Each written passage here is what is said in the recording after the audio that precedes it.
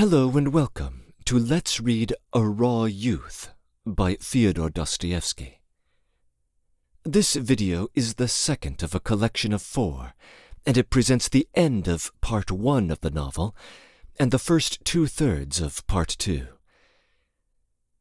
If you would like to access the other segments of the project, or if you would like to access the entire project in the format of a playlist, enlarge the video description below, and you will find links there to accommodate you. Otherwise, stick around, and we will continue with our narrative. Chapter 8 1. I tried to get up as early as possible in the morning. As a rule, we, that is, my mother, my sister, and I, used to get up about 8 o'clock. Versilov used to lie comfortably in bed till 9:30. Punctually at 8:30, my mother used to bring me up my coffee. But this time I slipped out of the house at 8 o'clock without waiting for it. I had the day before mapped out roughly my plan of action for the whole of this day. In spite of my passionate resolve to carry out this plan, I felt that there was a very great deal of it that was uncertain and indefinite in its most essential points. That was why I lay all night in a sort of half-waking state. I had an immense number of dreams, as though I were light-headed, and I hardly fell asleep properly all night. In spite of that, I got up feeling fresher and more confident than usual. I was particularly anxious not to meet my mother. I could not have avoided speaking to her on a certain subject, and I was afraid of being distracted from the objects I was pursuing by some new and unexpected impression. It was a cold morning, and a damp, milky mist hovered over everything. I don't know why, but I always liked the early workday morning in Petersburg, in spite of its squalid air. And the self-centered people, always absorbed in thought and hurrying on their affairs, have a special attraction for me at 8 o'clock in the morning. As I hasten on my road, I particularly like either asking someone a practical question, or being asked one by some passer-by. Both question and answer are always brief, clear, and to the point. They are spoken without stopping, and almost always in a friendly manner, and there is a greater readiness to answer than at any other hour. In the middle of the day or in the evening, the Petersburger is far more apt to be abusive or jeering. It is quite different early in the morning, before work has begun, at the soberest and most serious hour of the day. I have noticed that. I set off again for the Petersburg side. As I had to be back in Fontanka by 12 o'clock to see VIII, who was always more likely to be at home at midday, I hurried on without stopping, though I had a great longing to have a cup of coffee. It was absolutely necessary to find Efim Zverov at home, too. I went to him and almost missed him. He had finished his coffee and was just ready to go out. "What brings you here so often?" was how he greeted me without getting up from his seat. "I will explain that directly." The early morning everywhere, including Petersburg, has a sobering effect on a man's nature. Some of the passionate dreams of night evaporate completely with the light and chill of morning, and it has happened to me myself sometimes to recall in the morning my dreams and even my actions of the previous night with shame and self-reproach. But I will remark, however, in passing, I consider a Petersburg morning, which might be thought the most prosaic on the terrestrial globe, almost the most fantastic in the world. That is my personal view, or rather impression, but I am prepared to defend it. On such a Petersburg morning, foul, damp, and foggy, the wild dream of some Hermann out of Pushkin's Queen of Spades, a colossal figure, an extraordinary and regular Petersburg type, the type of the Petersburg period, would, I believe, be more like solid reality. 100 times over in such a fog, I have been haunted by a strange but persistent fancy. What if this fog should part and float away? Would not all this rotten and slimy town go with it, rise up with the fog, and vanish like smoke, and the old Finnish marsh be left as before, and in the midst of it, perhaps, to complete the picture, a bronze horseman on a panting, over-driven steed? In fact, I cannot find words for my sensations, for all this is fantastic after all, poetic and therefore nonsensical.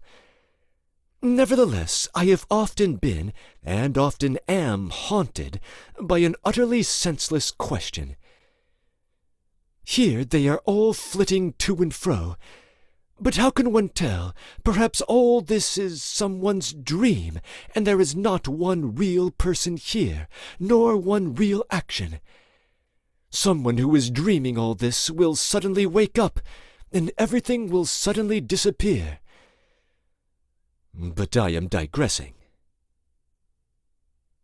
I must say by way of preface that there are projects and dreams in everyone's experience so eccentric that they might well be taken at first sight for madness. It was with such a fantasy in my mind that I arrived that morning at Efim's. I went to Efim because I had no one else in Petersburg to whom I could apply on this occasion. Yet Efim was the last person to whom I should have gone with such a proposition if I had had any choice. When I was sitting opposite him, I was actually struck myself with the thought that I was the incarnation of fever and delirium, sitting opposite the incarnation of prose and the golden mean. Yet on my side there was an idea and true feeling, while on his there was nothing but the practical conviction that things were not done like that. In short, I explained to him briefly and clearly that I had absolutely no one else in Petersburg whom I could send by way of a second in a matter vitally affecting my honor. That he, Efim, was an old comrade, and therefore had no right to refuse, and that I wanted to challenge a lieutenant in the Guards, Prince Sokolsky, because more than a year ago he had given my father a slap in the face at Ems. I may mention, by the way, that Efim knew all the details of my family circumstances, my relations with Versilov, and almost all that I knew myself of Versilov's career. I had, on various occasions, talked to him of my private affairs, except, of course, of certain secrets.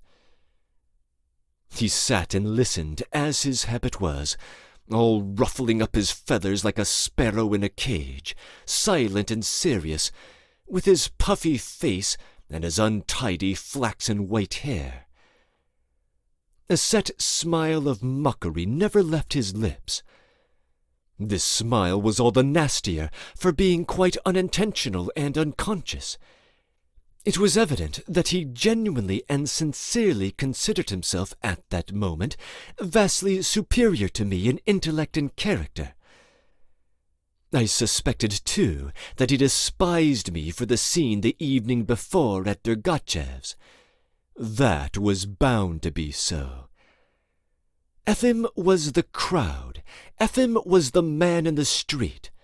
And the man in the street has no reverence for anything but success. "And Versilov knows nothing of this?" he asked. "Of course not." "Then what right have you to meddle in his affairs? That's the first question. And the second one is, what do you want to show by it?" I was prepared for the objection, and at once explained to him that it was not so stupid as he supposed. To begin with, the insolent prince would be shown that there are people, even in our class, who know what is meant by honor. And secondly, Versilov would be put to shame and learn a lesson. And in the third place, what mattered most of all, even if Versilov had been right in refusing to challenge him in accordance with his convictions at the time, he would see that there was someone who was capable of feeling the insult to him so keenly that he accepted it as an insult to himself, and was prepared to lay down his life for his, Versilov's, interests, although he was leaving him forever. Wait a minute, don't shout. My aunt does not like it. Tell me, is it the same Prince Sokolsky that Versilov is at law with about a will? If so, this will be quite a new and original way of winning a lawsuit, to kill your opponent in a duel. I explained to him en toutes lettres that he was simply silly and impertinent, and that if his sarcastic grin was growing broader and broader, it only showed his conceit and commonplaceness, and that he was incapable of imagining that I had had the lawsuit in my mind from the very beginning, and that reflection on that subject was not confined to his sagacity. Then I informed him that the case was already decided, and moreover it had not been brought by Prince Sokolsky, but by the Princes Sokolsky, so that if a Prince Sokolsky were killed, the others would be left, but that no doubt it would be necessary to put off the challenge till the end of the time within which an appeal was possible. Not that the Sokolskys would as a fact appeal, but simply as a matter of good form.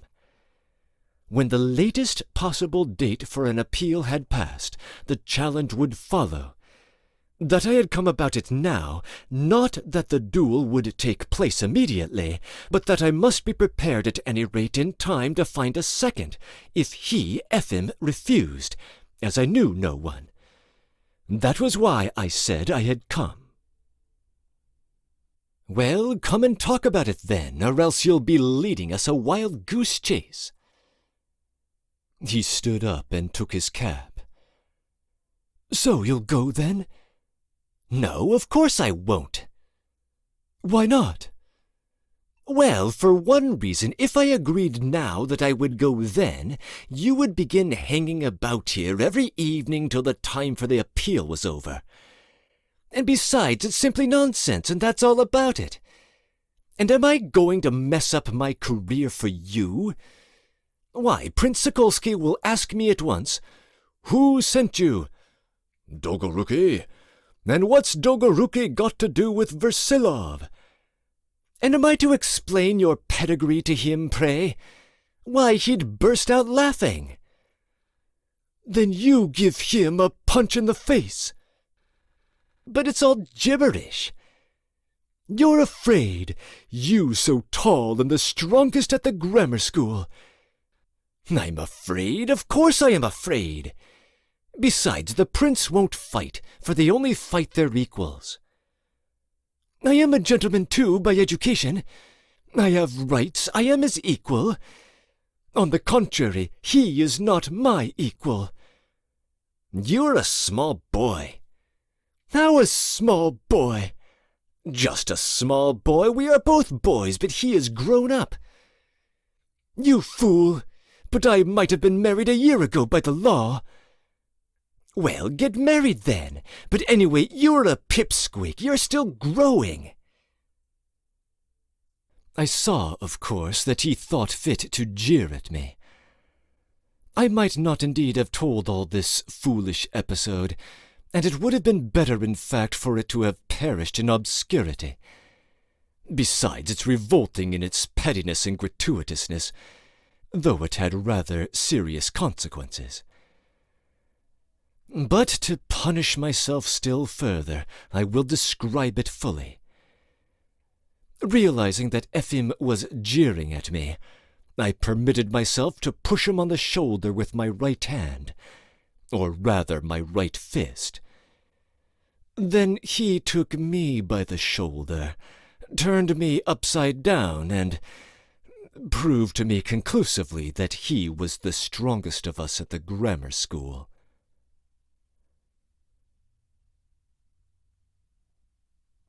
II. The reader will doubtless imagine that I was in a terrible state of mind when I came out from Ephim's. He will be mistaken, however. I quite realized that what had happened was only schoolboyishness, but the gravity of my purpose remained unchanged. I got some coffee at Vassilyevsky Island, purposely avoiding the restaurant I had been at the evening before on the Petersburg side. The restaurant and its nightingale were doubly hateful to me. It is a strange characteristic of mine that I am capable of hating places and things as though they were people. On the other hand, I have happy places in Petersburg, that is, places where I have at some time or other been happy. And I am careful of those places, and purposely avoid visiting them as far as possible, that later on, when I am alone and unhappy, I may go back to them to brood over my griefs and my memories. Over my coffee, I did full justice to Efim and his common sense. Yes, he was more practical than I was, but I doubt whether he was in closer touch with reality. A realism that refuses to look beyond the end of its nose is more dangerous than the maddest romanticism, because it is blind. But while I did justice to Efim, who probably at that moment imagined that I was wandering about the streets swearing, I did not give up one point in my convictions, and I have not to this day. I have seen people who at the first bucket of cold water have abandoned their course of action, and even their idea, and begun laughing themselves at what an hour before they looked upon as sacred. Oh, how easily that is done!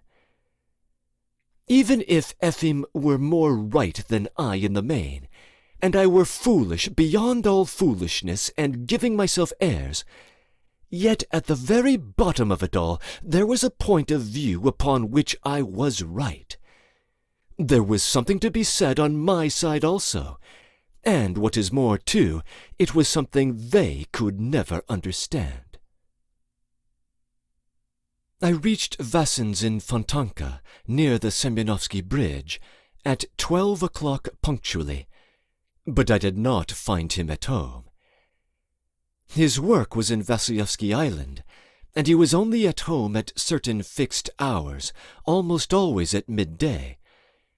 And as it was a holiday, I made sure of finding him. Not finding him, I decided to wait, although it was my first visit. I reasoned that the matter of the letter was a question of conscience, and in choosing Vassin to decide it, I was showing him the deepest respect, which no doubt must be flattering to him. Of course, I was really worried by this letter, and was genuinely persuaded of the necessity of an outside opinion. But I suspect that I could have got out of my difficulty without any outside help. And what is more, I was aware of that myself.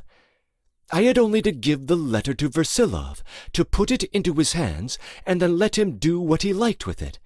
That would have settled it. To set myself up as judge, as arbitrator in a matter of this sort, was indeed utterly irregular. By confining myself to handing over the letter, especially in silence, I should have scored at once, putting myself into a position of superiority over Versilov. For, renouncing all the advantages of the inheritance as far as I was concerned, for some part of it would have been sure, sooner or later, to have fallen to me as Versilov's son, I should have secured forever a superior moral attitude in regard to Versilov's future action. Nobody, on the other hand, could reproach me for ruining the Sokolskys, since the document had no decisive legal value. All this I thought over and made perfectly clear to myself, sitting in Vassin's empty room, and it even occurred to me suddenly that I had come to Vassin's, so thirsting for his advice how to act, simply to show him what a generous and irreproachable person I was, and so to avenge myself for my humiliation before him the previous evening. As I recognized all this, I felt great vexation. Nevertheless, I did not go away, but sat on, though I knew for certain that my vexation would only grow greater every 5 minutes. First of all, I began to feel an intense dislike for Vassin's room. Show me your room, and I will tell you your character. One really may say that. Vassin had a furnished room in a flat belonging to people evidently poor, who let lodgings for their living and had other lodgers besides Vassin. I was familiar with poky apartments of this sort, scarcely furnished, yet with pretensions to comfort. There is invariably a soft sofa from a second-hand market, which is dangerous to move, a washing-stand, and an iron bed shut off by a screen. Vassin was evidently the best and the most to be depended on of the lodgers. Lodging-house keepers always have one such best lodger, and particularly try to please him. They sweep and tidy his room more carefully, and hang lithographs over his sofa. Under the table they lay an emaciated-looking rug. People who are fond of stuffy tidiness, and, still more, of obsequious deference in their landladies, are to be suspected. I felt convinced that Vassin himself was flattered by his position as best lodger. I don't know why, but the sight of those 2 tables piled up with books gradually enraged me. The books, the papers, the inkstand, all were arrayed with a revolting tidiness, the ideal of which would have coincided with the loftiest conceptions of a German landlady and her maidservant. There were a good many books, not merely magazines and reviews, but real books, and he evidently read them, and he probably sat down to read or to write with an extremely important and precise expression. I don't know why, but I prefer to see books lying about in disorder. Then, at any rate, work is not made into a sacred rite. No doubt Vassin was extremely polite to his visitors, but probably every gesture he made told them plainly, "I will spend an hour and a half with you, and afterwards, when you go away, I'll set to work." No doubt one might have a very interesting conversation with him and hear something new from him, but he would be thinking, "Here we are talking now, and I am interesting you very much, but when you go away, I shall proceed to something more interesting." Yet I did not go away, but went on sitting there. That I had absolutely no need of his advice, I was by now thoroughly convinced. I stayed for over an hour sitting on one of the 2 rush-bottomed chairs which had been placed by the window. It enraged me, too, that time was passing, and that before evening I had to find a lodging. I was so bored that I felt inclined to take up a book, but I did not. At the very thought of distracting my mind, I felt more disgusted than ever. For more than an hour there had been an extraordinary silence, when I began gradually and unconsciously to distinguish the sound of whispering, which kept growing louder, and came from somewhere close by, on the other side of a door that was blocked up by the sofa. There were 2 voices, evidently women's, so much I could hear, but I could not distinguish the words. And yet I was so bored that I began to listen. It was obvious that they were talking earnestly and passionately, and that they were not talking about patterns. They were discussing or disputing about something, or one voice was persuading or entreating, while the other was refusing or protesting. They must have been other lodgers. I soon got tired, and my ear became accustomed to the sound, so that though I went on listening, it was only mechanically, and sometimes quite without remembering that I was listening, when suddenly something extraordinary happened, as though someone had jumped down off a chair onto both feet, or had suddenly leapt up and stamped. Then I heard a moan, then suddenly a shriek, or rather not a shriek, but an infuriated animal's squeal, reckless whether it could be overheard or not. I rushed to the door and opened it. Another door at the end of the corridor was opened simultaneously, the door of the landlady's room, as I learned later, and from it 2 inquisitive faces peeped out. The shriek, however, ceased at once, and suddenly the door next to mine opened, and a young woman, so at least she seemed to me, dashed out and rushed downstairs. The other woman, who was elderly, tried to stop her, but did not succeed, and could only moan after her, "Olya, Olya, where are you going? Oh!" But noticing our 2 open doors, she promptly closed hers, leaving a crack through which she listened till Olya's footsteps had died away completely on the stairs. I turned to my window. All was silence. It was a trivial and perhaps ridiculous incident, and I left off thinking of it. About a quarter of an hour later, I heard in the corridor at Vassin's door a loud and free and easy masculine voice. Someone took hold of the door handle and opened the door far enough for me to see in the passage a tall man who had already obviously seen and indeed had carefully scrutinized me, although he had not yet entered the room, but still holding the door handle, went on talking to the landlady at the other end of the passage. The landlady called back to him in a thin, piping little voice, which betrayed that he was an old acquaintance, respected and valued by her as a visitor of consequence, and a gentleman of a merry disposition. The merry gentleman shouted witticisms, but his theme was only the impossibility of finding Vassin at home. He declared that this was his destiny from his birth up, that he would wait again as before. And all this, no doubt, seemed the height of wit to the landlady. Finally, the visitor flung the door wide open and came in.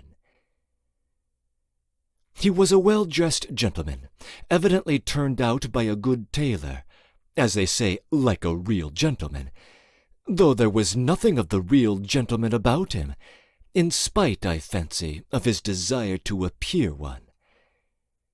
He was not exactly free and easy, but somehow naturally insolent, which is anyway less offensive than an insolence practiced before the looking-glass. His brown, slightly grizzled hair, his black eyebrows, his beard and large eyes, instead of helping to define his character, actually gave him something universal, like everyone else.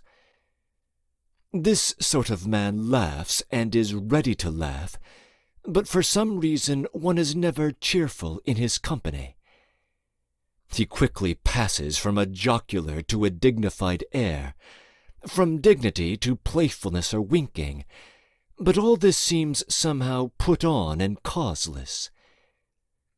However, there is no need to describe him further. I came later on to know this gentleman more intimately, and therefore I have a more definite impression of him now than when he opened the door and came into the room. However, even now I should find it difficult to say anything exact or definite about him, because the chief characteristic of such people is just their incompleteness, their artificiality, and their indefiniteness. He had scarcely sat down when it dawned upon me that he must be Vassin's stepfather, one Monsieur Stebelkoff, of whom I had already heard something, but so casually that I couldn't tell what it was. I could only remember that it was not to his advantage. I knew that Vassin had long ago been left an orphan under this gentleman's control, but that for some years past he had not been under his influence, that their aims and interests were different, and that they lived entirely separated in all respects. It came back to my mind, too, that this Stebelkoff had some money, that he was, indeed, something of a speculator and spendthrift. In fact, I had probably heard something more definite about him, but I have forgotten. He looked me up and down, without bowing to me, however, put his top hat down on a table in front of the sofa, kicked away the table with an air of authority, and instead of quietly sitting down, flung himself full length on the sofa, on which I had not ventured to sit, so that it positively creaked, and dangling his legs, held his right foot up in the air and began admiring the tip of his patent leather boot. Of course he turned at once to me and stared at me with his big and rather fixed-looking eyes. "I don't find him in." He gave me a slight nod. I did not speak. "Not punctual. He has his own ideas. From the Petersburg side?" "You mean you've come from the Petersburg side?" I asked him in my turn. "No, I asked whether you had." Yes, I have. But how did you know?" "How did I know? He winked, but did not deign to explain. "I don't live on the Petersburg side, but I've just been there and have come from there." He remained silent, still with the same significant smile, which I disliked extremely. There was something stupid in his winking. "From Monsieur Degotchev's?" he said at last. "From Degotchev's?" I opened my eyes. He gazed at me triumphantly. "I don't know him." "Well, as you please," I answered. I began to loathe him. To be sure. Now, excuse me, you buy a thing at a shop. At another shop next door, another man buys something else. And what do you suppose? Money from a tradesman who is called a moneylender. For money, too, is an article of sale, and a moneylender is a tradesman, too. You follow me?" "Certainly I follow." "The third purchaser comes along, and pointing to one shop, he says, 'This is sound.' Then he points to the other shop and says, 'This is unsound.' What am I to conclude about this purchaser?" "How can I tell?" "No, excuse me, I'll take an example. Man lives by good example. I walk along the Nevsky Prospect and observe on the other side of the street a gentleman whose character I should like to investigate more closely. We walk, one each side of the street, as far as the gate leading to Morskaya, and there, just where the English shop is, we observe a third gentleman who has just been run over.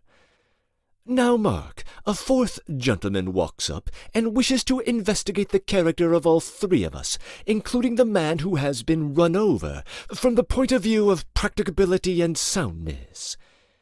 Do you follow?" "Excuse me, with great difficulty." "Quite so. Just what I thought. I'll change the subject. I was at the springs in Germany, the mineral springs, as I had frequently been before, no matter which springs. I go to drink the waters and see an Englishman. It is difficult, as you know, to make acquaintance with an Englishman. 2 months later, having finished my cure, we were walking, a whole party of us, with alpenstocks on the mountain, no matter what mountain. At a pass there is an étape, the one where the monks make chartreuse, note that. I meet a native standing in solitude, looking about him in silence. I wish to form my conclusions in regard to his soundness. What do you think? Can I apply for conclusions to the crowd of Englishmen with whom I am travelling, solely because I was unable to talk to them at the springs? How can I tell? Excuse me, it's very difficult to follow you. Difficult, is it? Yes, you weary me. He winked and made a gesture, probably intended to suggest victory and triumph.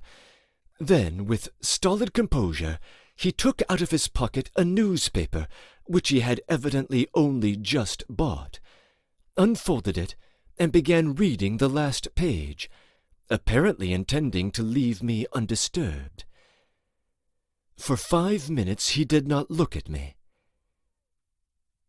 Brestogravskys haven't gone smash, eh? Once they've started, they go on.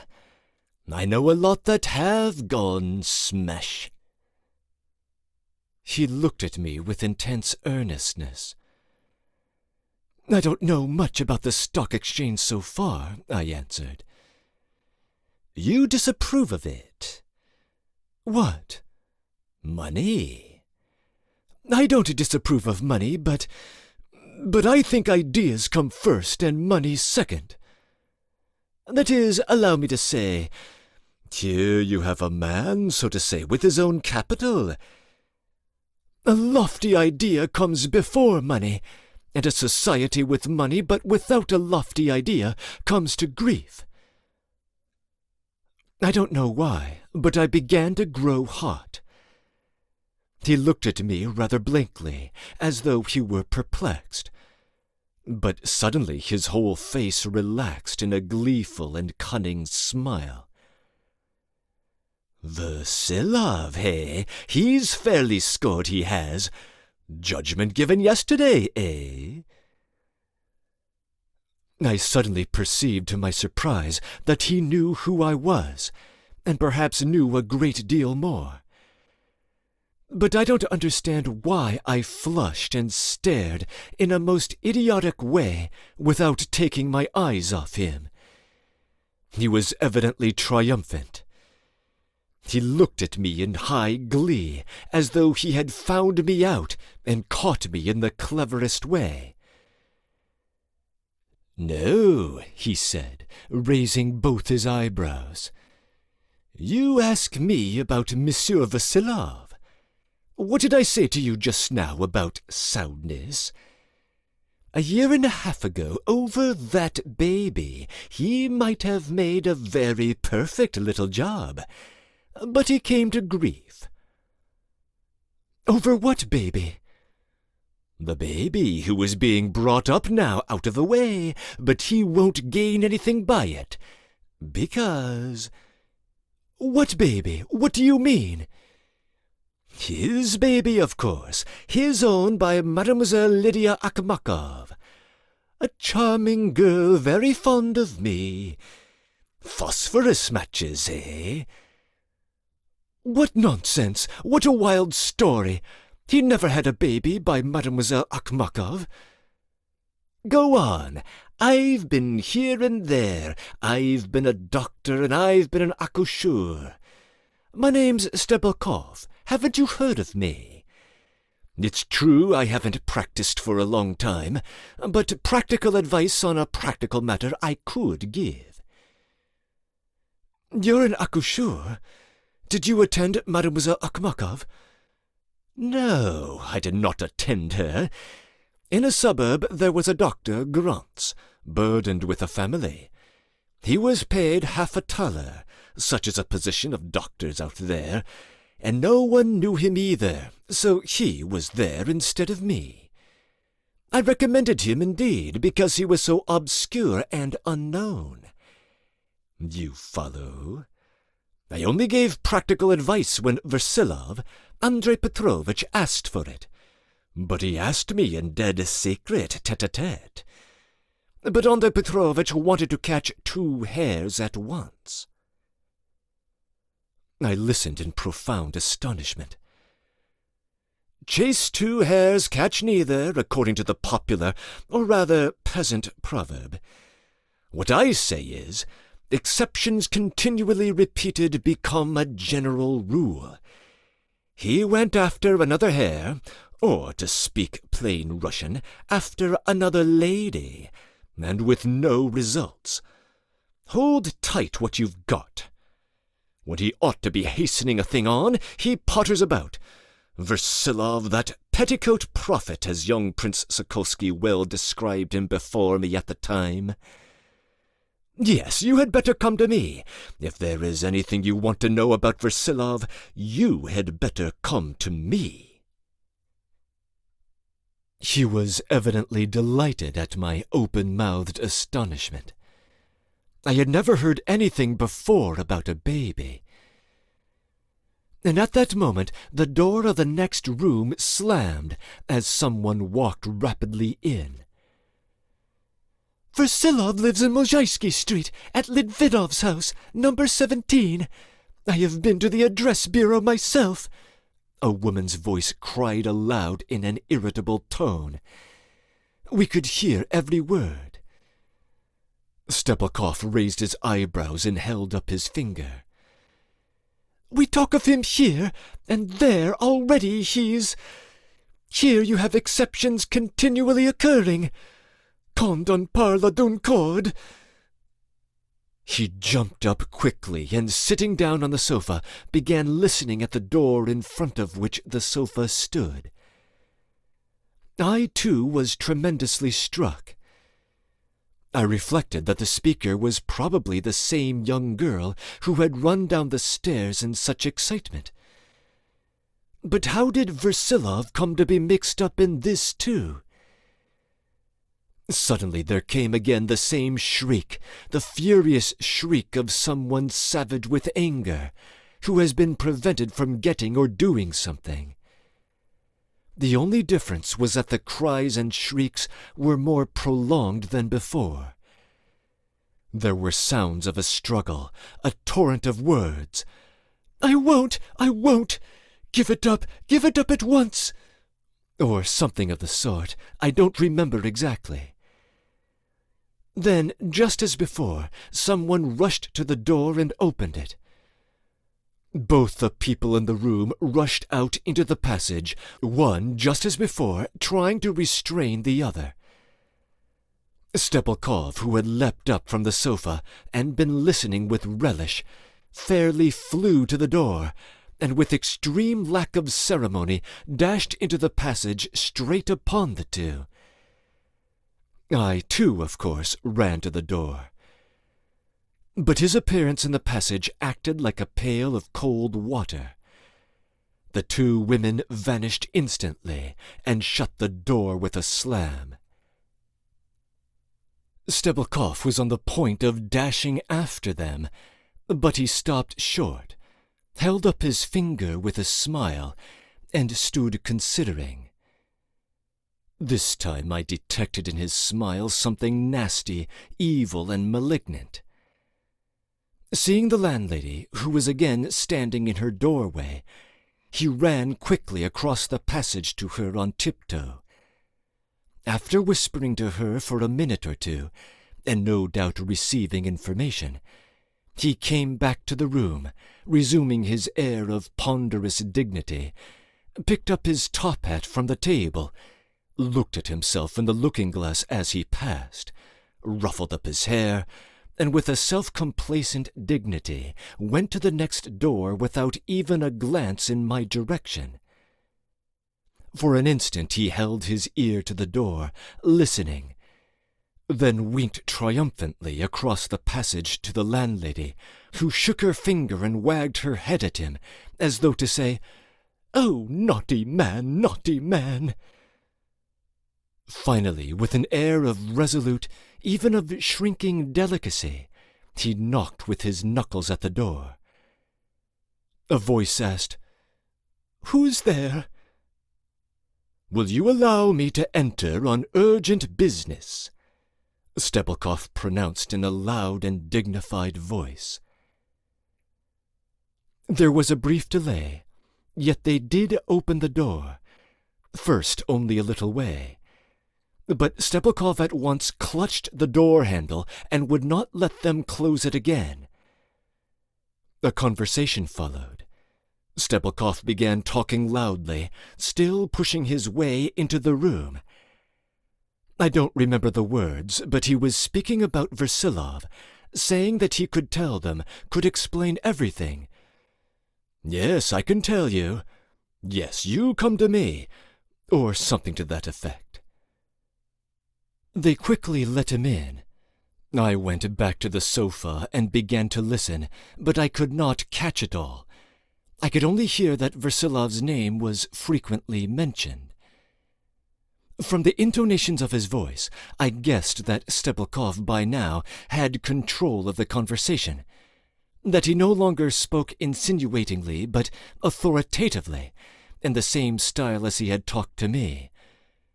"You follow? Kindly note that," and so on. With women, though, he must have been extraordinarily affable. Already I had twice heard his loud laugh, probably most inappropriate, because accompanying his voice, and sometimes rising above it, could be heard the voices of the women, and they sounded anything but cheerful, and especially that of the young woman, the one who had shrieked. She talked a great deal, rapidly and nervously, making apparently some accusation or complaint, and seeking judgment or redress. But Stebelkov did not give way. He raised his voice higher and higher, and laughed more and more often. Such men are unable to listen to other people.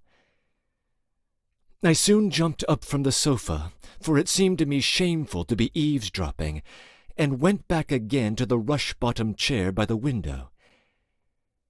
I felt convinced that Vassy did not think much of this gentleman, but that if anyone else had expressed the same opinion, he would have at once defended him with grave dignity, and have observed that he was a practical man, and one of those modern business people who were not to be judged from our theoretical and abstract standpoints. At that instant, however, I felt somehow morally shattered. My heart was throbbing, and I was unmistakably expecting something. About 10 minutes passed. Suddenly, in the midst of a resounding peal of laughter, someone leapt up from a chair with just the same noise as before. Then I heard shrieks from both the women. I heard Stebelkov jump up too, and say something in quite a different tone of voice, as though he were justifying himself and begging them to listen. But they did not listen to him. I heard cries of anger. "Go away! You're a scoundrel! You're a shameless villain!" In fact, it was clear that he was being turned out of the room. I opened the door at the very minute when he skipped into the passage, as it seemed, literally thrust out by their hands. Seeing me, he cried out at once, pointing at me, "This is Versilov's son! If you don't believe me, here is his son, his own son, I assure you!" And he seized me by the arm as though I belonged to him. "This is his son, his own son!" he repeated, though he added nothing by way of explanation as he led me to the ladies. The young woman was standing in the passage, the elderly one a step behind her in the doorway. I only remember that this poor girl was about 20, and pretty, though thin and sickly-looking. She had red hair, and was somehow a little like my sister. This likeness flashed upon me at the time, and remained in my memory. But Lisa never had been, and never could have been, in the wrathful frenzy by which the girl standing before me was possessed. Her lips were white, her light grey eyes were flashing. She was trembling all over with indignation. I remember, too, that I was in an exceedingly foolish and undignified position, for, thanks to this insolent scoundrel, I was at a complete loss what to say. "What do you mean, his son? If he's with you, he's a scoundrel too. If you are Versilov's son," she turned suddenly to me, "tell your father from me that he is a scoundrel, that he's a mean, shameless wretch, that I don't want his money. There, give him this money at once." She hurriedly took out of her pocket several notes, but the older lady, her mother as it appeared later, clutched her hand. "Oh, yeah, but you know, perhaps it's not true. Perhaps it's not his son." Olya looked at her quickly, reflected, looked at me contemptuously, and went back into the room. But before she slammed the door, she stood still in the doorway and shouted to Stebelkov once more, "Go away!" And she even stamped her foot at him. Then the door was slammed and locked. Stebelkov, still holding me by the shoulder, with his finger raised and his mouth relaxed in a slow, doubtful grin, bent a look of inquiry on me. "I consider the way you've behaved with me ridiculous and disgraceful," I muttered indignantly. But he did not hear what I said, though he was still staring at me. "This ought to be looked into," he pronounced, pondering. "But how dare you drag me in? Who is this? What is this woman? You took me by the shoulder and brought me in.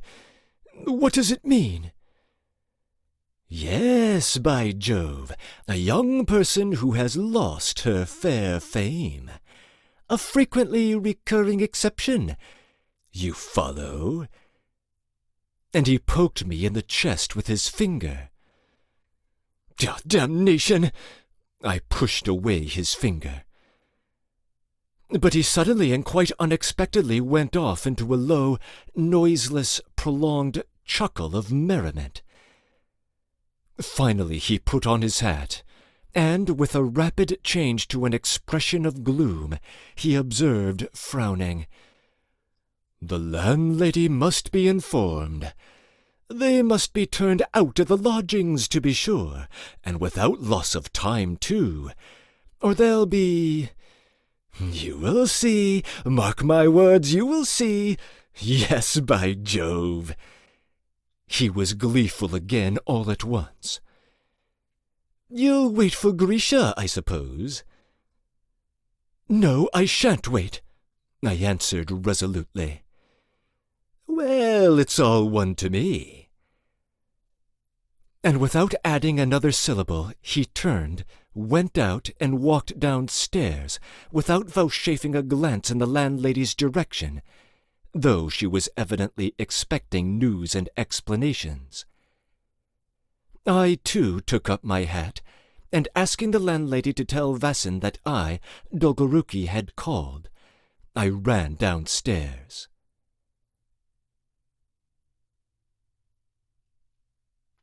Breaking in.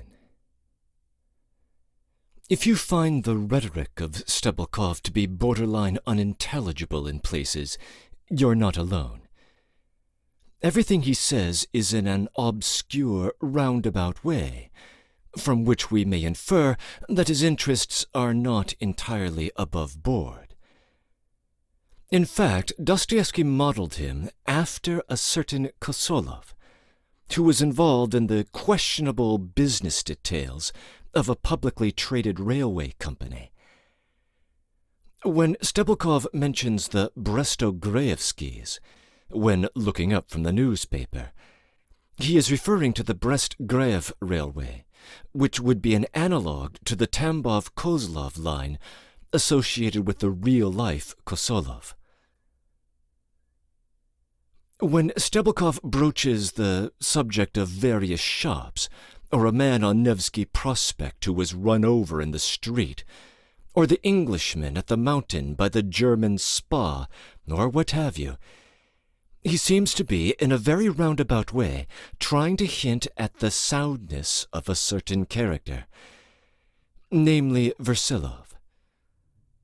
Of course, Versilov was at the German spa Ems when the misadventure with Lydia Akhmakova occurred, and perhaps he may have the appearance of having been run over in the aristocratic society one encounters at the upscale Nevsky Prospect.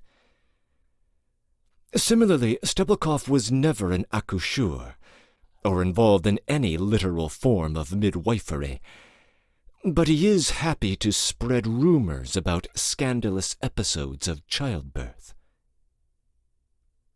How much does Stebelkov actually know, and how much can we trust his reports? He seems to recognize that Arkady has had some interaction with the Dergachev circle, and that he is very interested in understanding the character of his biological father. This much Stebelkov may have picked up from his interaction with his stepson, Vasin. He also knows at least of the rumors circulating Versilov's episode at Ems, including the latter's reputation, passed on through young Prince Sokolsky, for being a womanizer, and Lydia's presumed death by phosphorus matches. He has added to these a new rumor, that Versilov had a love child with the unfortunate girl, a baby who was now living somewhere hidden away. Arkady's goal of sorting out these details has just gotten more complicated. And what are Stebelkov's aims in all of this? He seems to be an opportunistic rogue. With Arkady, he appears to identify some advantage to be gained in becoming the adolescent's trusted consultant. And, of course, we see him identifying another opportunity next door, as, down the stretch, he hatches some plan with respect to Vasin's two female neighbors. The condition of the shrill young woman is, of course, still cloaked in mystery. In what way has Versilov harmed her? That remains unknown, as does the meaning of that truncated French expression she utters, which translates as, "when you speak of a rope." More fully, the phrase is, "when you speak of a rope in a hanged man's house." Perhaps we will have the opportunity to make sense of this remark in future pages. What is Stebelkov's play here? Some goal of his, apparently exploiting the Versilov connection, blew up in his face when he wormed his way into their apartment. But a new scheme involves getting the girl turned out of the house, presumably on the grounds of sexual impropriety. We might guess how that can be to his advantage. There is an old profession available to desperate but pretty young women, which can enrich those arranging the associated transactions. It may be worth mentioning that the writer Pushkin has made his way 3 times into the last 2 sections. Stebelkov quotes the poem The Black Shawl when referencing Versilov's presumed love for Lydia. That is a curious reference, for in the poem the protagonist has a rival for the young girl's affection and winds up killing her in a jealous rage. Perhaps Stebelkov is hinting that Sokolsky was Versilov's rival, and that the episode with the phosphorus matches was more murder than suicide. But everything he says is obscure.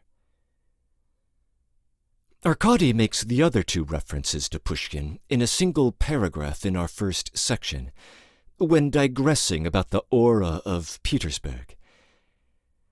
One of these is to the story The Queen of Spades, which has fantastic elements, where it is not clear whether the reader is encountering the supernatural.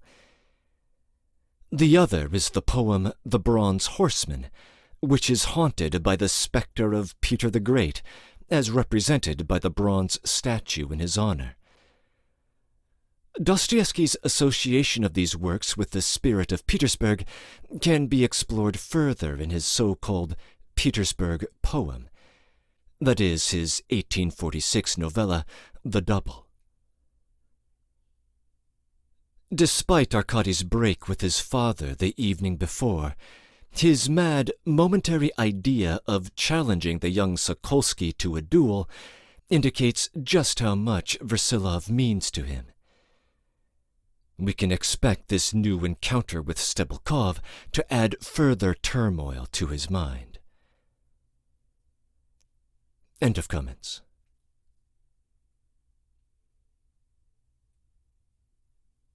(3) I had merely wasted my time. On coming out, I set to work at once to look for lodgings, but I was preoccupied. I wandered about the streets for several hours, and though I went into 5 or 6 flats with rooms to let, I am sure I passed by 20 without noticing them. To increase my vexation, I found it far more difficult to get a lodging than I had imagined. Everywhere there were rooms like Vassin's, or a great deal worse, while the rent was enormous. That is, not what I had reckoned upon. I asked for nothing more than a corner where I could turn around, and I was informed contemptuously that if that was what I wanted, I must go where rooms were let in corners. Moreover, I found everywhere numbers of strange lodgers, in whose proximity I could not have lived. In fact, I would have paid anything not to have to live in their proximity. There were queer gentlemen in their waistcoats without their coats, who had disheveled beards and were inquisitive and free and easy in their manners. In one tiny room there were about a dozen such sitting over cards and beer, and I was offered the next room. In another place I answered the landlady's inquiries so absurdly that they looked at me in surprise, and in one flat I actually began quarreling with the people. However, I won't describe these dismal details. I only felt that I was awfully tired. I had something to eat in a cook shop when it was almost dark. I finally decided that I would go and give Versilov the letter concerning the will, with no one else present, making no explanation. That I would go upstairs, pack my things in my trunk and bag, and go for the night, if need be, to a hotel. At the end of the Obuhovsky Prospect, at the Gate of Triumph, I knew there was an inn where one could get a room to oneself for 30 kopecks. I resolved for one night to sacrifice that sum rather than sleep at Versilov's. And as I was passing the Institute of Technology, the notion suddenly struck me to call on Tatyana Pavlovna, who lived just opposite the Institute. My pretext for going in was this same letter about the will, but my overwhelming impulse to go in was due to some other cause, which I cannot to this day explain. My mind was in a turmoil, brooding over the baby, the exceptions that pass into rules. I had a longing to tell someone, or to make a scene, or to fight, or even to have a cry. I can't tell which, but I went up to Tatyana Pavlovna's. I had only been there once before, with some message from my mother, soon after I came from Moscow, and I remember I went in, gave my message, and went out a minute later, without sitting down, and indeed she did not ask me to. I rang the bell, and the cook at once opened the door to me, and showed me into the room without speaking. All these details are necessary that the reader may understand how the mad adventure, which had so vast an influence on all that followed, was rendered possible. And to begin with, as regards the cook, she was an ill-tempered, snub-nosed Finnish woman, and I believe hated her mistress Tatyana Pavlovna, while the latter, on the contrary, could not bring herself to part with her from a peculiar sort of infatuation, such as old maids sometimes show for damp-nosed pug-dogs or somnolent cats. The Finnish woman was either spiteful and rude, or, after a quarrel, would be silent for weeks together to punish her mistress. I must have chanced upon one of these dumb days, for even when I asked her, as I remember doing, whether her mistress were at home, she made no answer, but walked off to the kitchen in silence. Feeling sure after this that Tatyana Pavlovna was at home, I walked into the room, and finding no one there, waited, expecting that she would come out of her bedroom before long. Otherwise, why should the cook have shown me in? Without sitting down, I waited 2 minutes, 3. It was dusk, and Tatyana Pavlovna's dark flat seemed even less hospitable from the endless yards of cretonne hanging about. A couple of words about that horrid little flat, to explain the surroundings of what followed. With her obstinate and peremptory character, and the tastes she had formed from living in the country in the past, Tatyana Pavlovna could not put up with furnished lodgings, and had taken this parody of a flat simply in order to live apart and be her own mistress. The 2 rooms were exactly like 2 bird cages, set side by side, one smaller than the other. The flat was on the 3rd story, and the windows looked into the courtyard. Coming into the flat, one stepped straight into a tiny passage, 1.5 yards wide. On the left, the 2 aforementioned bird cages, and at the end of the passage, the tiny kitchen. The 500 cubic feet of air required to last a human being 12 hours were perhaps provided in this room, but hardly more. The rooms were hideously low-pitched, and, what was stupider than anything, the windows, the doors, the furniture, all were hung or draped with cretonne, good French cretonne, and decorated with festoons. But this made the room twice as dark and more than ever like the inside of a travelling coach. In the room where I was waiting, it was possible to turn round, though it was cumbered up with furniture. And the furniture, by the way, was not at all bad. There were all sorts of little inlaid tables, with bronze fittings, boxes, an elegant and even sumptuous toilet table. But the next room from which I expected her to come in, the bedroom, screened off by a thick curtain, consisted literally of a bedstead, as appeared afterwards. All these details are necessary to explain the foolishness of which I was guilty. So I had no doubts and was waiting, when there came a ring at the bell. I heard the cook cross the little passage with lagging footsteps and admit the visitors, still in silence, just as she had me. They were 2 ladies, and both were talking loudly. But what was my amazement, when from their voices I recognized one as Tatyana Pavlovna, and the other as the woman I was least prepared to meet now, above all in such circumstances. I could not be mistaken. I had heard that powerful, mellow, ringing voice the day before, only for 3 minutes, it is true, but it still resounded in my heart. Yes, it was yesterday's woman. What was I to do? I am not asking the reader this question. I am only picturing that moment to myself, and I am utterly unable to imagine even now how it came to pass that I suddenly rushed behind the curtain and found myself in Tatyana Pavlovna's bedroom.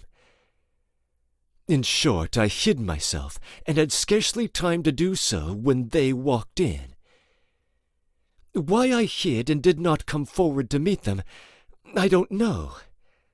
It all happened accidentally, and absolutely without premeditation.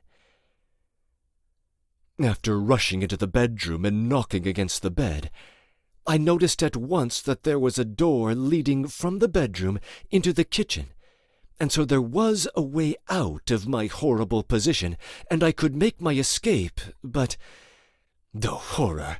The door was locked, and there was no key in it. I sank on the bed in despair.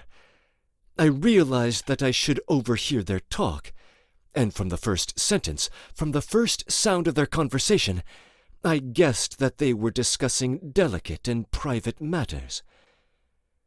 No, of course a straightforward and honorable man should even then have got up, come out, said aloud, "I'm here, stop," and, in spite of his ridiculous position, walked past them. But I did not get up, and did not come out. I didn't dare. I was in a most despicable funk. "My darling Katerina Nikolaevna, you distress me very much," Tatyana Pavlovna was saying in an imploring voice. "Set your mind at rest once for all. It's not like you. You bring joy with you wherever you go, and now suddenly... I suppose you do still believe in me? Why, you know how devoted I am to you, as much so as to Andrei Petrovitch, and I make no secret of my undying devotion to him. But do believe me, I swear on my honor, he has no such document in his possession, and perhaps no one else has either. And he is not capable of anything so underhand. It's wicked of you to suspect him. This hostility between you two is simply the work of your own imaginations. There is such a document, and he is capable of anything. And there, as soon as I go in yesterday, the first person I meet is ce petit espion, whom he has foisted on my father." "Ce petit espion! To begin with, he is not an espion at all, for it was I insisted on his going to the prince, or else he would have gone mad or died of hunger in Moscow. That was the account they sent us of him. And what's more, that unmannerly urchin is a perfect little fool. How could he be a spy?" "Yes, he is a fool, but that does not prevent his being a scoundrel. If I hadn't been so angry, I should have died of laughing yesterday. He turned pale, he ran about, made bows, and talked French. And Marya Ivanovna talked of him in Moscow as a genius. That unlucky letter is still in existence and is in dangerous hands somewhere, I gathered chiefly from Marya Ivanovna's face." "My beauty, why, you say yourself she has nothing." "That's just it, that she has. She does nothing but tell lies, and she is a good hand at it, I can tell you. Before I went to Moscow, I still had hopes that no papers of any sort were left. But then... "Oh, it's quite the contrary, my dear. I am told she is a good-natured and sensible creature. Andronikov thought more of her than of any of his other nieces. It's true I don't know her well.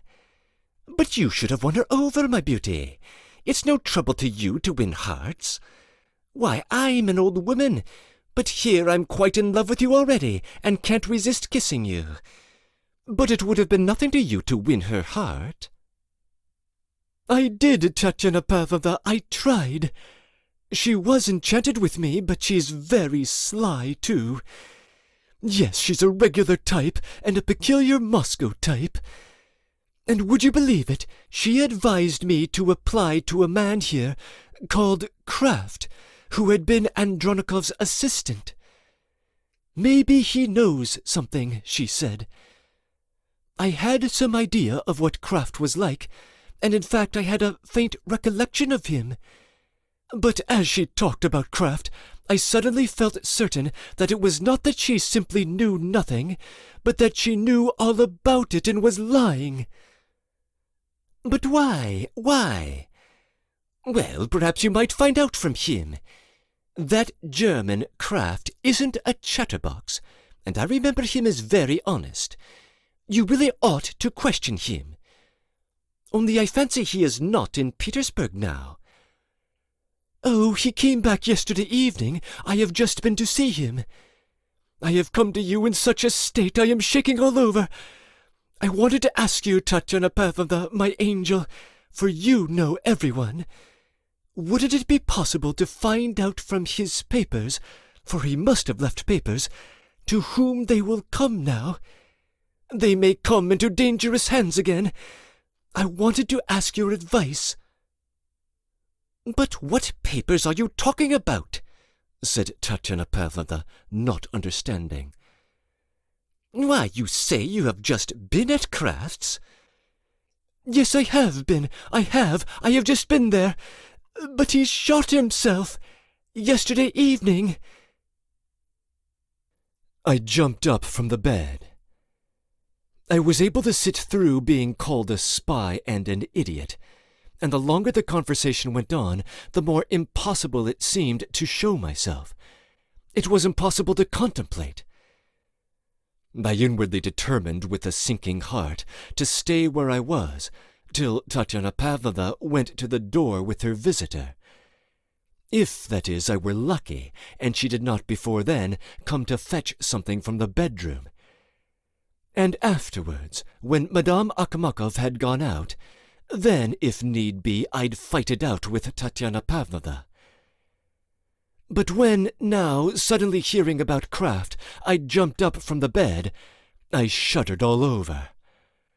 Without thinking, without reflecting or realizing what I was doing, I took a step, lifted the curtain, and appeared before the two of them. It was still light enough for them to see me, pale and trembling. They both cried out, and indeed they well might. "Kraft," I muttered, turning to Madame Akhmakov. "He has shot himself? Yesterday? At sunset?" "Where were you? Where have you come from?" screamed Tatiana Pavlovna, and she literally clawed my shoulder. "You've been spying? You have been eavesdropping?" "What did I tell you just now?" said Katerina Nikolaevna, getting up from the sofa and pointing at me. I was beside myself. "It's a lie! It's nonsense!" I broke in furiously. "You called me a spy just now, my God! You are not worth spying on. Life's not worth living in the same world with such people as you, in fact. A great-hearted man has killed himself. Kraft has shot himself for the sake of an idea, for the sake of Hecuba. But how should you know about Hecuba? And here one's to live among your intrigues, to linger in the midst of your lying, your deceptions and underhand plots. Enough!" "Slap him in the face! Slap him in the face!" cried Tatiana Pavlovna. And as Katerina Nikolaevna did not move, though she stared fixedly at me, I remember it all minutely. Tatiana Pavlovna would certainly have done so herself without loss of time, so that I instinctively raised my hand to protect my face. And this gesture led her to imagine that I meant to strike her. "Well, strike me! Show me that you are a low cur from your birth up. You are stronger than women. Why stand on ceremony with them?" "That's enough of your slander!" I cried. "I have never raised my hand against a woman. You are shameless, Tatyana Pavlovna. You've always treated me with contempt. No, servants must be treated without respect. You laugh, Katerina Nikolaevna, at my appearance, I suppose. Yes, God has not blessed me with the elegance of your young officers. And yet I don't feel humbled before you. On the contrary, I feel exalted. I don't care how I express myself, only I'm not to blame. I got here by accident, Tatyana Pavlovna. It's all the fault of your cook, or rather of your devotion to her. Why did she bring me in here without answering my question? And afterwards to dash out of a woman's bedroom seemed so monstrous that I made up my mind not to show myself, but to sit and put up with your insults. You are laughing again, Katerina Nikolaevna." "Leave the room, go away!" screamed Tatyana Pavlovna, almost pushing me out. "Don't think anything of his abuse, Katerina Nikolaevna. I've told you that they sent us word that he was mad." "Mad? They sent word? Who sent you word? No matter, enough of this, Katerina Nikolaevna. I swear to you by all that's sacred, this conversation and all that I've heard shall remain hidden. Am I to blame for having learned your secrets? Especially as I am leaving your father's service tomorrow, so as regards the letter you were looking for, you need not worry yourself." "What's that? What letter are you talking about?" asked Katerina Nikolaevna in such confusion that she turned pale. Or perhaps I fancied it. I realized that I had said too much. I walked quickly out. They watched me go without a word, with looks of intense amazement. I had, in fact, set them a riddle.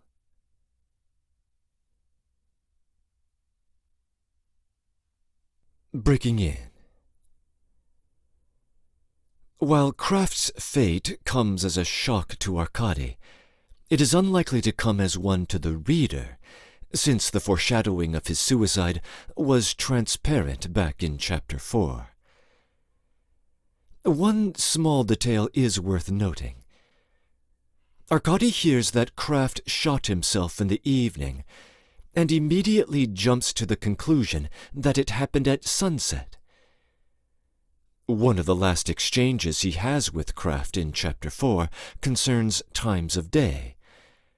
Kraft asks what times he likes, and Arkady says that he doesn't like sunset, an answer which sends Kraft into a reverie. I'll touch on this and other details of the Kraft subplot in later comments. I'm afraid I do not understand the reference to Hecuba, the mythical wife to King Priam during the Trojan War. Richard Pevere associates the passage with a soliloquy in Hamlet, Act 2, Scene 2, where Hamlet asks about the player, quote, "What's Hecuba to him, or he to Hecuba, that he should weep for her?" Unquote. Perhaps Arkady is suggesting that whatever sympathy the ladies might display for Kraft is a thin act. The reference is a bit strained, however, as Pevere acknowledges. We have yet another opportunity in this passage to get a reality check from outside of Arkady's consciousness.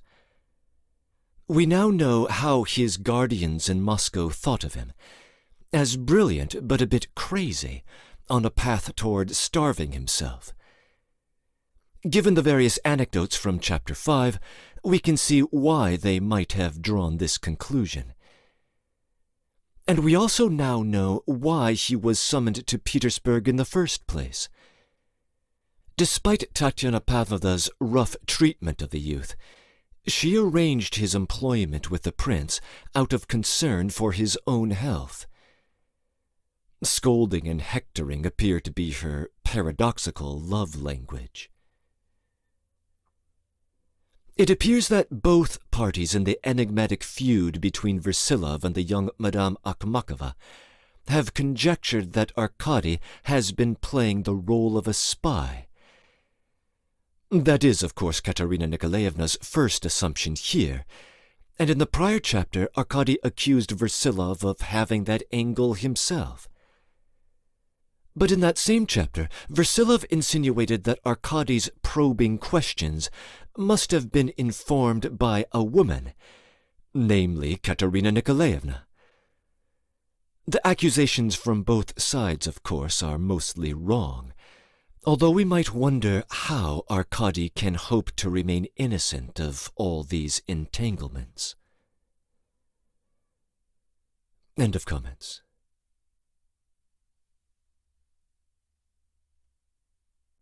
Chapter 9. 1.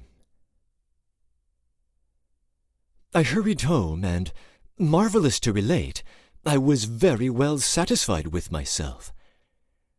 That's not the way one talks to women, of course, and to such women, too. It would be truer to say such a woman, for I was not considering Tatyana Pavlovna. Perhaps it's out of the question to say to a woman of that class that one spits on her intrigues. But I had said that, and it was just that I was pleased with. Apart from anything else, I was convinced that by taking this tone, I had effaced all that was ridiculous in my position. But I had not time to think about that. My mind was full of craft. Not that the thought of him distressed me very greatly, but yet I was shaken to my inmost depths, and so much so that the ordinary human feeling of pleasure at another man's misfortune, at his breaking his leg or covering himself with disgrace, at his losing someone dear to him, and so on, even this ordinary feeling of mean satisfaction was completely eclipsed by another absolutely single-hearted feeling, a feeling of sorrow, of compassion for Kraft. At least I don't know whether it was compassion, but it was a strong and warm-hearted feeling. And I was glad of this, too. It's marvelous how many irrelevant ideas can flash through the mind at the very time when one is shattered by some tremendous piece of news, which one would have thought must overpower all other feelings and banish all extraneous thoughts, especially petty ones. Yet petty ones, on the contrary, obtrude themselves. I remember, too, that I was gradually overcome by a quite perceptible nervous shudder, which lasted several minutes. In fact, all the time I was at home and talking to Versilov. This interview followed under strange and exceptional circumstances. I had mentioned already that we lived in a separate lodge in the courtyard. This lodging was marked number 13. Before I had entered the gate, I heard a woman's voice asking loudly, with impatience and irritation, "Where is number 13? The question was asked by a lady who was standing close to the gate and had opened the door of the little shop. But apparently she got no answer there, or was even repulsed, for she came down the steps resentful and angry. "But where is the porter?" she cried, stamping her foot. I had already recognized the voice. "I am going to number 13, I said, approaching her. "Whom do you want?" "I have been looking for the porter for the last hour. I keep asking everyone. I have been up all the staircases." "It's in the yard. Don't you recognize me?" But by now she had recognized me.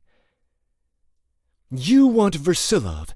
You want to see him about something, and so do I went on. "I have come to take leave of him forever. Come along." "You are his son?"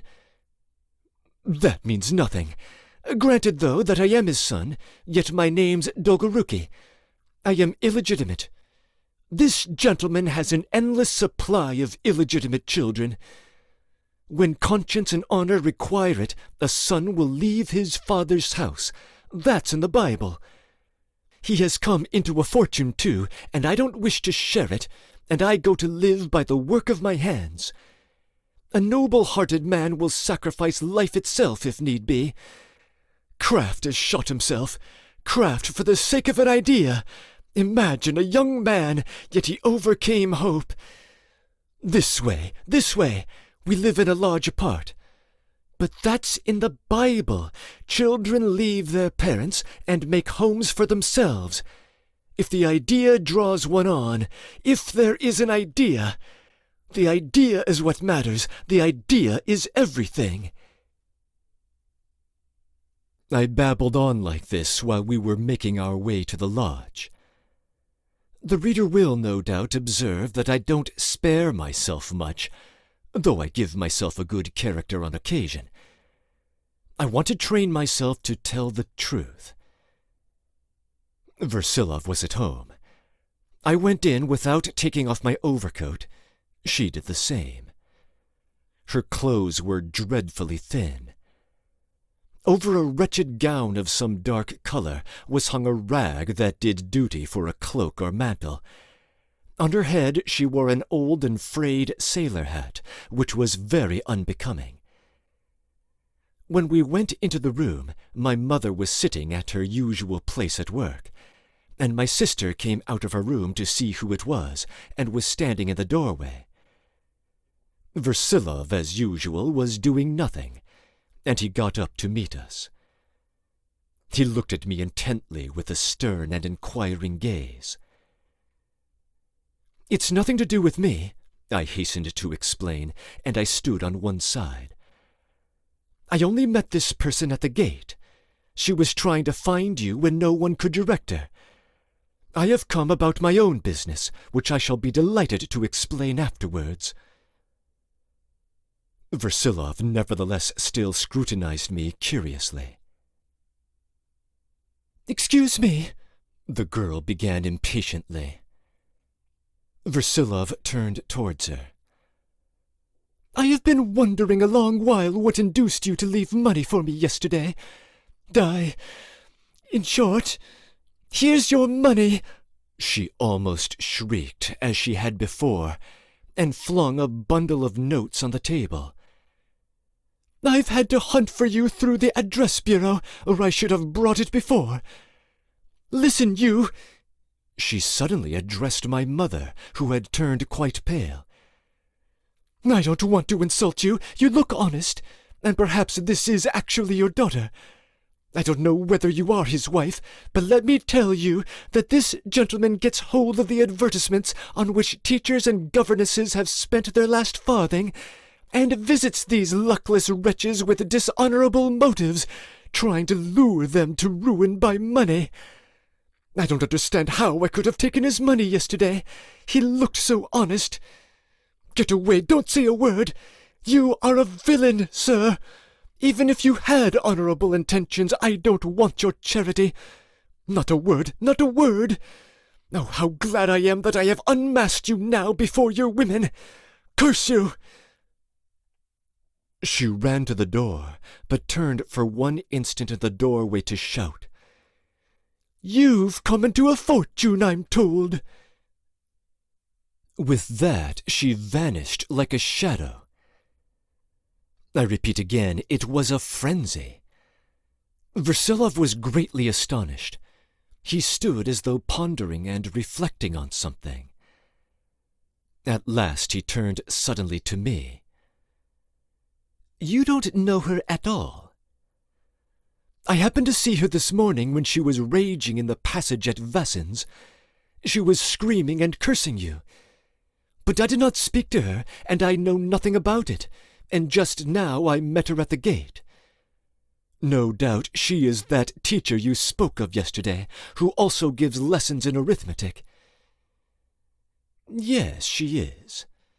For once in my life I did a good deed, and— But what's the matter with you?" "Here is this letter," I answered. "I don't think explanation necessary. It comes from Kraft, and he got it from Andronikov. You will understand what's in it. I will add that no one but me in the whole world knows about that letter, for Kraft, who gave me that letter yesterday just as I was leaving him, has shot himself." While I was speaking with breathless haste, he took the letter and, holding it lightly poised in his left hand, watched me attentively. When I told him of Kraft's suicide, I looked at him with particular attention to see the effect. And what did I see? The news did not make the slightest impression on him, if he had even raised an eyebrow. On the contrary, seeing that I had paused, he drew out his eyeglasses, which he always had about him hanging on a black ribbon, carried the letter to the candle, and, glancing at the signature, began carefully examining it. I can't express how mortified I was at this supercilious callousness. He must have known Kraft very well. It was, in any case, such an extraordinary piece of news. Besides, I naturally desired it to produce an effect. Knowing that the letter was long, I turned, after waiting, and went out. My trunk had been packed long ago. I had only to stuff a few things into my bag. I thought of my mother, and that I had not gone up to speak to her. 10 minutes later, when I had finished my preparations and was meaning to go for a cab, my sister walked into my attic. "Here are your 60 rubles. Mother sends it and begs you again to forgive her for having mentioned it to Andrei Petrovitch.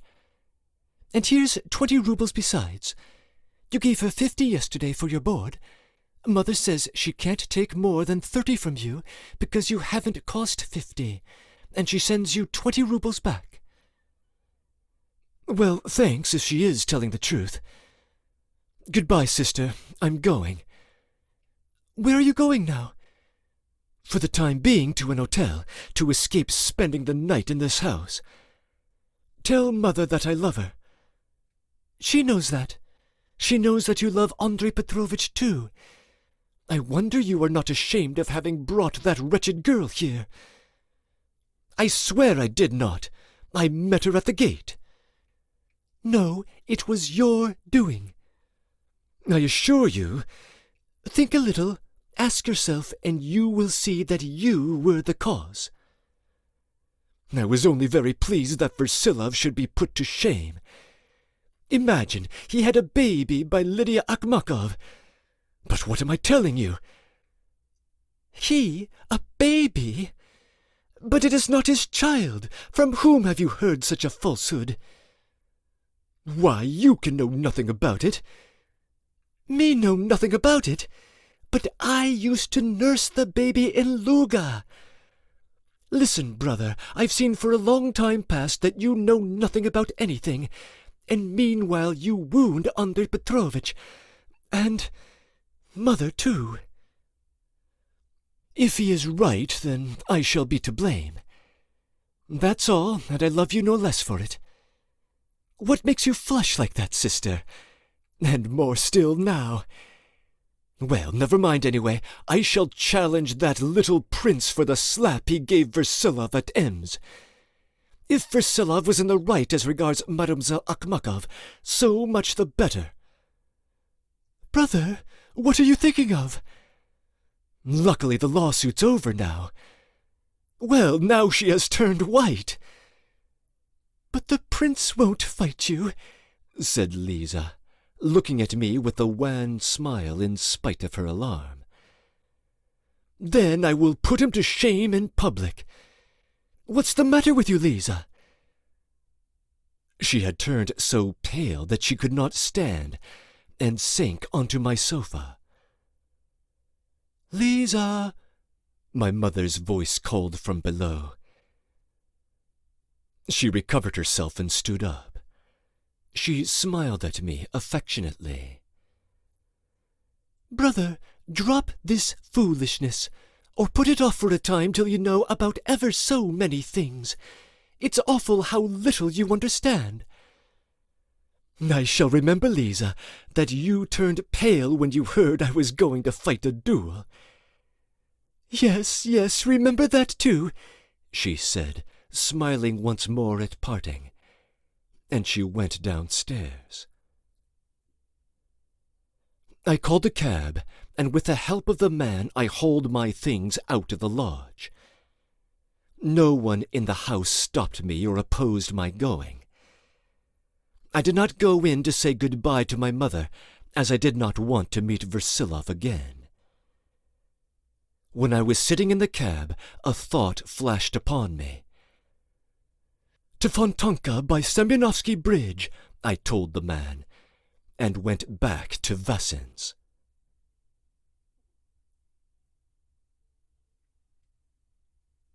Breaking in. In his babbling to Olya, the distraught young visitor, Arkady makes a claim that the Bible recommends that a young man leave his father's home and strike out on his own. Richard Pevere suggests this is Arkady's distorted reading of the parable of the prodigal son, which occurs in the Gospel of Luke. Another possibility is Genesis 2:24, although the connection there is also a bit confused. Olya is, of course, the author of that desperate ad for tutoring services that Versilov read to the family back in Chapter 6, Section 2. We have more to learn about her story. In case it wasn't clear, the letter that Arkady hands to Versilov is not the one sewn up in his jacket that implicates Madame Akhmakov. Rather, it is the one that indicates that Versilov was probably not the intended recipient of the inheritance he has just won in court. Arkady has just applied a test of character to his father. We shall see how he responds. End of comments.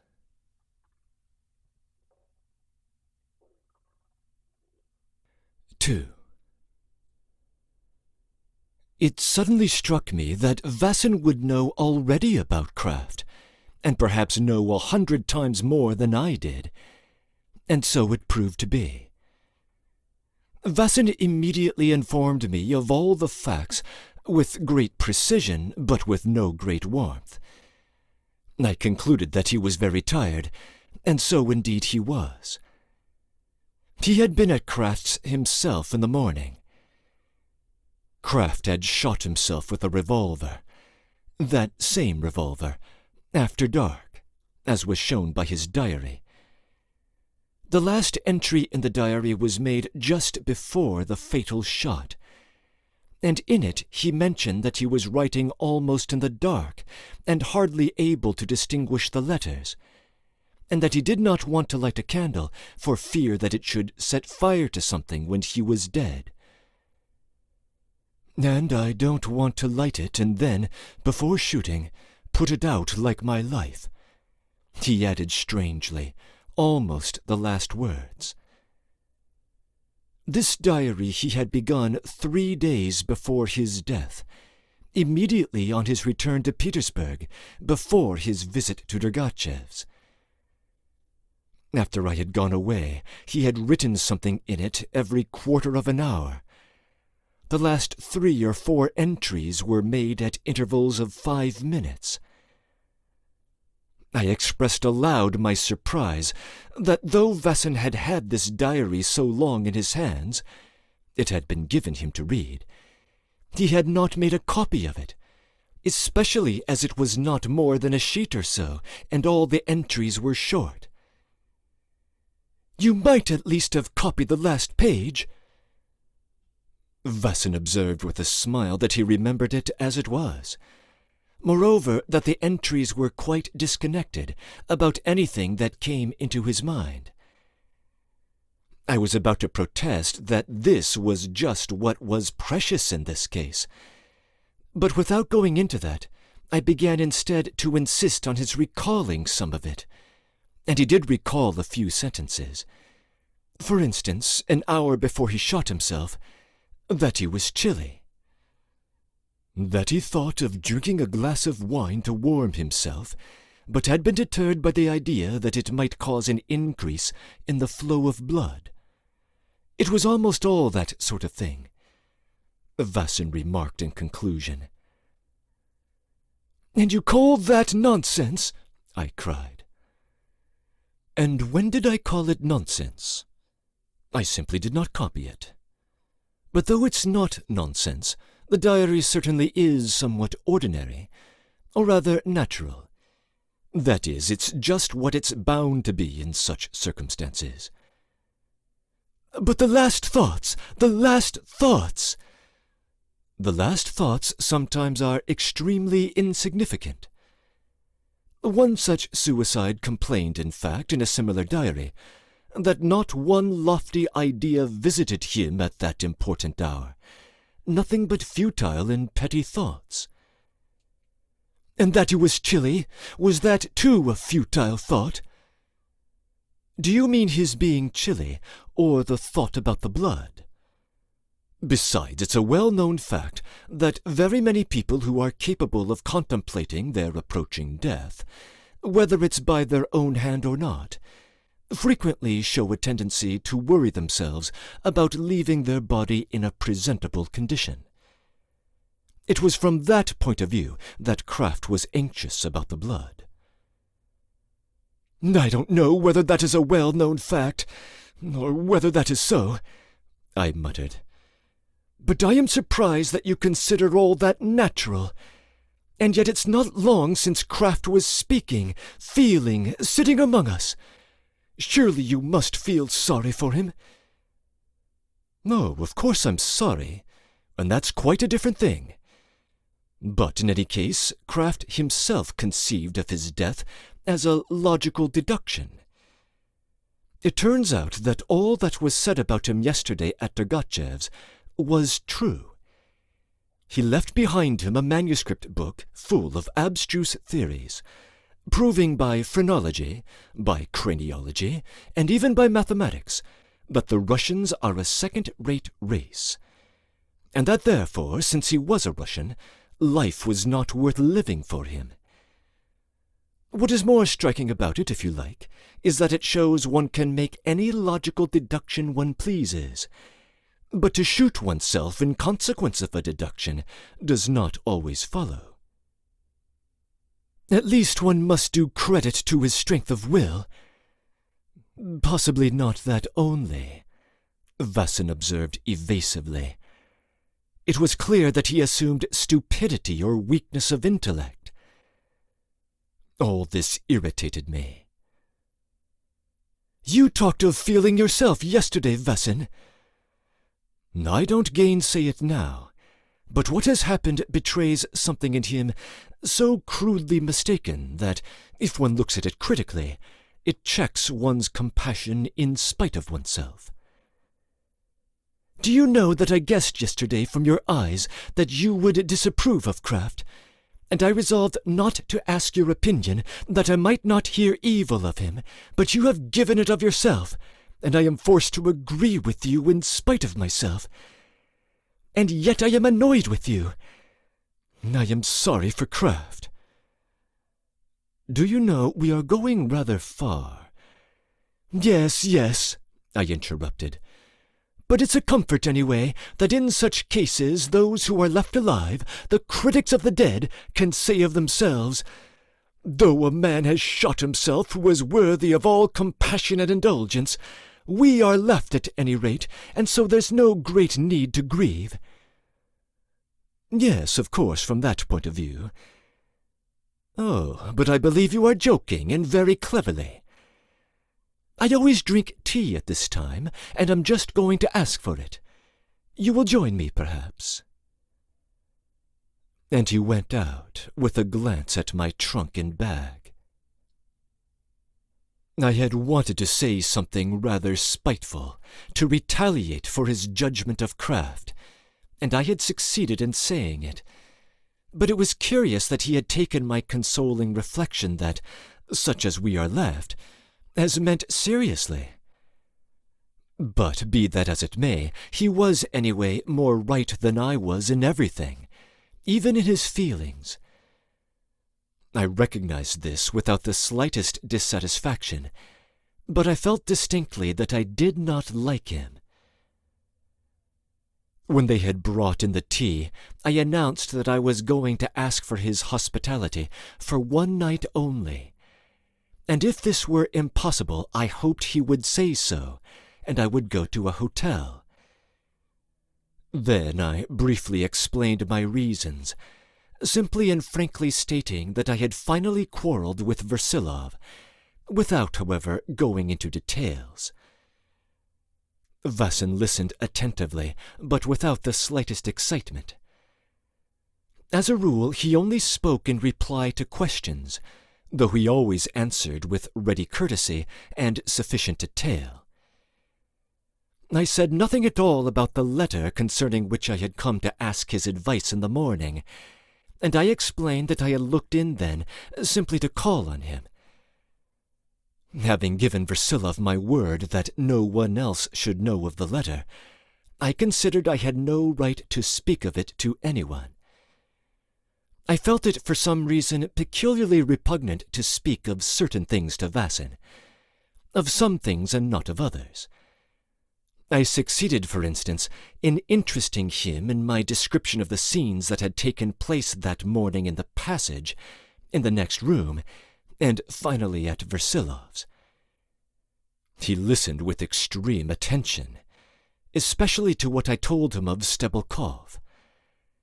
When I told him how Stebolkov asked about Dergachev, he made me repeat the question again, and seemed to ponder gravely over it, though he did laugh in the end. It suddenly occurred to me at that moment that nothing could ever have disconcerted Vassin. I remember, however, that this idea presented itself at first in a form most complimentary to him.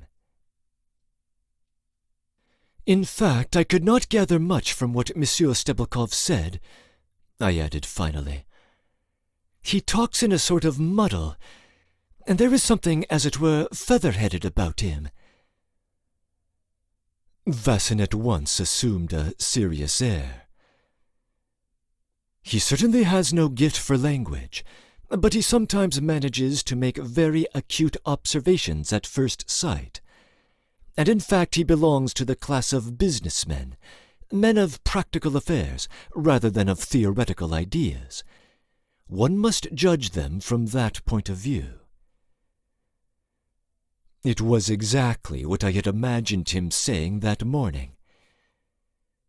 He made an awful row next door, though, and goodness knows how it might have ended. Of the inmates of the next room, Vassin told me that they had been living there about 3 weeks, and had come from somewhere in the provinces, that their room was very small, and that to all appearance they were very poor, that they stayed in and seemed to be expecting something. He did not know the young woman had advertised for lessons, but he had heard that Versilov had been to see them. It had happened in his absence, but the landlady had told him of it. The two ladies had held themselves aloof from everyone, even from the landlady. During the last few days he had indeed become aware that something was wrong with them, but there had been no other scenes like the one that morning. I recall all that was said about the people next door, because of what followed. All this time there was a dead silence in the next room. Vassin listened with marked interest when I told him that Stebolkov had said he must talk to the landlady about our neighbors, and that he had twice repeated, "Ah, you will see, you will see." "And you will see," added Vassin, "that notion of his stands for something. He has an extraordinarily keen eye for such things." "Why, do you think the landlady ought to be advised to turn them out?" "No, I did not mean that they should be turned out. Simply that there might be a scandal. But all such cases end one way or another. Let's drop the subject." As for Versilov's visit next door, he absolutely refused to give any opinion. Anything is possible. A man feels that he has money in his pocket, but he may very likely have given the money from charity. That would perhaps be in accordance with his traditions and his inclinations.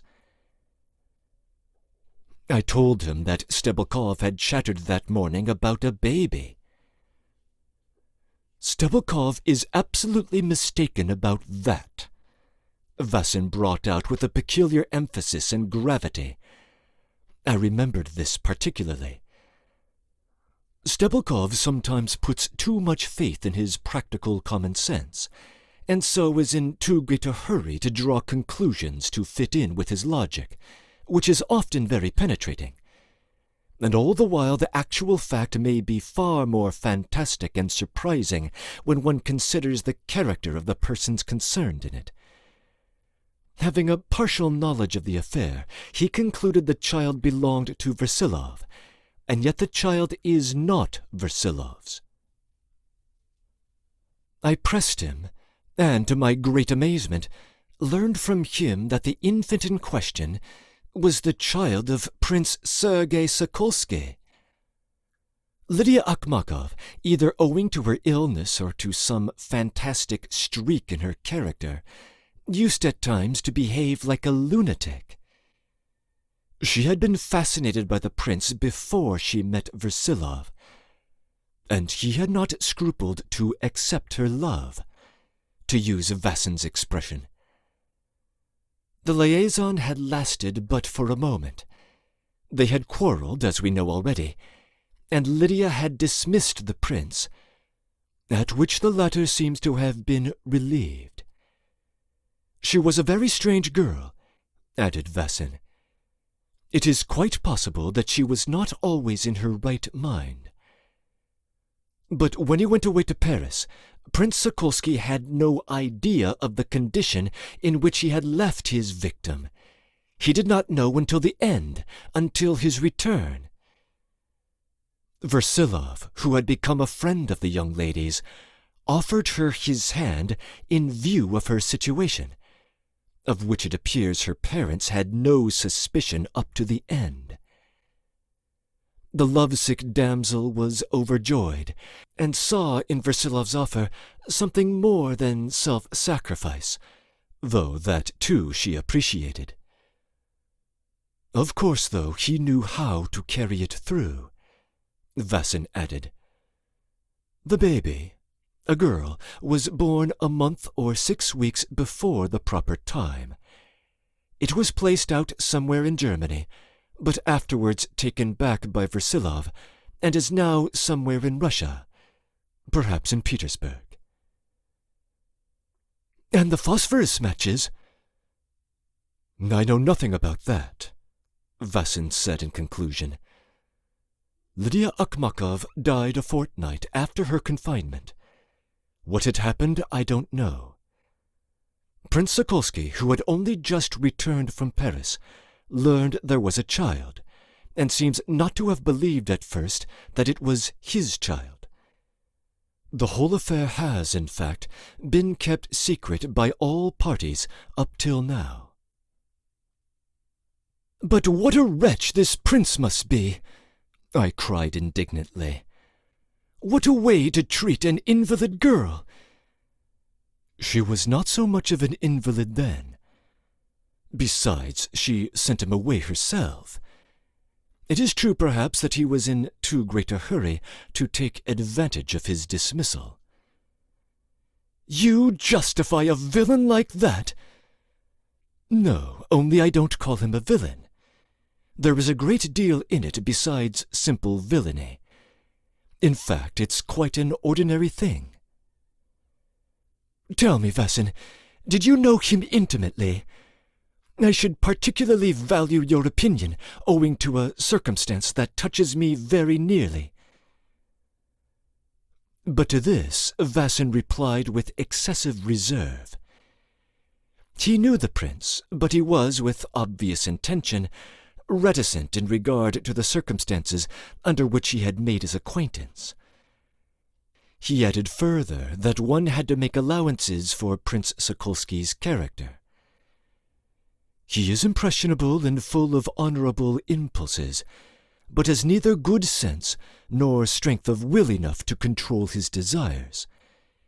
He is not a well-educated man. Many ideas and situations are beyond his power to deal with, and yet he rushes upon them. He will, for example, persist in declaring, "I am a prince and descended from Rurik, but there's no reason why I shouldn't be a shoemaker if I have to earn my living. I am not fit for any other calling. Above the shop there shall be Prince So-and-so Bootmaker. It would really be a credit." He would say that and act upon it too. That's what matters, added Vassin. And yet it's not the result of strong conviction, but only the most shallow impressionability. Afterwards, repentance invariably follows, and then he is always ready to rush to an opposite extreme. His whole life is passed like that. Many people come to grief in that way nowadays, Vassin ended, just because they are born in this age. I could not help pondering on his words. "Is it true that he was turned out of his regiment?" I asked. "I don't know whether he was turned out, but he certainly did leave the regiment through some unpleasant scandal. I suppose you know that he spent 2 or 3 months last autumn at Luga." I know that you were staying at Luga at that time." "Yes, I was there too for a time. Prince Sokolsky knew Lizaveta Makarovna too." "Oh, I didn't know. I must confess I've had so little talk with my sister. But surely he was not received in my mother's house?" I cried. "Oh no, he was only slightly acquainted with them through other friends." "Now, to be sure, what did my sister tell me about that child? Was the baby at Luga?" "For a while." "And where is it now?" "No doubt in Petersburg." "I never will believe," I cried in great emotion, "that my mother took any part whatever in this scandal with this Lydia." Apart from these intrigues, of which I can't undertake to give the details, there was nothing particularly reprehensible in Versilov's part of the affair, observed Vassin with a condescending smile. I fancy he began to feel it difficult to talk to me, but he tried not to betray it. "I will never, never believe," I cried again, "that a woman could give up her husband to another woman. That I won't believe. I swear my mother had no hand in it." "It seems, though, she did not oppose it." "In her place, from pride, I should not have opposed it." "For my part, I absolutely refuse to judge in such a matter," was Vassin's final comment. Perhaps, for all his intelligence, Vassin really knew nothing about women, so that a whole cycle of ideas and phenomena remained unknown to him. I sank into silence. Vassin had a temporary berth in some company's office, and I knew that he used to bring work home with him. When I pressed him, he admitted that he had work to do now, accounts to make up, and I begged him warmly not to stand on ceremony with me. I believe this pleased him, but before bringing out his papers, he made up a bed for me on the sofa. At first he offered me his bed, but when I refused it, I think that too gratified him. He got pillows and a quilt from the landlady. Vassin was extremely polite and amiable, but it made me feel uncomfortable seeing him take so much trouble on my account. I had liked it better when, 3 weeks before, I had spent a night at Efim's. I remember how he concocted a bed for me, also on a sofa, and without the knowledge of his aunt, who would, he thought, for some reason, have been vexed if she had known he had a schoolfellow staying the night with him. We laughed a great deal. A shirt did duty for a sheet, and an overcoat for a pillow. I remember how Ephraim, when he had completed the work, patted the sofa tenderly and said to me, "Vous dormirez comme un petit roi." And his foolish mirth and the French phrase, as incongruous in his mouth as a saddle on a cow, made me enjoy sleeping at that jocose youth's. As for Vassin, I felt greatly relieved when he sat down to work with his back to me. I stretched myself on the sofa, and, looking at his back, pondered deeply on many things.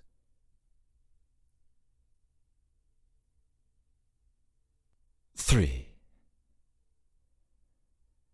And indeed I had plenty to think about. Everything seemed split up and in confusion in my soul, but certain sensations stood out very definitely, though from their very abundance I was not dominated by any one of them. They all came, as it were, in disconnected flashes, one after another, and I had no inclination, I remember, to dwell on any one of my impressions, or to establish any sequence among them. Even the idea of craft had imperceptibly passed into the background. What troubled me most of all was my own position, that here I had broken off, and that my trunk was with me, and I was not at home, and was beginning everything new. It was as though all my previous intentions and preparations had been in play, and only now, and above all so suddenly, everything was beginning in reality. This idea gave me courage and cheered me up, in spite of the confusion within me over many things. But I had other sensations. One of them was trying to dominate the others and to take possession of my soul. And, strange to say, this sensation, too, gave me courage, and seemed to hold out prospects of something very gay. Yet this feeling had begun with fear. I had been afraid for a long time, from the very hour that in my heat I had, unawares, said too much to Madame Akhmakov about the document. Yes, I said too much, I thought. And maybe they will guess something. It's a pity. No doubt they will give me no peace if they begin to suspect. But let them. Very likely they won't find me. I'll hide. And what if they really do run after me? And then I began recalling minutely in every point, and with growing satisfaction, how I had stood up before Katerina Nikolaevna, and how her insolent but extremely astonished eyes had gazed at me obstinately. Going away, I had left her in the same amazement, I remembered. Her eyes are not quite black, though. It's only her eyelashes that are so black, and that's what makes her eyes look so dark. And suddenly, I remember, I felt horribly disgusted at the recollection, and sick and angry, both at them and at myself. I reproached myself and tried to think of something else. Why did I not feel the slightest indignation with Versilov for the incident with the girl in the next room? It suddenly occurred to me to wonder. For my part, I was firmly convinced that he had had amorous designs and had come to amuse himself, but I was not particularly indignant at this. It seemed to me, indeed, that one could not have conceived of his behaving differently, and although I really was glad he had been put to shame, yet I did not blame him. It was not that which seemed important to me. What was important was the exasperation with which he had looked at me when I came in with the girl, the way he had looked at me as he had never done before. At last he has looked at me seriously, I thought, with a flutter at my heart. If I had not loved him, I should not have been so overjoyed at his hatred.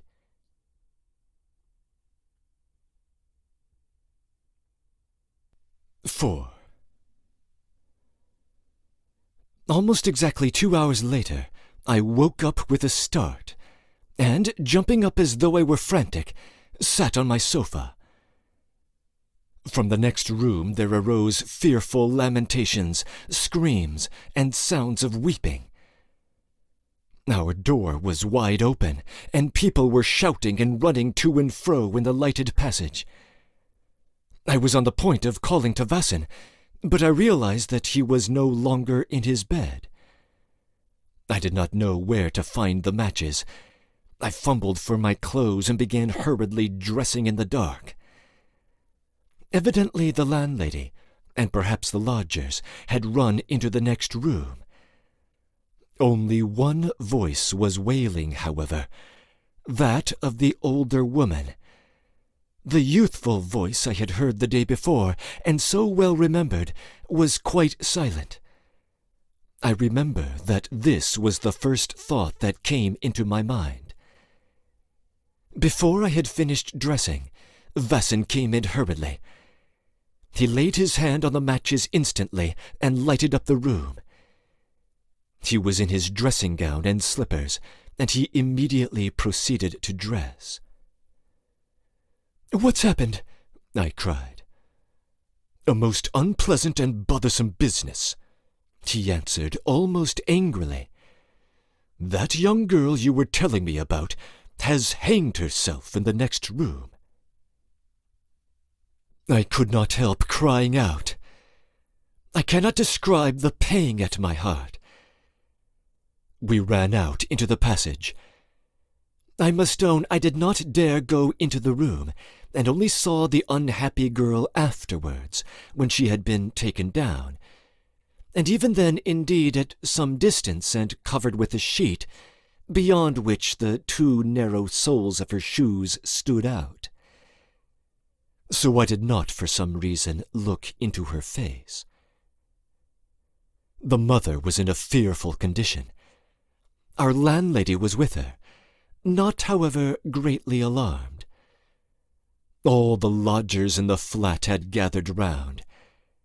There were only 3 of them: an elderly naval man, always very peevish and exacting, though on this occasion he was quite quiet, and an elderly couple, respectable people of the small functionary class, who came from the province of Tver. I won't attempt to describe the rest of that night, the general commotion, and afterwards the visit of the police. Literally till daylight I kept shuddering and felt it my duty to sit up, though I did absolutely nothing. And indeed everyone had an extraordinarily cheery air, as though they had been particularly cheered by something. VIII went off somewhere. The landlady turned out to be rather a decent woman, much better than I had imagined her. I persuaded her, and I put it down to my credit, that the mother must not be left alone with the daughter's corpse, and that she must, at least until tomorrow, take her into her room. The landlady at once agreed, and though the mother struggled and shed tears, refusing to leave her daughter, she did at last move into the landlady's room, and the latter immediately ordered the samovar to be brought. After that, the lodgers went back to their rooms and shut the doors, but nothing would have induced me to go to bed, and I remained a long time with the landlady, who was positively relieved at the presence of a 3rd person, and especially one who was able to give some information bearing on the case. The samovar was most welcome, and in fact the samovar is the most essential thing in Russia, especially at times of particularly awful, sudden, and eccentric catastrophes and misfortunes. Even the mother was induced to drink 2 cups, though, of course, only with much urging and almost compulsion. And yet I can honestly say that I have never seen a bitterer and more genuine sorrow than that poor mother's. After the first paroxysms of suffering and hysterics, she was actually eager to talk, and I listened greedily to her story. There are unhappy people, especially women, who must be allowed to talk as freely as possible when they are in trouble. Moreover, there are characters, too, blurred, so to speak, by sorrow, who all their life long have suffered terribly much, both of great sorrow and of continual worry about trifles, and who can never be surprised by anything, by any sort of sudden calamity, and who, above all, never, even beside the coffin of their dearest, can forget the rules of behavior for propitiating people, which they have learnt by bitter experience. And I don't criticize it. There is neither the vulgarity of egoism nor the insolence of culture in this. There is perhaps more genuine goodness to be found in these simple hearts than in heroines of the loftiest demeanour. But the long habit of humiliation, the instinct of self-preservation, the years of timid anxiety and oppression leave their mark at last. The poor girl who had died by her own hand was not like her mother in this. They were alike in face, however, though the dead girl was decidedly good-looking. The mother was not a very old woman, 50 at the most. She, too, was fair, but her eyes were sunken, her cheeks were hollow, and she had large, yellow, uneven teeth. And indeed everything had a tinge of yellowness. The skin on her hands and face was like parchment. Her dark dress had grown yellow with age, and the nail on the forefinger of her right hand had been, I don't know why, carefully and tidily plastered up with yellow wax. The poor woman's story was in parts quite disconnected. I will tell it as I understand it, and as I remember it.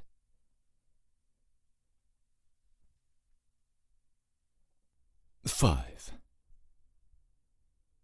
They had come from Moscow. She had long been a widow, the widow of an official, however. Her husband had been in the government service, but had left them practically nothing, except a pension of 200 roubles. But what are 200 roubles? Olya grew up, however, and went to the high school. And how well she did! How good she was at her lessons!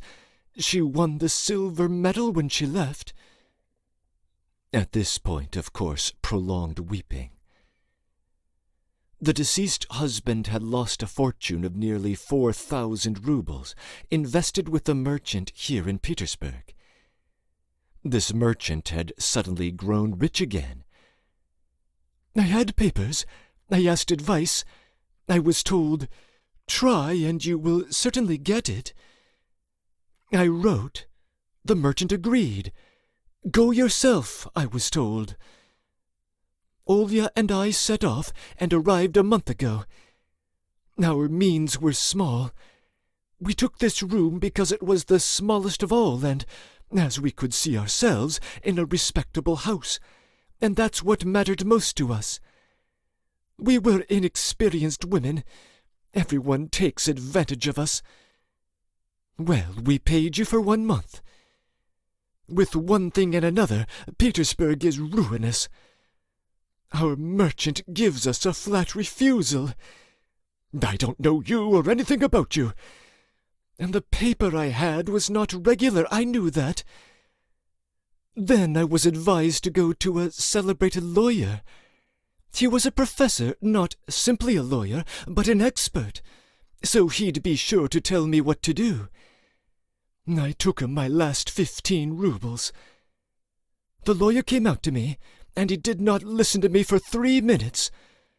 "I see," says he. "I know," says he. If the merchant wants to, says he, he'll pay the money. If he doesn't want to, he won't, and if you take proceedings, you may have to pay yourself, perhaps. You had far better come to terms. He made a joke then out of the gospel. Make peace, said he, while your enemy is in the way with you, lest you pay to the uttermost farthing. He laughed as he saw me out. My 15 roubles were wasted. I came back to Olya. We sat facing one another. I began crying. Olya did not cry. She sat there proud and indignant. She has always been like that with me. All her life, even when she was tiny, she was never one to moan, she was never one to cry, but she would sit and look fierce. It used to make me creep to look at her. And would you believe it? I was afraid of her. I was really quite afraid of her. I've been so for a long time past. I often want to grieve, but I did not dare before her. I went to the merchant for the last time. I cried before him freely. He said it was all right, and would not even listen. Meanwhile, I must confess that, not having reckoned on being here for so long, we had been for some time without a penny. I began taking our clothes one by one to the pawnbrokers. We have been living on what we have pawned. I stripped myself of everything. She gave me the last of her linen, and I cried bitterly at taking it. She stamped, then she jumped up and ran off to the merchant herself. He was a widower. He talked to her. "Come at 5 o'clock the day after tomorrow," says he. "Perhaps I shall have something to say to you." She came home quite gay. He says he may have something to say to me. Well, I was pleased too, but yet I somehow felt a sort of chill at my heart. Something will come of it, I thought, but I did not dare to question her. 2 days later she came back from the merchant's, pale and trembling all over, and threw herself on her bed. I saw what it meant, and did not dare to question her.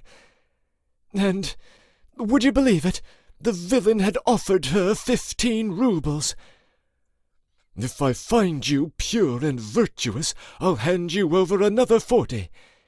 He said that to her face. He wasn't ashamed to. At that she flew at him, so she told me. He thrust her out and even locked himself in the next room. And meanwhile, I must confess, to tell the truth, we had nothing to eat. We brought out a jacket lined with hair fur. We sold it.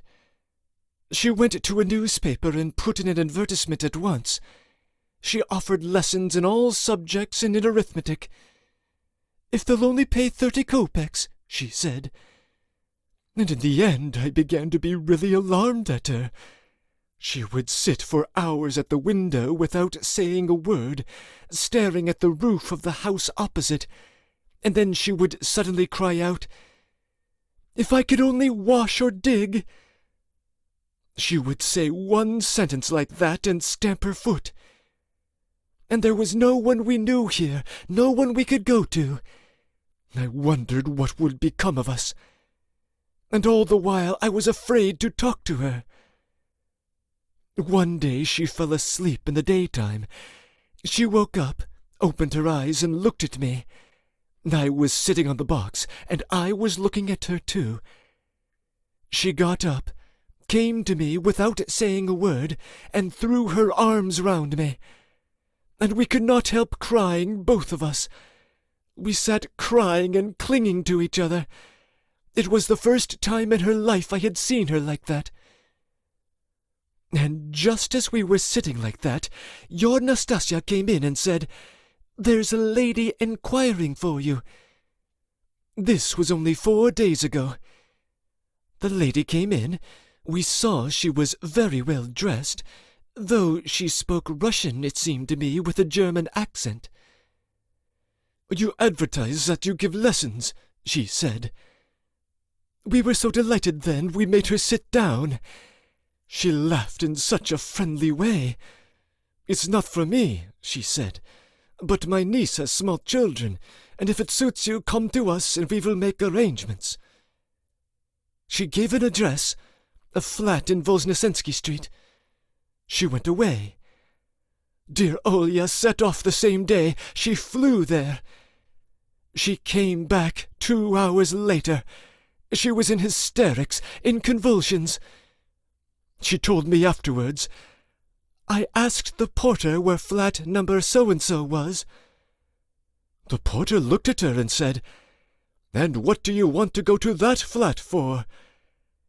He said that so strangely that it might have made one suspicious, but she was so self-willed, poor darling, so impatient, she could not bear impertinent questions.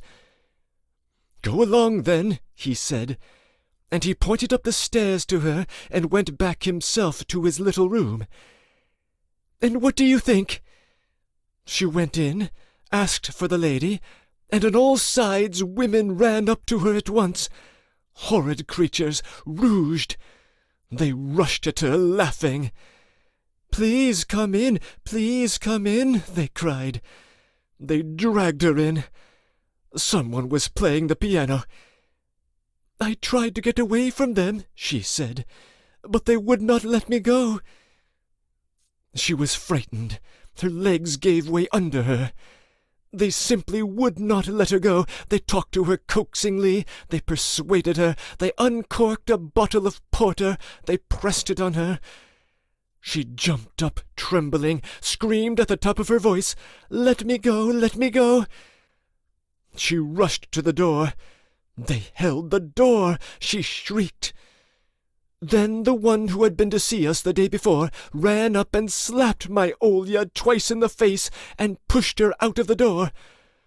You don't deserve to be in a respectable house, you skinny slut.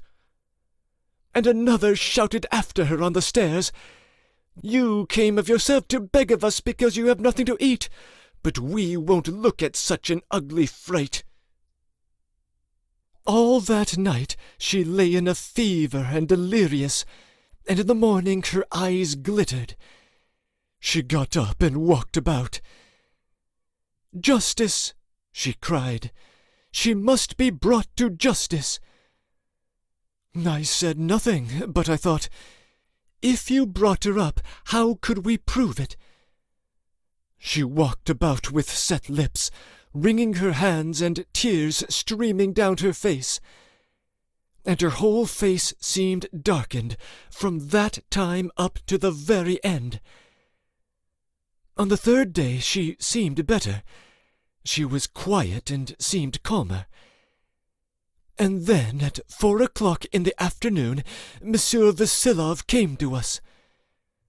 And I must say, I can't understand even now how Olya, who was always so mistrustful, was ready to listen to him almost at the first word. What attracted us more than anything was that he had such a grave, almost stern air. He spoke gently, impressively, and so politely, more than politely, respectfully even. And yet, at the same time, he showed no sign of trying to make up to us. It was plain to see he had come with a pure heart. I read your advertisement in the paper, said he. You did not word it suitably, madam, and you may damage your prospects by that. And he began explaining, I must own I did not understand, something about arithmetic, but I saw that Olya flushed and seemed to brighten up altogether.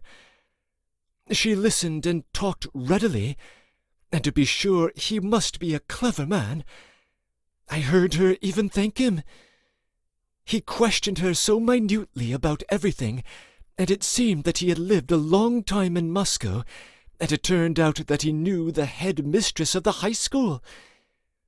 I will be sure to find you lessons, said he, for I know a great many people here, and I can, in fact, apply to many influential people, so that if you would prefer a permanent situation, we might look out for that. Meanwhile, said he, forgive me one direct question. Can I be of some use to you at once? It will be your doing me a favour, not my doing you one, said he, if you will allow me to be of use to you in any way. Let it be alone, said he, and as soon as you have a situation, in a very short time, you will be able to repay me. Believe me, on my honour, said he, if ever I were to come to poverty, and you had plenty of everything, I would come straight to you for some little help. I would send my wife and daughter. At least I don't remember all his words, only I was moved to tears, for I saw that Olya's lips were trembling with gratitude too. If I take it, she answered him, it is because I trust an honourable and humane man, who might have been my father.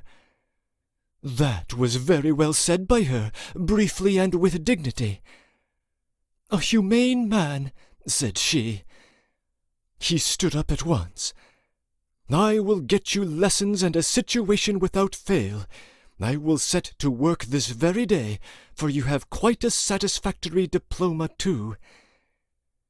I forgot to say that he looked through all her school certificates when he first came in. She showed them to him, and he examined her in several subjects.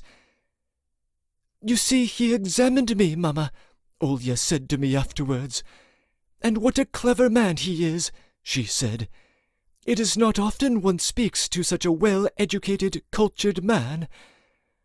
And she was quite radiant. The money, 60 roubles, lay on the table. Take it, Mamma, said she. When I get a situation, we will pay it back as soon as possible. We will show that we are honest and that we have delicacy. He has seen that already, though. Then she paused. I saw her draw a deep breath. Do you know, Mamma, she said to me suddenly, if we had been coarse, we should perhaps have refused to take it through pride.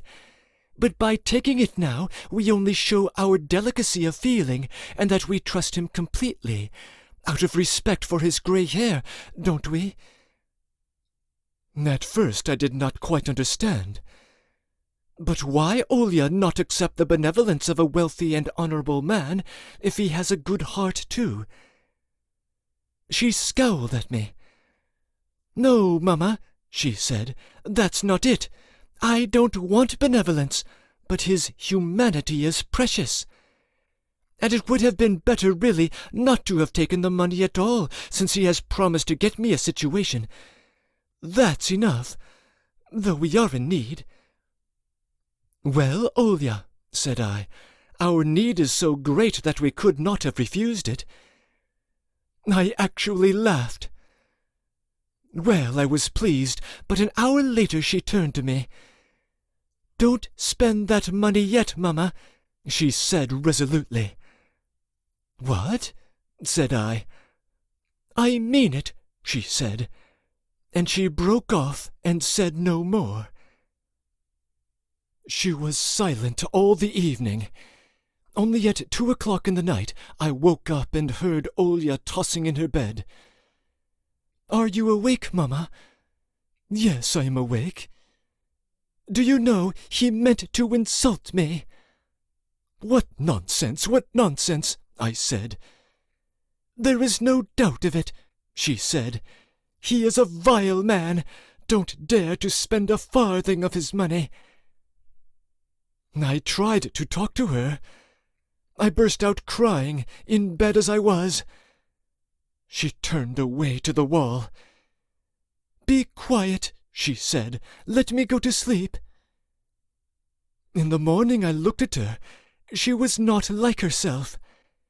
And you may believe it or not, before God I swear she was not in her right mind then. From the time that she was insulted in that infamous place, there was darkness and perplexity in her heart, and in her brain.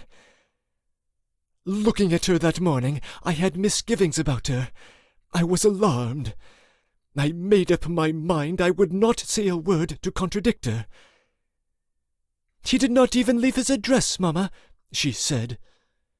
For shame, Olya, I said. You listened to him last night, you praised him, and were ready to shed tears of gratitude. That was all I said, but she screamed and stamped. You are a woman of low feelings, she said, brought up in the old slavish ideas.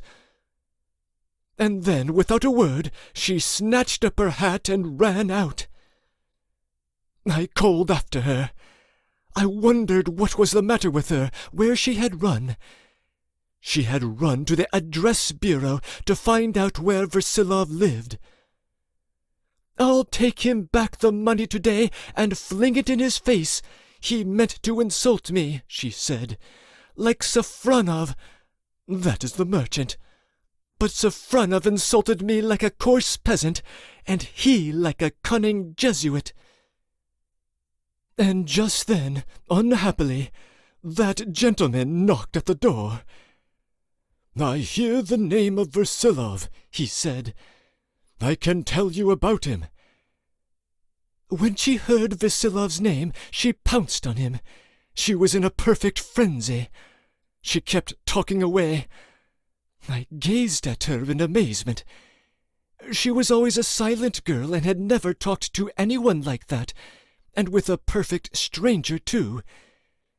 Her cheeks were burning, her eyes glittered, and he said at once, "You are perfectly right, madam.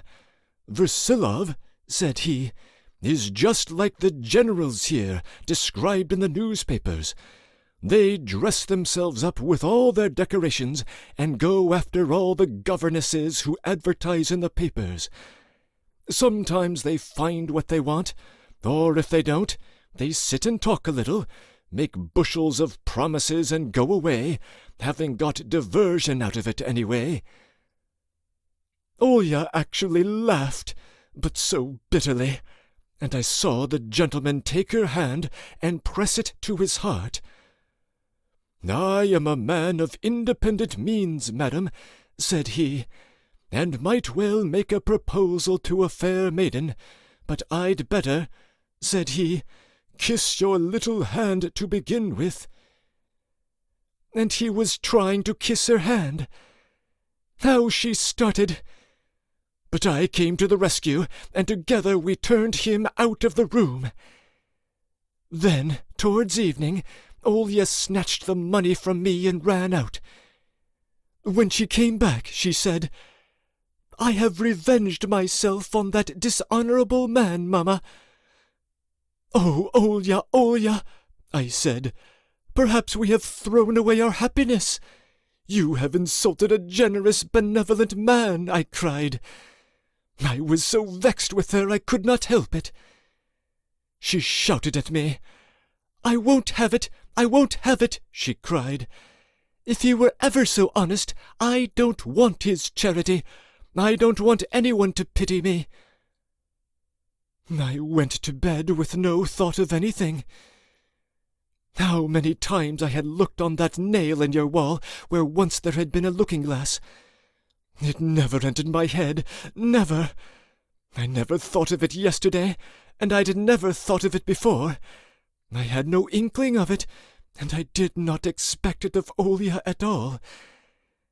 I usually sleep heavily and snore. It's the blood going to my head, and sometimes it goes to my heart. I called out in my sleep so that Olya wakes me up at night. "What is the matter with you, Mamma?" she would say.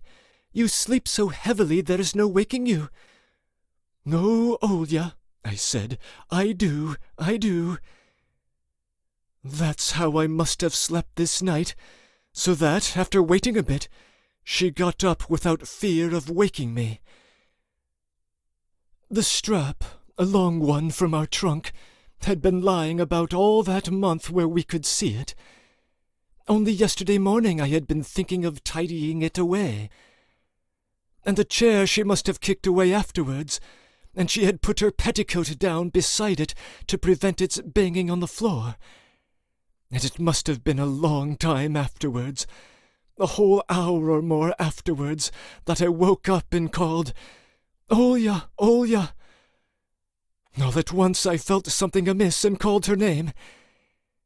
Either because I did not hear her breathing in her bed, or perhaps I made out in the dark that the bed was empty. Anyway, I got up suddenly and felt with my hand. There was no one in the bed, and the pillow was cold. My heart sank. I stood still as though I were stunned. My mind was a blank. She's gone out, I thought. I took a step, and by the bed I seemed to see her standing in the corner by the door. I stood still and gazed at her without speaking, and through the darkness she seemed to look at me without stirring. But why has she got on a chair? I wondered. Olya, I whispered. I was frightened. Olya, do you hear? But suddenly, as it were, it all dawned upon me. I went forward, held out both arms, and put them round her, and she swayed in my arms. I swayed, and she swayed with me. I understood and would not understand. I wanted to cry out, but no cry came. I fell on the floor and shrieked. "Vasen," I said at 6 o'clock in the morning, "if it had not been for your Stebelkov, this might not have happened." Who knows? Most likely it would have happened. One can't draw such a conclusion. Everything was leading up to it, apart from that. It is true that Stebelkov sometimes... He broke off and frowned disagreeably. At 7 o'clock he went out again. He still had a great deal to do. I was left at last entirely alone. It was by now daylight. I felt rather giddy. I was haunted by the figure of Versilov. This lady's story had brought him out in quite a different light. To think this over better, I lay down on Vasen's bed just as I was, in my clothes and my boots, just for a minute, with no intention of going to sleep. And suddenly I fell asleep. I don't remember how it happened, indeed. I slept almost 4 hours. Nobody woke me.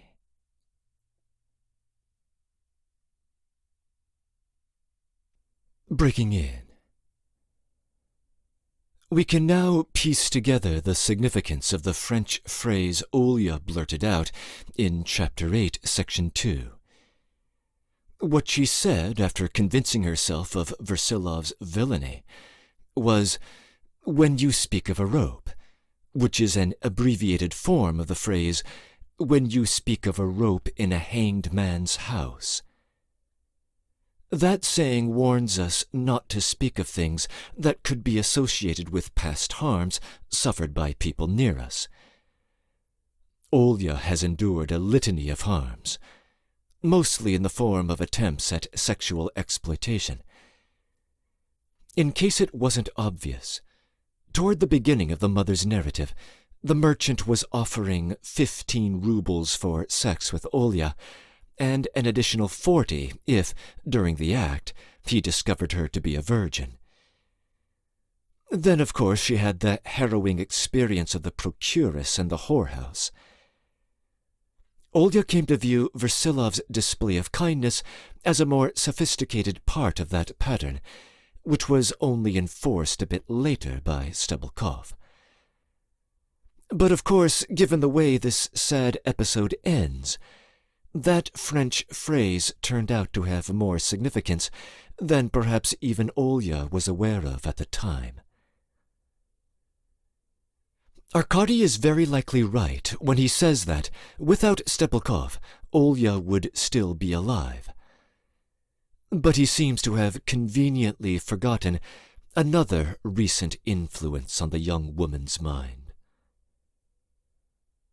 We see a generational difference between the two women here. The mother, who would have been brought up in the days of serfdom, has adopted a propitiating demeanor with higher-class people, as Arkady describes at the end of Section 4. The daughter, by contrast, has a bit of the defiance of the younger generation. In Section 2, Vassin opines on the nature of this younger generation when he associates it with the weakness of the will that he diagnoses in Prince Sergei Sokolsky's character. Whether or not he is right about his generation, it will be worth remembering his assessment of the young Sokolsky once he gets onto the stage. We now know that both Vassin and the young prince were present at Luga, along with Lisa and the baby of Lydia Akhmakova. We should probably trust Vassin's word over Stebelkov's when it comes to the father of that baby. The prior events at Luga are rather like the prior events at Ems. What happened at both of these German towns will have an impact on events as we go forward. Versilov now appears in a rather better light than he had a couple chapters ago. But we have yet to see what he does in response to the letter Arkady has handed him. End of comments.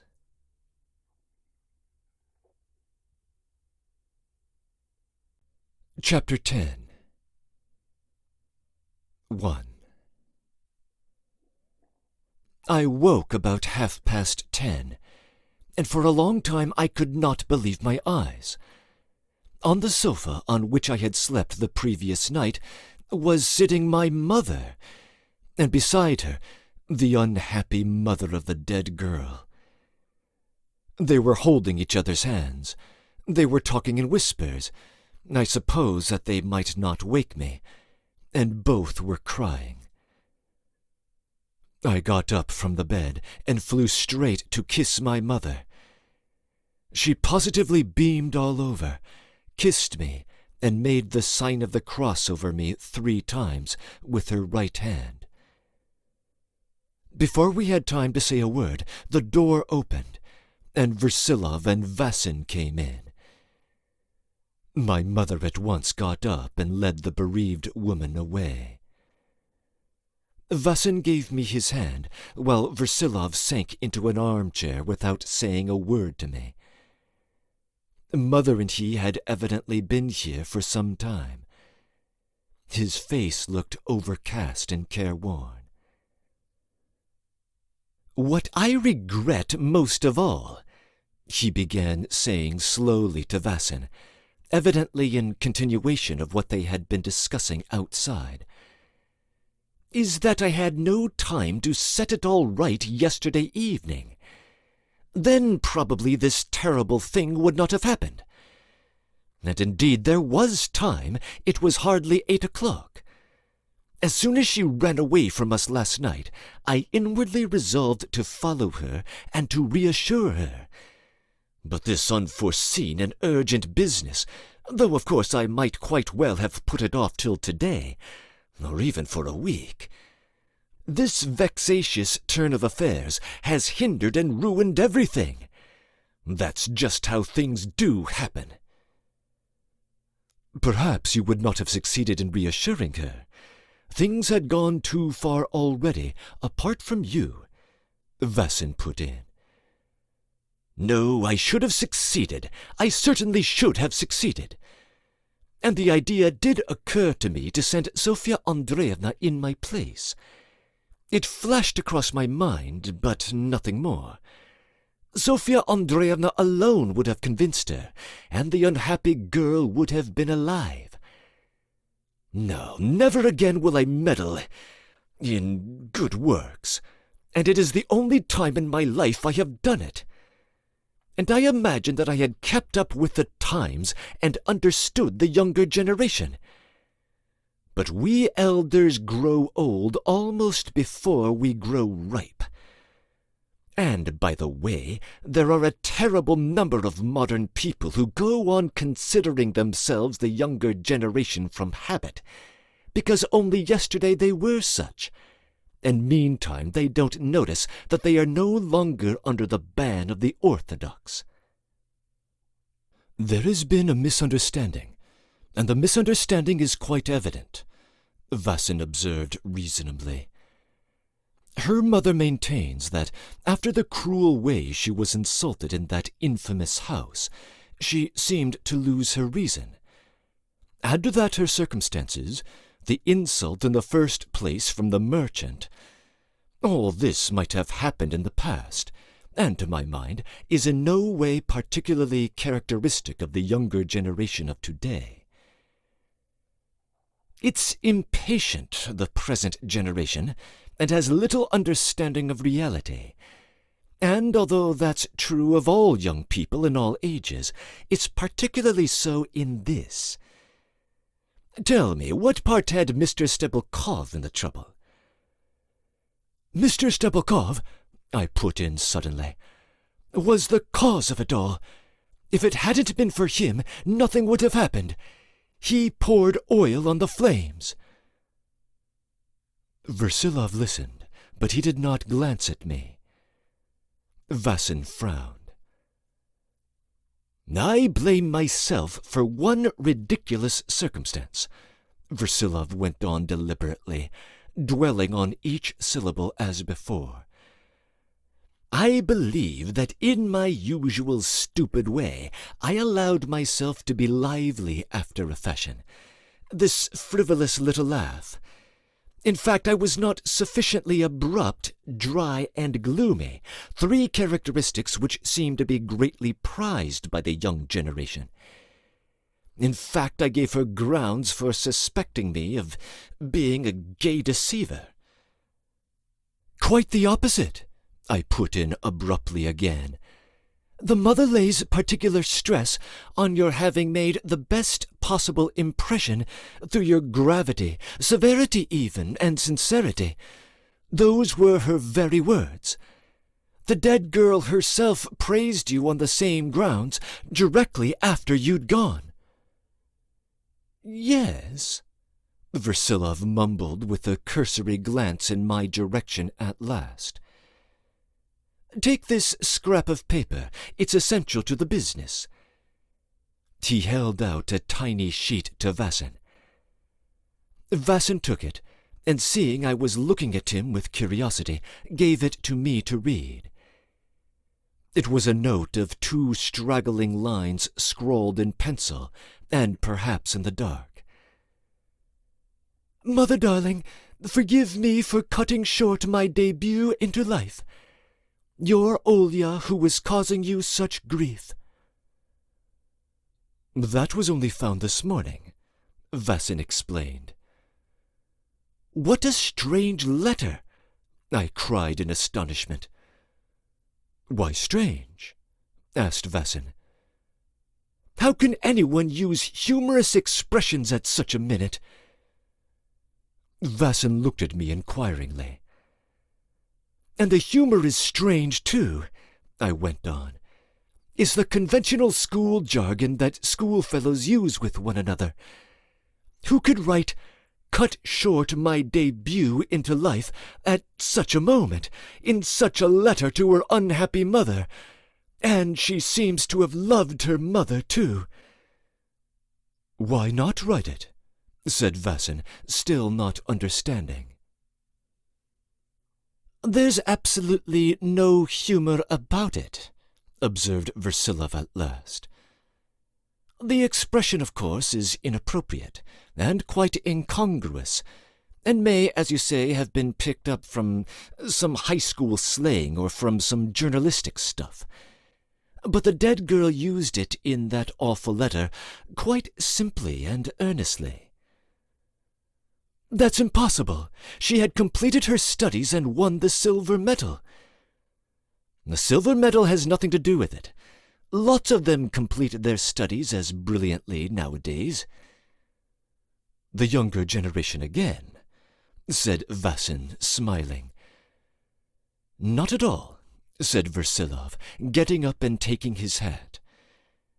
If the present generation is deficient on the literary side, there's no doubt that it possesses other qualifications," he added with unusual gravity. "At the same time, many does not mean all. You, for instance, I don't accuse of being badly educated on the literary side, and you're a young man too."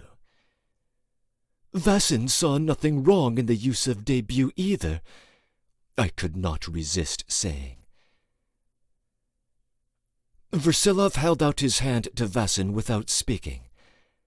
The latter took up his cap to go with him, calling out to me, "Goodbye for now." Versilov went out without noticing me. I, too, had no time to lose. Come what might, I had to run and find a lodging, now more necessary than ever. My mother was not with the landlady. She had gone out, taking the bereaved woman with her. I went out into the street, feeling particularly cheerful and confident. A new and mighty feeling had sprung up in my soul. As luck would have it, everything helped to maintain this mood. I was exceptionally fortunate and quickly found a lodging in every way suitable. Of this lodging later, but for the moment I will continue with what is more important. It was past 1 when I went back to Vassin's to fetch my trunk, and again found him at home. When he saw me, he cried with a sincere and good-humoured air, "How glad I am you've caught me! I was just going out. I can tell you a piece of news that I think will interest you particularly." "I'm sure of that," I cried. "I say, you do look cheerful. Tell me, did you know anything about a letter that was preserved by Kraft and came into Versilov's hands yesterday? Something concerning the lawsuit he has just won. In this letter, the testator declares intentions contrary to the decision in the law courts yesterday. The letter was written long ago. I know nothing definite about it, in fact, but don't you know something?" "To be sure I do. The day before yesterday, Kraft took me home with him from those people on purpose to give me the letter, and I gave it to Versilov yesterday." "Yes, that's just what I thought. Only fancy, that's just the business Versilov was speaking of just now, that prevented him from coming yesterday evening to see that girl. It was owing to that letter. Versilov went straight yesterday evening to Prince Sokolsky's lawyer, handed in the letter, and refused to take the fortune he had won. By now this refusal has been put into legal form. Versilov is not making Prince Sokolsky a present of the money, but declares that he acknowledges his claim to it." I was dumbfounded but ecstatic. I had in reality been convinced that Versilov would destroy the letter, and what is more, though I had told Kraft that this would be dishonorable, and although I had repeated this to myself in the restaurant, and had told myself that it was to find a true man, not a man like this, that I had come, yet deeper down, that is, in my inmost soul, I felt that there was nothing to be done but to destroy the letter. That is to say, I looked upon this as quite a natural thing to do. If I blamed Versilov for it afterwards, I simply blamed him on purpose to keep up appearances and to maintain my moral superiority.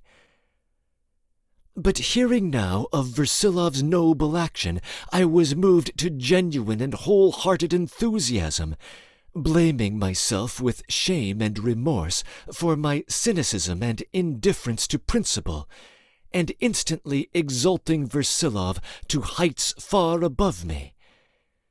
I almost embraced Vassin. "What a man! What a man!" I exclaimed rapturously. "Who else would have done it?" I quite agree with you that very many people would not have done it, and that it was undoubtedly an extremely disinterested action. But? Finish, Vassin. You have a but. Yes, of course there is a but. Versilov's action, to my mind, is a little too hasty, and not quite ingenuous, said Vassin with a smile. Not ingenuous? Yes. There's too much of the hero on the pedestal about it. For in any case he might have done the same thing without injuring himself. Some part of the inheritance, if not half of it, might well have remained with him, even from the most scrupulous standpoint, especially as the letter has no legal significance, and he has already won the case. The lawyer on the other side shares my opinion. I've just been talking to him. His conduct would have been no less handsome, but simply through a whim due to pride, things have turned out differently. What's more, Mr. Versilov let himself be carried away by his feelings and acted too precipitately. He said himself yesterday that he might have put it off for a whole week. Do you know, Vassin, I can't help agreeing with you, but I like it better so. It pleases me more. However, it's a matter of taste. You asked for my opinion, or I should have held my tongue. Even if there is something of the pedestal about it, so much the better, I said.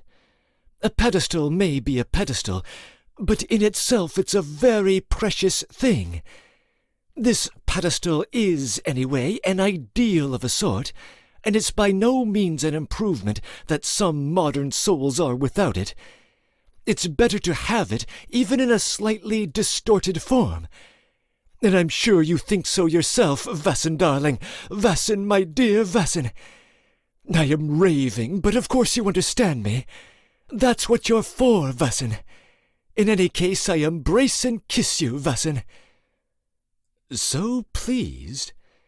Yes, awfully pleased. For the man was dead and liveth. He was lost and is found.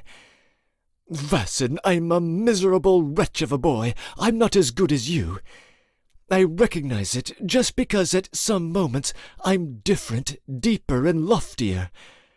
I say this because the day before yesterday I flattered you to your face, and I did that because I had been humiliated and crushed.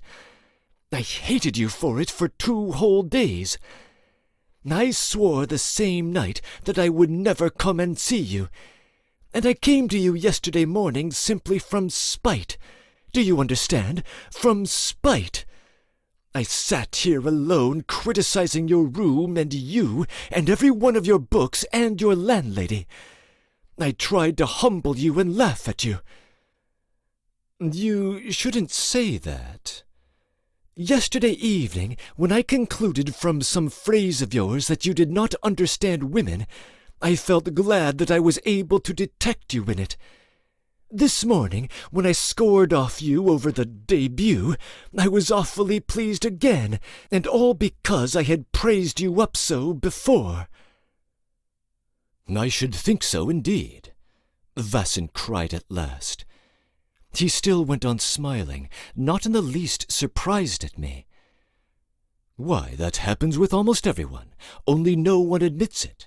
And one ought not to confess it at all, because in any case it passes and leads to nothing. Is it really the same with everyone? Is everyone the same? And you say that quite calmly? Why, one can't go on living with such views.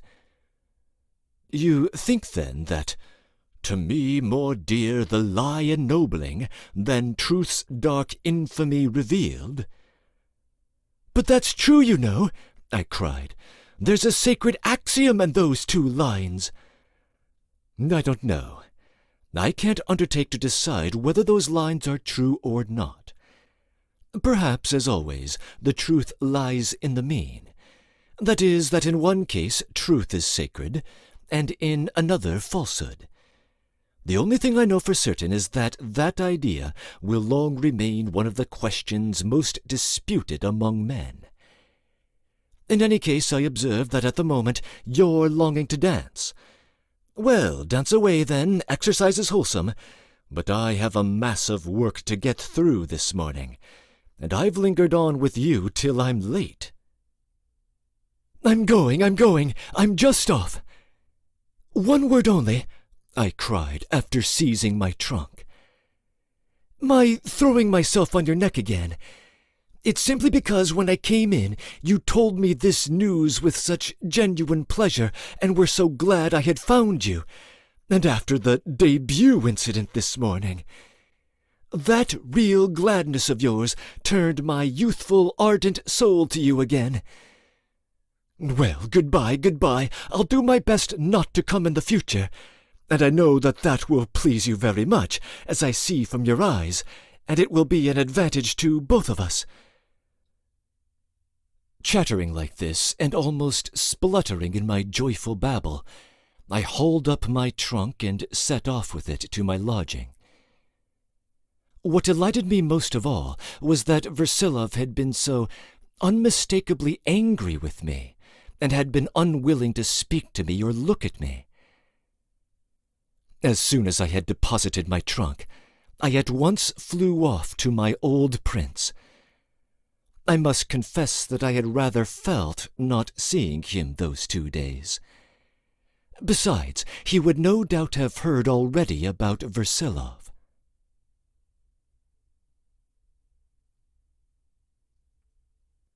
II.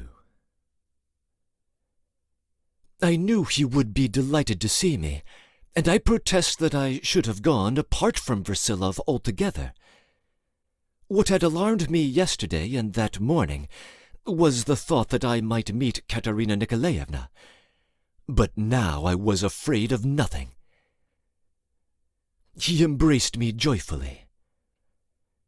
"About Versilov, have you heard?"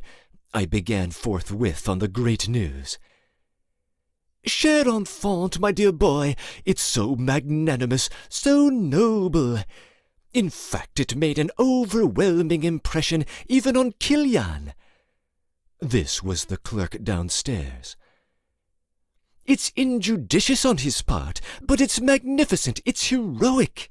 One must cherish the ideal." "Yes, one mustn't one? We were always agreed about that." "My dear boy, we always have agreed. Where have you been? I wanted very much to come and see you, but I didn't know where to find you, for I couldn't go to Versilov's anyway. Though now, after all this, you know, my boy, I believe it's by this he has always conquered the women's hearts, by these qualities, no doubt of it. By the way, for fear I forget it, I've been saving this up for you. A very low fellow, a ridiculous fool, abusing Versilov to my face yesterday, used the expression that he was a petticoat prophet. What an expression! Was it his own expression? I have been treasuring it up for you. A petticoat prophet? Mais, c'est charmant! But that fits him so well. Or rather it doesn't. Phew, but it's so apt. At least it's not apt at all, but... Never mind. Don't worry yourself. Look upon it simply as a bon mot. It's a capital bon mot, and do you know, it has a deep significance. There's a perfectly true idea in it. That is, would you believe it? In fact, I'll tell you a tiny little secret. Have you noticed that girl Olympiada? Would you believe it? She's got a little heartache for Andrei Petrovitch. In fact, it goes so far as cherishing a... Cherishing? What doesn't she deserve? I cried with a gesture of contempt. Mon cher, don't shout. It's all nonsense. It may be you're right from your point of view. By the way, what was the matter with you last time you were here and Katerina Nikolaevna arrived? You staggered.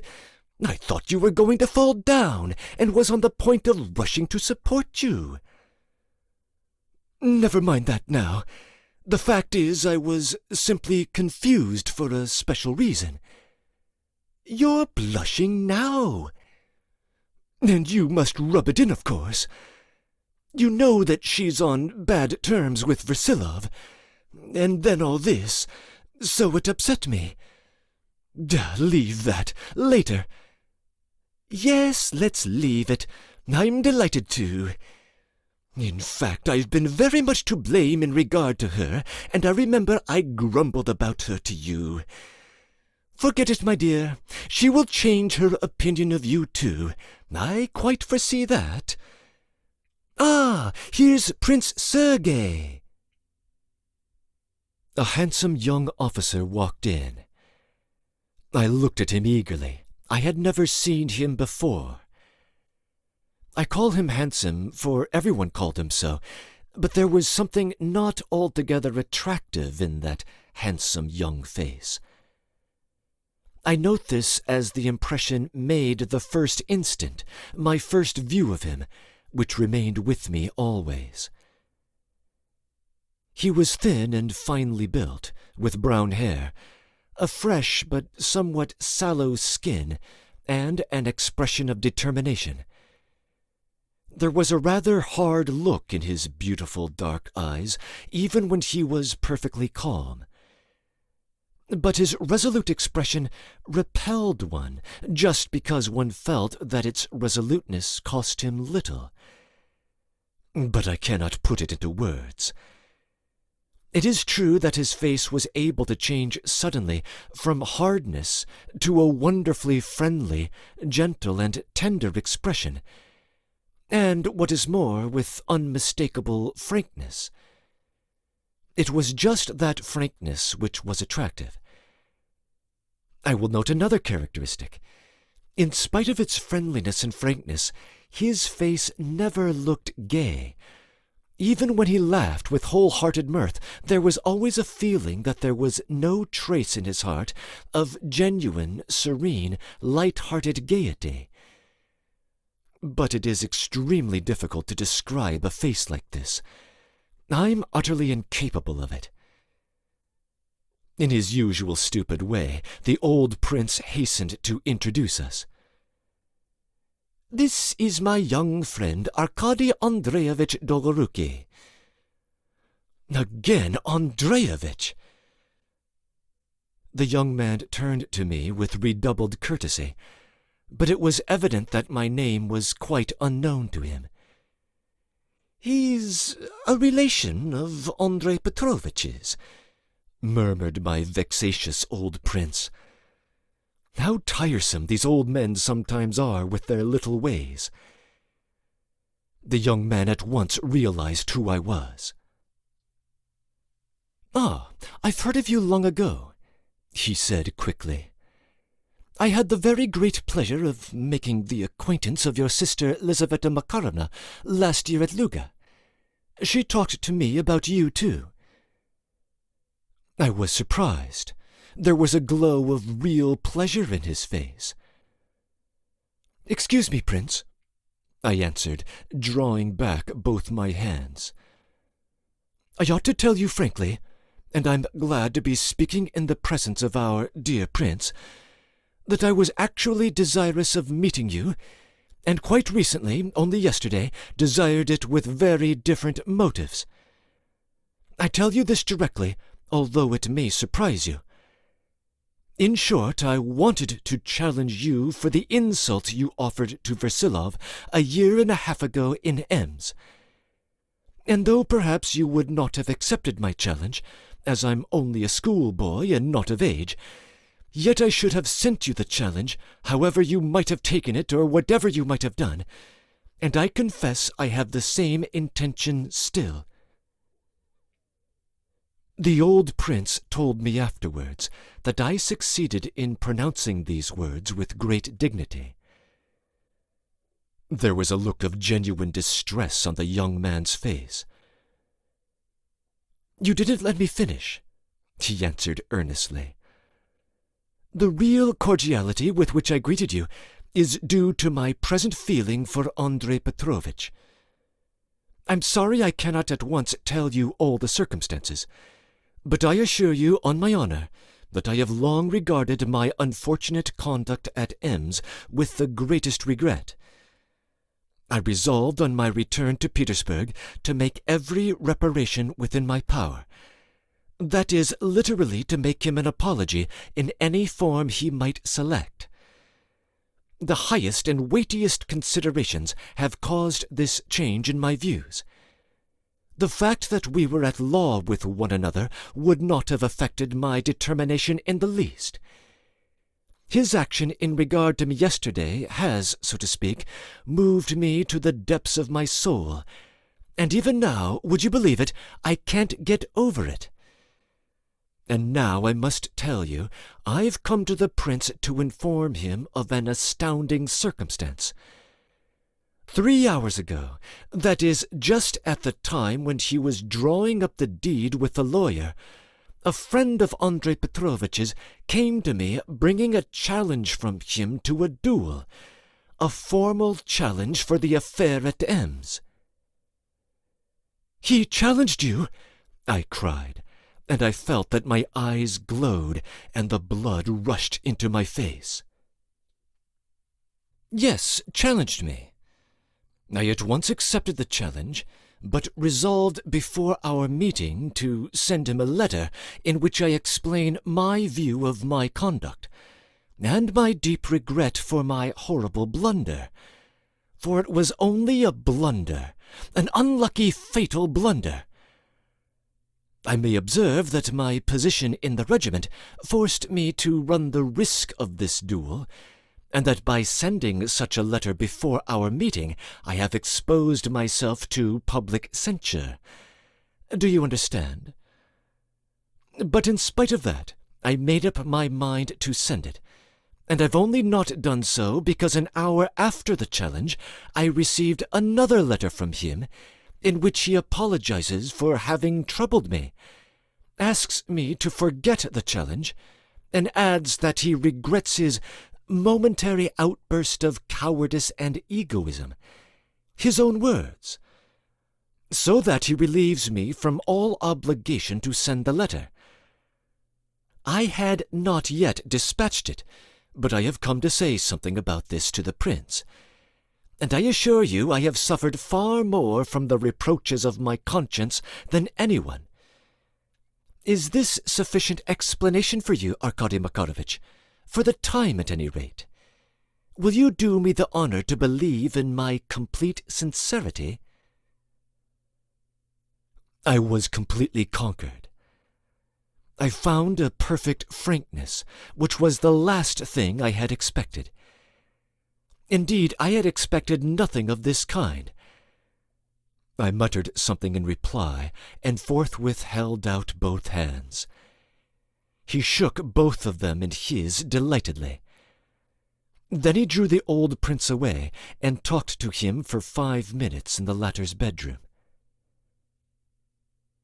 "If you want to do me particular pleasure," he said frankly in a loud voice, addressing me as he came out of the prince's room, "come back straight with me, and I will show you the letter I am just sending to Andrei Petrovitch, and with it his letter to me."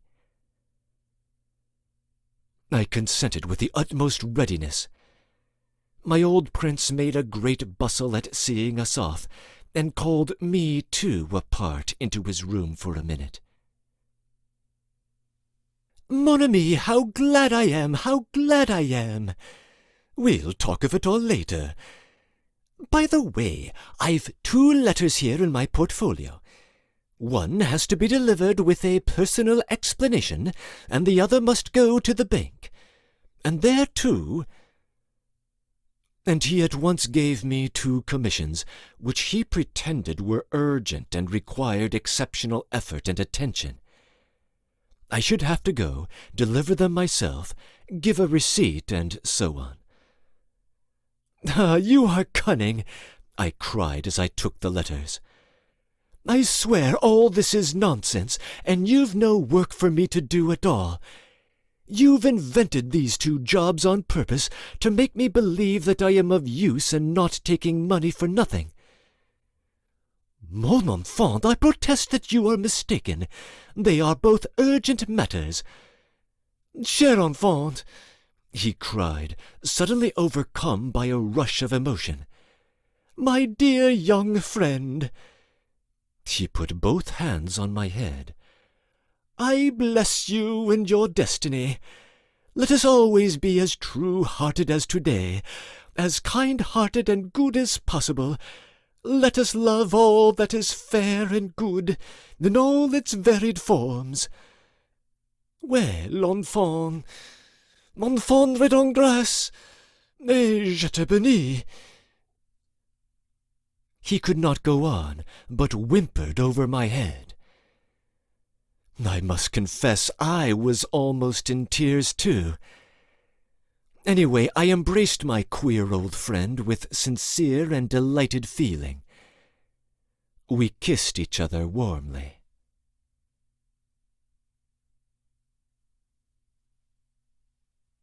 III.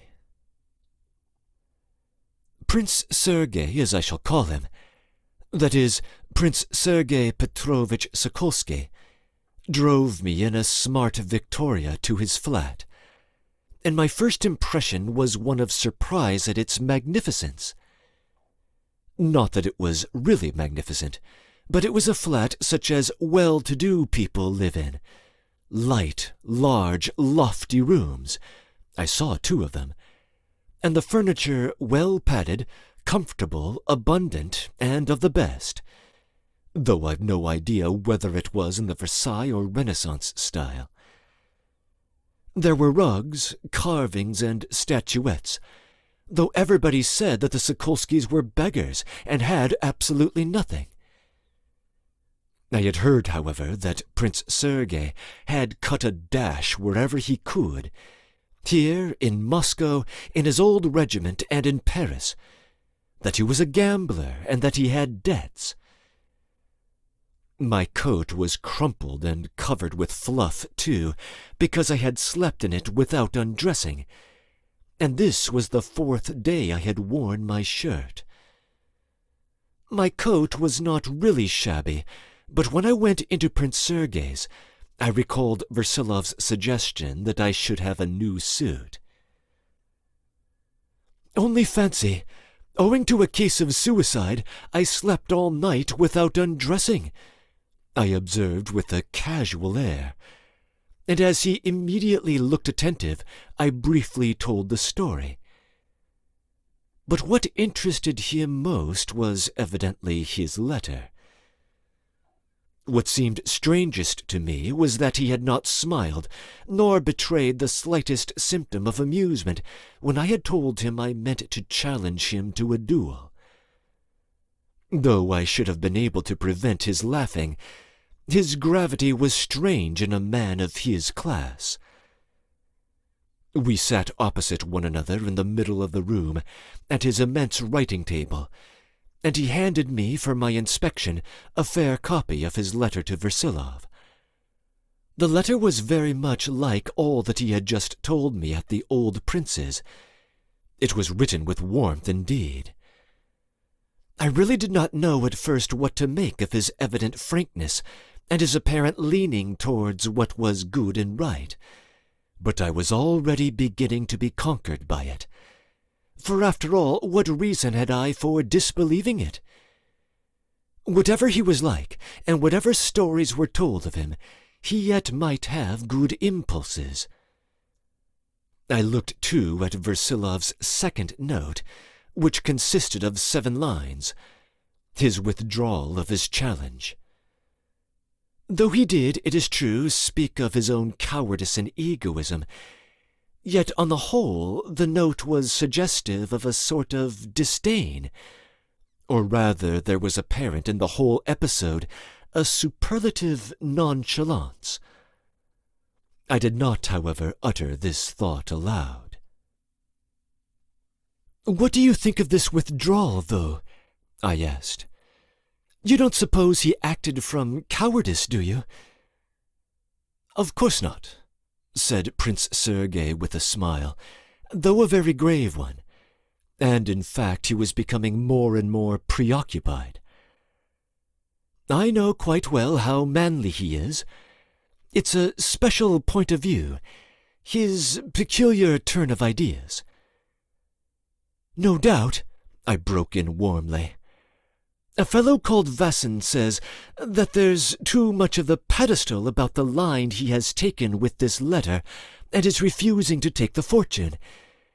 But to my mind, things like that aren't done for effect, but correspond with something fundamental within." "I know Mr. VIII very well," observed Prince Sergei. "Oh, yes, you must have seen him in Luga." We suddenly glanced at one another, and I remember I flushed a little. Anyway, he changed the subject. I had a great longing to talk, however. The thought of one person I had met the day before tempted me to ask him certain questions, but I did not know how to approach the subject. And altogether I felt ill at ease. I was impressed, too, by his perfect breeding, his courtesy, his manner, his absence of constraint. In fact, by the polish which these aristocrats acquire almost from the cradle. I saw 2 glaring mistakes in grammar in his letter, and as a rule, when I meet such people, I'm not at all overawed and only become more abrupt, which is sometimes perhaps a mistake. But on this occasion, the thought that I was covered with fluff contributed to my discomfiture, so that, in fact, I floundered a little and dropped into being over-familiar. I caught Prince Sergei eyeing me very intently at times. "Tell me, Prince," I blurted out suddenly, "don't you secretly think it absurd that a youngster like me should think of challenging you, especially for an affront to someone else? An affront to a father may well be resented. No, I don't think it's absurd. It seems to me that it's dreadfully absurd, from one point of view, not of course from my own, especially as my name is Dolgoruki and not Versilov. And if you're telling me a falsehood or are trying to smooth things over simply from worldly politeness, it stands to reason that you were deceiving me in everything else." "No, I don't think it's absurd," he repeated with great seriousness. "How could you help feeling like a son to your father? It's true you're young, because, I don't know, I believe that a youth not of age can't fight a duel, and a challenge can't be accepted from him by the rules. But there is, if you like, one serious objection to be made. If you send a challenge without the knowledge of the offended party on whose behalf you are acting, you seem to be guilty of a certain lack of respect to him, don't you?" Our conversation was interrupted by a footman who came in to make some announcement. Prince Sergei, who seemed to have been expecting him, went at once to meet him without finishing what he was saying. So the announcement was made in an undertone, and I did not hear it. "Excuse me," said Prince Sergei, turning to me. "I'll be back in a moment." And he went out. I was left alone. I walked up and down the room, thinking. Strange to say, he attracted me, and at the same time repelled me intensely. There was something in him for which I could not find a name, though it was very repellent. If he isn't laughing at me, he certainly must be very guileless. But if he has been laughing at me, then perhaps I should think him cleverer, I thought rather oddly. I went up to the table and read the letter to Versilov once more. In my abstraction I didn't notice the time, but when I roused myself, I found that the prince's minute had lasted at least a quarter of an hour. This disturbed me a little. I walked up and down once more. At last I took my hat and decided, I remember, to go out to try and find someone to send to Prince Sergei, and when he came, to say good-bye to him at once, declaring that I had work to do and could stay no longer. I fancied that that would be the most suitable thing to do, for I was rather tormented by the idea that he was treating me very casually in leaving me so long. There were 2 doors in the room, both shut, and on the same side, one at each end of it. Forgetting which door I had come in by, or rather lost in thought, I opened one of them, and suddenly, in a long, narrow room, I saw, sitting on the sofa, my sister Lisa. There was no one else in the room, and she was certainly waiting for someone. But before I had time even to feel surprised, I heard the voice of Prince Sergei speaking loudly to someone, and returning to the study. I hurriedly closed the door, and Prince Sergei, coming in at the other, noticed nothing. I remember he began to apologize, and said something about Anna Fyodorovna. But I was so amazed and confused that I hardly took in what he said, and could only mutter that I simply must go home, and, stubbornly persisting in this, I beat a hasty retreat. The well-bred prince must have looked with curiosity at my manners. He came with me right into the hall, still talking, and I neither answered nor looked at him.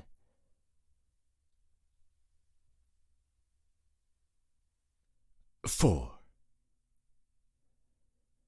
I turned to the left when I got into the street and walked away at random. There was nothing coherent in my mind. I walked along slowly, and I believe I had walked a good way, some 500 paces, when I felt a light tap on my shoulder. I turned and saw Lisa. She had overtaken me and tapped me on the shoulder with her umbrella. There was a wonderful gaiety and a touch of roguishness in her beaming eyes. "How glad I am you came this way, or I shouldn't have met you today." She was a little out of breath from walking fast.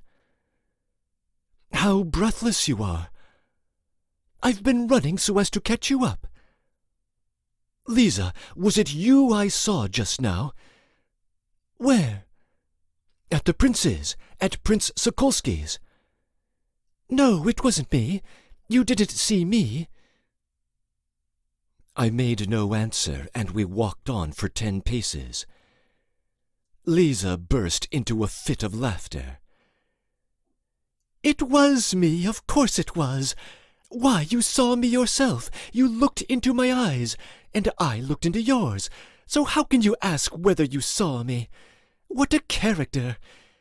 And do you know I dreadfully wanted to laugh when you looked at me then? You looked so awfully funny." She laughed violently. I felt all the anguish in my heart fade away at once. "But tell me, how did you come to be there?" "To see Anna Fyodorovna." "What Anna Fyodorovna?" "Madame Stolbeyev. When we were staying in Luga, I used to spend whole days with her. She used to receive Mother too, and used even to come and see us, though she visited scarcely anyone else there. She is a distant relation of Andrei Petrovitch's, and a relation of Prince Sokolsky's too. She's a sort of old aunt of his." "Then she lives at Prince Sokolsky's?" "No, he lives with her." "Then whose flat is it?" "It's her flat. The whole flat has been hers for the last year. Prince Sokolsky has only just arrived and is staying with her. Yes, and she's only been in Petersburg 4 days herself." "I say, Lisa, Bother her flat and her too. No, she's splendid. Well, let her be, that's her affair. We're splendid too. See what a day it is, see how jolly. How pretty you are today, Lisa. But you're an awful baby, though. Arkady, tell me, that girl, the one who came yesterday— No, the pity of it, Lisa, the pity of it. Ah, what a pity, what a fate. Do you know it's a sin for us to be walking here so happily, while her soul is hovering somewhere in darkness, in some unfathomable darkness, after her sin and the wrong done her? Arkady, who was responsible for her suicide? Oh, how terrible it is! Do you ever think of that outer darkness? Oh, how I fear death, and how sinful it is! I don't like the dark. What a glorious thing the sun is! Mother says it's a sin to be afraid. Arkady, do you know Mother well? Very little, Lisa. Very little so far. Ah, what a wonderful person she is! And you ought to get to know her. She needs understanding. Yes, but you see, I didn't know you either. But I know you now, thoroughly. I've found you out altogether in 1 minute. Though you are afraid of death, Lisa, you must be proud, bold, plucky. Better than I am, ever so much better. I like you awfully, Lisa. Lisa, let death come when it must, but meantime let us live. Let us live. No, let us pity that poor girl, but let us bless life all the same. Don't you think so? I have an idea, Lisa. Lisa, you know, of course, that Versilov has refused to take the fortune. You don't know my soul, Lisa. You don't know what that man has meant to me. Not know, indeed. I know all that. You know all about it? But of course you would. You're clever, cleverer than Vassin. Mother and you have eyes that are penetrating and humane. I mean a point of view, that is. I'm talking nonsense. Lisa, I'm not good for much in lots of ways. You want taking in hand, that's all. Take me in hand, Lisa. How nice it is to look at you today. Do you know that you are very pretty?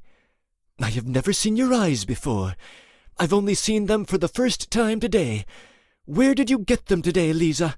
Where have you bought them? What price have you paid for them? Lisa, I've never had a friend, and I've thought the idea of friendship nonsense. But it's not nonsense with you. Shall we be friends? You understand what I mean? I quite understand. And you know, we'll simply be friends. No conditions, no contract. Yes, simply, with only one condition, that if ever we blame one another, if we're displeased about anything, if we become nasty and horrid, even if we forget all this, we will never forget this day and this hour. Let's vow that to ourselves. Let us vow that we will always remember this day, and how we walked arm in arm together, and how we laughed and were gay. Yes, shall we? Yes, Lisa, yes, I swear. But, Lisa, I feel as though I'm hearing you talk for the first time. Lisa, have you read much? He has never asked till now. Only yesterday, for the first time, when I said something, you deigned to notice me, honoured sir, Mr. Wiseacre. But why didn't you begin to talk to me if I've been such a fool? I kept expecting you'd grow wiser. I've been watching you from the very first, Arkady Makarovitch, and as I watched you I said to myself, he'll come to me, it's bound to end in his coming. And I made up my mind I'd better leave you the honour of taking the first step.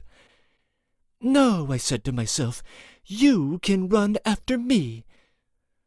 Ah, you coquette! Come, Lisa, tell me honestly, have you been laughing at me for the last month?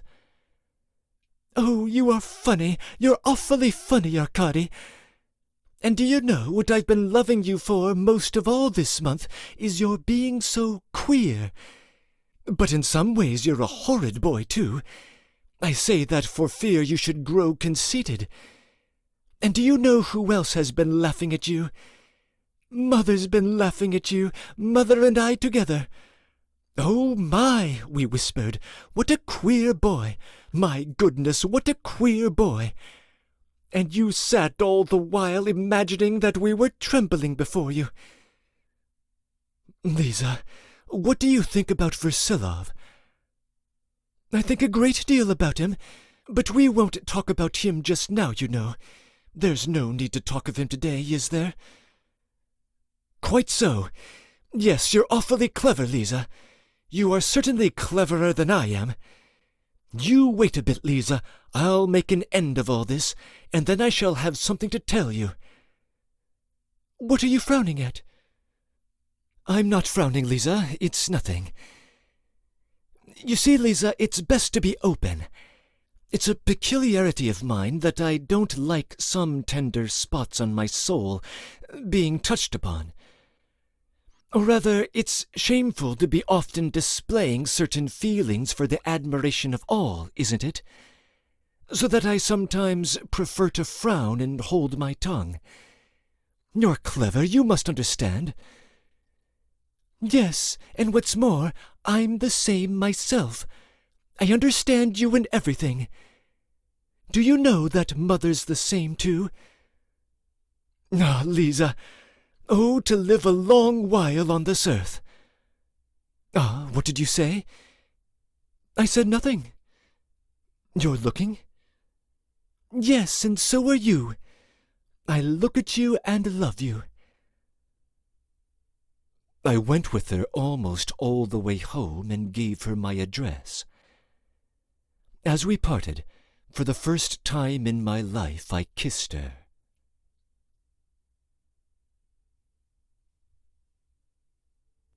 V.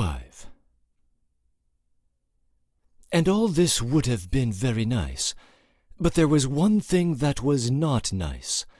One painful thought had been throbbing in my mind all night, and I could not shake it off. This was, that when I had met that unhappy girl at the gate, I told her I was leaving the house myself, leaving home, that one left bad people and made a home for oneself, and that Versilov had a lot of illegitimate children. Such words from a son about his father must, of course, have confirmed all her suspicions of Versilov's character and of his having insulted her. I had blamed Stebelkov, but perhaps I had been the chief one to pour oil on the flames. That thought was awful. It is awful even now. But then, that morning, though I'd begun to be uneasy, I told myself it was all nonsense. Oh, things had gone too far already apart from me, I repeated from time to time. It's nothing. It will pass. I shall get over it. I shall make up for this somehow. I've 50 years before me. But yet the idea haunted me.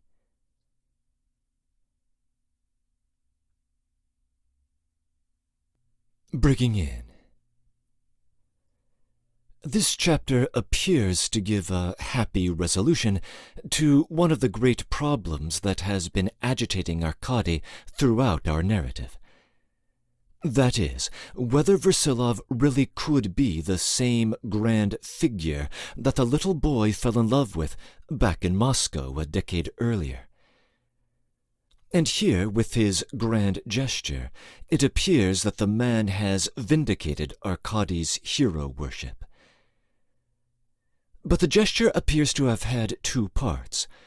First, the challenge to a duel, which is countermanded a few hours later with the note offering the inheritance. It is possible that the first part was offered in a genuine outburst of egoism, from which he repented shortly thereafter. But it might have been a deliberate 1-2 punch, allowing Versilov to cover all the aristocratic bases of honor in a very clever way. And he seems vindicated on another front as well. The mysterious love child of Lydia Akhmakova is not his, and his offer of matrimony appears to have been a wildly self-sacrificial, face-saving gesture for her benefit. Clearly enough, though, Arkady is still touchy about his father's romantic life. Here, furious with Olympiada, whom we encountered briefly under the moniker The Pillow in the 2nd chapter, for her infatuation with him. In another translation, we learn that he made a fig when the old prince told him about her. That is, imagined making a rude gesture to the lovesick girl. When Arkady jubilantly declares in section 1 that his father was dead and liveth, he was lost and is found, he is quoting from the parable of the prodigal son in the 15th chapter of Luke. But he has the relations reversed. He, the son, has been judging the wayward father, and happily finds his father restored to life. We might wonder if there is something absurd about this inversion, and whether Arkady is in a good position to judge. And indeed, we already have reasons to think that not everything is as it seems. Arkady can detect an element of disdain in Versilov's note to Prince Sergei, and there is some ambiguity in Arkady's interaction with the latter.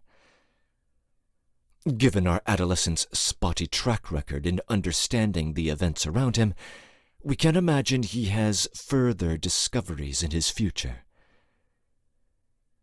Certainly, we have much left to learn about what happened in Luga 1 year prior to the events being narrated.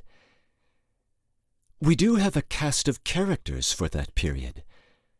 Lisa, her and Arkady's mother Sonia, Lydia's baby, Prince Sergei, Vasin, and this Anna Fyodorovna.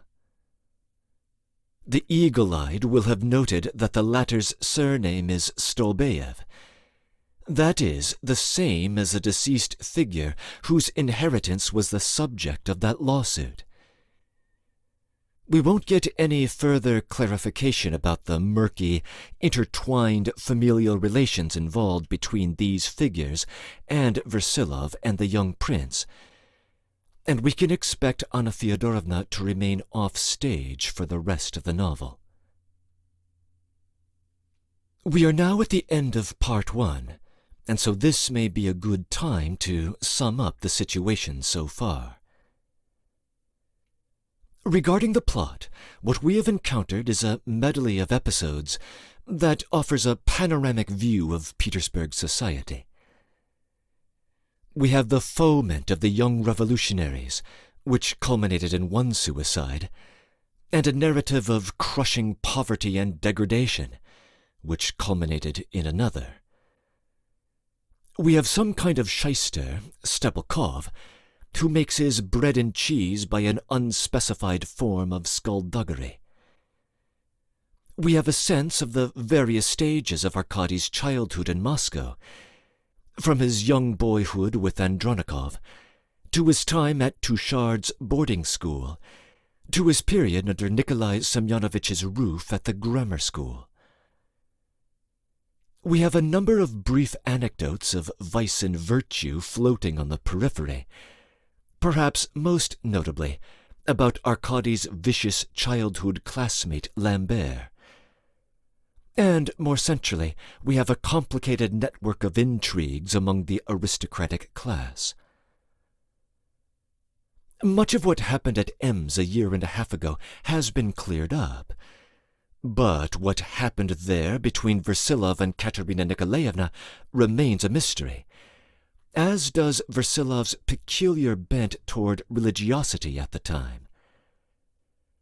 As noted earlier, what happened at Luga 1 year ago is also unknown, and what lurks beneath the surface of the various relations between our characters has yet to be fully revealed. We still know very little of the young Prince Sergei Sokolsky. Arkady still has a critical document sewn up in his jacket that could badly upset the equilibrium of these relations, and which Katerina Nikolaevna desperately wishes to track down. And at the center of things is the fabulous wealth of the old and eccentric Prince Nikolai Sokolsky. We also have a menagerie of disparate ideas, which will only get more populous as time goes by. The materialistic historical philosophy of the revolutionaries. Whatever it is that Kraft had in mind before his suicide. Whatever quasi-religious impulse Versilov had at Ems, and may still have for all we know. The amoral horror of a Lambert. The deflationary, matter-of-fact attitude of a Vassin. The romantic bent toward high ideals to which the old prince and Arkady often give voice, and Arkady's own personal idea, which he develops at length in Chapter 5. And Arkady's mind is very much in the balance. His great idea from that chapter might look a little bit like a spiritualized version of the Libertarian Party platform, but, as noted earlier, it also unmistakably has overlap with the platform of the underground man, from Dostoevsky's famous novella of a decade prior.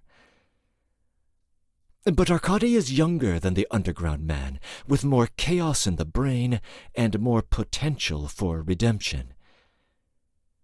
It appears that he cannot hold his own ideals consistently, as he finds himself desiring both withdrawn independence and social contact and intimacy at the same time. He despises women, but is deeply infatuated with them. In chapters 4 and 5, he disdains anyone who uses his illegitimacy as an avenue for pity, but in chapter 6, he presses exactly that point, and so on. In section 4 of the current chapter, Lisa tells him that he simply needs taking in hand. Perhaps she is right. We have clues that Arkady does not receive an immediate cure for his condition, for he is writing these notes close to a year after the events, and when he does so, he describes his idea of Chapter 5 in the present tense, as though he still embraces it enthusiastically. But Arkady the narrator is as dynamic a figure as Arkady the character of his own notes, and perhaps the narrator of the final pages will be different from the narrator of Part 1. As observed at the outset, a raw youth has about as sophisticated a structure as you will find in any Bildungsroman, and the changing nature of our narrator will be one of the things to keep an eye on as we proceed. Whatever the case, our adolescent has much to learn, as we turn our attention, in Part 2, to another episode in this tumultuous year of his development. End of comments.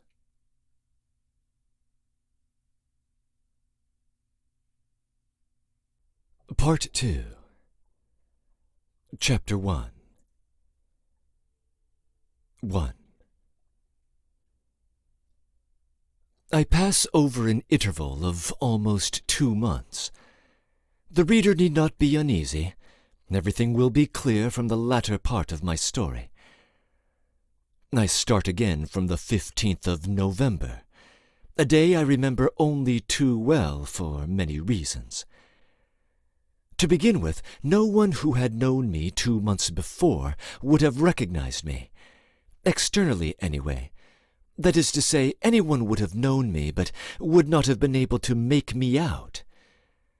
To begin with, I was dressed like a dandy.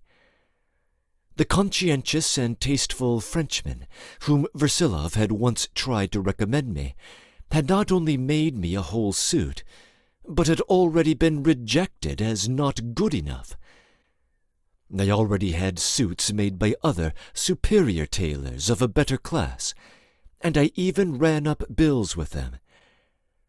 I had an account, too, at a celebrated restaurant, but I was still a little nervous there and paid on the spot whenever I had money, though I knew it was mauvais ton, and that I was compromising myself by doing so.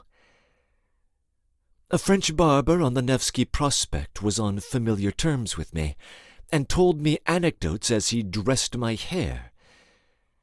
And I must confess I practiced my French on him. Though I know French, and fairly well indeed, yet I'm afraid of beginning to speak it in grand society, and I dare say my accent is far from Parisian. I have a smart coachman, Matvey, with a smart turnout, and he is always at my service when I send for him. He has a pale sorrel horse, a fast trotter. I don't like greys. Everything is not perfect, however. It's the 15th of November and has been wintry weather for the last 3 days, and my fur coat is an old one, lined with raccoon, that once was Versilov's. It wouldn't fetch more than 25 roubles. I must get a new one, and my pocket is empty, and I must besides have money in reserve for this evening, whatever happens. Without that I shall be ruined and miserable. That was how I put it to myself at the time. No, degradation! Where had these thousands come from, these fast trotters, these expensive restaurants? How could I all at once change like this and forget everything?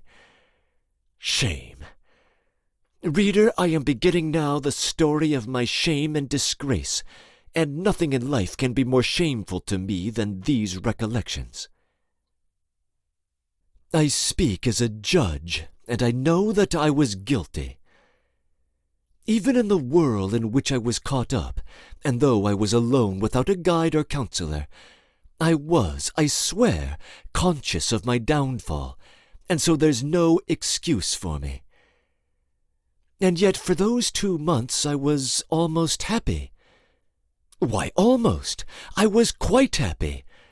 And so happy, would it be believed, that the consciousness of my degradation, of which I had glimpses at moments, frequent moments, and which made me shudder in my inmost soul, only intoxicated me the more.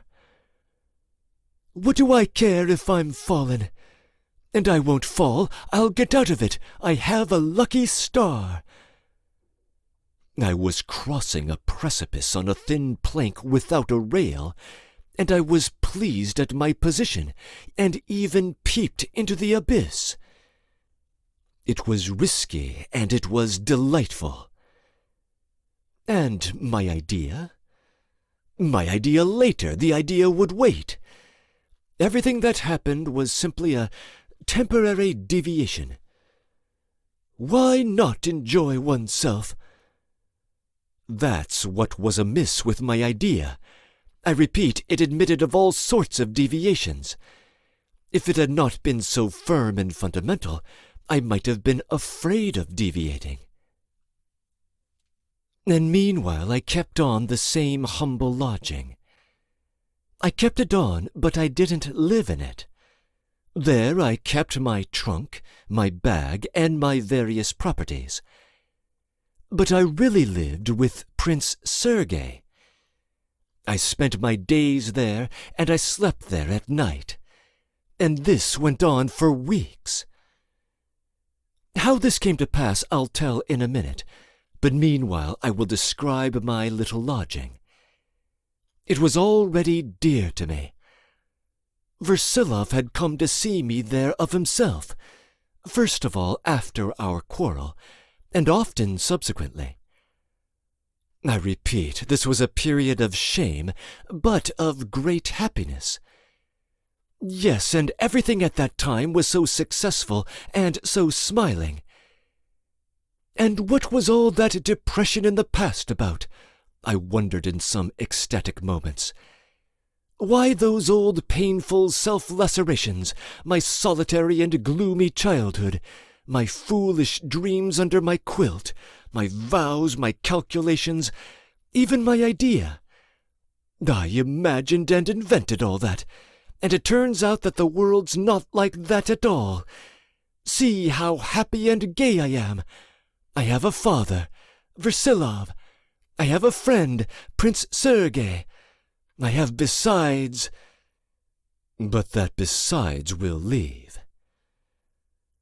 Alas, it was all done in the name of love, magnanimity, honor, and afterwards it turned out hideous, shameless, and ignominious.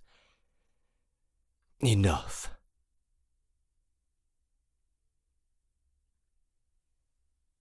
Breaking in.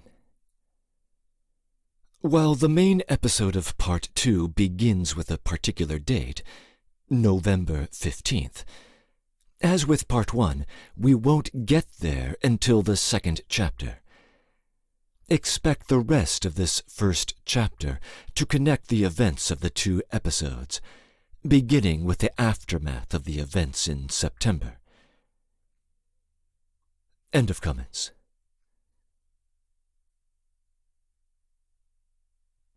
2. He came to see me for the first time 3 days after our rupture. I was not at home, and he waited for me. Though I had been expecting him every day, when I went into my tiny cupboard of a room, there was a mist before my eyes, and my heart beat so violently that I stopped short in the doorway. Fortunately, my landlord was with him, having thought it necessary to introduce himself at once, that the visitor might not be bored with waiting. He was eagerly describing something to Versilov.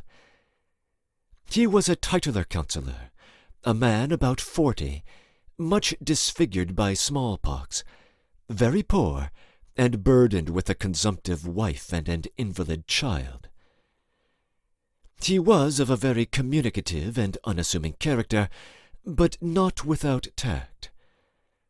I was relieved at his presence, which was a positive deliverance for me, for what could I have said to Versilov? I had known in earnest, that Versilov would come of his own prompting, exactly as I wanted him to, for nothing in the world would have induced me to go to him first, and not from obstinacy, but just from love of him, a sort of jealous love.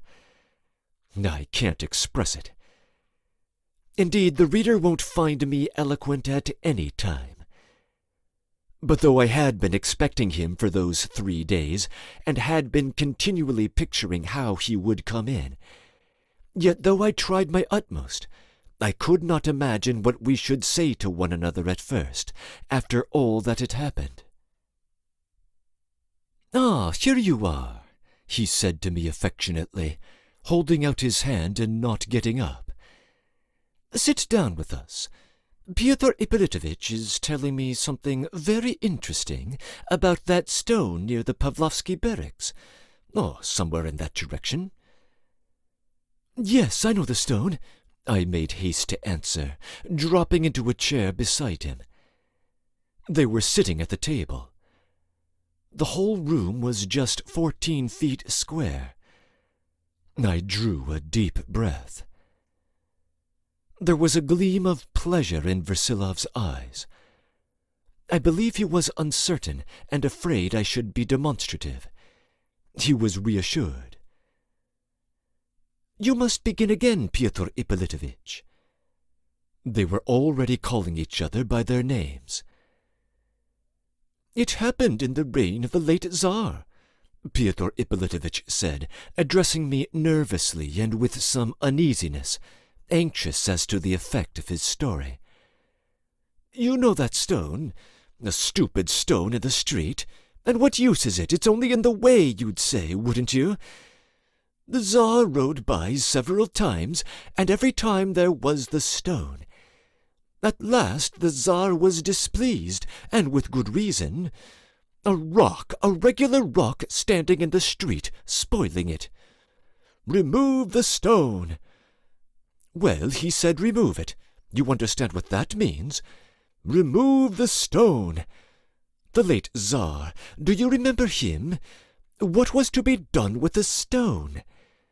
They all lost their heads. There was the town council, and a most important person, I can't remember his name, one of the great personages of the time, who was put in charge of the matter. Well, this great personage listened, and they told him it would cost 15,000 roubles, no less, and in silver too. For it was not till the time of the late Tsar that paper money could be changed into silver. 15,000, what a sum! At first the English wanted to bring rails and remove it by steam, but think what that would have cost. There were no railways then. There was only one, running to Tsarskoye Selo. Why, they might have smashed it up, I cried, frowning. I felt horribly vexed and ashamed in Versilov's presence. But he was listening with evident pleasure. I understood that he was glad to have the landlord there, as he, too, was abashed with me. I saw that. I remember I felt it somehow touching in him. Smash it up? Yes, that was the very idea they arrived at. And Montferrand, too. He was building St. Isaac's Cathedral at the time. Smash it up, he said, and then take it away. But what would that cost? It would cost nothing. Simply break it up and carry it away. No, excuse me, a machine would be wanted to do it, a steam engine. And besides, where could it be taken? And such a mountain, too. 10,000, they said, not less than 10 or 12,000. I say, Pyotr Ippolitovitch, that's nonsense, you know. It couldn't have been so. But at that instant Versilov winked at me unseen, and in that wink I saw such delicate compassion for the landlord, even distress on his account, that I was delighted with it, and I laughed. Well, well, then, cried the landlord, delighted. He had noticed nothing and was awfully afraid, as such storytellers always are, that he would be pestered with questions. But then a Russian workman walks up, a young fellow, you know the typical Russian, with a beard like a wedge, and a long-skirted coat, and perhaps a little drunk too. But no, he wasn't drunk. He just stands by while those Englishmen in Montferrand are talking away, and that great personage drives up just then in his carriage, and listens, and gets angry at the way they keep discussing it and can't decide on anything. And suddenly he notices the workman at a distance, standing there and smiling deceitfully. That is, not deceitfully, though. I'm wrong there. What is it? Derisively, Versilov prompted him discreetly. Derisively, yes, a little derisively. That kind, good Russian smile, you know. The great personage was in a bad humor, you understand. What are you waiting here for, Big Beard? Said he. Who are you? Why, I'm looking at the stone here, your Highness, says he. Yes, I believe he said Highness, and I fancy it was Prince Suvorov, the Italian one, the ancestor of the general. But no, it was not Suvorov, and I'm so sorry I've forgotten who it was exactly. But though he was a highness, he was a genuine thoroughbred Russian, a Russian type, a patriot, a cultured Russian heart. Well, he saw what was up. "What is it?" says he. "Do you want to take away the stone? What are you sniggering about?" "At the Englishmen chiefly, your highness. They ask a prodigious price because the Russian purse is fat, and they've nothing to eat at home. Let me have 100 roubles, your highness," says he. "By tomorrow evening we'll move the stone." Can you imagine such a proposition? The English, of course, are ready to devour him. Montferrand laughs. But that highness with the pure Russian heart says, "Give him 100 roubles, but surely you won't remove it," says he. "Tomorrow evening, your highness, we'll have it on the move," says he. "But how will you do it?" "If you'll excuse me, your highness, that's our secret," he says, and in that Russian way, you know. It pleased him. Hey, give him everything he wants. And so they left it. What would you suppose he did? The landlord paused and looked from one to the other with a face full of sentiment. "I don't know," said Versilov, smiling. I scowled. "Well, I'll tell you what he did," said the landlord, with as much triumph as though it were his own achievement. "He hired some peasants with spades, the simple Russians, and began digging a deep hole just at the edge of it. They were digging all night. They dug an immense hole as big as the stone, and just about 1.5 inches deeper, and when they dug it out, he told them to dig out the earth from under the stone, cautiously, little by little. Well, naturally, as they'd dug the earth away, the stone had nothing to stand upon.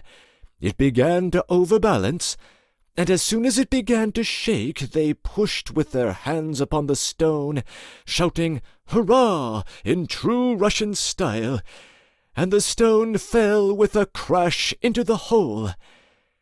Then they shoveled earth on it, rammed it down with a mallet, paved it over with yellow stones.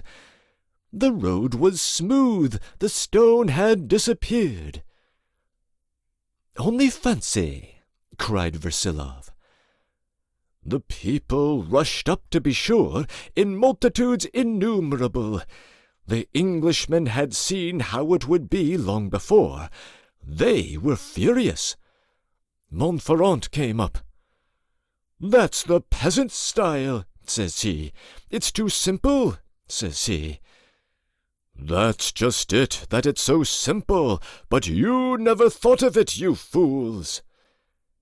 And so I tell you, that commander, that great personage, simply embraced him and kissed him. 'And where do you come from?' says he. 'From the province of Yaroslav, your excellency. We're tailors by trade, and we come to Petersburg in the summer to sell fruit.' Well, it came to the ears of the authorities. The authorities ordered a medal to be given him, and so he went about with a medal on his neck. But he drank himself to death afterwards, they say. You know the typical Russian, he has no self-restraint. That's why the foreigners have got the better of us so far. Yes, there it is." "Yes, of course, the Russian mind," Versilov was beginning. But at this point, luckily, the landlord was called away by his invalid wife, and hastened off, or I should have been unable to restrain myself. Versilov laughed. "He's been entertaining me for a whole hour, my dear. That stone is the very model of patriotic unseemliness among such stories. But how could I interrupt him? As you saw, he was melting with delight. And what's more, I believe the stone's there still, if I'm not mistaken, and hasn't been buried in the hole at all." "Good heavens, yes!" I cried. "That's true. How could he dare?" "What's the matter? Why, I believe you're really indignant. He certainly has muddled things up. I heard a story of the sort about a stone when I was a child, only of course it was a little different, and not about the same stone. That it came to the ears of the authorities. Why, there was a paean of glory in his heart when he uttered that phrase, 'It came to the ears of the authorities.' In the pitiful narrowness of their lives, they can't get on without such stories. They have numbers of them, chiefly owing to their incontinence. They've learnt nothing, they know nothing exactly, and they have a longing to talk about something besides cards and their wares, something of universal interest, something poetic. What sort of man is this Pyotr Ippolitovitch?" "A very poor creature, and unfortunate too." "Well, there you see, perhaps he doesn't even play cards. I repeat, in telling that foolish story, he was satisfying his love for his neighbor. You see, he wanted to make us happy. His sentiment of patriotism was gratified too. They've got another story, for instance, that the English gave Zavyalov $1 million on condition that he shouldn't put his stamp on his handiwork." "Oh, goodness, I've heard that story too." "Who hasn't heard it? And the teller of it knows too that you have heard it, but he still tells it, intentionally supposing that you haven't. The vision of the Swedish king, I believe, is a little out of date with them now, but in my youth it used to be repeated unctuously, in a mysterious whisper.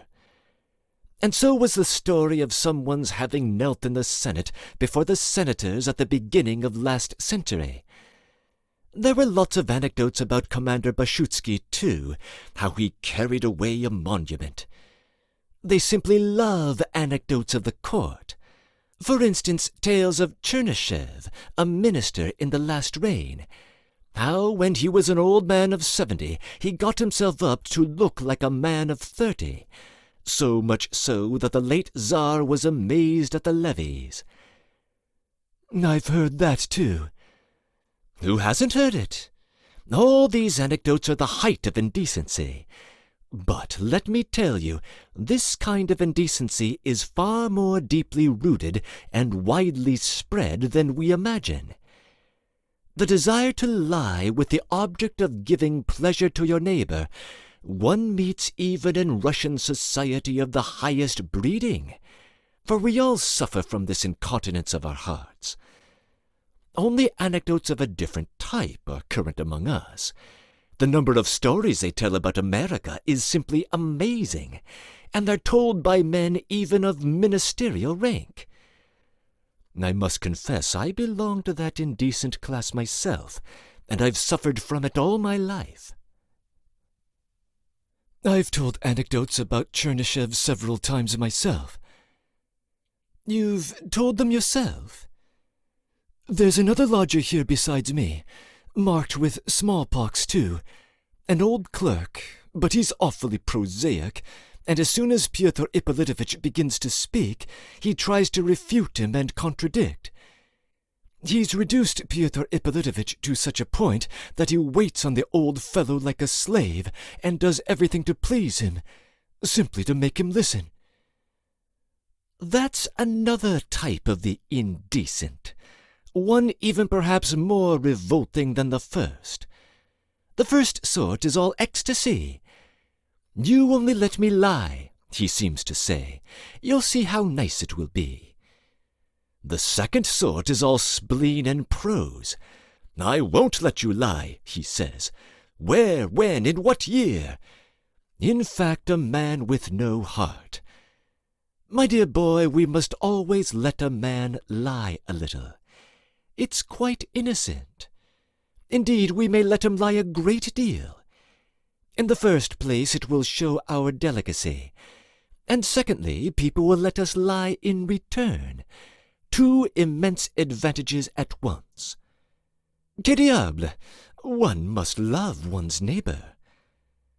But it's time for me to be off. You've arranged the place charmingly," he added, getting up from his chair. "I'll tell Sofya Andreevna and your sister that I've been here and found you quite well.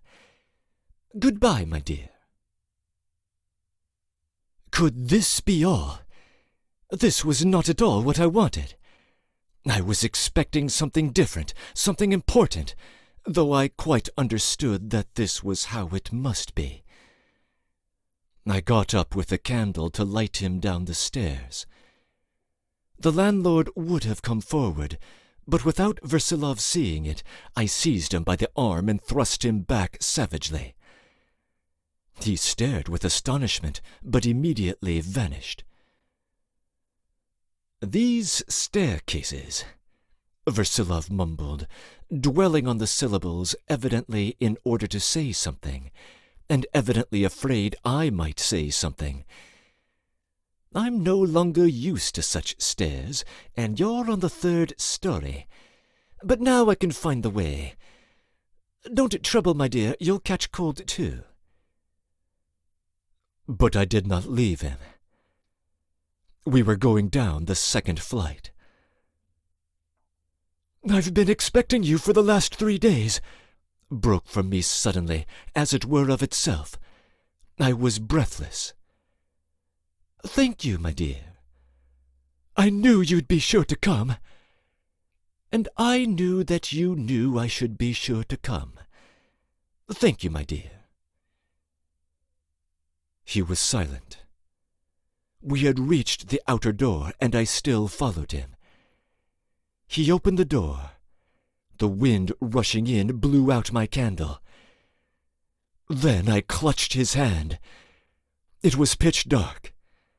He started but said nothing. I stooped over his hand and kissed it greedily several times, many times. "My darling boy, why do you love me so much?" he said, but in quite a different voice.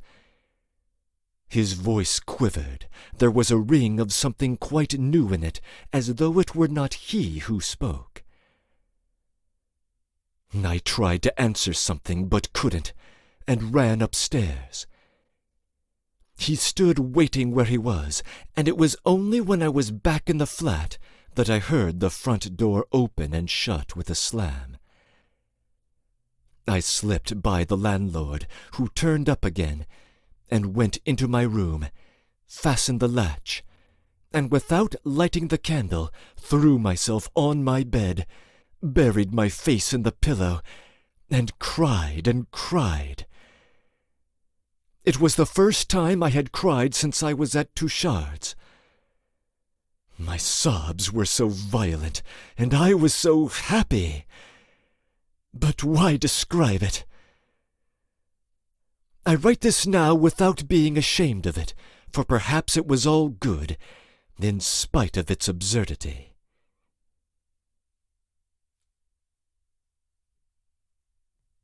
III. But didn't I make him suffer for it? I became frightfully overbearing. There was no reference to the scene between us afterwards. On the contrary, we met 3 days later as though nothing had happened. What's more, I was almost rude that evening, and he too seemed rather dry. This happened in my room again. For some reason I had not been to see him, in spite of my longing to see my mother. We talked all this time, that is, throughout these 2 months, only of the most abstract subjects. And I can't help wondering at it. We did nothing but talk of abstract subjects, of the greatest interest and of vast significance for humanity, of course, but with no bearing whatever on the practical position. Yet many, many aspects of the practical position needed, and urgently needed defining and clearing up. But of that we did not speak. I did not even say anything about my mother or Lisa, nor indeed about myself and my whole history. Whether this was due to shame or to youthful stupidity, I don't know. I expect it was stupidity, for shame I could have overcome. But I domineered over him frightfully, and absolutely went so far as insolence more than once, even against my own feelings. This all seemed to happen of itself, inevitably. I couldn't restrain myself. His tone was, as before, one of light mockery, though always extremely affectionate in spite of everything. I was struck, too, by the fact that he preferred coming to me, so that at last I very rarely went to see my mother, not more than once a week, especially towards the latter part of the time, as I became more and more absorbed in frivolity. He used always to come in the evenings, to sit and chat with me. He was very fond of talking to the landlord, too, which enraged me in a man like him. The idea struck me that he might have nowhere to go except to see me. But I knew for a fact that he had acquaintances, and that he had indeed of late renewed many of his old ties in society, which he had dropped the year before. But he did not seem to be particularly fascinated by them, and seemed to have renewed many of them simply in a formal way. He preferred coming to see me. I was sometimes awfully touched by the timid way in which he almost always opened my door, and for the first minute looked with strange anxieties into my eyes. "Am I in the way?" he seemed to ask. "Tell me, and I'll go." He even said as much sometimes. Once, for instance, towards the end he came in when I had just put on a suit, brand new from the tailor's, and was just setting off to Prince Sergei's, to go off somewhere with him, where I will explain later. He sat down without noticing that I was on the point of going out. He showed at moments a remarkable absence of mind. As luck would have it, he began to talk of the landlord. I fired up. "Oh, damn the landlord!" "Oh, my dear," he said, getting up, "I believe you're going out and I'm hindering you. Forgive me, please." And he meekly hastened to depart. Such meekness towards me from a man like him, a man so aristocratic and independent, who had so much individuality, at once stirred in my heart all my tenderness for him and trust in him. But if he loved me so much, why did he not check me at the time of my degradation? If he had said one word, I should perhaps have pulled up, though perhaps I should not. But he did see my foppery, my flaunting swagger, my smart matvey. I wanted once to drive him back in my sledge, but he would not consent, and indeed it happened several times that he refused to be driven in it. He could see I was squandering money, and he said not a word, not a word. He showed no curiosity even. I'm surprised at that to this day, even now. And yet I didn't stand on ceremony with him, and spoke openly about everything, though I never gave him a word of explanation. He didn't ask, and I didn't speak. Yet on 2 or 3 occasions we did speak on the money question. I asked him on one occasion, soon after he renounced the fortune he had won, how he was going to live now. "Somehow, my dear," he answered with extraordinary composure. I know now that more than half of Tatyana Pavlovna's little capital of 5,000 rubles has been spent on Versilov during the last 2 years. Another time it somehow happened that we talked of my mother. "My dear boy," he said mournfully, "I used often to say to Sofya Andreevna at the beginning of our life together, though indeed I've said it in the middle and at the end too, 'My dear, I worry you and torment you, and I don't regret it as long as you're before me. But if you were to die, I know I should kill myself to atone for it.'" I remember, however, that he was particularly open that evening. "If only I were a weak-willed nonentity and suffered from the consciousness of it. But you see, that's not so. I know I'm exceedingly strong. And in what way do you suppose? Why, just in that spontaneous power of accommodating myself to anything whatever, so characteristic of all intelligent Russians of our generation. There's no crushing me, no destroying me, no surprising me. I've as many lives as a cat. I can, with perfect convenience, experience 2 opposite feelings at one and the same time, and not, of course, through my own will. I know, nevertheless, that it's dishonorable just because it's so sensible. I've lived almost to 50, and to this day I don't know whether it's a good thing I've gone on living or not. I like life, but that follows as a matter of course. But for a man like me, to love life is contemptible. Of late there has been a new movement, and the crafts won't accommodate themselves to things and shoot themselves. But it's evident that the crafts are stupid. We, to be sure, are clever, so that one can draw no parallel, and the question remains open anyway. And can it be that the earth is only for such as we? In all probability it is, but the idea is a comfortless one. However, the question remains open anyway. He spoke mournfully, and yet I didn't know whether he was sincere or not. He always had a manner which nothing would have made him drop.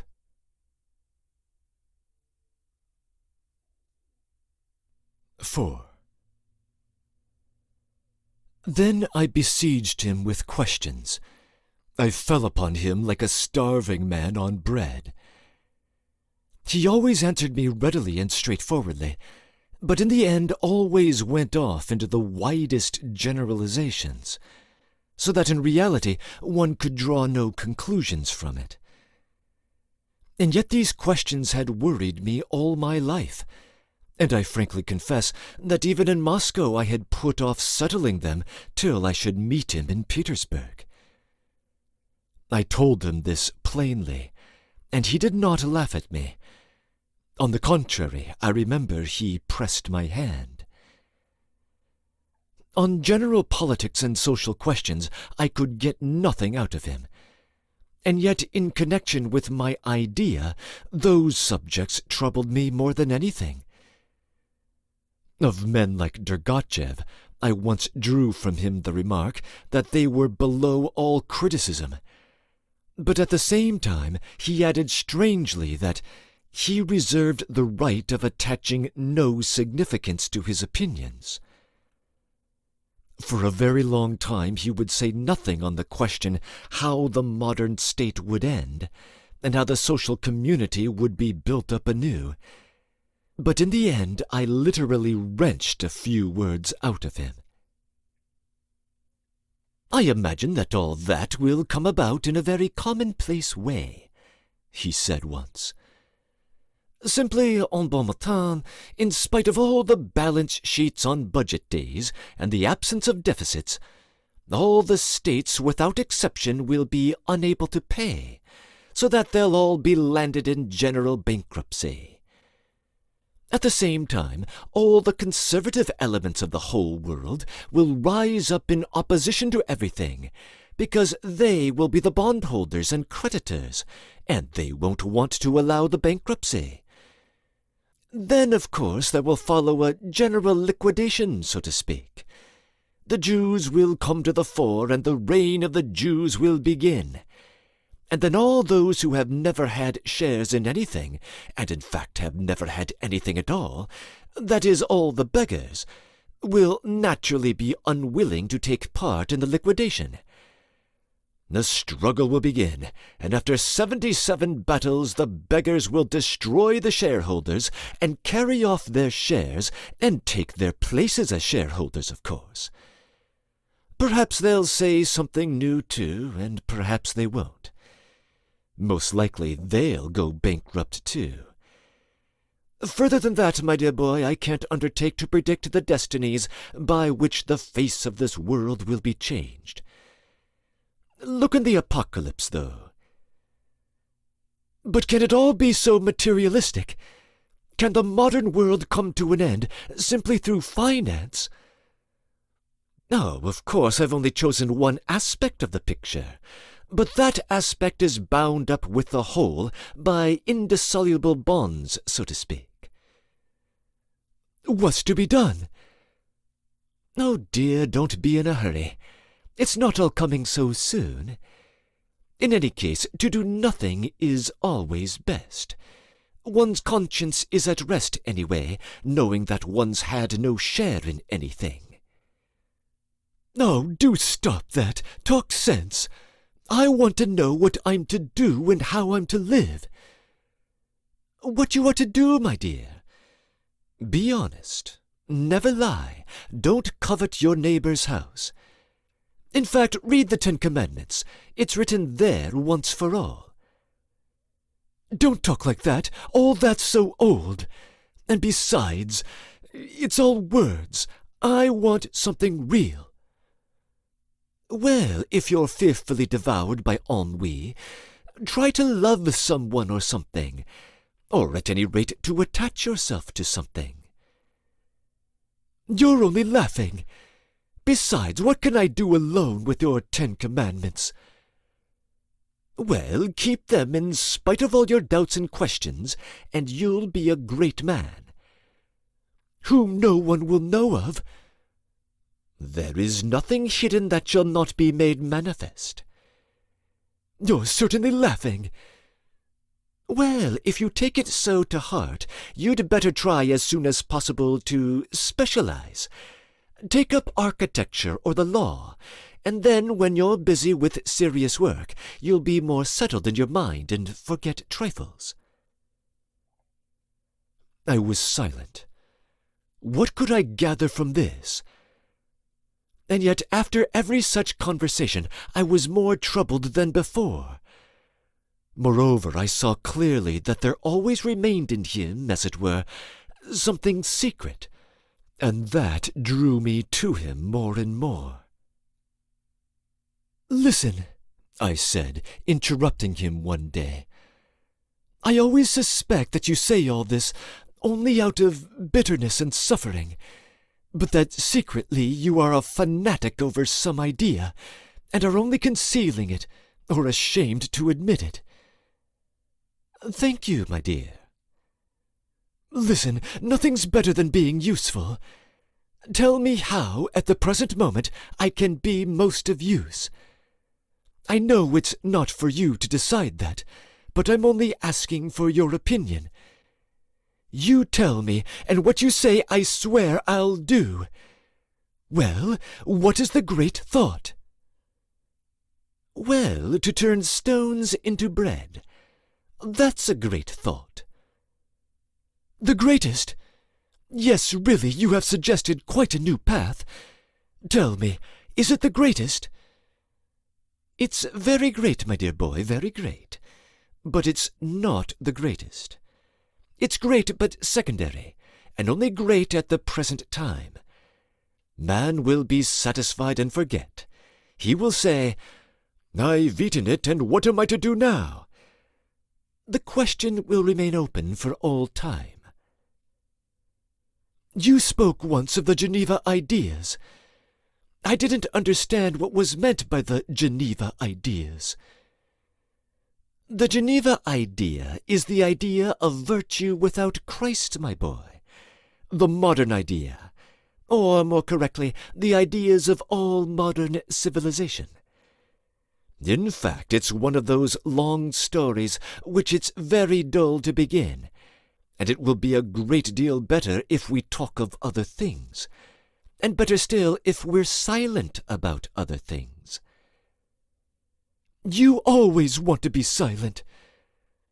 My dear, remember that to be silent is good, safe, and picturesque. Picturesque? Of course. Silence is always picturesque, and the man who is silent always looks nicer than the man who is speaking. Why, talking as we do is no better than being silent. Damn such picturesqueness, and still more damn such profitableness.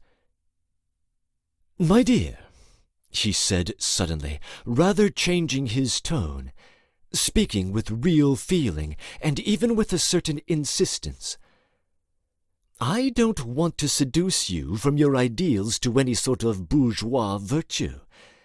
I'm not assuring you that happiness is better than heroism.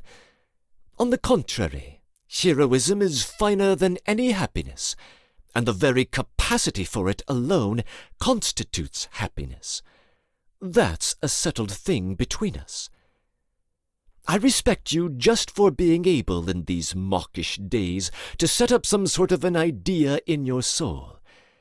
Don't be uneasy, I remember perfectly well. But yet one must think of proportion. For now you want to live a resounding life, to set fire to something, to smash something, to rise above everything in Russia, to call up storm clouds, to throw everyone into terror and ecstasy, while you vanish yourself in North America.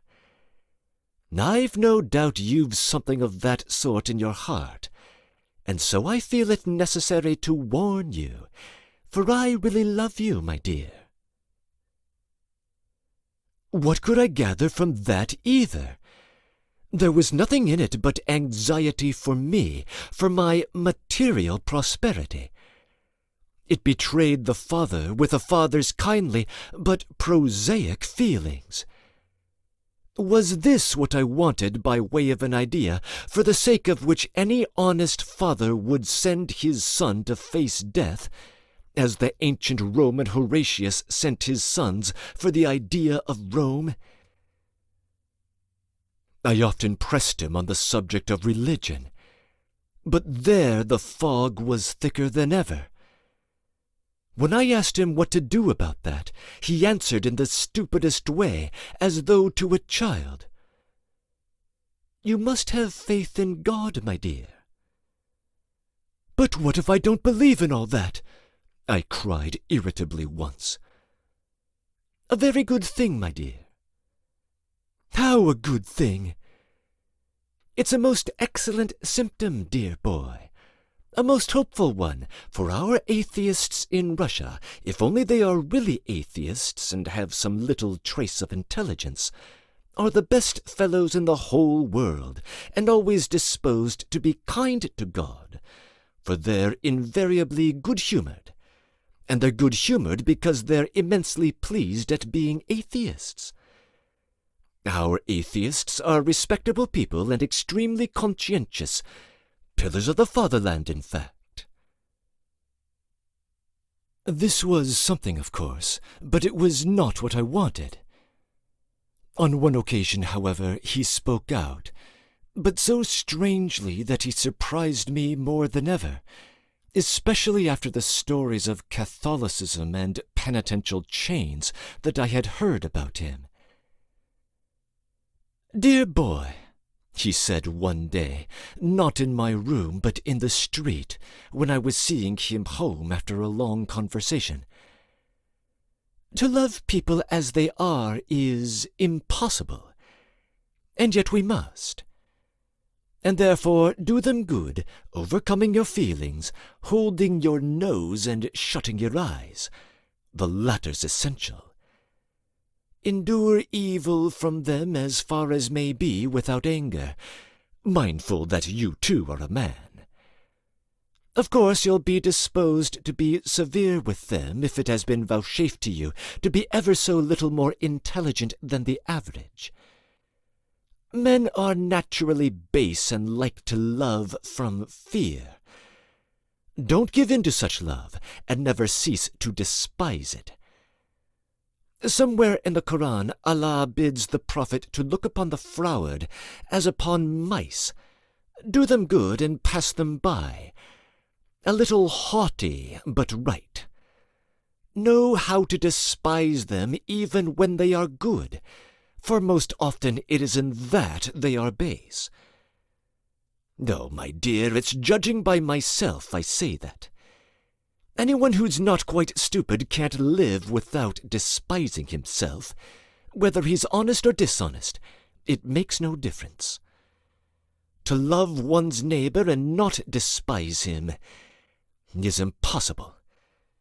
I believe that man has been created physically incapable of loving his neighbor.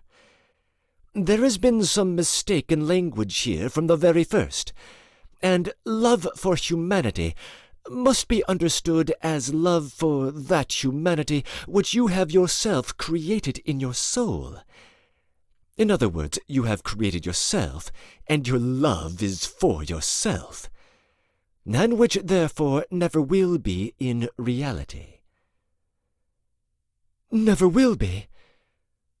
My dear boy, I agree that if this were true it would be stupid, but that's not my fault, for I was not consulted at the creation. I reserve the right to have my own opinion about it. How is it they call you a Christian, then? I cried. A monk in chains, a preacher. I don't understand it. Why, who calls me that? I told him. He listened very attentively, but cut short the conversation. I can't remember what led to this memorable conversation, but he was positively irritated, which scarcely ever happened to him. He spoke passionately and without irony, as though he were not speaking to me. But again I didn't believe him.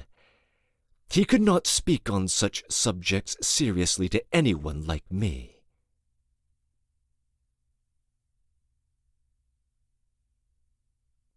Breaking in. Obviously enough, this is a thematically rich chapter, with an array of ideas that will need more careful unpacking later on. Students of Dostoevsky will notice elements of Ivan Karamazov's thought in what Versilov says, including his belief in the impossibility of loving one's neighbor, as well as his reference to turning stones into bread. The latter is an allusion to the first temptation of Christ, as described in Matthew 4 and in Luke 4, and it takes on special resonance in The Legend of the Grand Inquisitor, from Dostoevsky's greatest novel.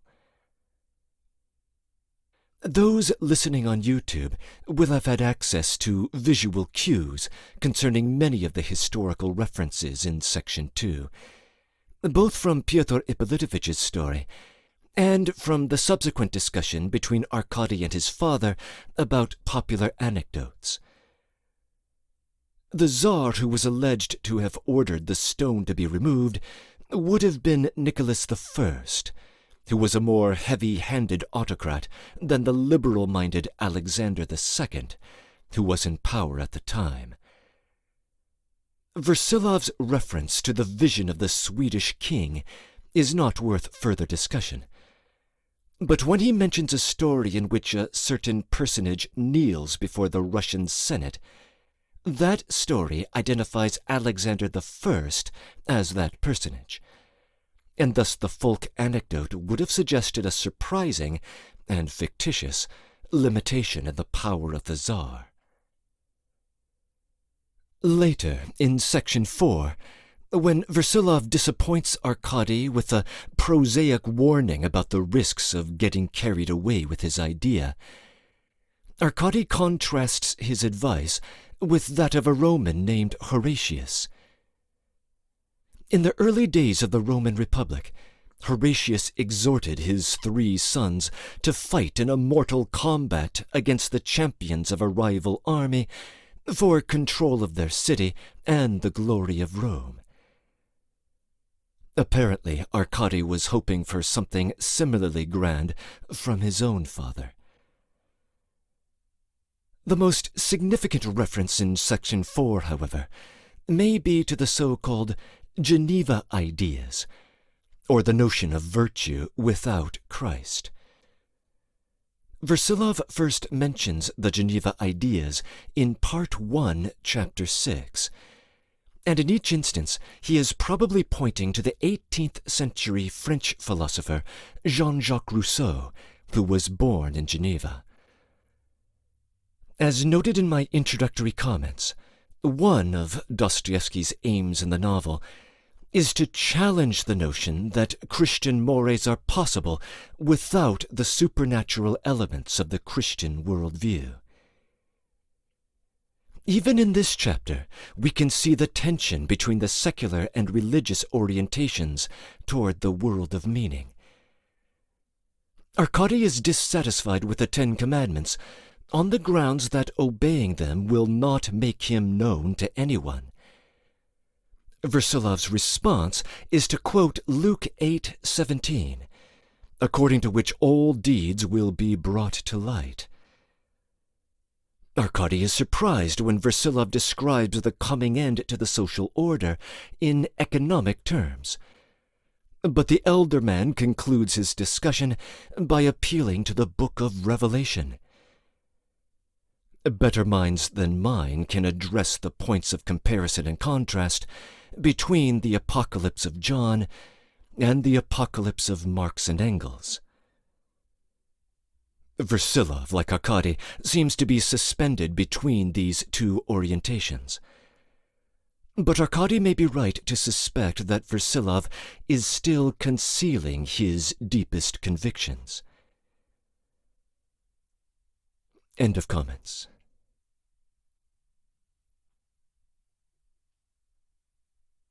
Chapter 2. 1. On that morning, the 15th of November, I found him at Prince Sergei's. I had brought the prince and him together, but they had ties apart from me. I mean the affair abroad and all that. Moreover, the prince had promised to divide the disputed fortune with him, giving him a third, which would mean 20,000 at least. I remember at the time I thought it awfully strange that he was giving him only a third and not the full half, but I said nothing. Prince Sergei gave this promise of his own accord. Versilov had not said a syllable to suggest it, had not dropped a hint. Prince Sergei came forward himself, and Versilov only let it pass in silence, never once alluded to it, and showed no sign that he had the least recollection of a promise. I may mention, by the way, that Prince Sergei was absolutely enchanted with him at first, and still more with the things he said. He fell into positive raptures about him, and several times expressed his feelings to me. Sometimes, when he was alone with me, he exclaimed about himself, almost with despair, that he was so ill-educated that he was on the wrong track. Oh, we were still so friendly then. I kept trying to impress Versilov with Prince Sergei's good points only, and excused his defects, though I saw them myself. But Versilov listened in silence or smiled. "If he has faults, he has at least as many virtues as defects," I once exclaimed to Versilov when I was alone with him. "Goodness, how you flatter him!" he said, laughing. "How do I flatter him?" I said, not understanding. As many virtues? Why, he must be a saint if he has as many virtues as defects. But of course that was not his opinion. In general, he avoided speaking of Prince Sergei at that time, as he did indeed of everything real, but of the prince particularly. I suspected even then that he went to see Prince Sergei without me, and that they were on rather peculiar terms, but I did not go into that. I was not jealous either at his talking to him more seriously than to me, more positively, so to speak, with less mockery. I was so happy at the time that I was actually pleased at it. I explained it, too, by Prince Sergei's being of rather limited intelligence, and so being fond of verbal exactitude. Some jests he absolutely failed to see. But of late he had, as it were, begun to emancipate himself. His feelings for Versilov seemed beginning to change. Versilov, with his delicate perception, noticed it. I may mention at this point that Prince Sergei's attitude to me, too, became different at the same time, rather too obviously, in fact. Only the lifeless forms of our warm earlier relations were maintained. Yet I went on going to see him. I could not indeed help it, having once been drawn into it. Though how clumsy and inexperienced I was then, it is almost beyond belief that mere foolishness of heart can have brought anyone to such humiliation and lack of perception. I took money from him and thought that it didn't matter, that it was quite right. Yet that is not true. Even then I knew that it was not right, but it was simply that I thought very little about it. I did not go to the prince to get money, though I needed the money so much. I knew I did not go for the sake of the money, but I realized that I went every day to borrow money. But I was in a whirl then, and besides all that, I had something very different in my soul. It was singing with joy. When I went in at 11 o'clock in the morning, I found Versilov just finishing a long tirade. Prince Sergei was walking about the room listening, and Versilov was sitting down. Prince Sergei seemed in some excitement. Versilov was almost always able to work him into a state of excitement. He was exceedingly impressionable, to a degree of simplicity indeed, which had often made me look down on him. But, I repeat, of late I had detected in him something like a resentful sneer. He stopped short, seeing me, and a quiver seemed to pass over his face. I knew in my heart to what to attribute the shadow over him that morning, but I had not expected that his face would be so distorted by it. I knew that he had an accumulation of anxieties, but it was revolting that I didn't know more than a 10th part of them. The rest had been kept so far a dead secret from me. But what made it stupid and revolting was that I often obtruded my sympathy on him, gave advice, and often laughed condescendingly at his weakness at being so upset about such trifles. He used to be silent, but he must have detested me at those moments. I was in an utterly false position and had no suspicion of it. Oh, I call God to witness that of the chief trouble I had no suspicion. He courteously held out his hand to me, however. Versilov nodded without interrupting himself. I stretched myself on the sofa.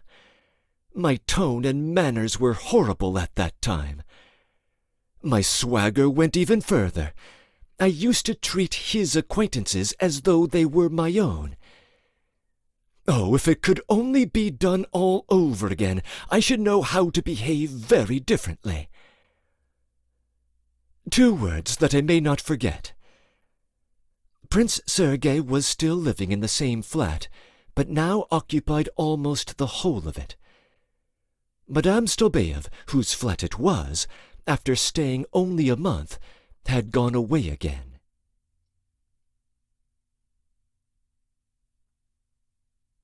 II. They were talking of the aristocracy. I may mention that Prince Sergei grew sometimes much excited over this subject, in spite of his progressive notions. I suspect, indeed, that many of his misdoings had their source and origin in this idea. Attaching great significance to his princely rank, he threw money away in all directions, although he was a beggar, and became involved in debt. Versilov had more than once hinted that this extravagance was not the essence of princeliness, and tried to instill into him a higher conception of it. But Prince Sergei had begun to show signs of resentment at being instructed. Evidently there had been something of the same sort that morning, but I hadn't arrived in time for the beginning of it. Versilov's words struck me at first as reactionary, but he made up for that later on. "The word honor means duty," he said. "I only give the sense as far as I remember it. When the upper class rules in a state, the country is strong. The upper class always has its sense of honor and its code of honor, which may be imperfect, but almost always serves as a bond and strengthens the country, an advantage morally and still more politically. But the slaves, that is all those not belonging to the ruling class, suffer. They are given equal rights to prevent their suffering. That's what has been done with us, and it's an excellent thing. But in all experience so far, in Europe, that is to say, a weakening of the sense of honor and duty has followed the establishment of equal rights. Egoism has replaced the old consolidating principle, and the whole system has been shattered on the rock of personal freedom. The emancipated masses, left with no sustaining principle, have ended by losing all sense of cohesion, till they have given up defending the liberties they have gained. But the Russian type of aristocrat has never been like the European nobility. Our nobility, even now that it has lost its privileges, might remain the leading class as the upholders of honor, enlightenment, science, and higher culture, and, what is of the greatest importance, without cutting themselves off into a separate caste, which would be the death of the idea. On the contrary, the entrance to this class has been thrown open long ago among us, and now the time has come to open it completely. Let every honorable and valiant action, every great achievement in science, enable a man to gain the ranks of the highest class. In that way, the class is automatically transformed into an assembly of the best people in a true and literal sense, not in the sense in which it was said of the privileged caste in the past. In this new, or rather renewed form, the class might be retained." The prince smiled sarcastically. "What sort of an aristocracy would that be? It's some sort of Masonic lodge you're sketching, not an aristocracy." Prince Sergei had been, I repeat, extremely ill-educated. I turned over with vexation on the sofa, though I was far from agreeing with Versilov. Versilov quite understood that the prince was sneering. "I don't know in what sense you talk of a Masonic lodge," he answered. "Well, if even a Russian prince recoils from such an idea, no doubt the time for it has not arrived. The idea of honor and enlightenment as the sacred keys that unlock for any man the portals of a class thus continually renewed is, of course, a utopia. But why is it an impossible one? If the thought is living, though only in a few brains, it is not yet lost, but shines like a tiny flame in the depths of darkness. You are fond of using such words as higher culture, great idea, sustaining principle, and such. I should like to know what you mean exactly by a great idea. I really don't know how to answer that question, dear Prince, Versilov responded with a subtle smile. If I confess to you that I myself am not able to answer it, it would be more accurate. A great idea is most often a feeling which sometimes remains too long undefined. I only know that it's that which has been the source of living life. Gay, joyous life, I mean, not theoretical and artificial. So that the great idea from which it flows is absolutely indispensable, to the general vexation, of course. Why vexation? Because to live with ideas is dreary, and it's always gay without them. The prince swallowed the rebuke.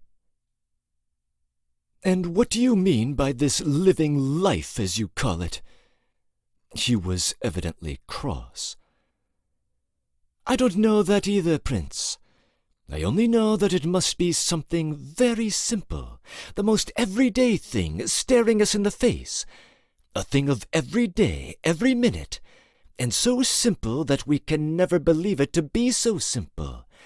And we've naturally been passing it by for thousands of years without noticing it or recognizing it.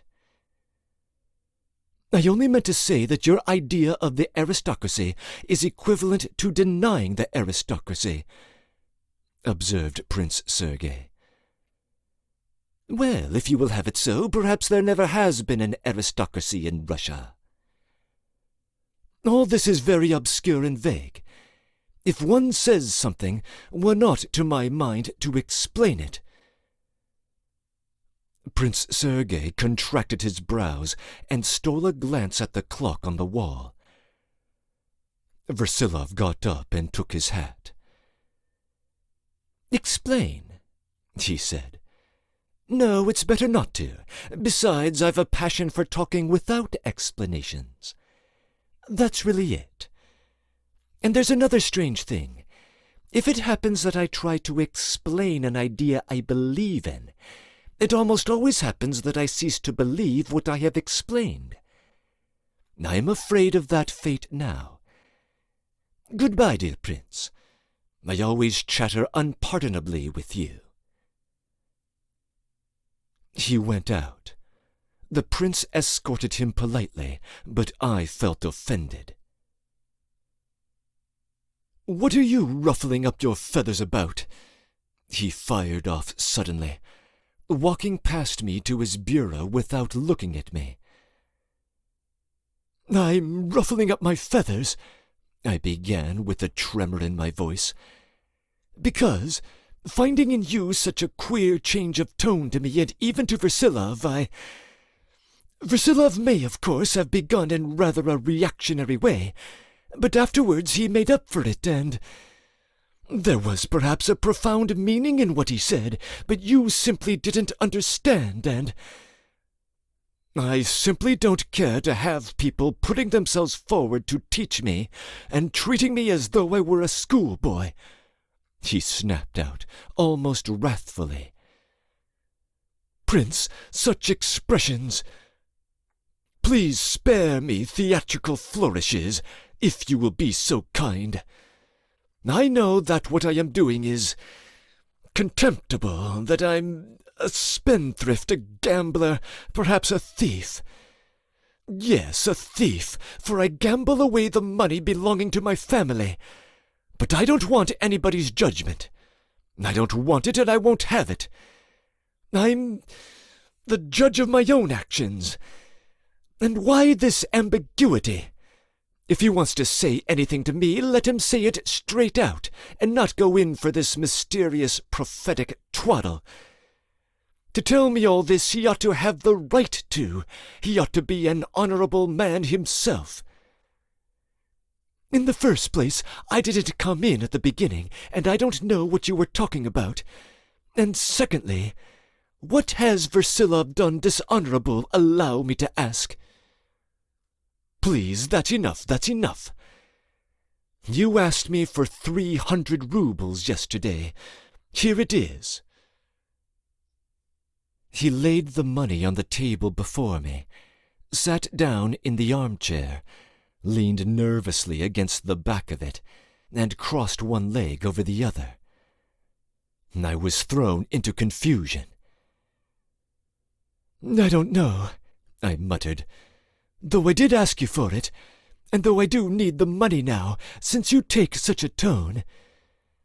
Don't talk about tone. If I spoke sharply, you must excuse me. I assure you that I've no thoughts to spare for it. Listen to this. I've had a letter from Moscow. My brother Sasha, who was only a child, as you know, died 4 days ago. My father, as you know too, has been paralyzed for the last 2 years, and now they write to me he's worse. He can't utter a word and knows nobody.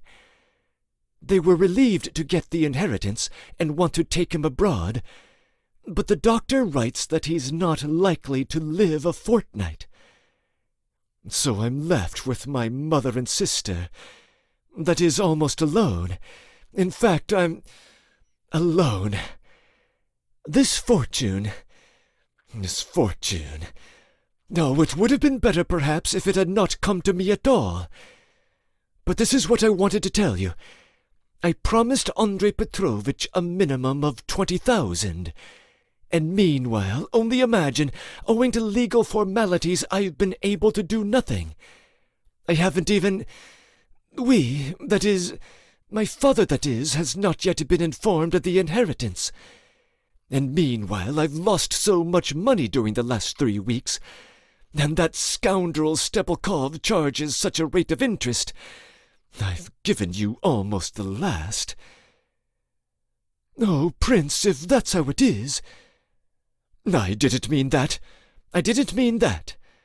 Stepelkov will bring some today, no doubt, and there'll be enough to go on with. But what the devil's one to think of Stepelkov? I entreated him to get me 10,000, so that I might at least give Andrei Petrovitch that much. It worries me. It plagues me to think of my promise to give him a third. I gave my word, and I must keep it. And I swear I'll do my utmost to free myself from obligations in that direction anyhow. They weigh upon me. They're insufferable. This burdensome tie. I can't bear to see Andrei Petrovitch, for I can't look him in the face. Why does he take advantage of it? What does he take advantage of, Prince? I stood before him in amazement. Has he ever so much as hinted at it? Oh, no, and I appreciate it. It's I who reproach myself. And in fact, I'm getting more and more involved. This Stepelkov... Listen, Prince, do calm yourself, please. I see you get more excited the more you talk, and yet it may be all imagination. Oh, I've got myself into difficulties too, unpardonably, contemptibly. But I know it's only temporary, and as soon as I win back a certain sum, then... I say, with this 300, I owe you 2,500, don't I? I'm not asking it from you, I believe, the prince said suddenly with a sneer. You say 10,000 for Versilov. If I borrow from you now, the money will be taken off Versilov's 20,000. Otherwise I won't consent. But I shall certainly pay it back myself. But can you possibly imagine that Versilov comes to you to get the money? It would be easier for me if he did come for the money, Prince Sergei observed enigmatically. You talk of some burdensome tie. If you mean with Versilov and me, upon my soul it's an insult. And you say, why isn't he what he preaches? That's your logic. And in the first place, it's not logic, allow me to tell you, for even if he's not, he can't help saying what's true. And besides, why do you talk about preaching? You call him a prophet.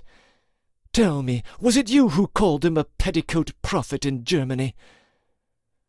No, it was not I. Stebukov told me it was you. He told a lie. I'm no hand at giving derisive nicknames. But if a man preaches honor, he ought to be honorable himself. That's my logic, and if it's incorrect, I don't care. I prefer it to be so. And I won't have anyone dare to come and judge me in my own house and treat me like a baby. That's enough, he shouted, waving his hand to stop me. Ah, at last! The door opened and Stebukov walked in.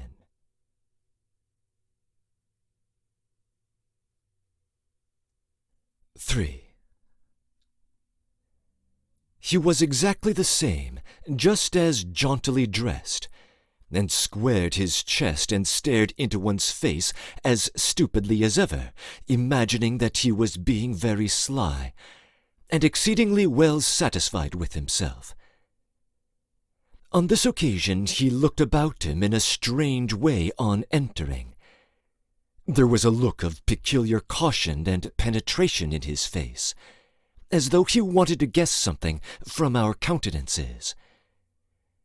He instantly subsided, however, and his face beamed with a self-satisfied smile, that pardonably insolent smile which was yet unspeakably repulsive to me. I had known for a long time that he was a great torment to Prince Sergei. He had come once or twice when I was present. I too had had a transaction with him during that month, but on this occasion I was rather surprised at the way he came in. In a minute, Prince Sergei said, without greeting him, and turning his back on us both, he began looking in his desk for the necessary papers and accounts. As for me, I was mortally offended by his last words. The suggestion that Versilov was dishonorable was so clear and so astonishing that it could not be allowed to pass without a full explanation. But that was impossible before Stebukov. I reclined on the sofa again and turned over a book that was lying before me. Belinsky Part 2. That's something new. Are you trying to cultivate your mind? I exclaimed, I fancy very unnaturally. He was busily engaged and in great haste, but at my words he turned. I beg you to leave that book alone, he brought out sharply. This was beyond all endurance, especially before Stebukov. To make it worse, Stebukov gave a sly and loathsome smirk, and made a stealthy sign to me in Prince Sergei's direction. I turned away from the fool. Don't be angry, Prince. I'll leave you to your most important visitor, and meanwhile I'll disappear. I made up my mind to be casual in my manner. Is that me, the most important visitor? Stebukov put in, jocosely pointing at himself with his finger. Yes, you. You're the most important person, and you know it too. No, excuse me. Everywhere in the world there's a second person. I am the second person. There is a first person and a second person. The first acts and the second takes. So the first person turns into the second person, and the second person turns into the first person. Is that so or not?" "It may be so, but as usual I don't understand you." "Excuse me. In France there was a revolution, and everyone was executed. Napoleon came along and took everything. The revolution is the first person, and Napoleon the second person. But it turned out that the revolution became the second person, and Napoleon became the first person. Is that right?" I may observe, by the way, that in his speaking to me of the French Revolution, I saw an instance of his own cunning which amused me very much. He still persisted in regarding me as some sort of revolutionist, and whenever he met me thought it necessary to begin on some topic of the sort. "Come along," said Prince Sergei, and they went together into the other room. As soon as I was alone, I made up my mind to give him back the 300 as soon as Stebelkov had gone. I needed the money terribly. Still, I resolved to do so. They remained in the other room, and for 10 minutes I heard nothing. Then suddenly they began talking loudly. They were both talking, but Prince Sergei suddenly shouted as though in violent irritation, approaching frenzy. He was sometimes very hasty, so that I was not surprised. But at that moment a footman came in to announce a visitor. I motioned him to the other room, and instantly there was silence there. Prince Sergei came out with an anxious face, though he smiled. The footman hastened away, and half a minute later a visitor came in. It was a visitor of great consequence, with shoulder knots and a family crest. He was a gentleman not over 30, of high rank and of a severe appearance. I may remark that Prince Sergei did not yet really belong to the highest circles in Petersburg, in spite of his passionate desire to do so. I was aware of this desire, and so he must have been glad to see a visitor like this. The acquaintance had, as I knew, only been formed through great efforts on the part of Prince Sergei. The guest was returning Prince Sergei's visit, and unhappily came upon him at the wrong moment. I saw Prince Sergei look at Stebelkov with an agonized and hopeless expression. But Stebelkov encountered his eyes as though nothing whatever were the matter, and without the faintest idea of effacing himself, sat down on the sofa with a free and easy air, and began passing his hand through his hair, probably to display his independence. He even assumed an important countenance. In fact, he was utterly impossible. As for me, I knew, of course, how to behave decently even then, and should never have disgraced anyone. But what was my amazement when I caught on Prince Sergei's face the same hopeless, miserable, and vindictive look directed at me. He was ashamed of us both then, and put me on a level with Stebelkov. That idea drove me to fury.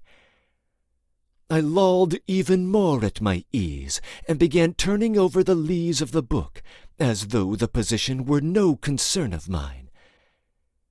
Stebelkov, on the contrary, bent forward open-eyed to listen to their conversation, probably supposing that this was a polite and affable thing to do.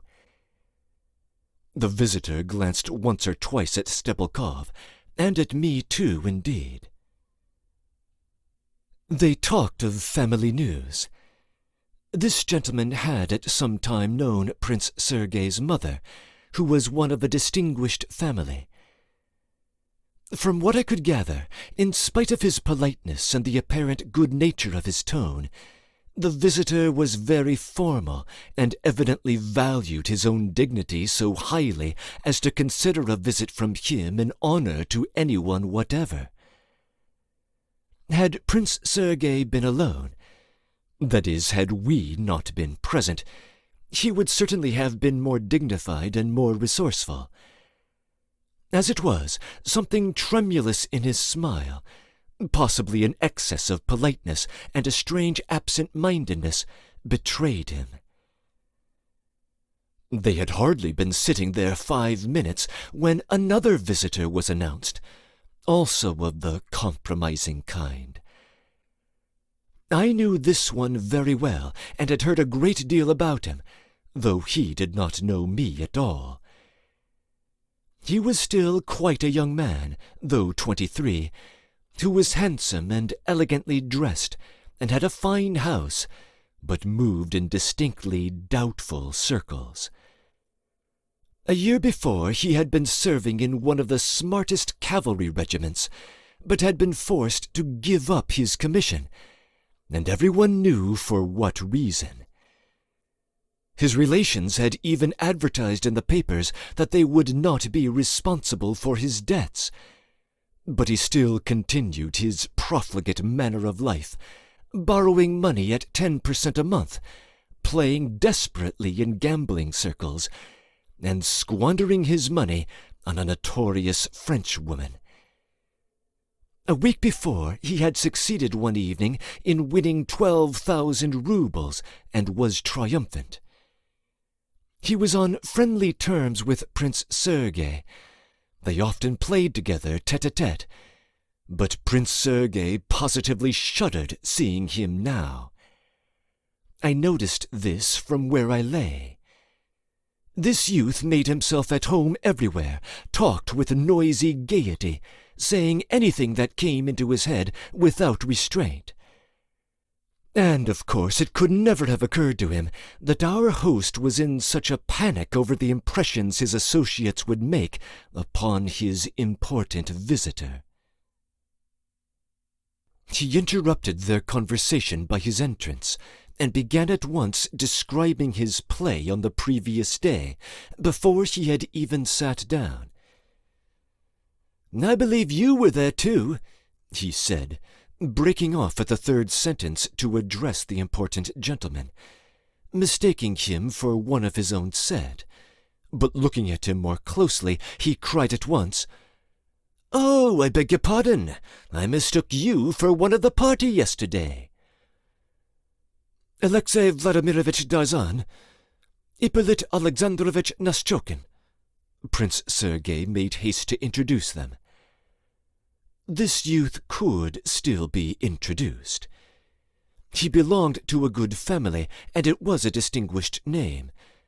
But us he did not introduce, and we went on sitting in our corners.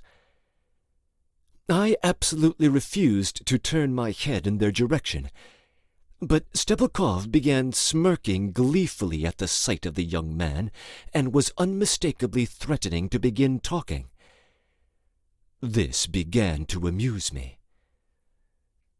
"I met you several times last year at Countess Varigin's," said Darzan.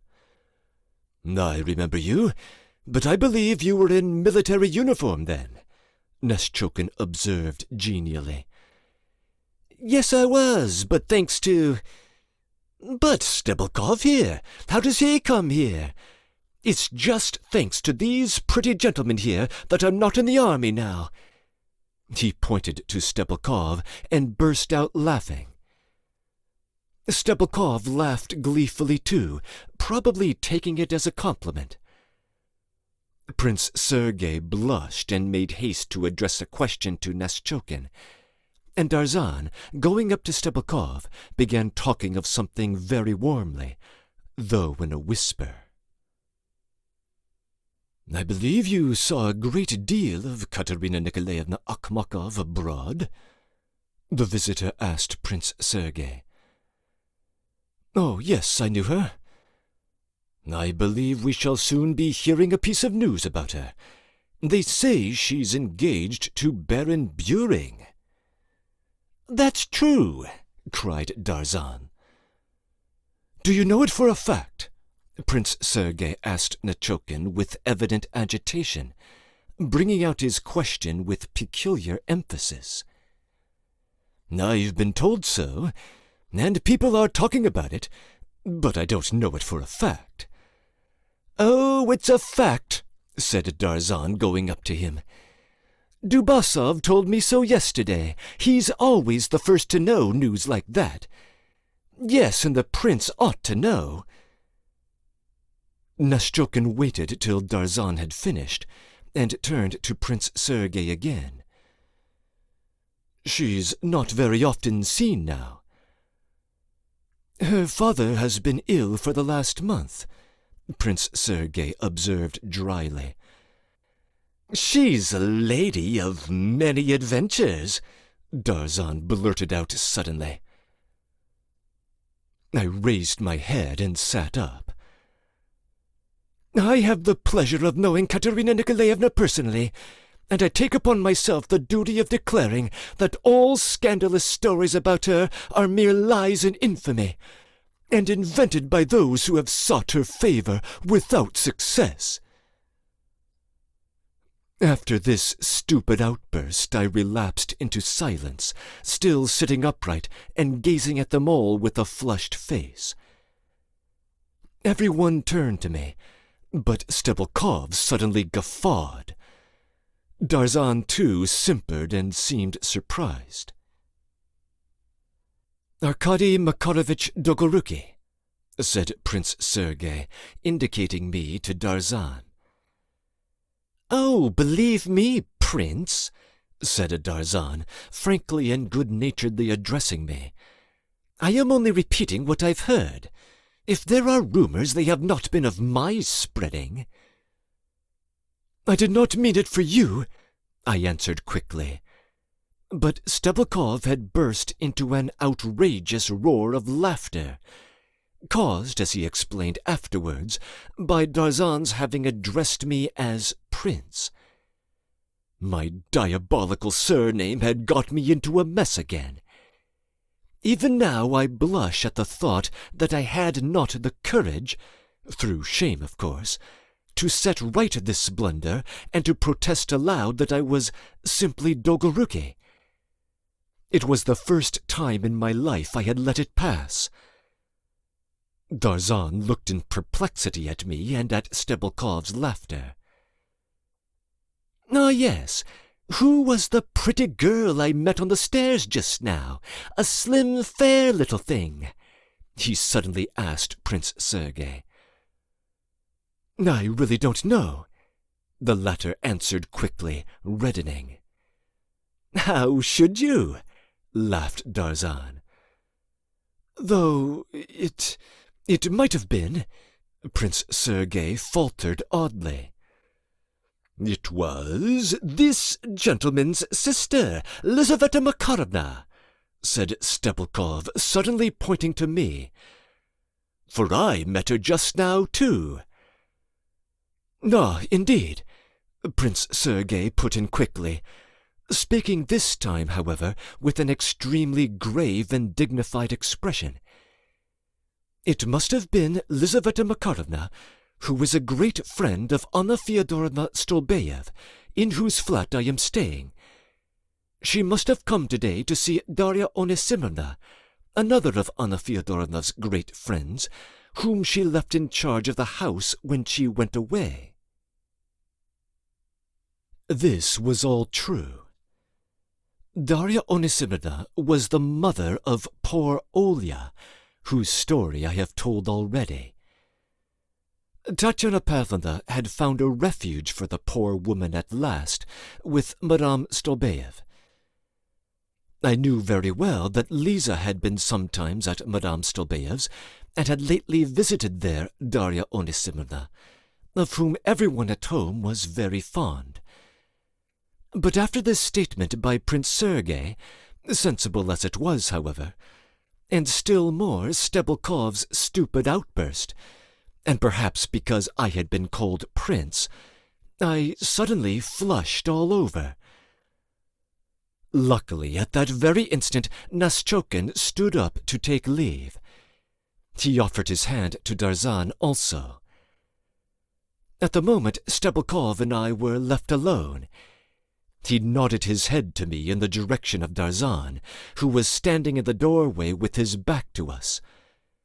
I shook my fist at Stepelkov.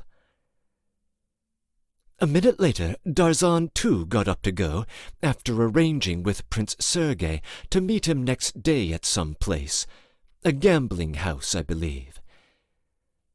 As he went out, he shouted something to Stepelkov and made me a slight bow. Hardly had he gone out when Stepelkov jumped up and stood in the middle of the room, pointing to the ceiling with his finger. "I'll tell you the trick that fine young gentleman played last week. He gave an IOU to Avryanov and signed a false name to it. That IOU is still in existence, but it's not been honored. It's criminal. 8,000. "And no doubt that IOU is in your hands?" I cried, glaring at him savagely. "I have a bank. I have a Mont-de-Piété. I am not a broker. Have you heard that there is a Mont-de-Piété in Paris? Bread and benevolence for the poor. I have a Mont-de-Piété." Prince Sergei rudely and angrily cut him short. "What are you doing here? What are you staying for?" "But," Stepelkov blinked rapidly, "what about that? Won't it do?" "No, no, no!" Prince Sergei shouted, stamping. "I've said so." "Well, if so, that's so. But that's a mistake." He turned abruptly and with bowed head and bent spine went quickly out of the room. Prince Sergei called after him when he was in the doorway. "You may as well know, sir, that I am not in the least afraid of you." He was very much irritated. He was about to sit down, but glancing at me, remained standing. His eyes seemed to say to me also, "Why are you hanging about here too?" "Prince, I was beginning. "I've really no time to listen, Arkady Makarovich. I'm just going out." "1 minute, Prince, it's very important. And to begin with, take back your 300. "What's this now?"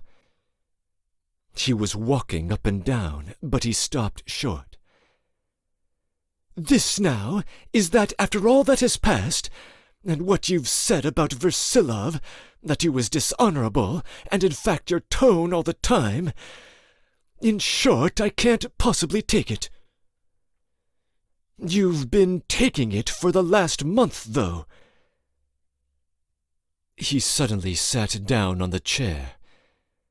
I was standing at the table, and with one hand I patted the volume of Belinsky, while I held my hat in the other.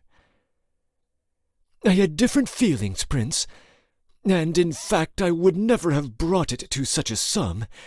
It was the gambling. In short, I can't. You have not distinguished yourself today, and so you are in a rage. I'll ask you to leave that book alone." "What does that mean, not distinguished myself? And in fact, before your visitors, you almost put me on a level with Stepelkov." "So that's the key to the riddle," he said with a biting smile. "You were abashed by Darzan's calling you prince, too." He laughed spitefully. I flared up. "I simply don't understand. I wouldn't take your title as a gift." "I know your character. How absurdly you cried out in defense of Madame Akhmakov. Let that book alone." "What's the meaning of it?" I cried. "Let the book alone!" he yelled suddenly, drawing himself up in the low chair with a ferocious movement, as though about to spring at me. "This is beyond all limits," I said, and I walked quickly out of the room. But before I had reached the end of the drawing-room, he shouted to me from the study, "Arkady Makarovich, come back! Come back! Come back!" I went on without heeding. He hastily overtook me, seized me by the arm, and dragged me back into the study. I did not resist. "Take it," he said, pale with excitement, handing me the 300 rubles I had thrown on the table. "You must take it, or else You must." "Prince, how can I take it?" "Oh, I'll beg your pardon.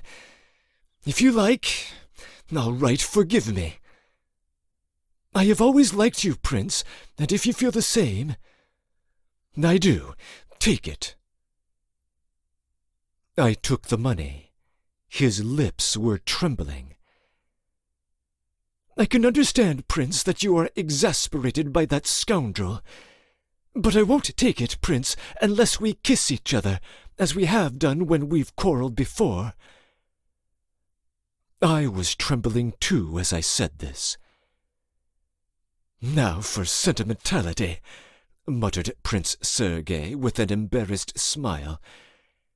But he bent down and kissed me. I shuddered. At the instant he kissed me, I caught on his face an unmistakable look of aversion. "Did he bring you the money anyway?" Never mind. I was asking on your account." "Yes, he did. "Prince, we have been friends, and in fact, Versilov—" Yes, that's all right. "And in fact, I really don't know about this 300. I was holding the money in my hand. "Take it! Take it!" He smiled again, but there was something very vicious in his smile. I took the money.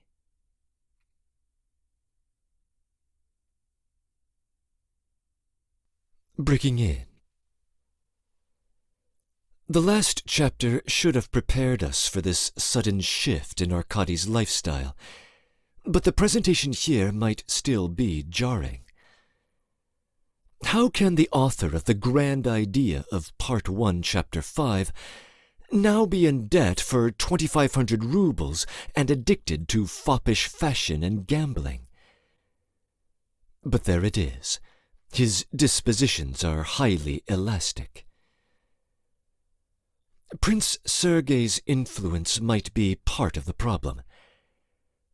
Arkady confesses in his narration that at the time he was unaware of the extent of his friend's difficulties. They must be acute if, despite his inheritance, he is already borrowing from Stebelkov and hoping on his gambling fortune besides. Stebelkov's seemingly incoherent ramblings about a first person and a second person seem to be a veiled threat. Just as the second person Napoleon became the first person who put the revolution under his boot, so too might the second person Stebelkov, a mere broker, become the first person who has the aristocrat Sergei under his control. The book that Arkady is handling is a collection of works by the literary and social critic Vissarion Belinsky, who happens to have been the person who originally discovered the youthful Dostoevsky's genius in 1846. Relative to his time, Belinsky would have been considered well left of center, and he would have been at the height of his popularity during Versilov's youth.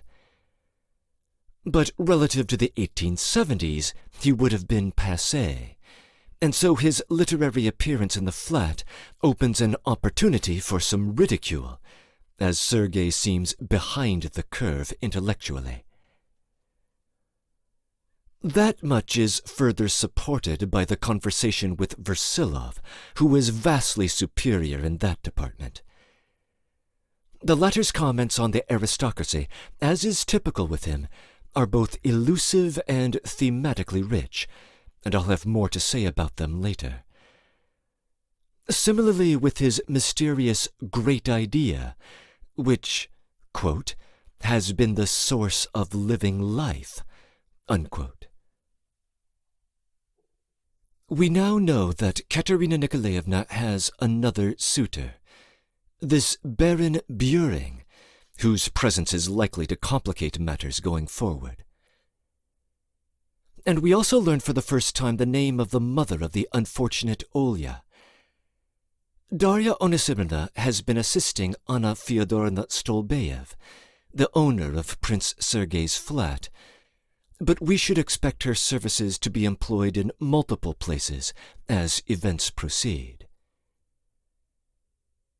The kiss between Sergei and Arkady should not be interpreted as homoerotic. In Russian tradition, good friends will kiss each other. The flash of suppressed aversion that Sergei displays when offering the gesture has some other explanation. As usual, Arkady cannot yet see the whole picture. End of comments.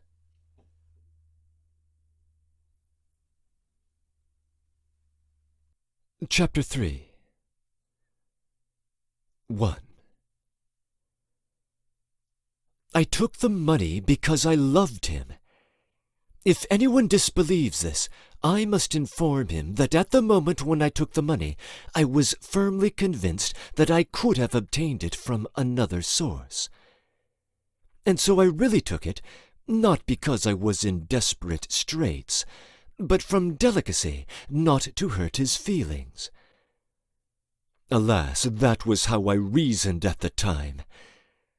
But yet my heart was very heavy as I went out from him. I had seen that morning an extraordinary change in his attitude to me. He had never taken such a tone before, and as regards Versilov, it was a case of positive mutiny. Stebelkov had no doubt annoyed him very much that morning, but he had begun to be the same before seeing Stebelkov. I repeat once more, the change from his original manner might indeed have been noticed for some days past, but not in the same way, not in the same degree. That was the point. The stupid gossip about that major, Baron Buring, might have some effect on him. I, too, had been disturbed by it, but the fact is, I had something else in my heart at that time that shone so resplendent that I heedlessly let many things pass unnoticed, made haste to let them pass, to get rid of them, and to go back to that resplendence. It was not yet 1 o'clock. From Prince Sergei's I drove with my Matvey straight off to— it will hardly be believed to whom— to Stebelkov. The fact is that he had surprised me that morning, not so much by turning up at Prince Sergei's, for he had promised to be there, as by the way he had winked at me. He had a stupid habit of doing so, but that morning it had been apropos of a very different subject from what I had expected. The evening before, a note had come from him by post, which had rather puzzled me. In it he begged me to go to him between 2 and 3 today, and that he might inform me of facts that would be a surprise to me. And in reference to that letter he had that morning at Prince Sergei's made no sign whatever. What sort of secrets could there be between Stebelkov and me? Such an idea was positively ridiculous. But after all that had happened, I felt a slight excitement as I drove off to him. I had, of course, a fortnight before, applied to him for money, and he was ready to lend it. But for some reason we did not come to terms, and I did not take the money. On that occasion, too, he had muttered something vague, as his habit was, and I had fancied he wanted to make me some offer, to suggest some special conditions. And as I had treated him disdainfully every time I had met him at Prince Sergei's, I proudly cut short any idea of special terms, though he pursued me to the door. I borrowed the money afterwards from Prince Sergei. Stepelkov lived in a very comfortable style. He had his own establishment, a flat of 4 rooms, with handsome furniture, men and women servants, and a housekeeper, who was, however, by no means young. I went in angrily. "Listen, my good man," I began from the door. "To begin with, what's the meaning of that letter? I don't care for letters to be passing between us. And why did you not make any statement you wanted to make at Prince Sergei's this morning? I was at your service." "And why did you hold your tongue too this morning, instead of questioning me?" he said with a broad grin of intense self-satisfaction. "Because it's not I want something of you, but you want something of me," I cried, suddenly growing hot. "Why have you come to see me, if that's so?" he cried, almost jumping out of his chair with glee. I turned instantly and would have gone out, but he seized me by the shoulder. No, I was joking. It's a matter of importance, as you'll see for yourself." I sat down. I must admit I was inquisitive. We were seated facing one another at the end of a big writing table. He smiled slyly and was just holding up his finger. "None of your slyness, please, and no fingers either. And above all, none of your allegories. Come straight to the point, or I'll go away at once," I cried angrily again.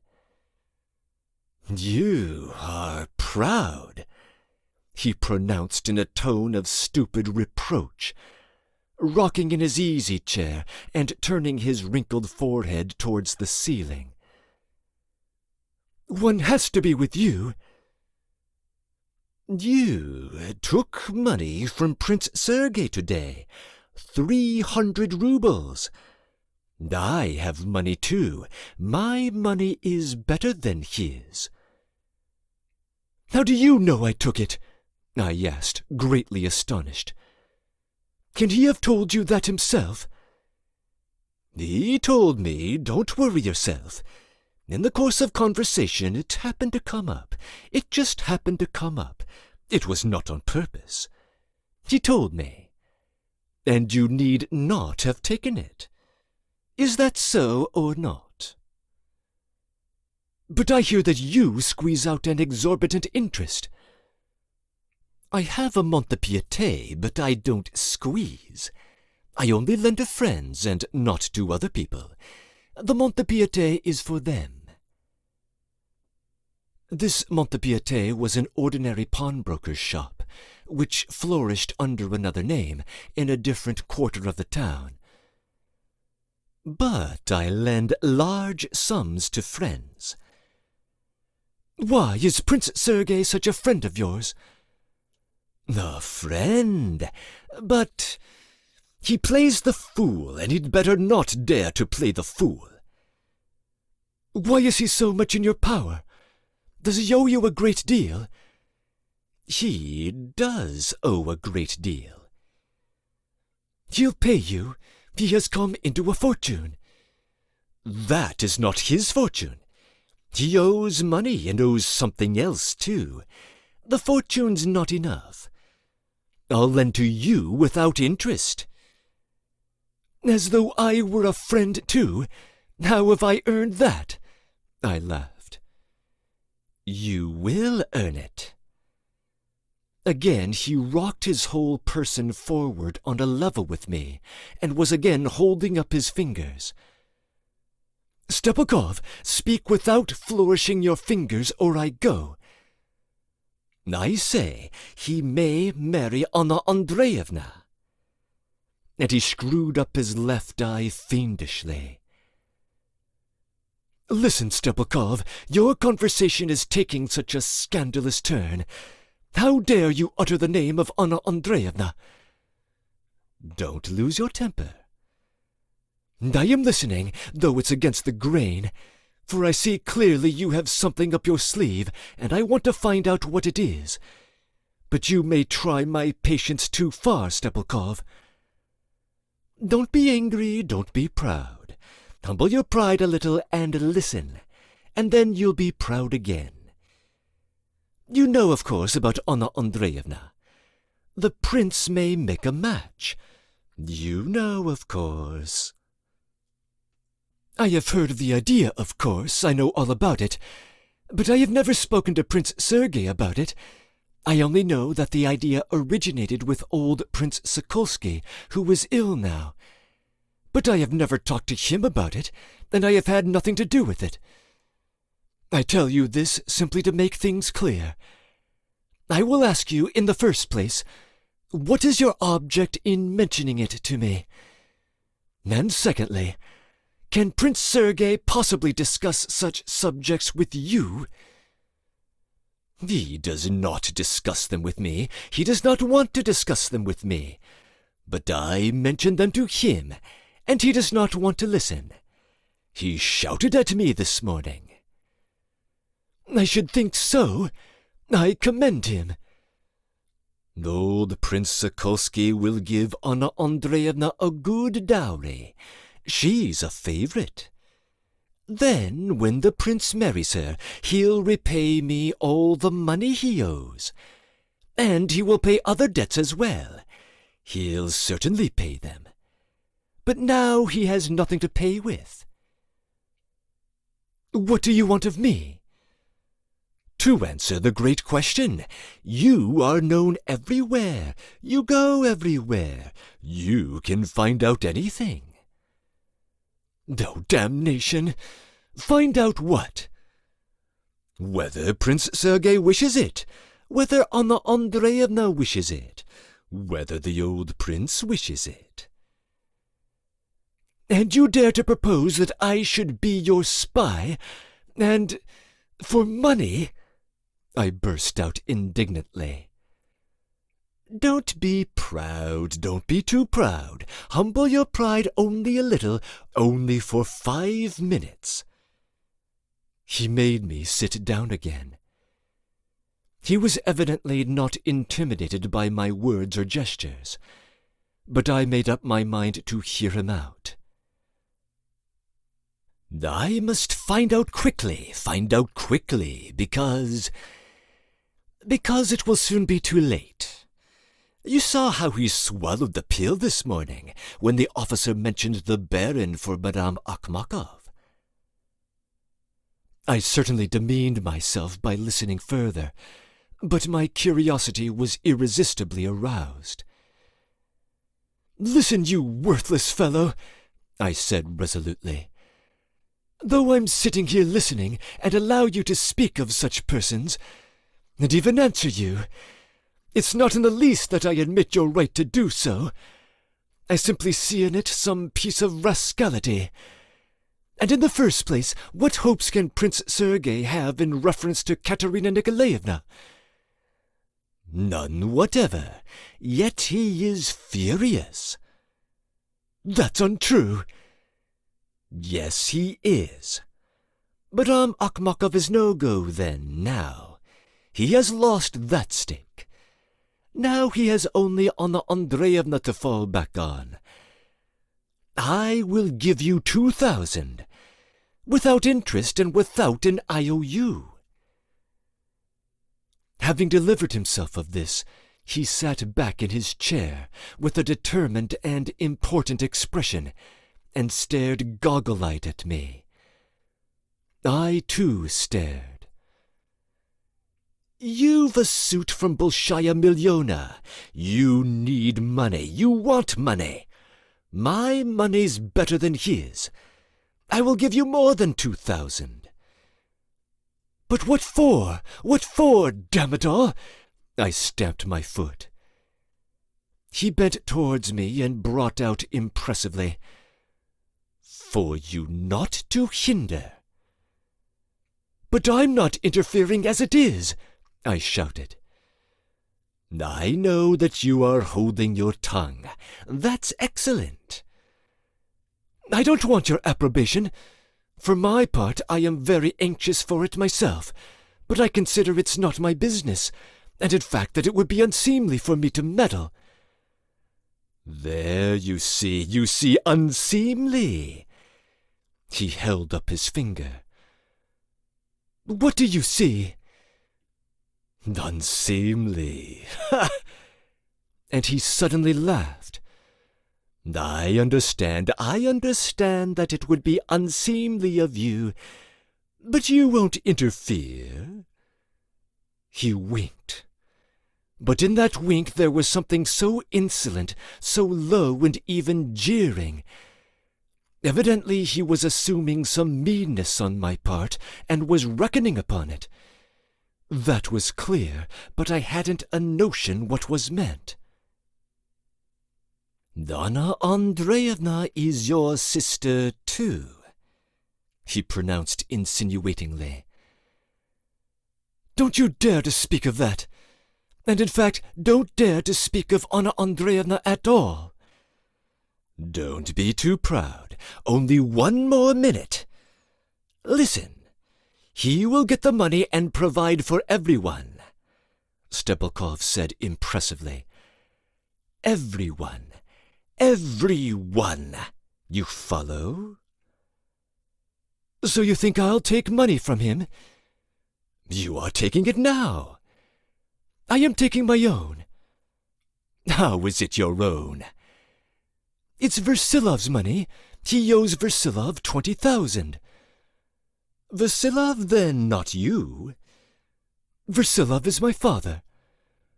No, you are a Dolgoruki, not a Versilov. It's all the same. Yes, indeed. I was able to argue like that then. I knew it was not the same.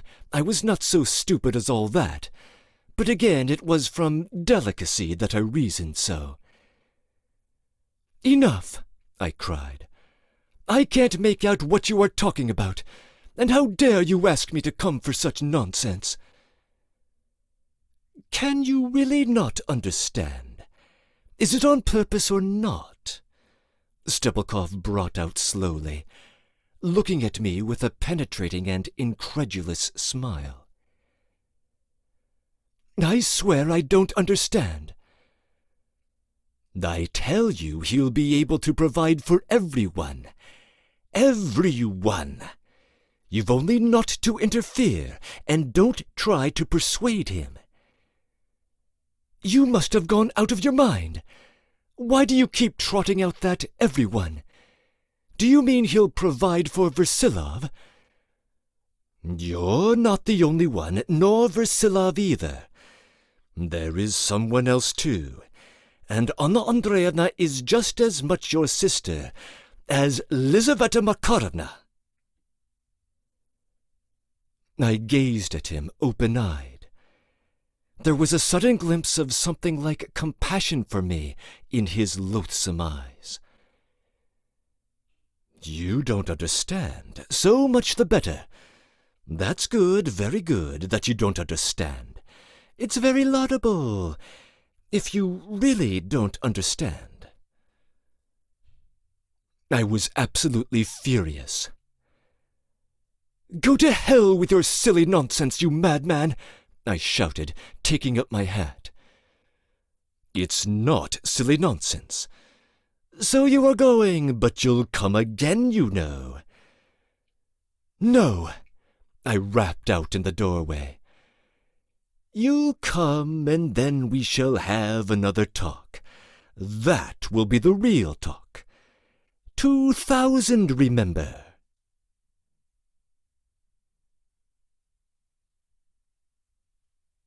Breaking in. If you are as confused as Arkady is with Stepakov's hints about sisters, don't be ashamed. I was in the same boat myself on my first read. But Dostoevsky has left plenty of clues in the last several chapters on this issue, and the eagle-eyed might have a sense of what Stepakov is getting at. Whatever the case, it is clear that a great deal of material advantage is to be found through matrimony brokered by the old Nikolai Sokolsky. Close readers of the text will have noted, in the last chapter, Prince Sergei's upset at the news of Buring's courting of Katerina Nikolaevna. Stepakov seems to be suggesting here that the upset concerns the loss of a financial angle, but perhaps there is more to that story. Anna Andreevna, Arkady's half-sister, represents another lucrative matrimonial opportunity. End of comments.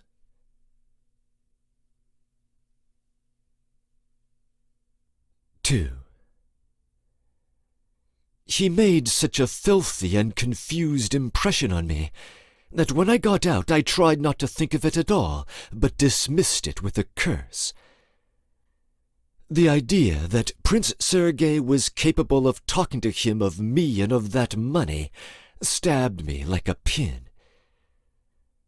"I'll win and pay him back today," I thought resolutely.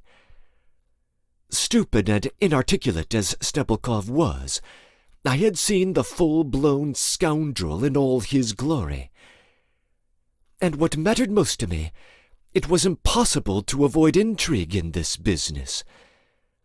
Only I had not the time just then to go into any sort of intrigues, and that may have been the chief reason why I was as blind as a hen. I looked anxiously at my watch, but it was not yet 2:00, so it was still possible to pay a call. Otherwise I should have been worn out with excitement before 3:00. I went to Anna Andreevna Versilov, my sister. I had got to know her some time before at my old prince's, during his illness. The thought that I had not seen him for 3 or 4 days fretted my conscience, but I was reckoning on Anna Andreevna. The old prince had become extremely attached to her of late, and even spoke of her to me as his guardian angel. And, by the way, the idea of marrying her to Prince Sergei really had occurred to the old prince, and he had even expressed it more than once to me, in secret, of course. I had mentioned this suggestion to Versilov, for I had noticed that, though he was so indifferent to all the practical affairs of life, he seemed particularly interested whenever I told him of my meeting Anna Andreevna. When I mentioned the old prince's idea, Versilov muttered that Anna Andreevna had plenty of sense and was quite capable of getting out of a delicate position without the advice of outsiders. Stepakov was right, of course, in saying that the old man meant to give her a dowry. But how could he dare to reckon on getting anything out of it? Prince Sergei had shouted after him that morning that he was not in the least afraid of him. Surely Stepakov had not actually spoken to him of Anna Andreevna in the study? I could fancy how furious I should have been in Prince Sergei's place. I had been to see Anna Andreevna pretty often of late. But there was one queer thing about my visits. It always happened that she arranged for me to come, and certainly expected me. But when I went in, she always made a pretense of my having come unexpectedly and by chance. I noticed this peculiarity in her, but I became much attached to her nevertheless. She lived with Madame Fanaryatov, her grandmother, as an adopted child, of course. Versilov had never contributed anything for her keep. But she was very far from being in the position in which the protégés of illustrious ladies are usually described as being. For instance, the one in the house of the old countess, in Pushkin's Queen of Spades. Anna Andreevna was more in the position of the countess herself. She lived quite independently in the house. That is to say, though on the same story and in the same flat as the Fenaryatovs, she had 2 rooms completely apart, so that I, for instance, never once met any of the family as I went in or came out. She was free to receive any visitors she liked, and to employ her time as she chose. It is true that she was in her 23rd year. She had almost given up going out into society of late, though Madame Fenaryatov spared no expense for her granddaughter, of whom I was told she was very fond. Yet what I particularly liked about Anna Andreevna was that I always found her so quietly dressed and always occupied with something, a book or needlework.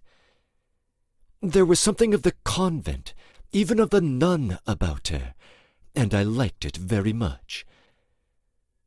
She was not very talkative, but she always spoke with judgment and knew how to listen, which I never did. When I told her that she reminded me of Versilov, though they had not a feature in common, she always flushed a little. She often blushed, and always quickly, invariably with a faint flush, and I particularly liked this peculiarity in her face. In her presence I never spoke of Versilov by his surname, but always called him Andrei Petrovitch, and this had somehow come to pass of itself. I gathered indeed that the Fenaryatovs must have been ashamed of Versilov, though indeed I only drew this conclusion from Anna Andreevna. And again, I'm not sure that the word ashamed is appropriate in this connection. But there was some feeling of that sort. I talked to her, too, about Prince Sergei, and she listened eagerly, and was, I fancy, interested in what I told her of him. But it somehow happened that I always spoke of him of my own accord, and she never questioned me about him. Of the possibility of a marriage between them I had never dared to speak, though I often felt inclined to, for the idea was not without attraction for me. But there were very many things of which, in her room, I could not have ventured to speak. Yet on the other hand, I felt very much at home there. Another thing I liked was that she was so well educated and had read so much. Real books, too. She had read far more than I had. She had invited me for the first time of her own accord. I realized even at the time that she might be reckoning on getting some information out of me at one time or another. Oh, lots of people were able to get information of all sorts out of me in those days. But what of it? I thought. It's not only for that she's asking me. In fact, I was positively glad to think I might be of use to her. And when I sat with her, I always felt that I had a sister sitting beside me, though we never once spoke of our relationship by so much as a word or a hint, but behaved as though it did not exist at all. When I was with her, it was absolutely unthinkable to speak of it. And indeed, looking at her, I was struck with the absurd notion that she might perhaps know nothing of our relationship. So completely did she ignore it in her manner to me.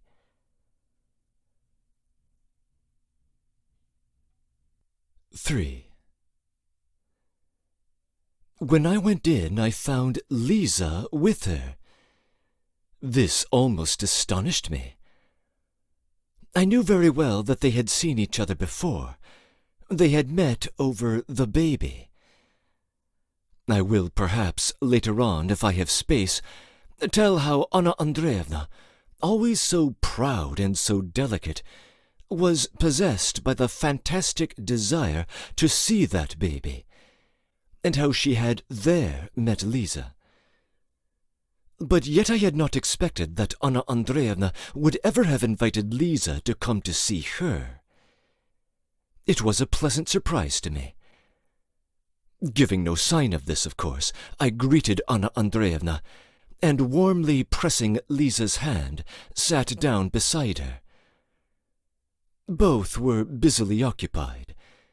Spread out on the table and on their knees was an evening dress of Anna Andreevna's, expensive but old, that is, worn 3 times, and Anna Andreevna wanted to alter it. Lisa was a master hand at such work, and had real taste, and so a solemn council of wise women was being held. I recalled Versilov's words and laughed, and indeed I was in a radiantly happy state of mind. "You are in very good spirits today, and that's very pleasant," observed Anna Andreevna, uttering her words gravely and distinctly. Her voice was a rich, mellow contralto, and she always spoke quietly and gently, with a droop of her long eyelashes and a faint smile on her pale face. "Lisa knows how disagreeable I am when I am not in good spirits," I answered gaily. "Perhaps Anna Andreevna knows that too." Mischievous Lisa jibed at me. My darling, if I had known what was on her mind at that time. "What are you doing now?" asked Anna Andreevna. I may remark that she had asked me to come and see her that day. "I am sitting here wondering why I always prefer to find you reading rather than with needlework. Yes, really, needlework doesn't suit you somehow. I agree with Andrei Petrovitch about that." "You have still not made up your mind to enter the university, then?" "I am very grateful to you for not having forgotten our conversation. It shows you think of me sometimes, but about the university my ideas are not quite definite. Besides, I have plans of my own." "That means he has a secret," observed Lisa. "Leave off joking, Lisa. Some clever person said the other day that by our progressive movement of the last 20 years we had proved above everything that we are filthily uneducated. That was meant for our university men, too." "No doubt father said that," remarked Lisa. "You very often repeat his ideas." "Lisa, you seem to think I've no mind of my own." "In these days it's a good thing to listen to intelligent men and repeat their words," said Anna Andreevna, taking my part a little. "Just so, Anna Andreevna," I assented warmly. "The man who doesn't think of the position of Russia today is no patriot. I look at Russia perhaps from a strange point of view. We lived through the Tatar invasion, and afterwards 2 centuries of slavery, no doubt because they both suited our tastes. Now freedom has been given us, and we have to put up with freedom. Shall we know how to? Will freedom too turn to suit our taste? That's the question." Lisa glanced quickly at Anna Andreevna, and the latter immediately cast down her eyes and began looking about for something. I saw that Lisa was doing her utmost to control herself, but all at once our eyes chanced to meet, and she burst into a fit of laughter. I flared up. "Lisa, you are insupportable." "Forgive me," she said suddenly, leaving off laughing and speaking almost sadly. "Goodness knows what I can be thinking about." And there was a tremor almost as of tears in her voice. I felt horribly ashamed. I took her hand and kissed it warmly.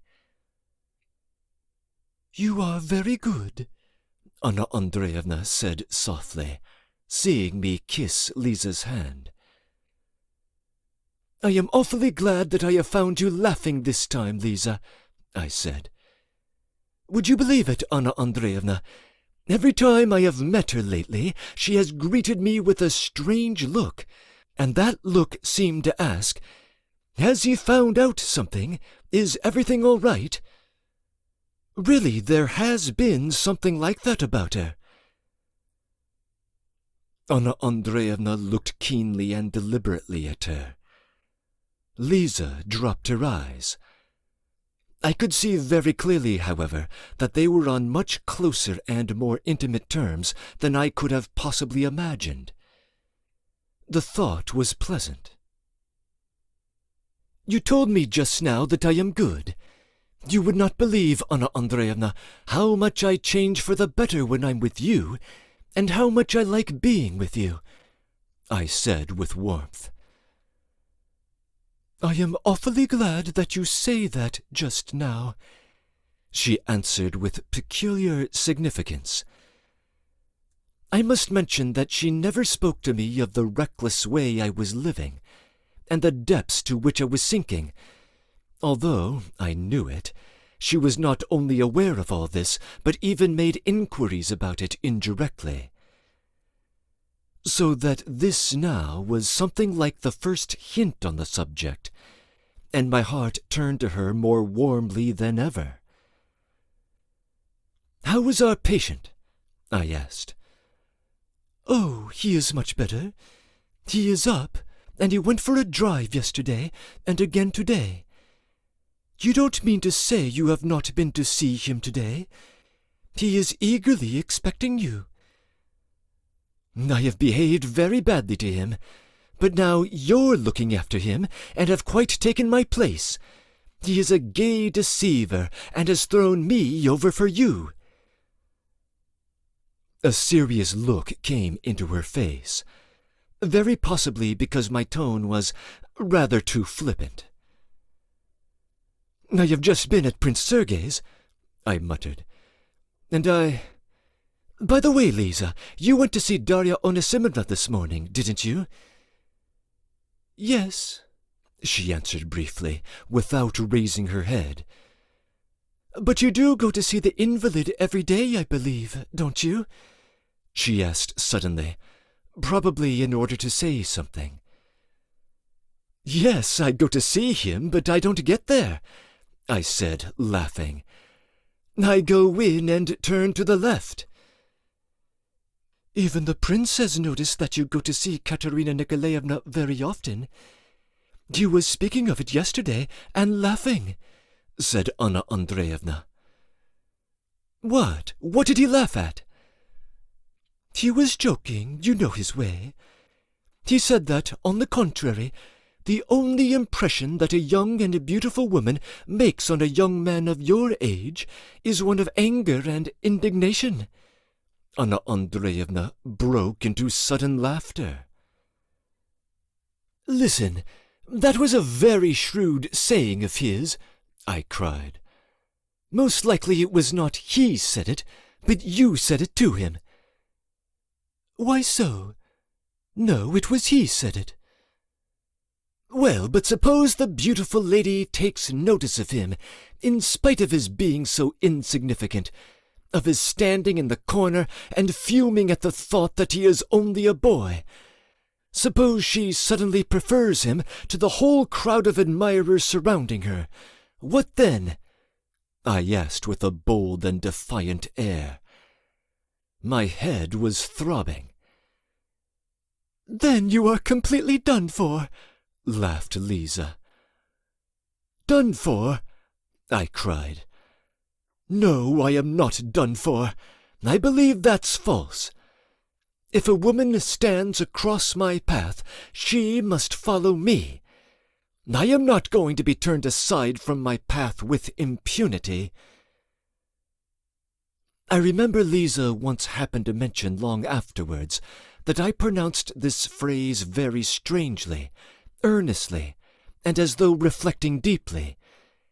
And at the same time it was so absurd it was impossible to keep from laughing. Anna Andreevna did, in fact, laugh again. "Laugh at me, laugh away!" I cried in exultation, for I was delighted with the whole conversation and the tone of it. "From you it's a pleasure to me. I love your laugh, Anna Andreevna.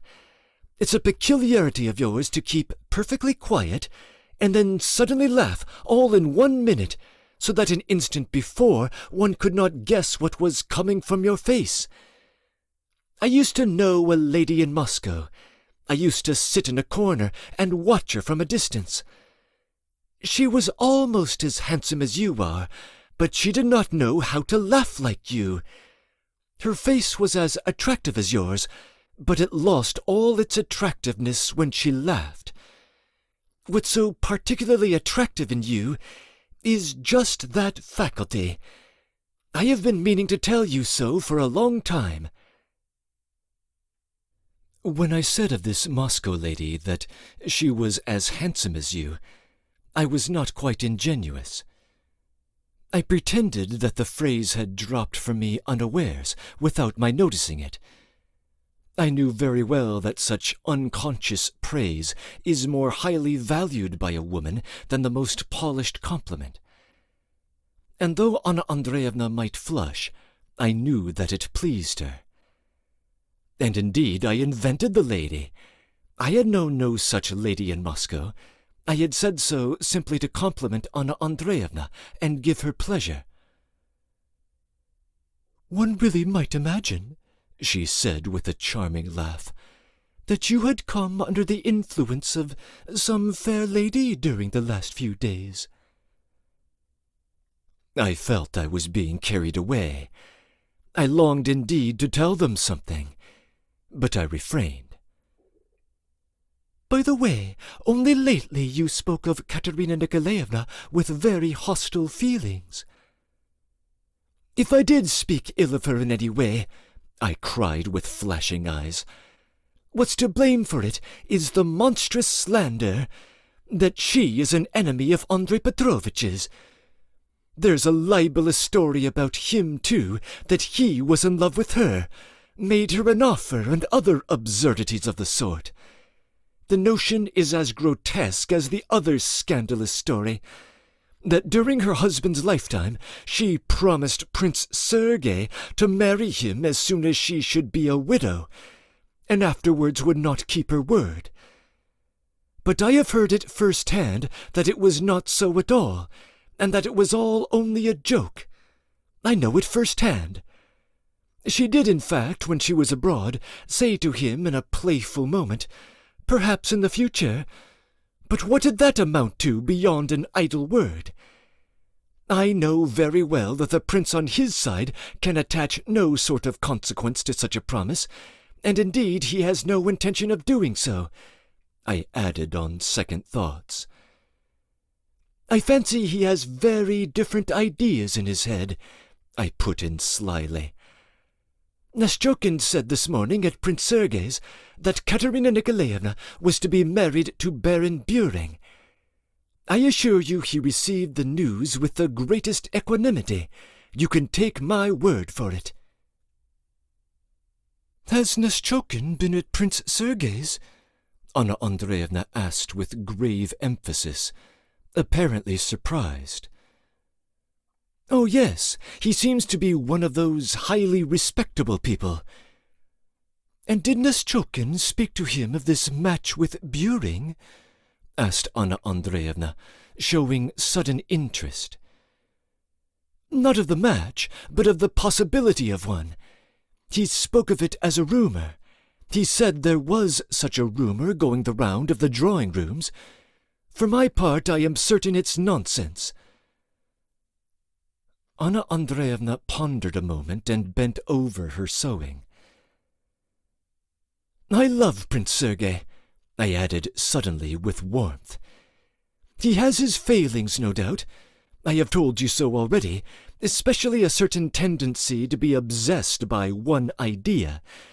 And indeed, his faults are a proof of the generosity of his heart, aren't they? But we almost had a quarrel with him today about an idea.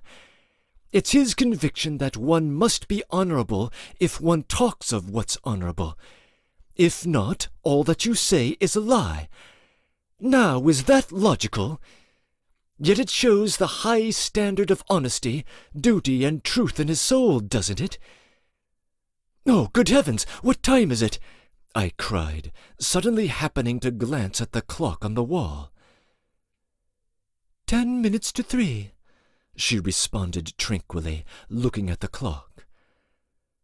All the time I had talked of Prince Sergei, she listened to me with her eyes cast down, with a rather sly but charming smile. She knew why I was praising him. Lisa listened with her head bent over her work. For some time past she had taken no part in the conversation. I jumped up as though I were scalded. Are you late for some appointment? Yes. No. I am late, though, but I am just off. One word only, Anna Andreevna. I began with feeling. I can't help telling you today. I want to confess that I have often blessed your kindness and the delicacy with which you have invited me to see you. My acquaintance with you has made the strongest impression on me. In your room I am, as it were, spiritually purified, and I leave you better than when I came. That's true. When I sit beside you, I am not only unable to speak of anything evil, I am incapable even of evil thoughts. They vanish away in your presence, and if I recall anything evil after seeing you, I feel ashamed of it at once. I am cast down and blush inwardly. And do you know, it pleased me particularly to find my sister with you today. It's a proof of your generosity, of such a fine attitude. In one word, you have shown something so sisterly, if I may be allowed to break the ice, to... As I spoke, she got up from her seat, and turned more and more crimson. But suddenly she seemed in alarm at something, at the overstepping of some line which should not have been crossed, and she quickly interrupted me. I assure you I appreciate your feelings with all my heart. I have understood them without words for a long time past. She paused in confusion, pressing my hand. Lisa, unseen by her, suddenly pulled at my sleeve. I said good-bye and went out, but Lisa overtook me in the next room.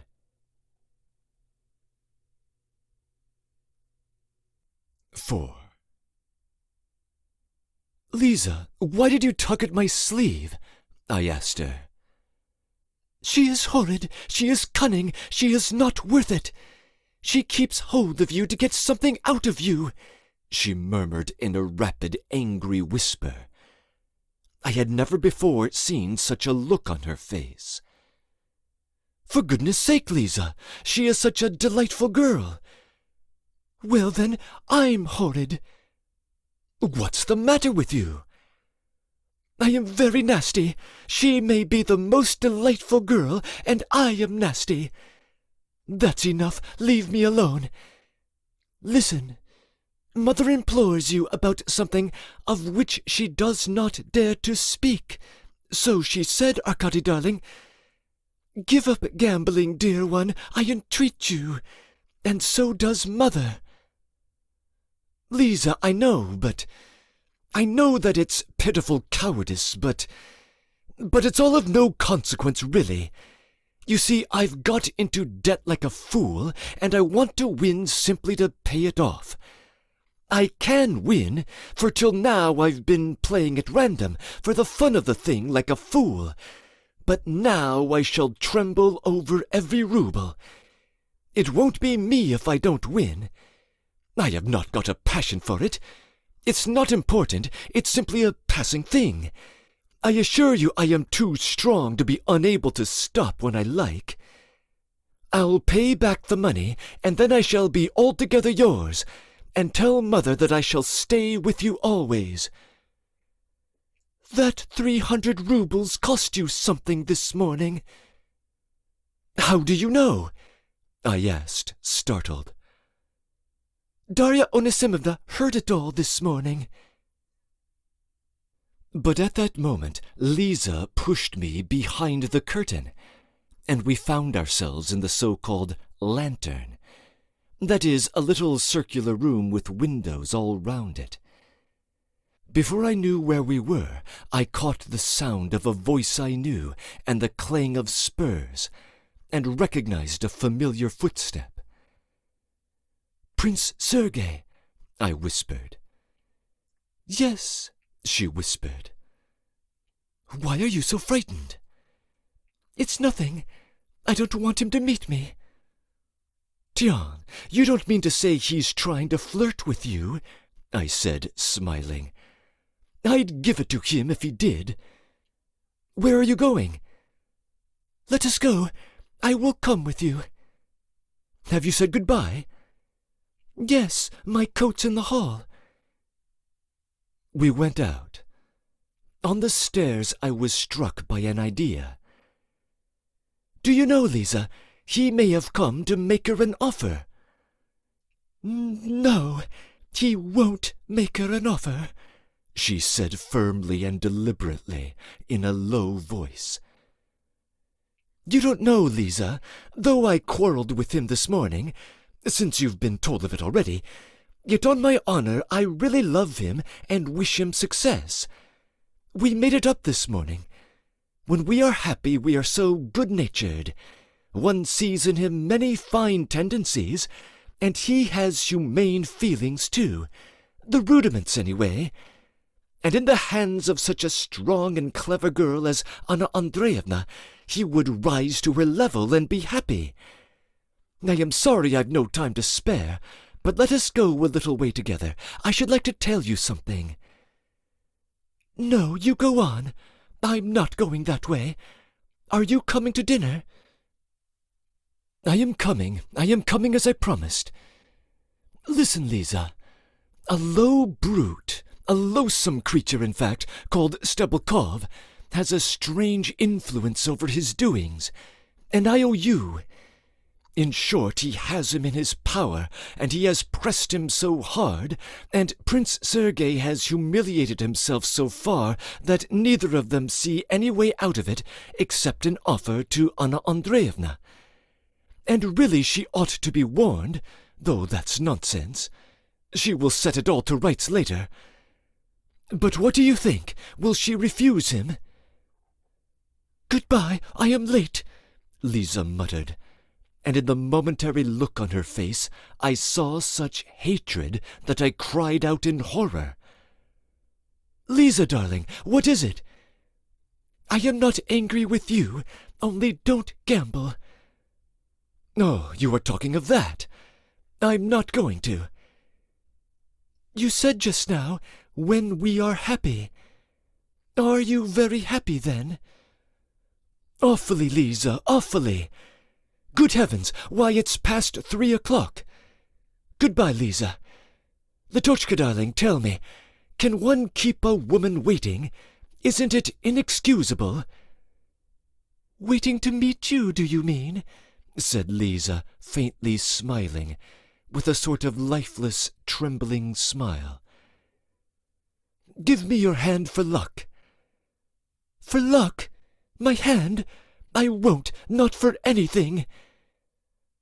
She walked away quickly, and she had exclaimed it so earnestly. I jumped into my sledge. Yes, this was happiness, and it was the chief reason why I was as blind as a mole and had no eyes or understanding, except for myself.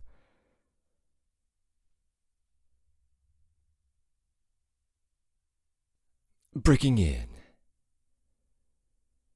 As a reminder, Anna Andreevna is Versilov's legal daughter by his now deceased first wife, whose maiden name had been Fanaryatov. But as Versilov has tended to neglect his children, she now lives with her wealthy maternal grandmother, Madame Fanaryatova.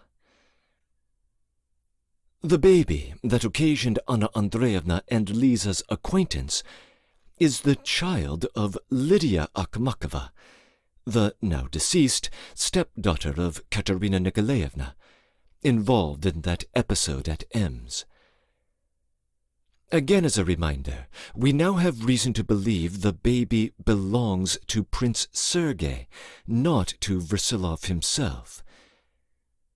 Liza is the one involved in taking care of the baby, but Anna Andreevna took interest in the child, which prompted their first meeting.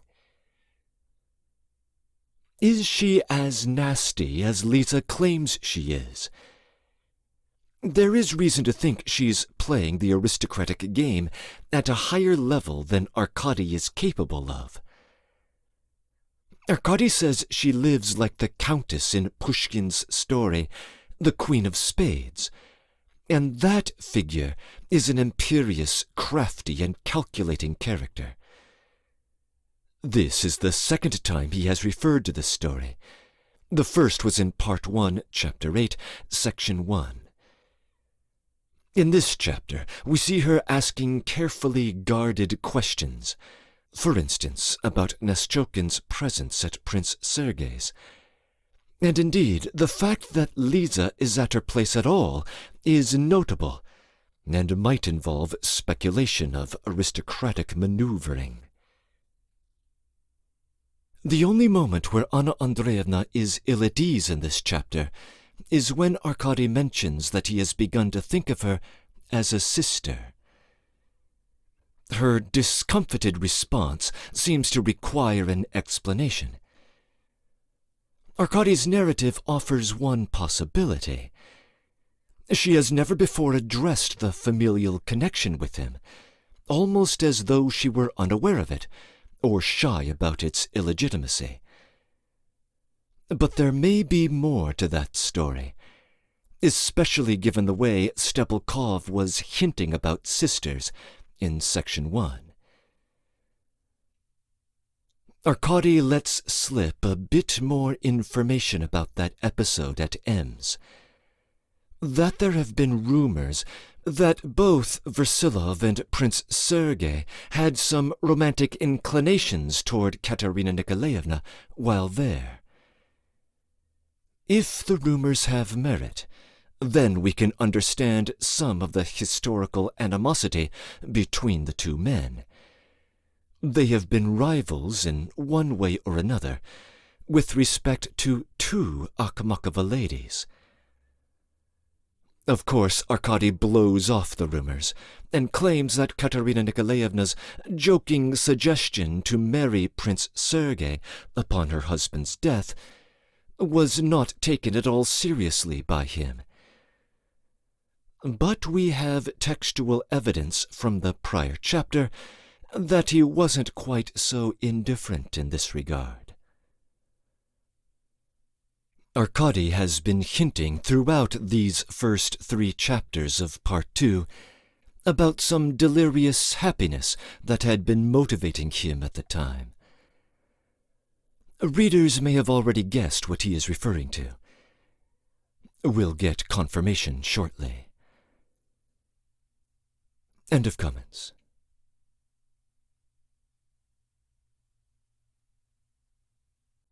Chapter 4. 1. Now I am really afraid to tell my story. It all happened long ago, and it is all like a mirage to me now. How could such a woman possibly have arranged a rendezvous with such a contemptible urchin as I was then? Yet so it seemed at first sight. When, leaving Liza, I raced along with my heart throbbing, I really thought that I had gone out of my mind. The idea that she had granted me this interview suddenly appeared to me such an obvious absurdity that it was impossible for me to believe in it. And yet I had not the faintest doubt of it. The more obviously absurd it seemed, the more implicitly I believed in it. The fact that it had already struck 3 troubled me. If an interview has been granted me, how can I possibly be late for it? I thought. Foolish questions crossed my mind, too, such as, which was my better course now, boldness or timidity? But all this only flashed through my mind because I had something of real value in my heart, which I could not have defined.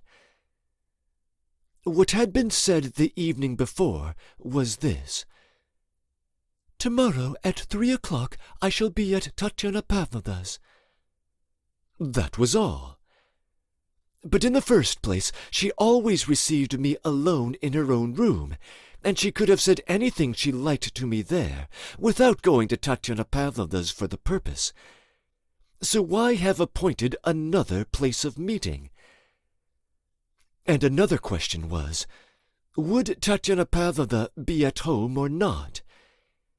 If it were a tryst, then Tatyana Pavlovna would not be at home. And how could this have been arranged without telling Tatyana Pavlovna beforehand? Then was Tatyana Pavlovna in on the secret? This idea seemed to me wild, and in a way indelicate, almost coarse.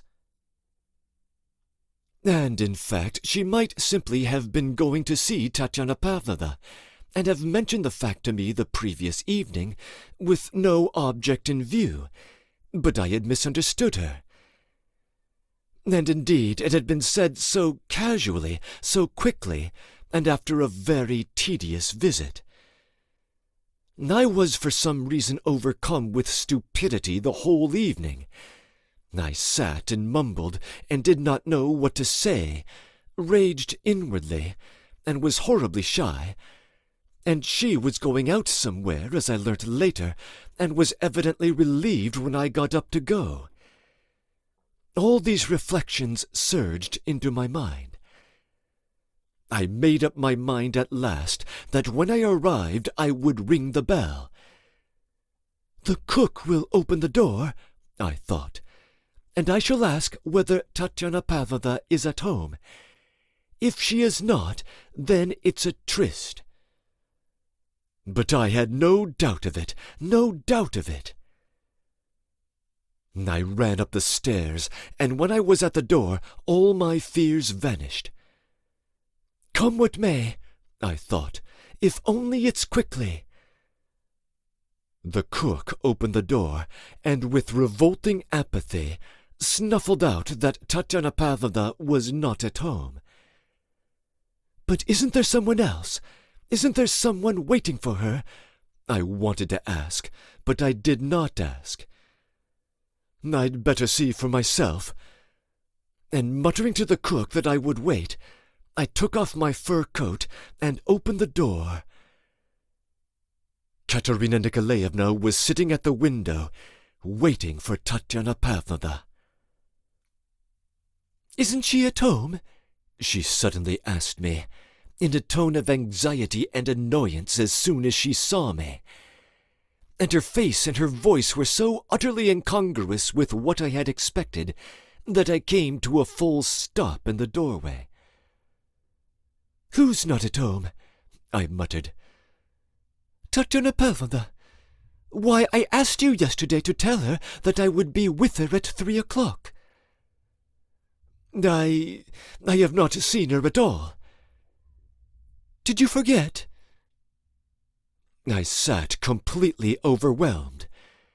So this was all it meant.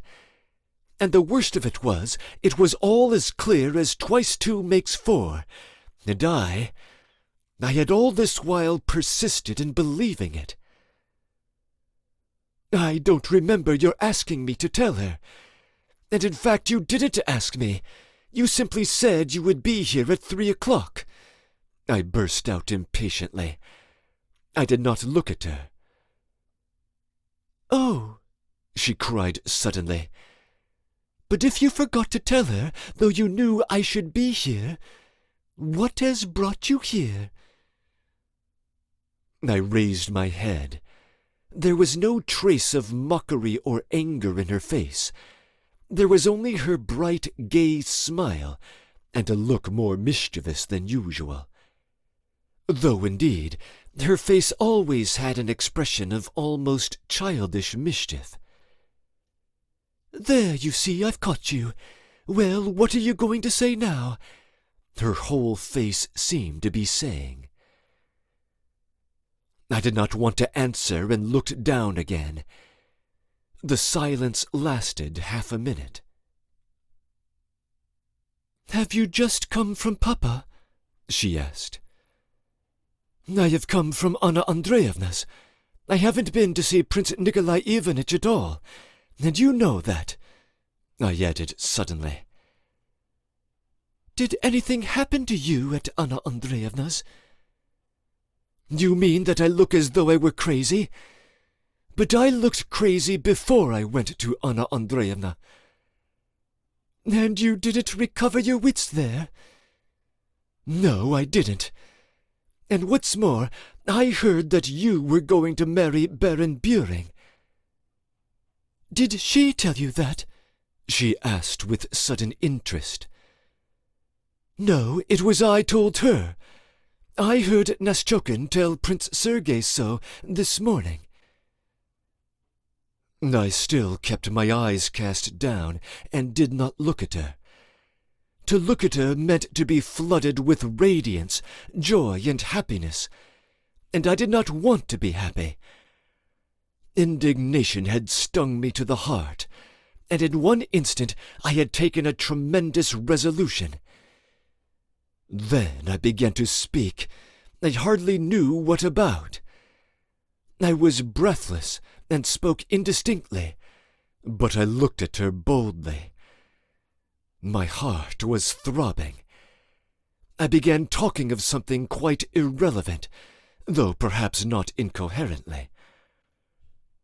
At first she listened with a serene, patient smile, which never left her face. But little by little signs of surprise and then of alarm passed over her countenance. The smile still persisted, but from time to time it seemed tremulous. "What's the matter?" I asked her, noticing that she shuddered all over. "I am afraid of you," she answered, almost in trepidation. "Why don't you go away?" I said. "As Tatyana Pavlovna is not at home, and you know she won't be, you ought to get up and go." "I meant to wait for her, but now, really—" She made a movement to get up. "No, no, sit down," I said, stopping her. "There, you shuddered again. But you smile even when you're frightened. You always have a smile. There, now you are smiling all over. You are raving." "Yes, I am." "I am frightened," she whispered again. "Frightened of what?" "That you'll begin knocking down the walls." She smiled again, though she really was scared. "I can't endure your smile." And I talked away again. I plunged headlong. It was as though something had given me a shove. I had never talked to her like that. I had always been shy. I was fearfully shy now, but I talked. I remember I talked about her face. "I can't endure your smile any longer," I cried suddenly. "Why did I, even in Moscow, picture you as menacing, magnificent, using venomous drawing-room phrases? Yes, even before I left Moscow, I used to talk with Marya Ivanovna about you, and imagined what you must be like. Do you remember Marya Ivanovna? You've been in her house. When I was coming here, I dreamed of you all night in the train. For a whole month before you came, I gazed at your portrait in your father's study, and could make nothing of it. The expression of your face is childish mischief and boundless good nature. There, I have been marvelling at it all the time I've been coming to see you. Oh, and you know how to look haughty and to crush one with a glance. I remember how you looked at me at your father's that day when you had arrived from Moscow. I saw you then, but if you were to ask me when I went out of the room what you were like, I could not tell you. I could not even have told whether you were tall or short. As soon as I saw you, I was blinded. Your portrait is not in the least like you. Your eyes are not dark, but light. It's only the long eyelashes that make them look dark. You are plump. You are neither tall nor short.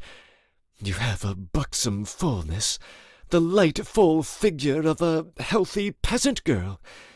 And your face is quite countrified, too. It's the face of a village beauty. Don't be offended. Why, it's fine. It's better so. A round, rosy, clear, bold, laughing and bashful face. Really bashful. Bashful, of Katerina Nikolaevna Akhmakov. Bashful and chaste, I swear. More than chaste. Childlike. That's your face. I have been astounded by it all this time, and have been asking myself, is the woman so too? I know now that you are very clever, but do you know, at first I thought you were a simpleton. You have a bright and lively mind, but without embellishments of any sort. Another thing I like is that your smile never deserts you. That's my paradise. I love your calmness, too, your quietness, and your uttering your words so smoothly, so calmly, and almost lazily. It's just that laziness I like. I believe if a bridge were to break down under you, you would say something in a smooth and even voice. I imagined you as the acme of pride and passion, but for the last 2 months you've been talking to me as one student talks to another. I never imagined that you had such a brow. It's rather low, like the foreheads of statues, but soft and as white as marble under your glorious hair. Your bosom is high, your movements are light. You are extraordinarily beautiful, but there's no pride about you. It's only now I've come to believe it. I've disbelieved in it all this time. She listened to this wild tirade with large, wide-open eyes. She saw that I was trembling.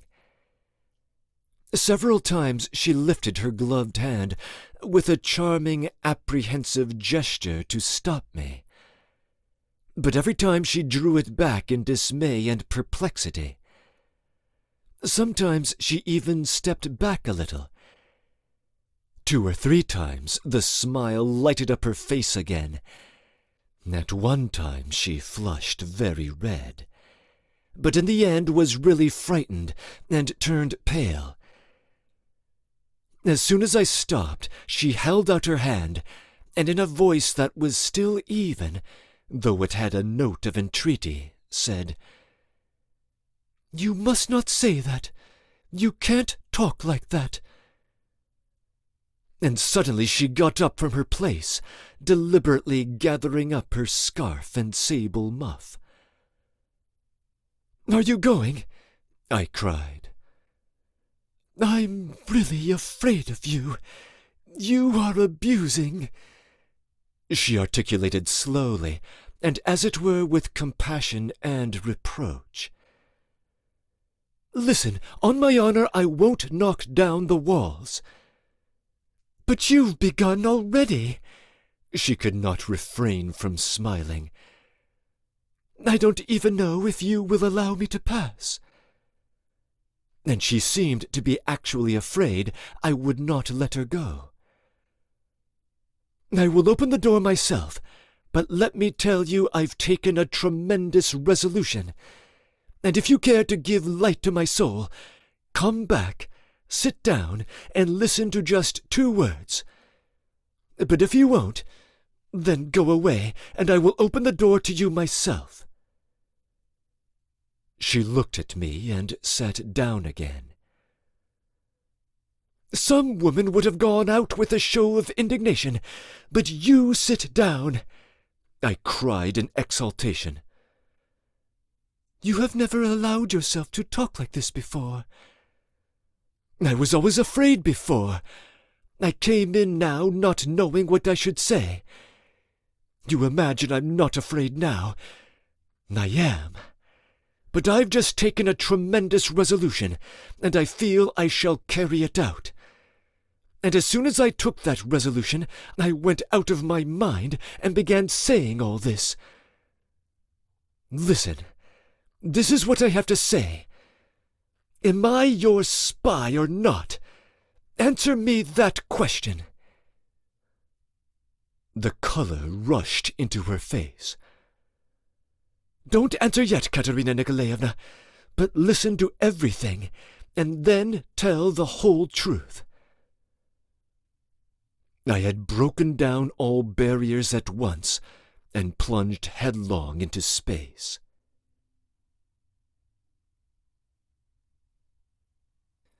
II.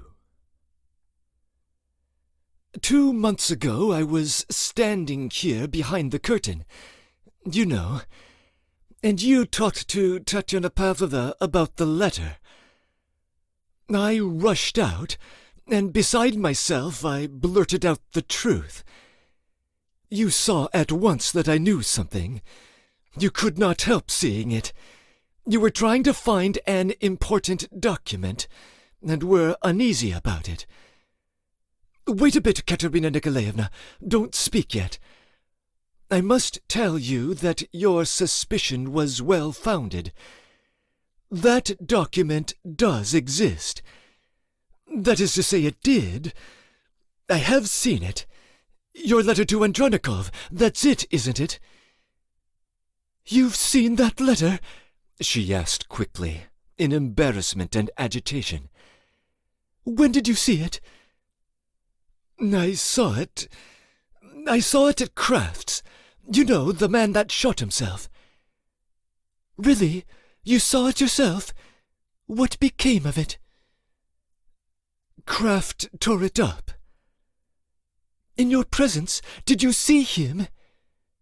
Yes, he tore it up. Probably because he was going to die. I did not know then, of course, that he was going to shoot himself. So it has been destroyed, thank God, she commented slowly with a deep sigh, and she crossed herself. I was not lying to her. That is to say, I was lying because the letter in question was in my hands and had never been in Kraft's. But that was a mere detail. In what really mattered, I did not lie, because at the instant I told the lie, I nerved myself to burn the letter that very evening. I swear that if it had been in my pocket that moment, I would have taken it out and given it her. But I hadn't it with me. It was at my lodging. Perhaps, though, I should not have given it her, because I should have felt horribly ashamed to confess to her then that I had it, and had been keeping it and waiting so long before I gave it back. It made no difference. I should have burnt it at home in any case, and I was not lying. I swear that at that moment my heart was pure. And since that's how it is, I went on, almost beside myself, Tell me, have you been attracting me? Have you been welcoming me in your drawing-room because you suspected that I knew of the letter?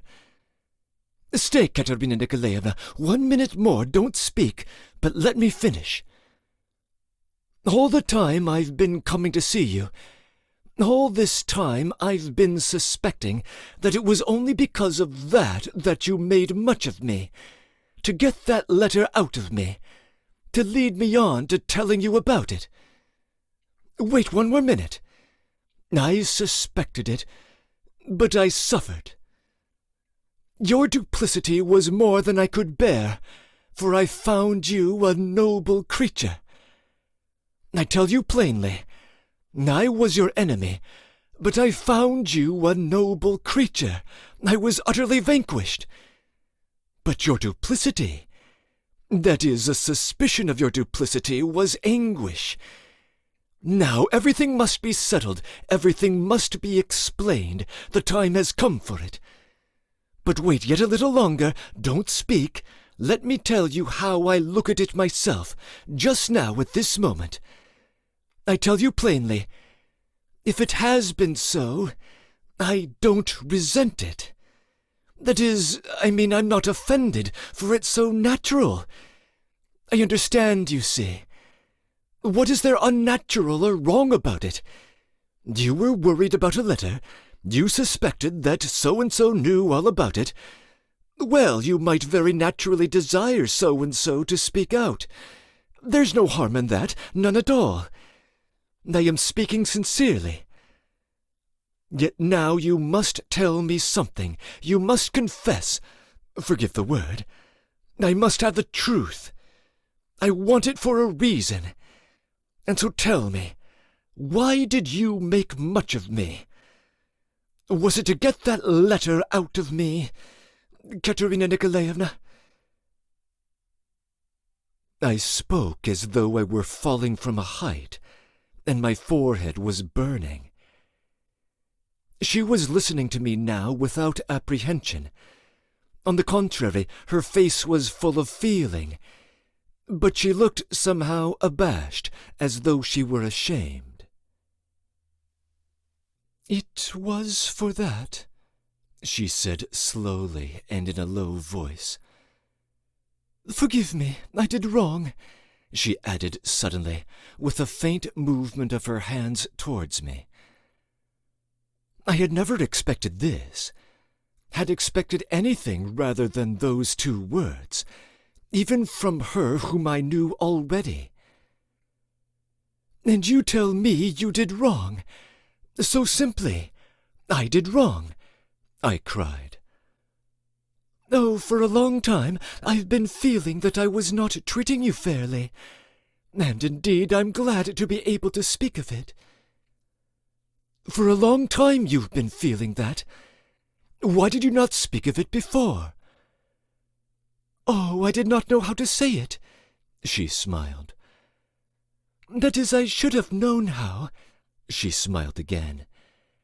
"But I always felt ashamed, because at first it really was only on that account that I attracted you, as you expressed it.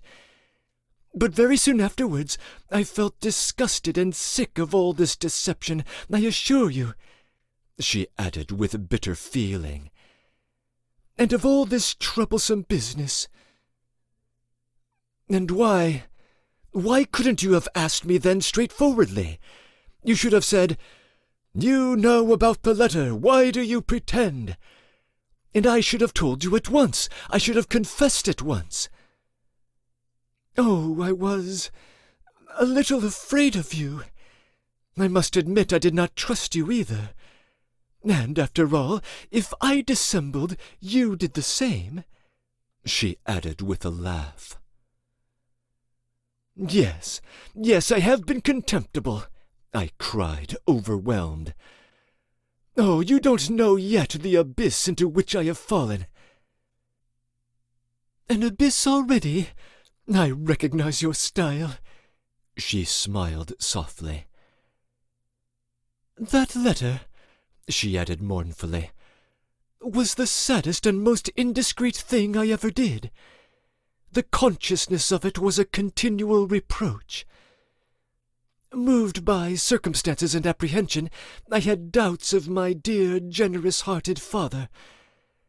Knowing that that letter might fall into the hands of malicious people, and I had good reasons for fearing this, she added hotly, I trembled that they might use it, might show my father, and it might make a tremendous impression on him, in his condition, on his health, and he might be estranged from me. Yes, she added, looking me candidly in the face, and probably catching some shade in my expression. Yes, and I was afraid for my future, too. I was afraid that he, under the influence of his illness, might deprive me of his favour. That feeling came in, too. No doubt I did him an injustice.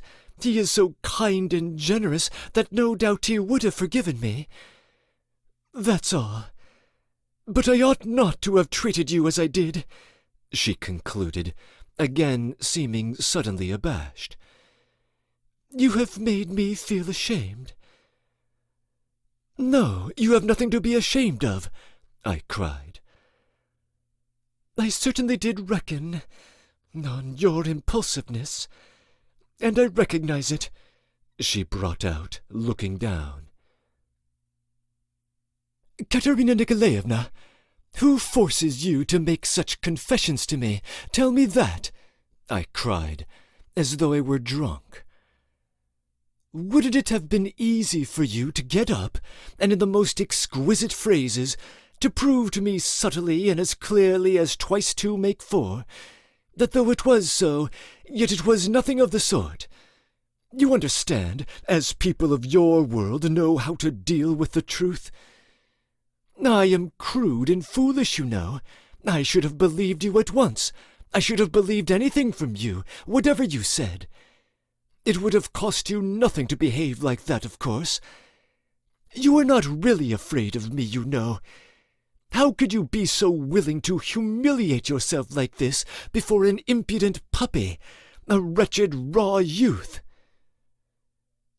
In this, anyway, I've not humiliated myself before you, she enunciated with immense dignity, apparently not understanding my exclamation. No, indeed, quite the contrary. That's just what I am saying. Oh, it was so wrong, so thoughtless of me, she exclaimed, putting her hand to her face, as though to hide it. I felt ashamed yesterday. That's why I was not myself when I was with you. The fact is, she added, that circumstances have made it absolutely essential for me at last to find out the truth about that unlucky letter, or else I should have begun to forget about it. For I have not let you come to see me simply on account of that, she added suddenly. There was a tremor at my heart. Of course not, she went on with a subtle smile. Of course not. You very aptly remarked, Arkady Makarovich, that we have often talked together as one student to another. I assure you I am sometimes very much bored in company. I have felt so particularly since my time abroad and all these family troubles.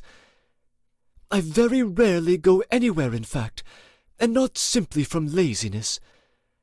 I often long to go into the country. There I could read over again my favourite books, which I have laid aside for so long, and have never been able to bring myself to read again. I have spoken to you of that already. Do you remember, you laughed at my reading the Russian newspapers at the rate of 2 a day? I didn't laugh. Of course not, for you too were excited over them, and I confessed too long ago that I am Russian and love Russia. You remember we always read facts, as you called them. She smiled. Though you are at times somewhat Strange, yet sometimes you grew so eager and would say such good things, and you were interested just in what I was interested in. When you are a student, you are charming and original. Nothing else suits you so well," she added, with a sly and charming smile. "Do you remember we sometimes talked for hours about nothing but figures, reckoned and compared, and took trouble to find out how many schools there are in Russia, and in what direction progress is being made? We reckoned up the murders and serious crimes, and set them off against the cheering times. We wanted to find out in what direction we were moving, and what would happen to us in the end. In you I found sincerity. In our world men never talk like that to us, to women. Last week I was talking to Prince X about Bismarck, for I was very much interested, and could not make up my mind about him. And only fancy, he sat down beside me and began telling me about him very fully indeed, but always with a sort of irony and that patronizing condescension which I always find so insufferable, and which is so common in great men when they talk to us women if we meddle with subjects beyond our sphere. Do you remember that we almost had a quarrel, you and I, over Bismarck? You showed me that you had ideas of your own, far more definite than Bismarck's." She laughed suddenly. "I have only met 2 people in my whole life who talked to me quite seriously. My husband, a very, very intelligent and honourable man." She pronounced the words impressively. "And you know whom?" "Versilov," I cried. I hung breathless on every word she uttered. "Yes, I was very fond of listening to him. I became at last absolutely open. Perhaps too open with him, but even then he did not believe in me." "Did not believe in you?" "No, no one has ever believed in me." "But Versilov!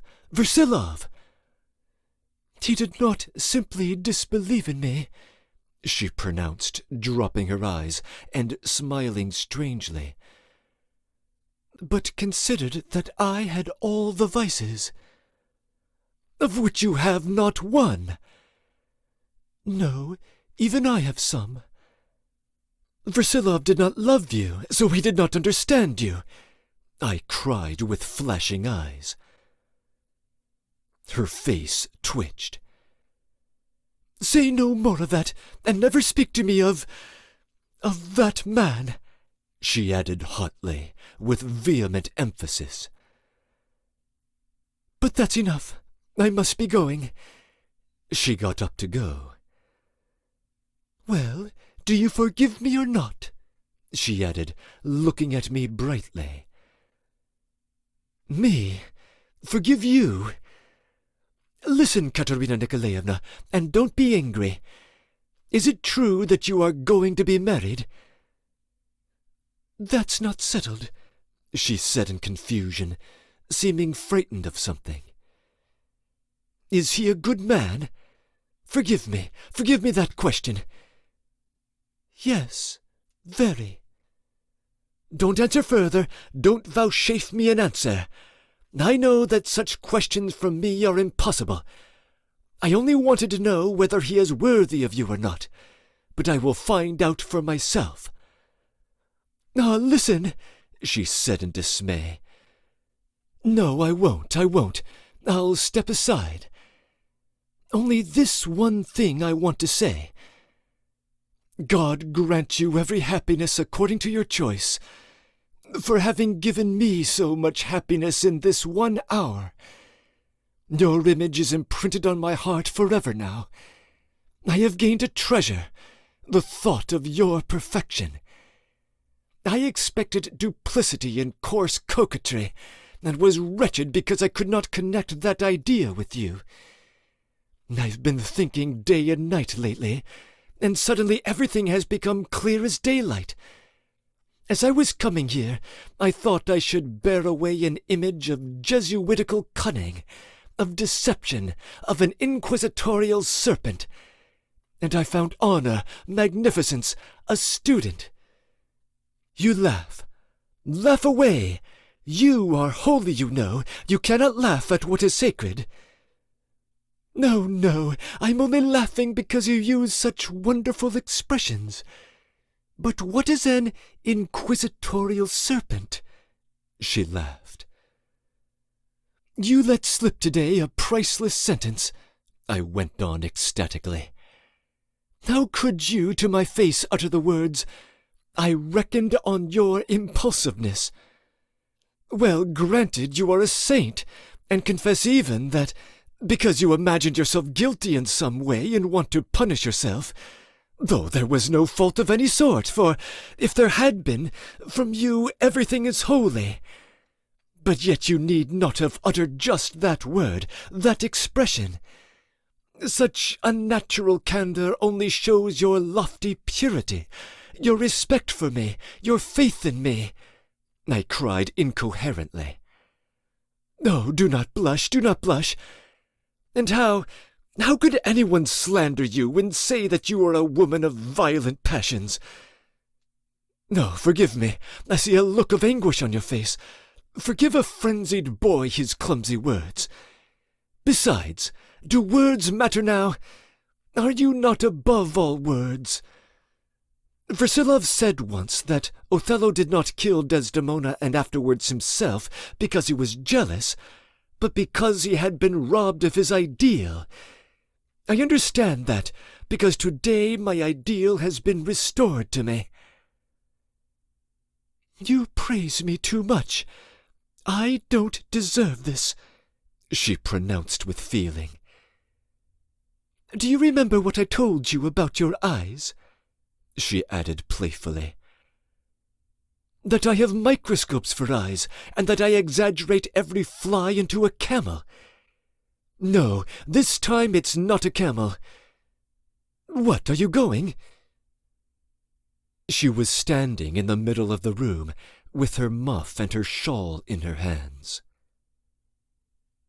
No, I shall wait till you're gone, and then I shall go afterwards. I must write a couple of words to Tatiana Pavlovna. I'm going directly. But once more, may you be happy alone, or with the man of your choice, and God bless you. All that I need is my ideal. Dear good Arkady Makarovich, believe me, my father always says of you, the dear good boy. Believe me, I shall always remember what you have told me of your lonely childhood, abandoned amongst strangers and your solitary dreams. I understand only too well how your mind has been formed. But now, though we are students, she added, with a deprecating and shamefaced smile, pressing my hand, we can't go on seeing each other as before, and no doubt you will understand that. We cannot. No, we cannot for a long time. We cannot. It's my fault. I see now that it's quite out of the question. We shall meet sometimes at my father's. You are afraid of my impulsiveness, my feelings. You don't believe in me. I would have exclaimed, but she was so overcome with shame that my words refused to be uttered. Tell me, she said, stopping me all at once in the doorway. Did you see yourself that letter was torn up? You are sure you remember it? How did you know at the time that it was the letter to Andronikov? Kraft told me what was in it, and even showed it to me. Goodbye. When I am with you in your study, I am shy of you. But when you go away, I am ready to fall down and kiss the spot where your foot has touched the floor. I brought out all at once, unconsciously, not knowing how or why I said it. and without looking at her, I went quickly out of the room. I set off for home. There was rapture in my soul. My brain was in a whirl, my heart was full. As I drew near my mother's house, I recalled Lisa's ingratitude to Anna Andreevna, her cruel and monstrous saying that morning, and my heart suddenly ached for them all. How hard their hearts are! And Lisa, too, what's the matter with her? I thought as I stood on the steps. I dismissed Matvei and told him to come to my lodging for me at 9 o'clock.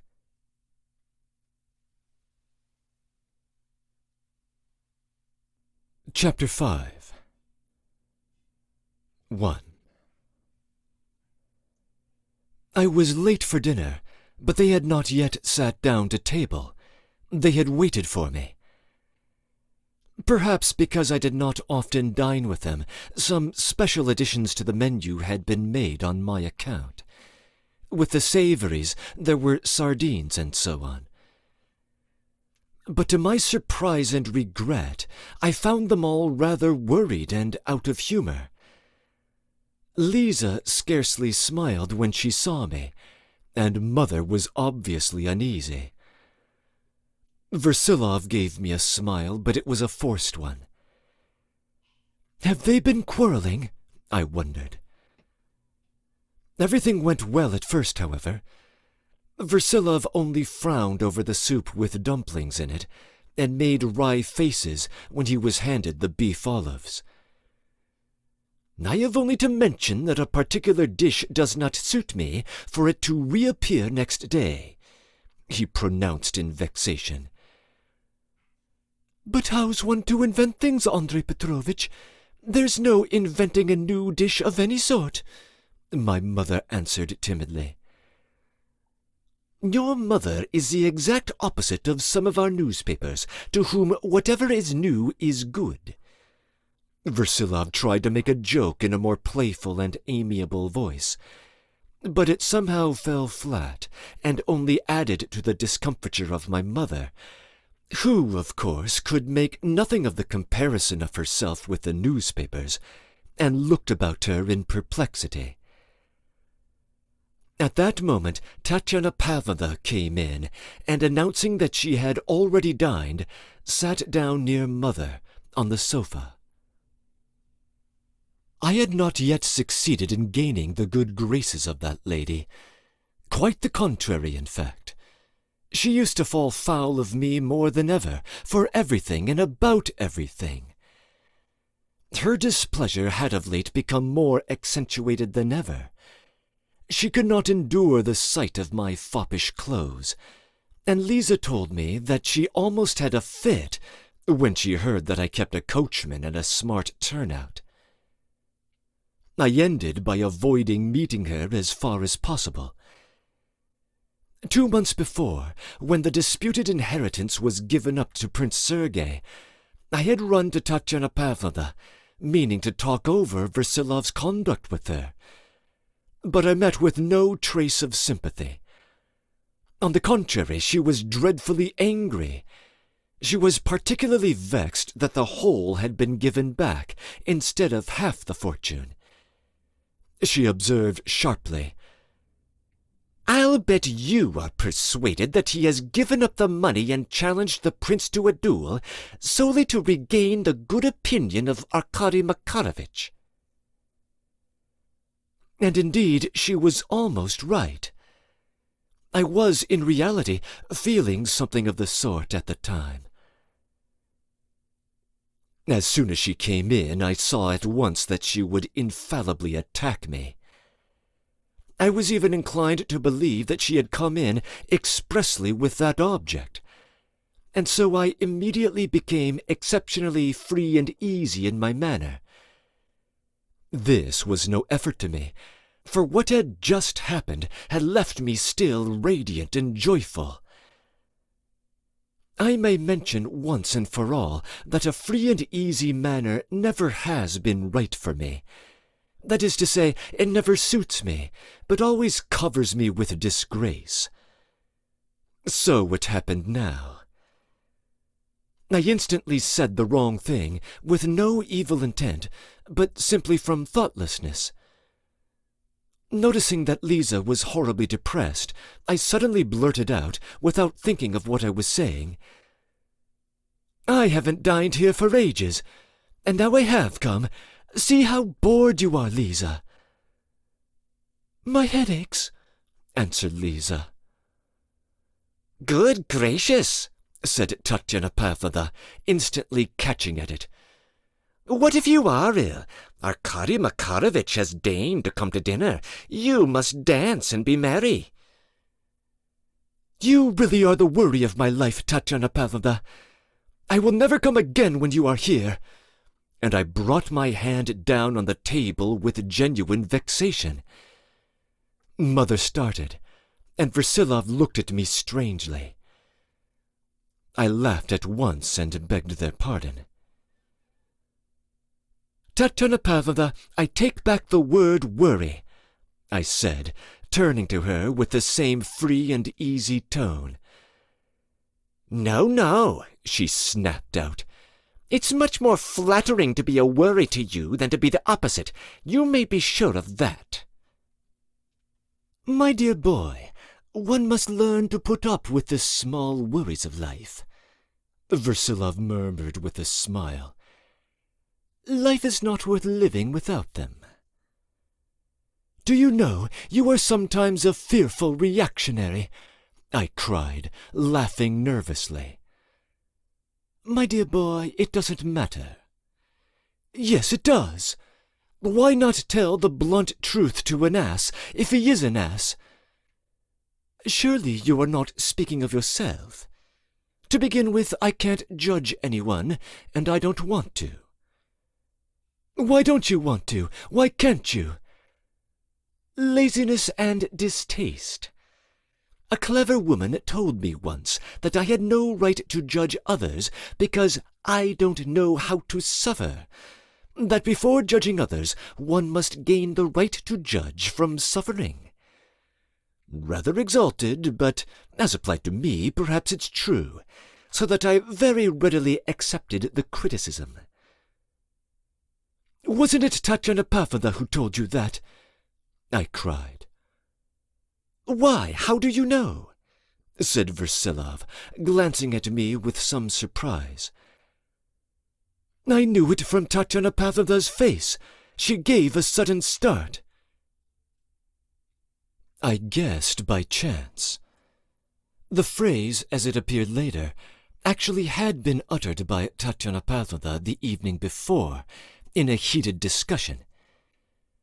And indeed, I repeat, I had, brimming over with joy and expansiveness, swooped down upon them at an unfortunate moment. All of them had their separate troubles, and they were heavy ones. "I don't understand it," I went on, "because it's all so abstract.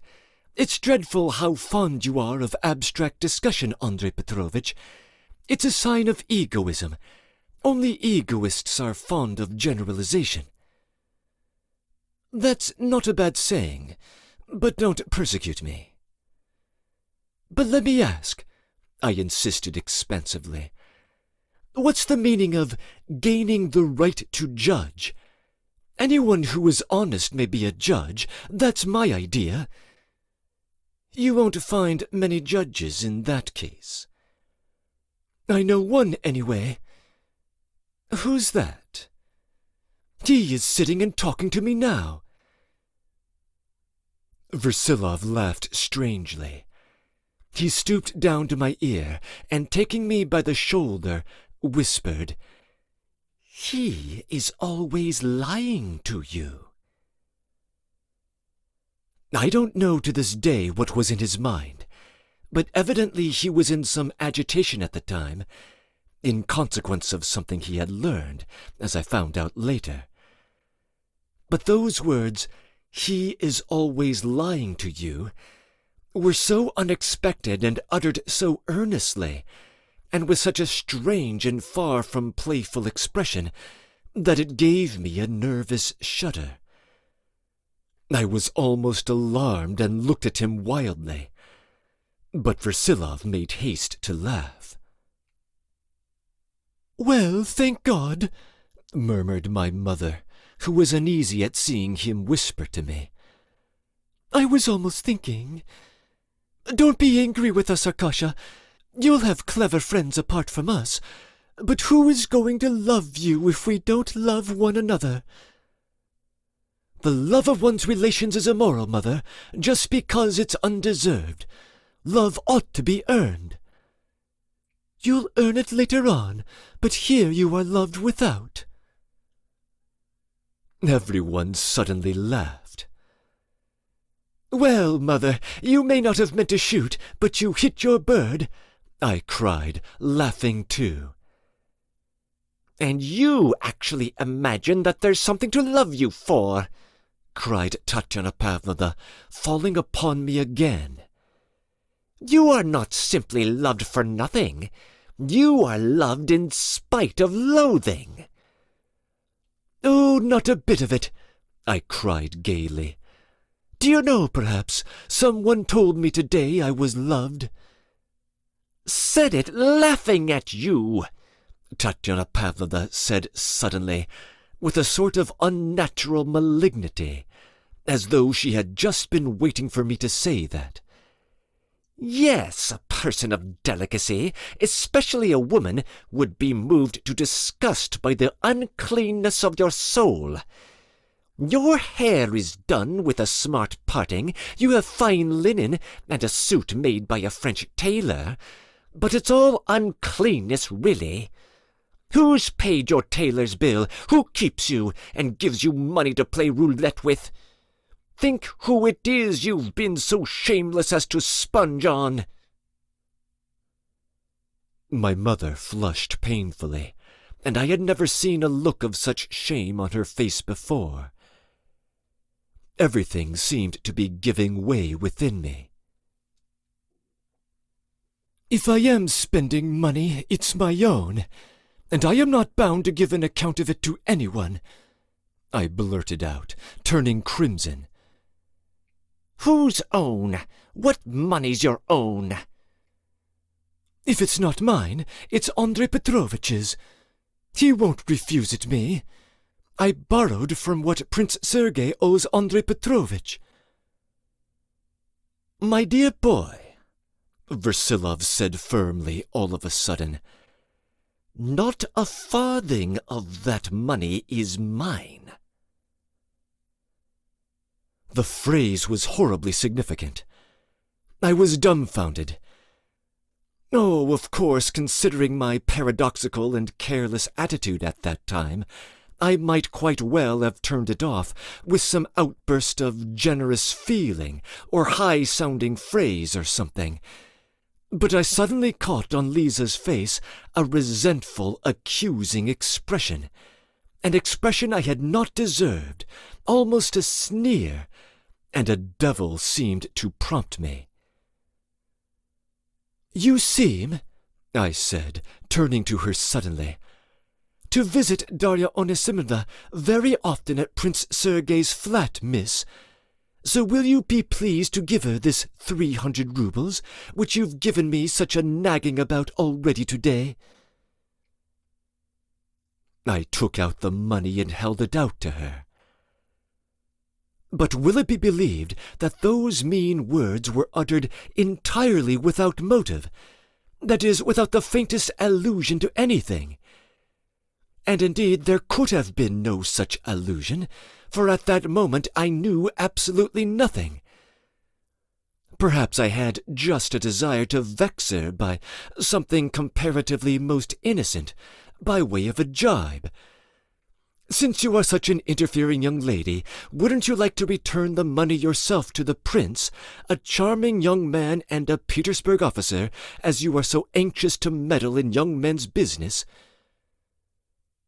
But what was my amazement when my mother got up and, with a menacing gesture, cried, "How dare you! How dare you!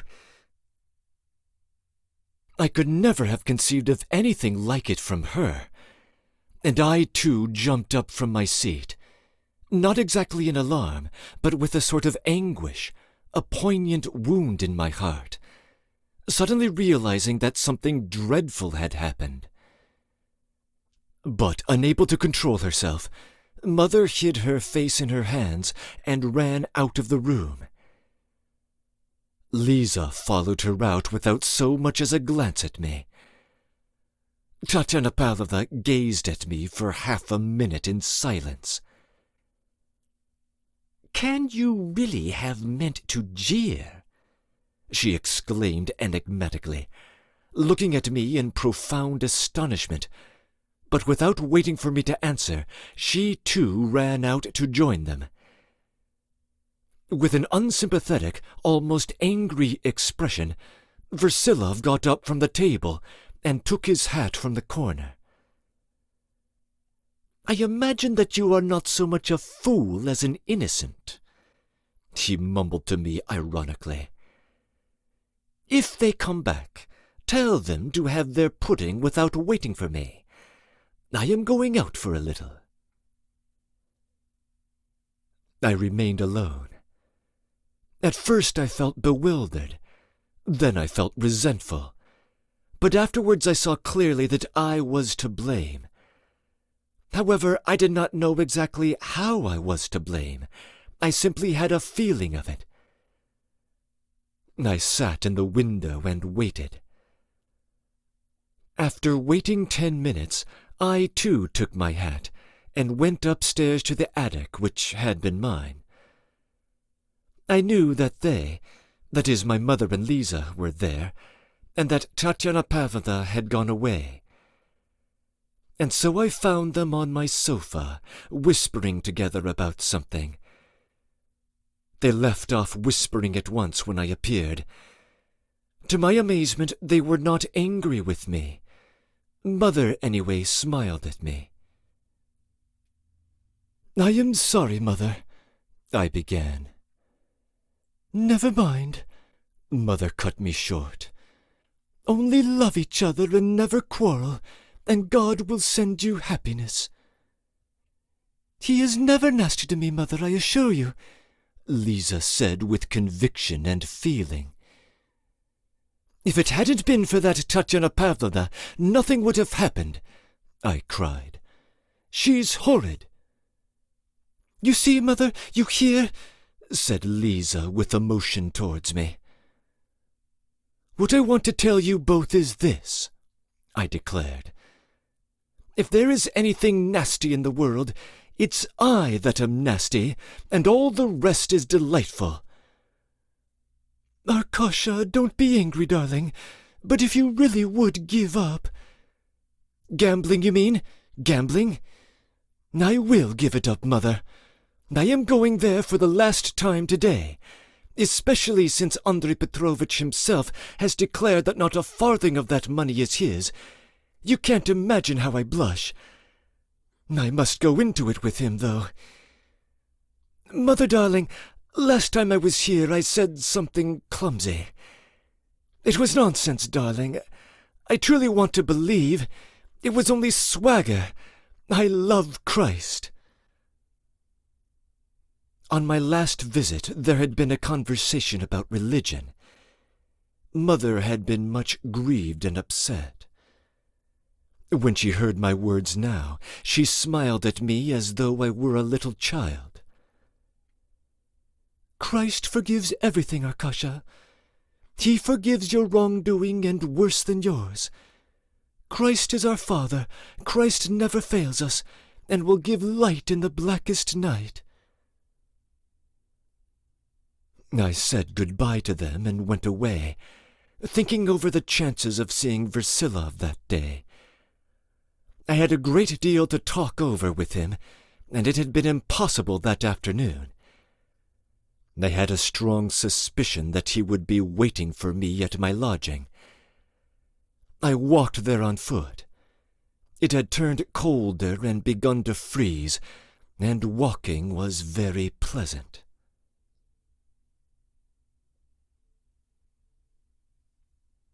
2. I lived near the Voznesensky Bridge, in a huge block of flats overlooking the courtyard. Almost as I went into the gate, I ran into Versilov coming out.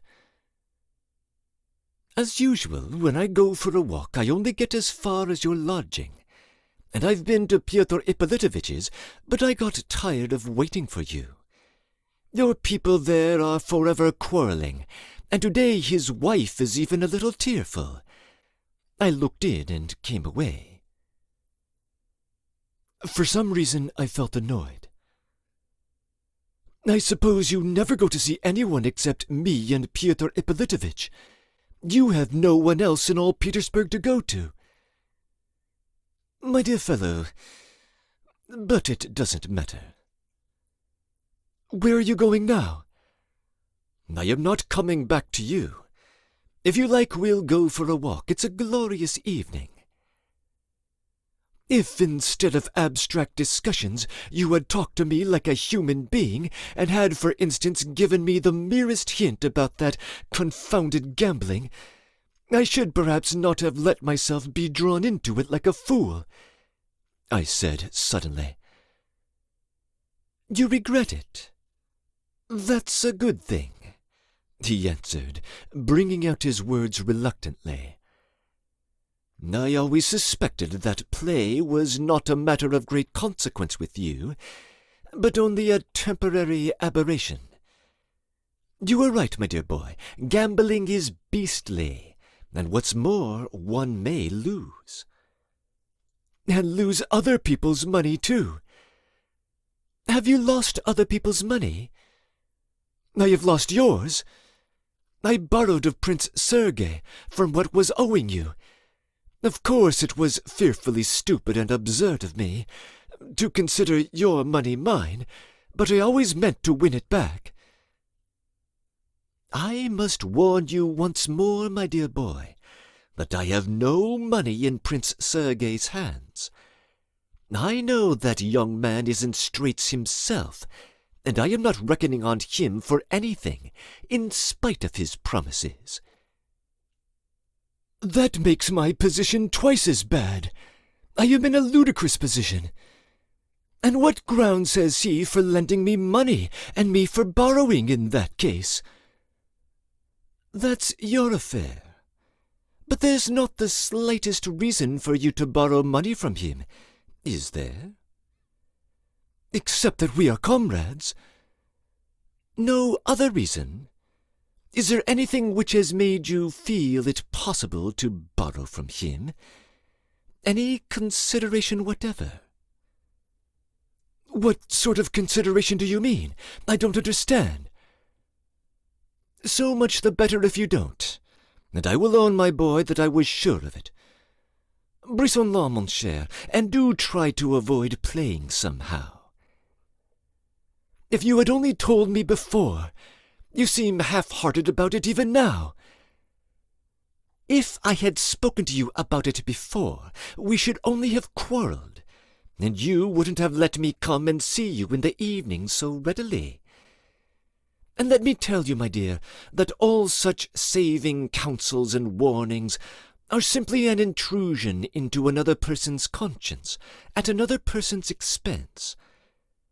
I have done enough meddling with the consciences of others, and in the long run I get nothing but taunts and rebuffs for it. Taunts and rebuffs, of course, don't matter. The point is that one never obtains one's object in that way.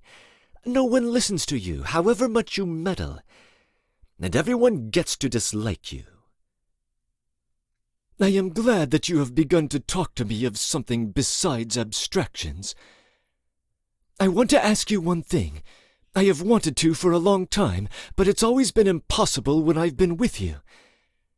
It is a good thing we are in the street. Do you remember that evening, the last evening I spent in your house 2 months ago, how we sat upstairs in my coffin, and I questioned you about Mother and Bakar Ivanovitch? Do you remember how free and easy I was with you then? How could you allow a young puppy to speak in those terms of his mother? and yet you made not the faintest sign of protest. On the contrary, you let yourself go, and so made me worse than ever. My dear boy, I am very glad to hear such sentiments from you. Yes, I remember very well. I was actually waiting to see the blush on your cheek, and if I fell in with your tone, it was just to bring you to the limit. And you only deceived me then, and troubled more than ever the springs of purity in my soul. Yes, I'm a wretched raw youth, and I don't know from minute to minute what is good and what is evil. Had you given me the tiniest hint of the right road, I should have realized things and should have been eager to take the right path. But you only drove me to fury. Cher enfant, I always foresaw that, one way or another, we should understand one another. That blush has made its appearance of itself without my aid, and that, I swear, is better for you. I notice, my dear boy, that you have gained a great deal of late. Can it be the companionship of that princeling? Don't praise me, I don't like it. Don't leave me with the painful suspicion that you are flattering me without regard for truth, so as to go on pleasing me. Well, lately, you see, I've been visiting ladies. I am very well received, you know, by Anna Andreevna, for instance. I know that from her, my dear boy. Yes, she is very charming and intelligent. Mais brissonnant, mon cher. It's odd how sick I feel of everything today. Spleen, I suppose. I put it down to hemorrhoids. How are things at home? All right. You made it up, of course, and embraces followed. Cela va sans dire. It's melancholy sometimes to go back to them, even after the nastiest walk. In fact, I sometimes go a longer way round in the rain, simply to delay the moment of returning to the bosom of my family. And how bored I am there! Good God, how bored! Mother, your mother is the most perfect and delightful creature. In short, I am probably unworthy of them. By the way, what's the matter with them today? For the last few days they've all been out of sorts somehow. I always try to ignore such things, you know, but there is something fresh brewing today. Have you noticed nothing? I know nothing positive, and in fact I should not have noticed it at all if it hadn't been for that confounded Tatyana Pavlovna, who can never resist trying to get her knife in. You are right. There is something wrong. I found Lisa at Anna Andreevna's this morning, and she was so... She surprised me, in fact. You know, of course, that she visits Anna Andreevna. I know, my dear. And you... When were you at Anna Andreevna's today? At what time? I want to know for a reason. From 2 till 3. And only fancy, as I was going out, Prince Sergei arrived. Then I described my whole visit very circumstantially. He listened without speaking. He made no comment whatever on the possibility of a match between Prince Sergei and Anna Andreevna. In response to my enthusiastic praise of Anna Andreevna, he murmured again that she was very charming. I gave her a great surprise this morning with the latest bit of drawing-room gossip that Madame Akhmakov is to be married to Baron Buring, I said all of a sudden, as though something were torn out of me. Yes? Would you believe it? She told me that news earlier in the day, much earlier than you can have surprised her with it. What do you mean? I was simply struck dumb. From whom could she have heard it? Though, after all, there's no need to ask. Of course she might have heard it before I did. But only imagine she listened to me when I told her, as though it were absolutely news to her. But what of it? Hurrah for breadth! One must take a broad view of people's characters, mustn't one? I, for instance, should have poured it out all at once, and she shuts it up in a snuff-box. And so be it, so be it. She is none the less a most delightful person, and a very fine character. Oh, no doubt of it, everyone must go his own way. And something more original. These fine characters can sometimes baffle one completely. Just imagine. Anna Andreevna took my breath away this morning by asking whether I were in love with Katerina Nikolaevna Akhmakov or not. What a wild and incredible question! I cried, dumbfounded again. There was actually a mist before my eyes. I had never yet broached this subject with him, and here he had begun on it himself. In what way did she put it? No way, my dear boy, absolutely no way. The snuff-box shut again at once, more closely than ever. And what's more, observe, I've never admitted the conceivability of such questions being addressed to me, nor has she.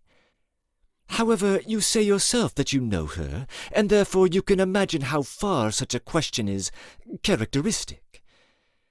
Do you know anything about it by chance? I am just as puzzled as you are. Curiosity, perhaps, or a joke. No, quite the contrary. It was a most serious question. Hardly a question, in fact, more a cross-examination. And evidently there were very important and positive reasons for it. Won't you be going to see her? Couldn't you find out something? I would ask you as a favor, do you see? But the strangest thing is that she could imagine you to be in love with Katerina Nikolaevna. Forgive me, I can't get over my amazement. I should never, never have ventured to speak to you on this subject, or anything like it. And that's very sensible of you, my dear boy. Your intrigues and your relations in the past, well, of course, the subject's out of the question between us, and indeed it would be stupid of me. But of late, the last few days, I have several times exclaimed to myself that if you had ever loved that woman, if only for a moment, oh, you could never have made such a terrible mistake in your opinion of her as you did. I know what happened. I know of your enmity, of your aversion, so to say, for each other. I've heard of it. I've heard too much of it. Even before I left Moscow I heard of it.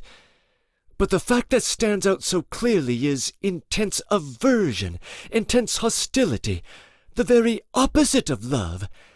And Anna Andreevna suddenly asks point-blank, do you love her? Can she have heard so little about it?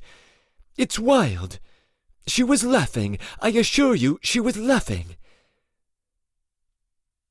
But I observe, my dear boy, said Versilov, and there was something nervous and sincere in his voice that went to one's heart, as his words rarely did, that you speak with too much heat on the subject. You said just now that you have taken to visiting ladies. Of course, for me to question you on that subject, as you expressed it.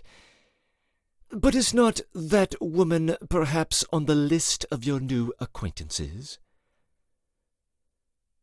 That woman? My voice suddenly quivered. Listen, Andrei Petrovitch, listen. That woman is what you were talking of with Prince Sergei this morning. Living life, do you remember? You said that living life is something so direct and simple, something that looks you so straight in the face, that its very directness and clearness make us unable to believe that it can be the very thing we're seeking so laboriously all our lives. With ideas like that, you met the ideal woman, and in perfection, in the ideal, you recognized all the vices. That's what you did." The reader can guess what a state of frenzy I was in. "All the vices? Oh, I know that phrase," cried Versilov. "And if things have gone so far that you are told of such a phrase, oughtn't I to congratulate you? It suggests such a degree of intimacy that perhaps you deserve credit for a modesty and reserve of which few young men are capable." There was a note of sweet, friendly, and affectionate laughter in his voice. There was something challenging and charming in his words, and in his bright face, as far as I could see it in the night. He was strangely excited. I beamed all over in spite of myself. "Modesty? Reserve? Oh, no, no!" I exclaimed, blushing, and at the same time squeezing his hand, which I had somehow seized and was unconsciously holding. "No, there's no reason. In fact, there's nothing to congratulate me on, and nothing of the sort can ever happen." I was breathless and let myself go.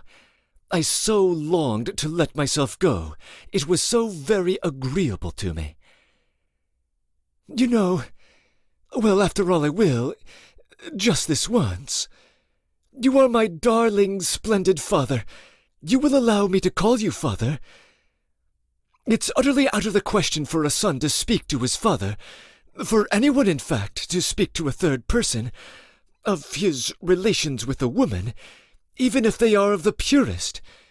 In fact, the purer they are, the greater the obligation of silence. It would be distasteful, it would be coarse. In short, a confidant is out of the question. But if there's nothing, absolutely nothing, then surely one may speak, mayn't one?" "As your heart tells you." "An indiscreet, very indiscreet question. I suppose in the course of your life you've known women. You've had intimacies. I only ask generally. I don't mean anything particular." I blushed and was almost choking with delight. "We will assume there have been transgressions." "Well, then, I want to ask you this, and you tell me what you think of it, as a man of more experience.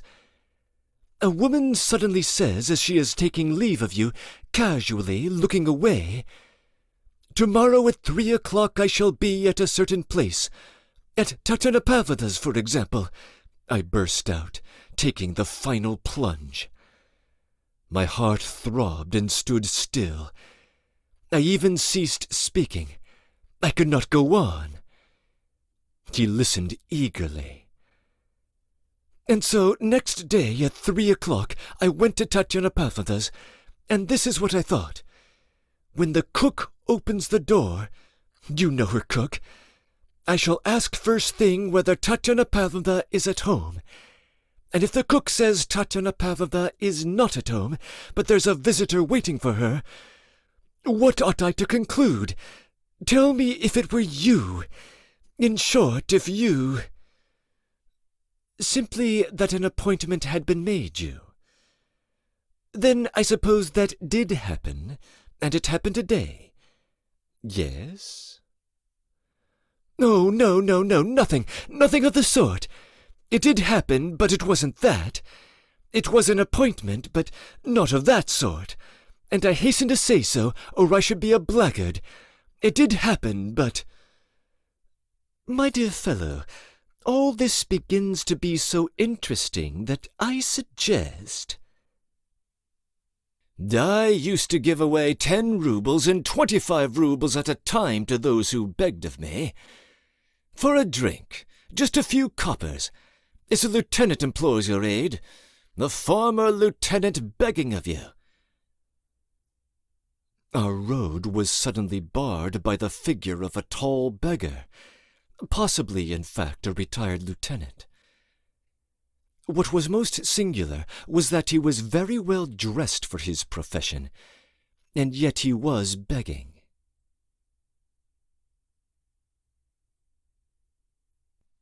III. I purposely do not omit this paltry incident of the wretched lieutenant, for my picture of Versilov is not complete without the petty details of his surroundings at that minute, which was so momentous for him. Momentous it was, and I did not know it. "If you don't leave off, sir, I shall call the police at once," Versilov said, suddenly raising his voice unnaturally and standing still before the lieutenant. I could never imagine such anger from a man so philosophic, and for such a trivial cause. And note, our conversation was interrupted at the point of most interest to him, as he had just said himself. "What, you haven't a 5-kopeck piece?" the lieutenant cried rudely, waving his hand in the air. "And indeed, what canaille have 5 kopecks nowadays? The low rabble, the scoundrels! He goes dressed in beaver and makes all this to-do about a copper." "Constable!" cried Versilov. But there was no need to shout. A policeman was standing close by, at the corner, and he had heard the lieutenant's abuse himself. "I ask you to bear witness to this insult. I ask you to come to the police station," said Versilov. "No, I don't care. There's nothing at all you can prove. You won't show yourself so wonderfully clever." "Keep hold of him, constable, and take us to the police station," Versilov decided emphatically. "Surely we are not going to the police station? Bother the fellow," I whispered to him. "Certainly we are, dear boy. The disorderly behavior in our streets begins to bore one beyond endurance, and if everyone did his duty, it would make it better for us all. C'est comique, mais c'est ce que nous ferons." For 100 paces, the lieutenant kept up a bold and swaggering demeanor, and talked with heat. He declared that it was not the thing to do, that it was all a matter of 5 kopecks, and so on and so on. But at last he began whispering something to the policeman. The policeman, a sagacious man, with apparently a distaste for exhibitions of nerves in the street, seemed to be on his side, though only to a certain degree. He muttered in an undertone in reply that it was too late for that now, that it had gone too far, and that if you were to apologize, for instance, and the gentleman would consent to accept your apology, then perhaps— "Come, listen, honored sir. Where are we going? I ask you, what are we hurrying to, and what's the joke of it?" the lieutenant cried aloud. "If a man who is down on his luck is willing to make an apology— in fact, if you want to put him down— damn it all, we are not in a drawing-room, we are in the street.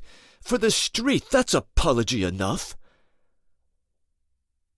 Versilov stopped, and suddenly burst out laughing. I actually imagined that he had got the whole thing up for amusement, but it was not so. "I entirely accept your apology, Monsieur l'Officier, and I assure you that you are a man of ability. Behave like that in the drawing-room. It will soon pass muster perfectly there, too. And meanwhile, here are 20 kopecks for you. Eat and drink your fill with it. Pardon me, constable, for troubling you. I would have thanked you more substantially for your pains, but you are so highly respectable nowadays. My dear boy," he added, turning to me, There's an eating-house close here. It's really a horrible sewer, but one could get tea there, and I invite you to a cup. This way, quite close. Come along." I repeat, I had never seen him so excited, though his face was full of brightness and gaiety. Yet I noticed that when he was taking the coin out of his purse to give it to the officer, his hands trembled, and his fingers refused to obey him, so that at last he asked me to take out the money and give it to the man for him. I cannot forget it. He took me to a little restaurant on the canal side, in the basement. The customers were few. A loud barrel organ was playing out a tune. There was a smell of dirty dinner napkins. We sat down in a corner. "Perhaps you don't know. I am sometimes so bored, so horribly bored in my soul, that I like coming to all sorts of stinking holes like this. These surroundings, the halting tune from Lucia, the waiters in their unseemly Russian get-up, the fumes of cheap tobacco, the shouts from the billiard-room. It's all so vulgar and prosaic that it almost borders on the fantastic. Well, my dear boy, that son of Mars interrupted us, I believe, at the most interesting moment. Here's the tea. I like the tea here. Imagine Pyotr Ippolitovitch suddenly began today assuring the other lodger, the one marked with smallpox, that during the last century a special committee of lawyers was appointed in the English Parliament to examine the trial of Christ before the high priest and Pilate, with the sole object of finding how the case would have gone nowadays by modern law, and that the inquiry was conducted with all solemnity, with counsel for the prosecution and all the rest of it, and that the jury were obliged to uphold the original verdict.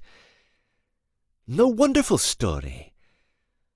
That fool of a lodger began to argue about it, lost his temper, quarrelled, and declared he should leave next day. The landlady dissolved in tears at the thought of losing his rent. Mais passons. In these restaurants they sometimes have nightingales. Do you know the old Moscow anecdote à la Pyotr Ippolitovitch? The nightingale was singing in a Moscow restaurant.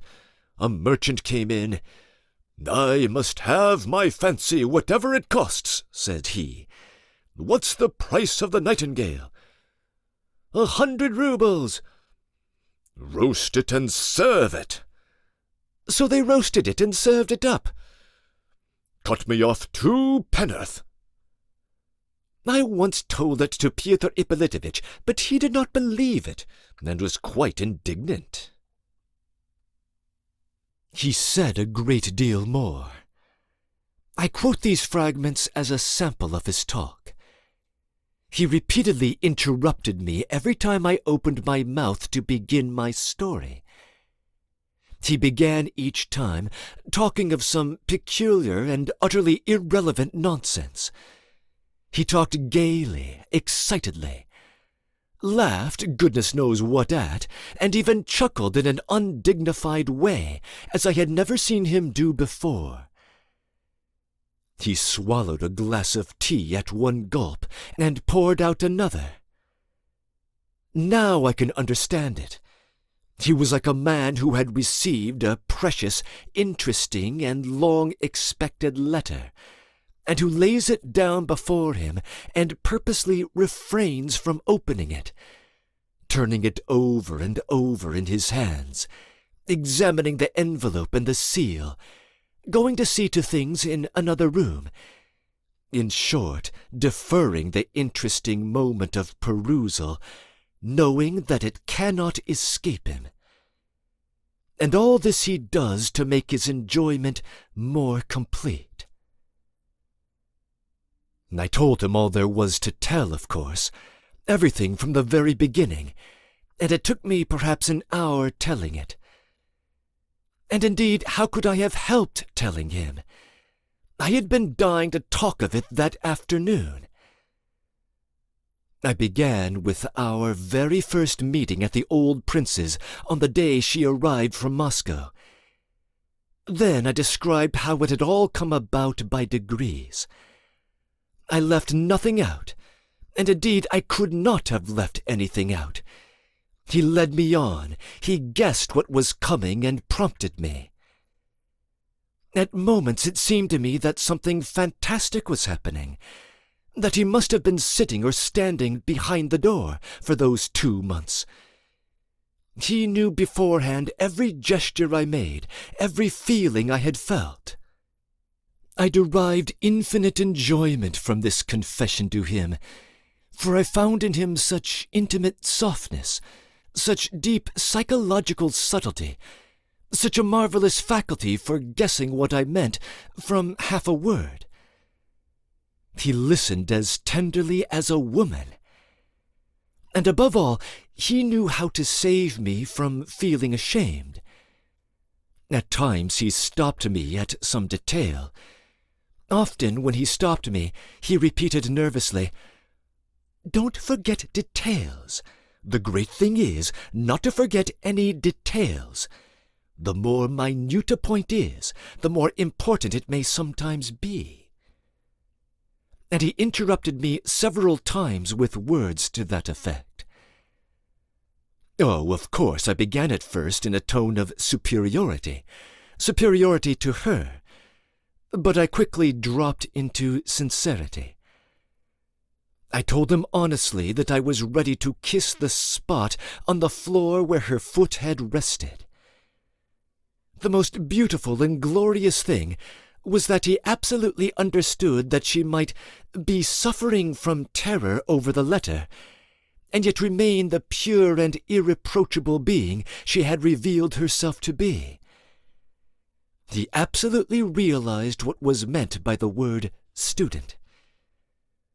But when I was near the end of my story, I noticed that behind his good-natured smile, there were signs in his face from time to time of some impatience, some abruptness and preoccupation.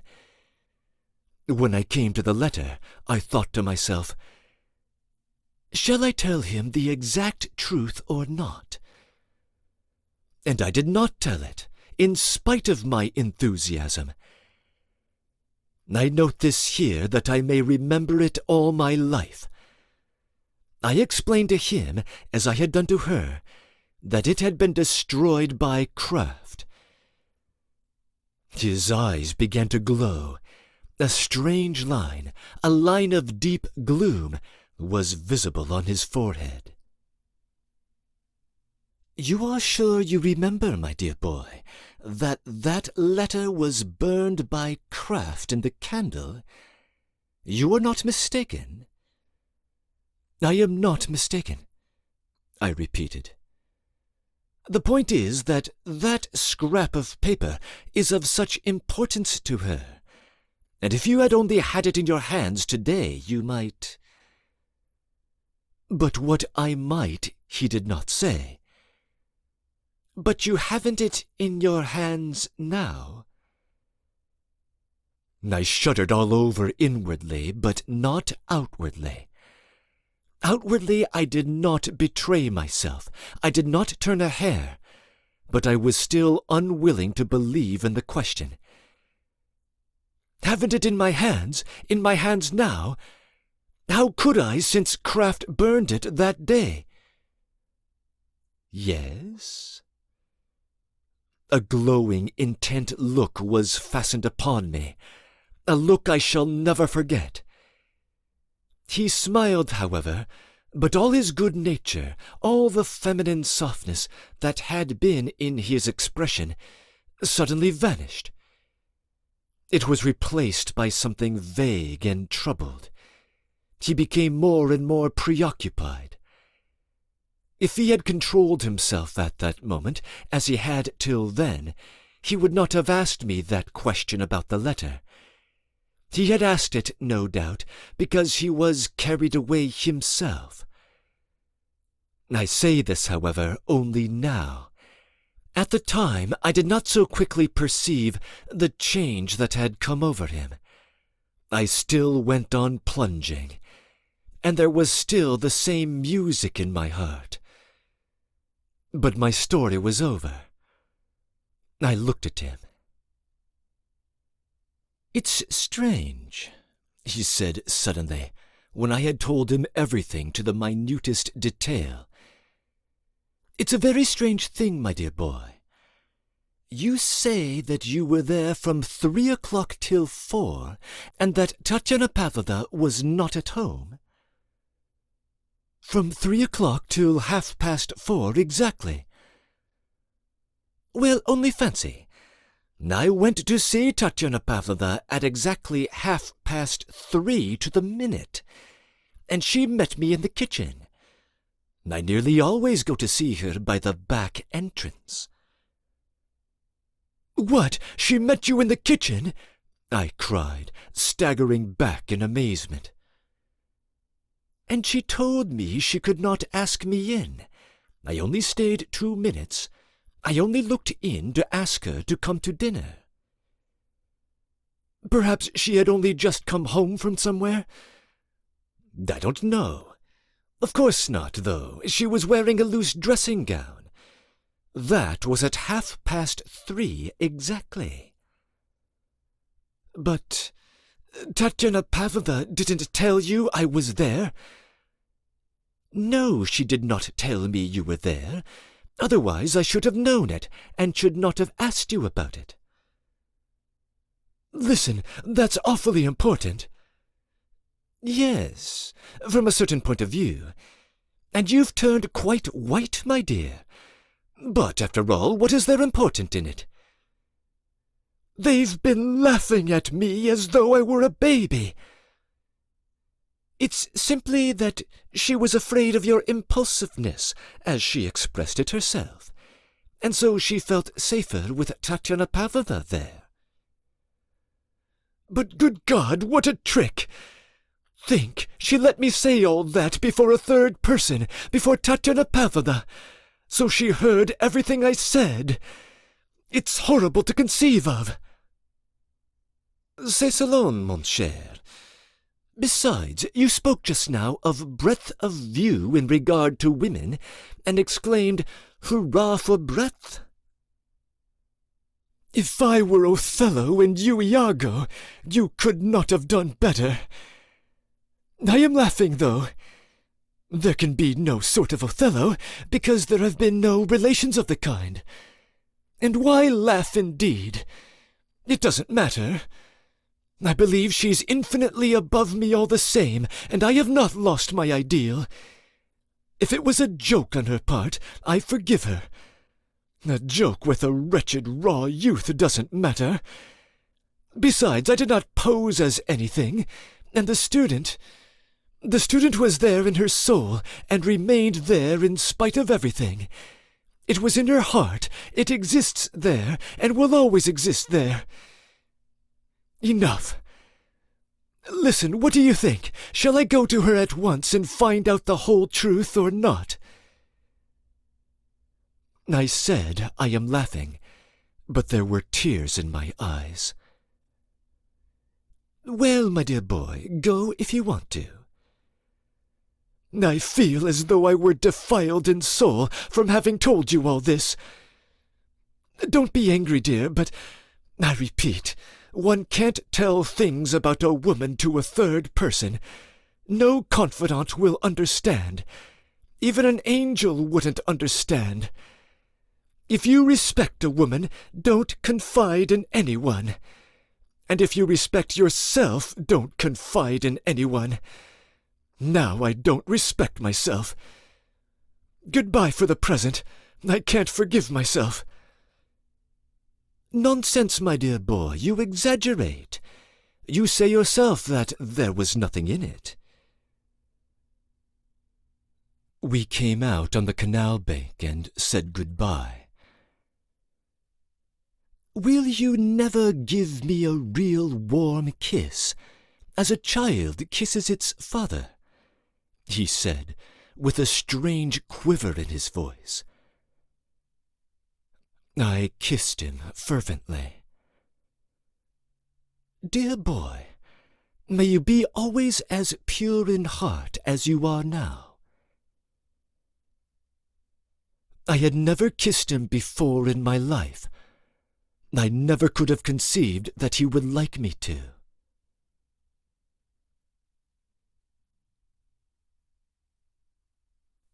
Breaking in. This chapter requires some extended comment. I should begin with a detail regarding the timing of Versilov's arrival at Tatyana Pavlovna's flat that afternoon. Arkady arrived at roughly 3 for his supposed tryst with Katerina Nikolaevna, and left at 4:30. The Garnett translation, which we have been using, has Versilov arriving at 4:30, just as Arkady is leaving. But I edited this to 3:30, following the translation of Pavir and Volokonsky. The latter seem to be more reliable about these details, and their rendition makes more narrative sense. Versilov would have been received by Tatyana Pavlovna for mere moments at the back door, in the middle of Arkady's gushing confessions in the last chapter. Thus Versilov never encounters Arkady at the residence, while Tatyana Pavlovna has a complete angle on the tender feelings of the adolescent. No wonder, then, that at the dinner table in Section 1, the older woman should spit out so acidly that Katerina Nikolaevna had been laughing at Arkady the whole time. However, in Section 2, Versilov seems to interpret things in the opposite direction, claiming that Arkady must have gotten on intimate terms with the young lady. Given a peculiar turn of phrase the youth dropped during their conversation on the street. There, Arkady accuses Versilov of recognizing in her all the vices, an expression that Katerina Nikolaevna herself uses in the prior chapter, and which clearly has a history between these two figures. We've now seen small reactions to that history from both angles. Versilov seems strangely excited by it in this chapter, as does Katerina Nikolaevna in the last. And if we were to return to the last chapter, we would see just how crafty the young lady is. Some of her reactions are sincere. She seems genuinely concerned about that letter, for instance, and the phrase, "all the vices," really was used in the past. We are left to wonder about how sincere she is about enjoying her prior student-like conversations with Arkady. But a reread of the chapter will show just how adroit she is, both in seeing the youth in and seeing him out, and in navigating all the tumult in between, knowing all the while that she had a witness in the back room. Indeed, Arkady seems to have been duped by 2 cunning female aristocrats. Anna Andreevna deceived him that afternoon with her reaction to the news regarding Baron Buring, and she has been maneuvering both with Versilov and with Lisa. It seems that these 2 ladies, Katerina Nikolaevna and Anna Andreevna, are emerging as rivals and are testing their strength, although in ways that are at this point too subtle both for our narrator and the reader. And Versilov is, of course, also a player in these subtle games. He is wrapped up in some contest against Anna Andreevna, and is willing to use Arkady as a spy for the purpose. At dinner in Section 1, he is musing over some new, undisclosed piece of information. And he is clearly exploiting Arkady in the last 2/3 of this chapter. Indeed, announces in advance that he is destined to do so, via that whisper at the dinner table early on. His aims, of course, are unclear, although they evidently surround Katerina Nikolaevna, and might even be laced with a tinge of jealousy. One wonders if this clever man can possibly be deceived by Arkady's lie about the letter, as Katerina Nikolaevna appears to have been that afternoon. But does he love Arkady? Our narrator calls him an Iago at the tavern, referencing the deceitful villain of Shakespeare's tragedy Othello. That play makes an appearance in the last chapter as well, as Arkady interprets the real tragedy of the play as the hero's loss of his ideal. He laughs off his own accusation here, claiming that he still has his ideal image of Katerina Nikolaevna. But perhaps Versilov really is acting the part of an Iago in this chapter. And yet, as our last scene reveals, it seems that he still loves his son all the same. As ever, he seems caught between conflicting impulses. And Arkady remains oblivious to much of his surroundings. What caused the blow-up at the house in Section 1? What was so offensive about Arkady's comment to Lisa? By now, more readers will have guessed the source of agitation in the household. If you haven't yet done so, have no fear. Your curiosity will be satisfied. But first, Arkady must decide how he will react to the hard news he has just received from his father. End of comments.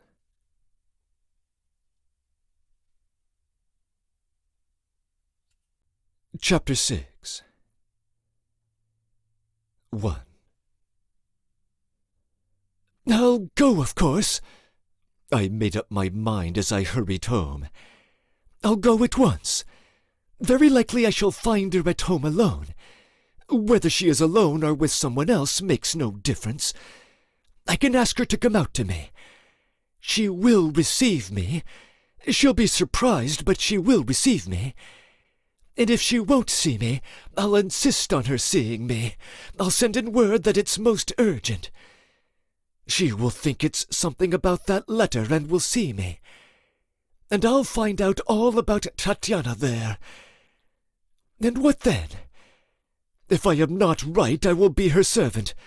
If I am right, and she is to blame, it's the end of everything. In any case, it's the end of everything. What am I going to lose?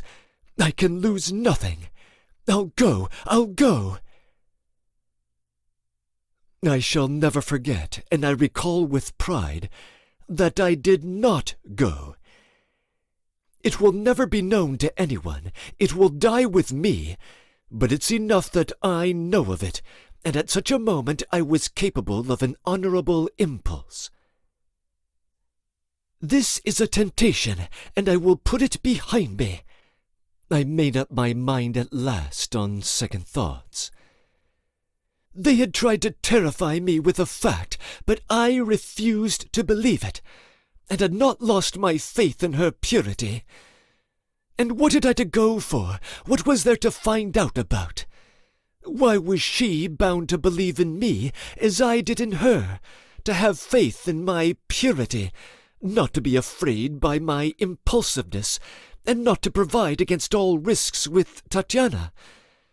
I had not yet, as far as she could see, deserved her confidence.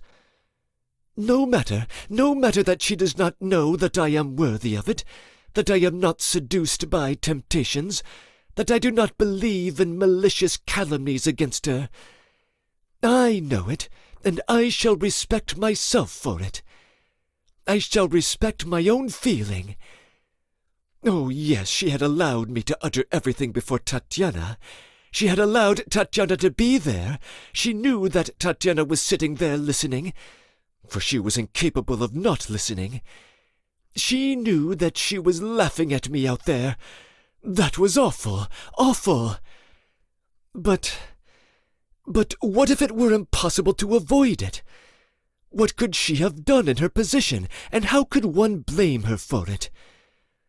Why, I had told her a lie about craft.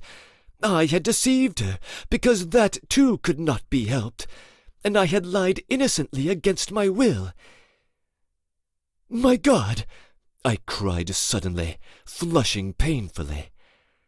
What have I just done myself? Haven't I exposed her too before Tatiana? Haven't I repeated it all to Versilov just now? Though, after all, there is a difference. It was only a question of the letter. I had in reality only told Versilov about the letter because there was nothing else to tell, and could be nothing else. Was not I the first to declare that there could not be? He is a man of insight. But what hatred there is in his heart for this woman even to this day! And what sort of drama must have taken place between them in the past? And about what? All due to vanity, of course. Versilov cannot be capable of any feeling but boundless vanity. That last thought rose spontaneously in my mind, and I did not even remark it. Such were the thoughts that floated through my mind, one after another, and I was straightforward with myself. I did not cheat or deceive myself, and if there was anything I did not understand at that moment, it was not from sophistry with myself, but only from lack of brains. I returned home in great excitement, and, I don't know why, in a very cheerful though confused state of mind. But I was afraid of analyzing my feelings, and did my utmost to distract my mind. I went in at once to see my landlady. It turned out that a terrible quarrel really had taken place between her husband and her.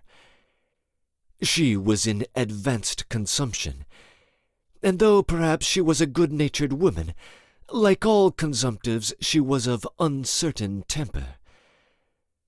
I began trying to reconcile them at once.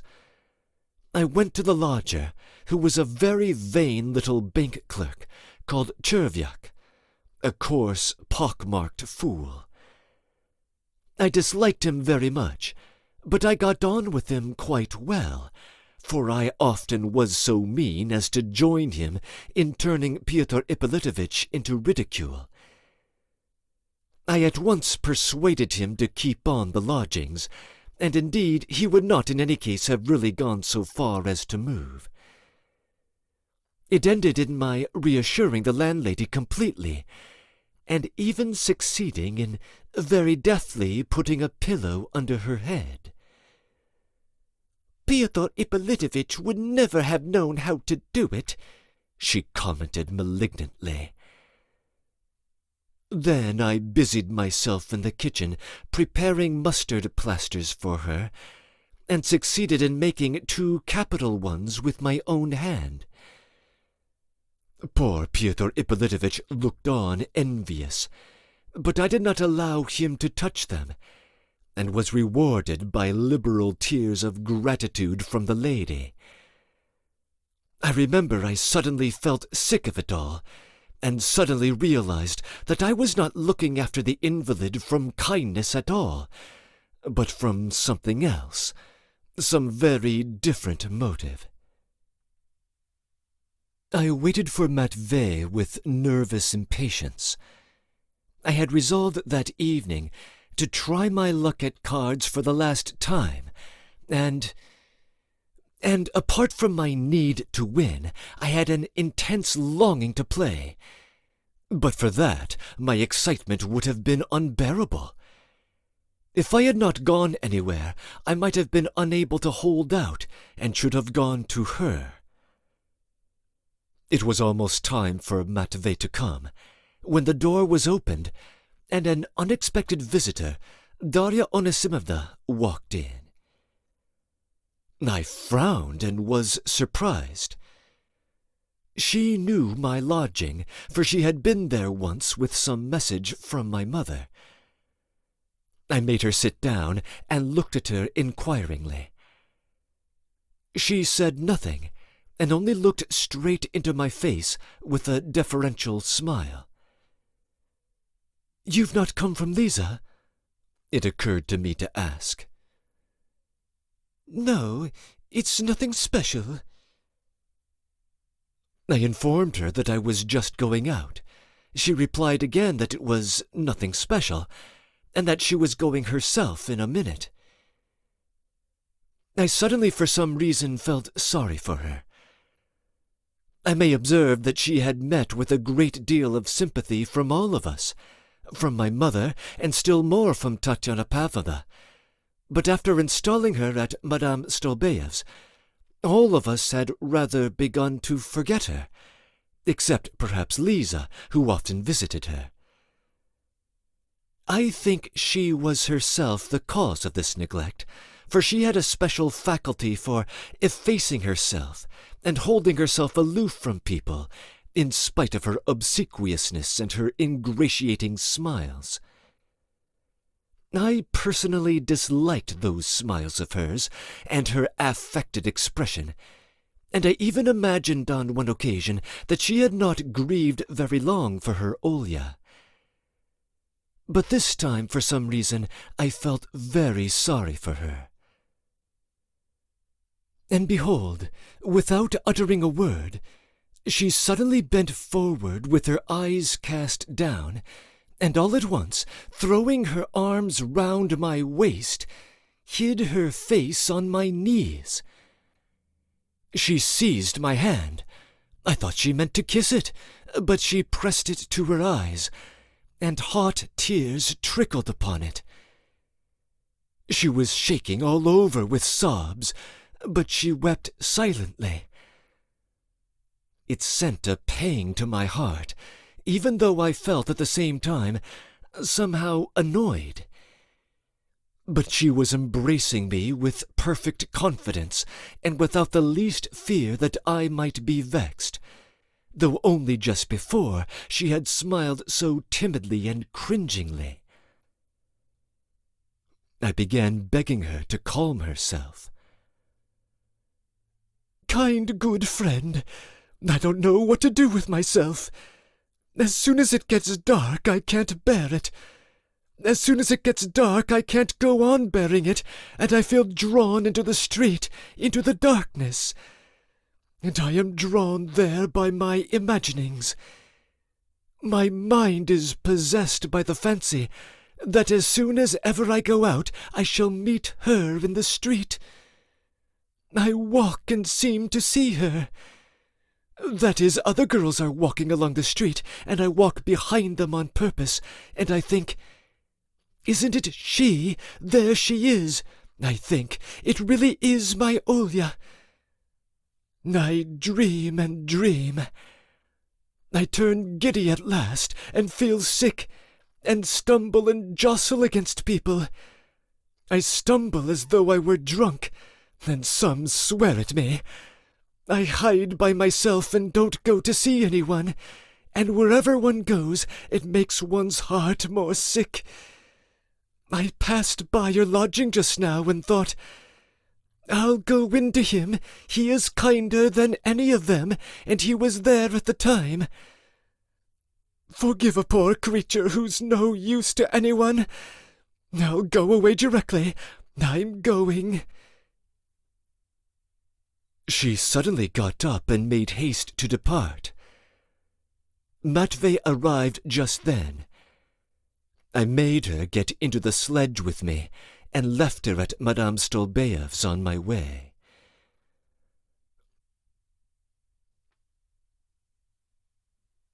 Breaking in.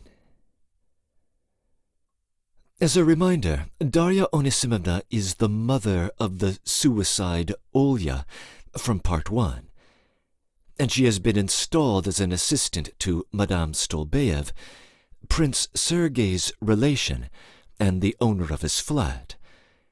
Thus she has access to the young prince. In the last chapter, Arkady's unwittingly incendiary comment at the house referred to Lisa's frequently visiting this widow, and thus being able to return the 300 rubles to Prince Sergei. End of comments.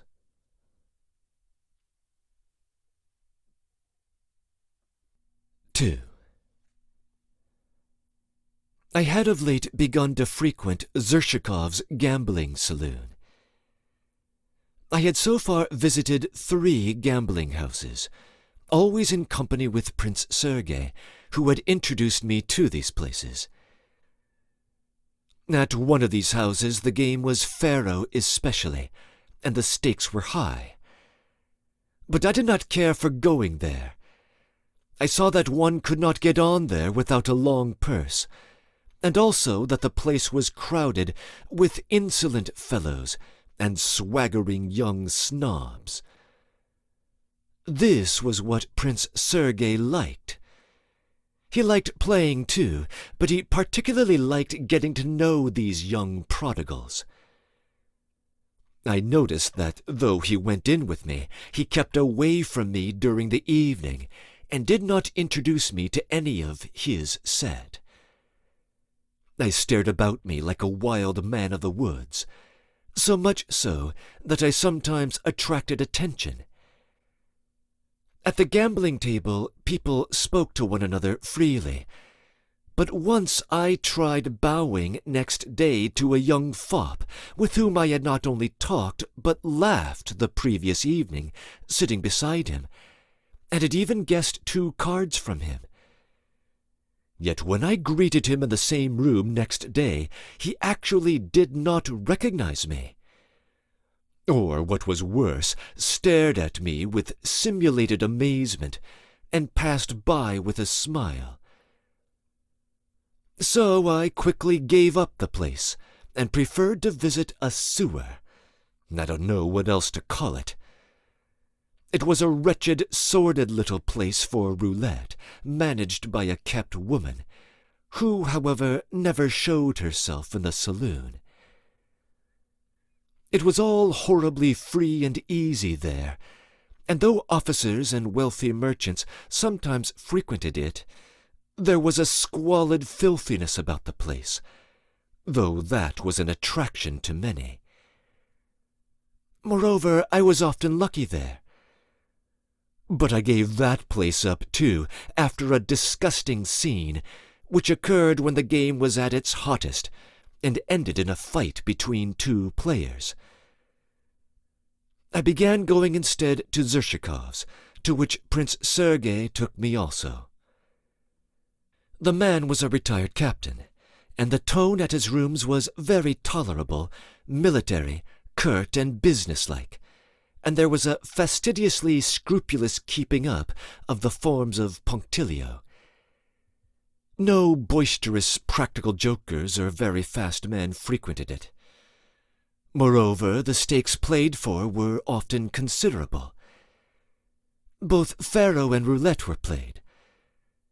I had only been there twice before that evening, the 15th of November, but I believe Zershikov already knew me by sight. I had made no acquaintances there, however. As luck would have it, Prince Sergei did not turn up till about midnight, when he dropped in with Darzan, after spending the evening at the gambling saloon of the young snobs which I had given up. And so that evening I found myself alone and unknown in a crowd of strangers.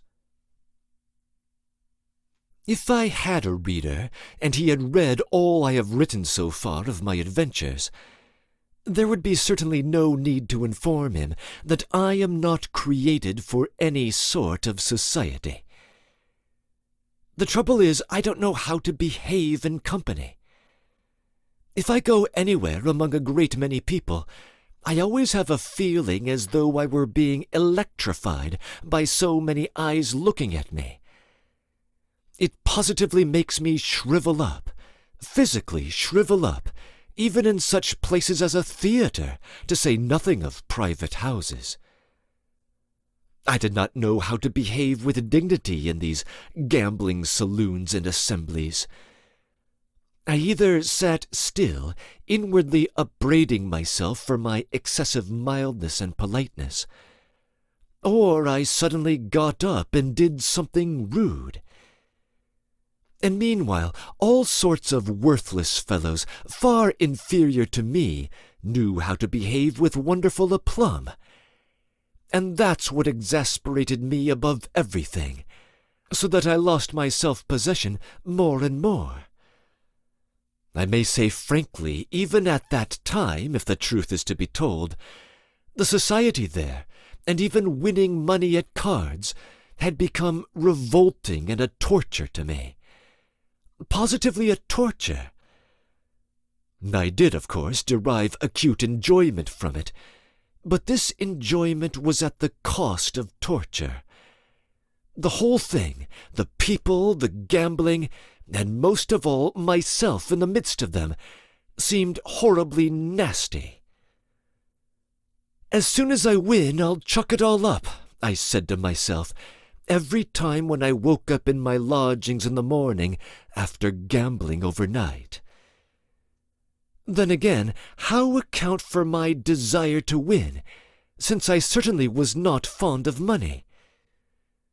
Not that I am going to repeat the hackneyed phrases usual in such explanations, that I played for the sake of the game, for the pleasure of it, for the risk, the excitement, and so on, and not for gain.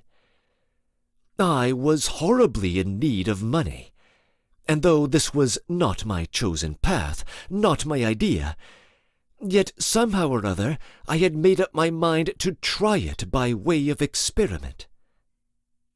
I was continually possessed by one overwhelming thought. You maintained that one could reckon with certainty on becoming a millionaire if only one had sufficient strength of will. You've tested your strength of will already, so show yourself as strong in this case. Can more strength of will be needed for roulette than for your idea? That is what I kept repeating to myself. And as I still retain the conviction that in games of chance, if one has perfect control of one's will, so that the subtlety of one's intelligence and one's power of calculation are preserved, one cannot fail to overcome the brutality of blind chance and to win. I naturally could not help growing more and more irritated when at every moment I failed to preserve my strength of will and was carried away by excitement, like a regular child. Though I was able to endure hunger, I am not able to control myself in an absurd thing like this. That was what provoked me. Moreover, the consciousness that, however absurd and abject I might seem, I had within me a rich store of strength which would one day make them all change their opinion of me. That consciousness has been from the days of my oppressed childhood the one spring of life for me, my light, my dignity, my weapon and my consolation, without which I might have committed suicide as a little child. So how could I help being irritated when I saw what a pitiful creature I became at the gambling table? That is why I could not give up playing. I see it all clearly now. This was the chief reason. But apart from that, my petty vanity was wounded. Losing had lowered me in the eyes of Prince Sergei, of Versilov, though he did not deign to speak of it, of everyone, even of Tatyana Pavlovna. That is what I thought, I felt. Finally, I will make another confession. By that time, I had begun to be corrupted. It had become hard for me to give up a dinner of 7 dishes at the restaurant, to give up Matvey and the English shop, to lose the good opinion of my hairdresser, and all that, in fact. I was conscious of it even at the time, but I refused to admit the thought. Now I blush to write it.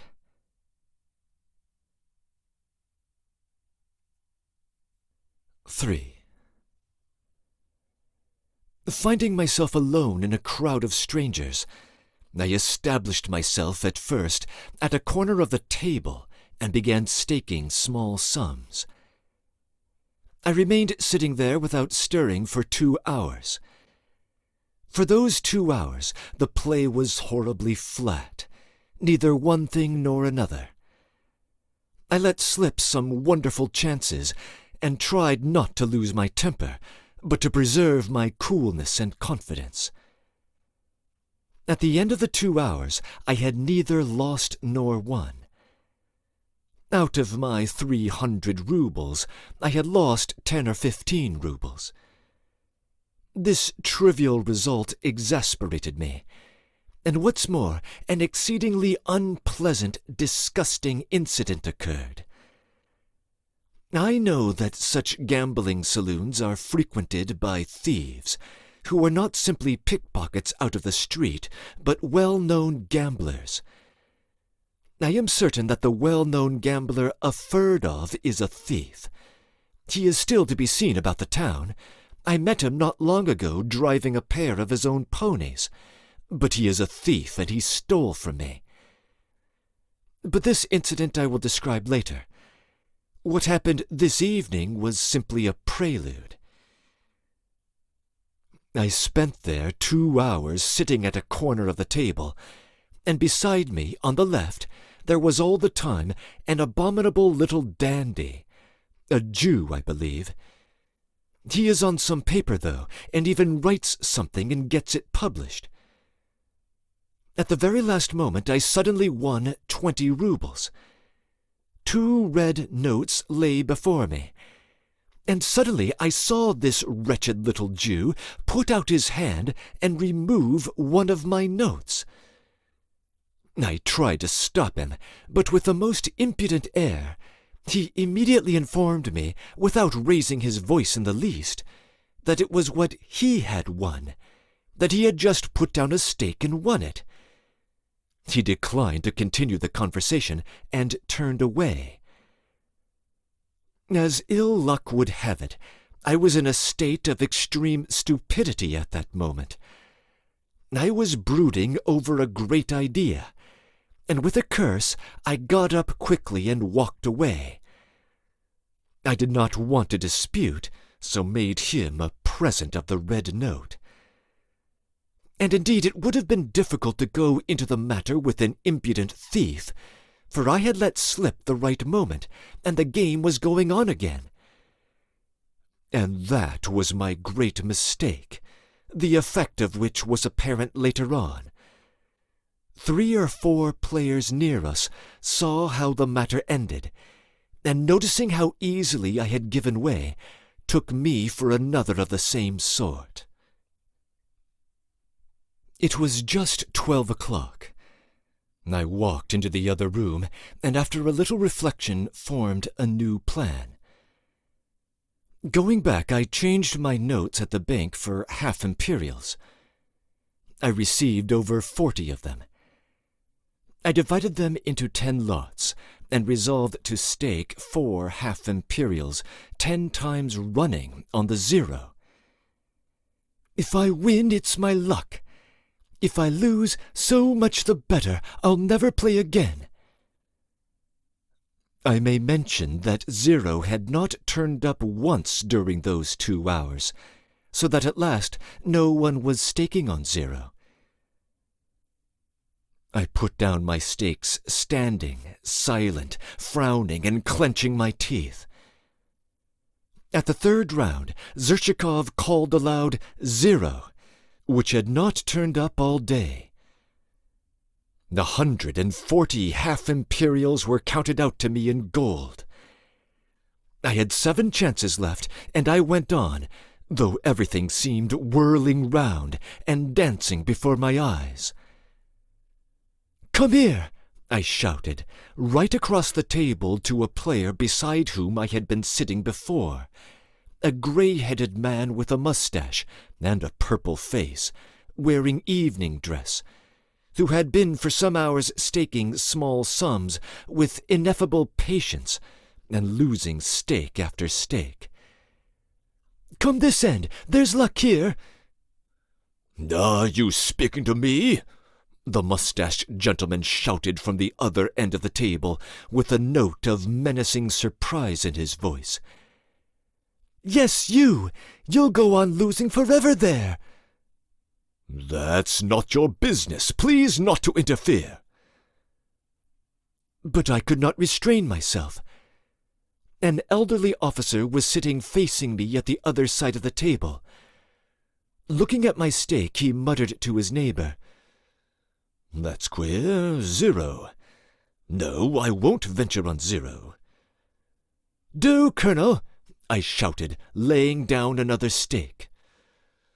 "Kindly leave me alone, and don't force your advice upon me," he rapped out sharply. "You are making too much noise."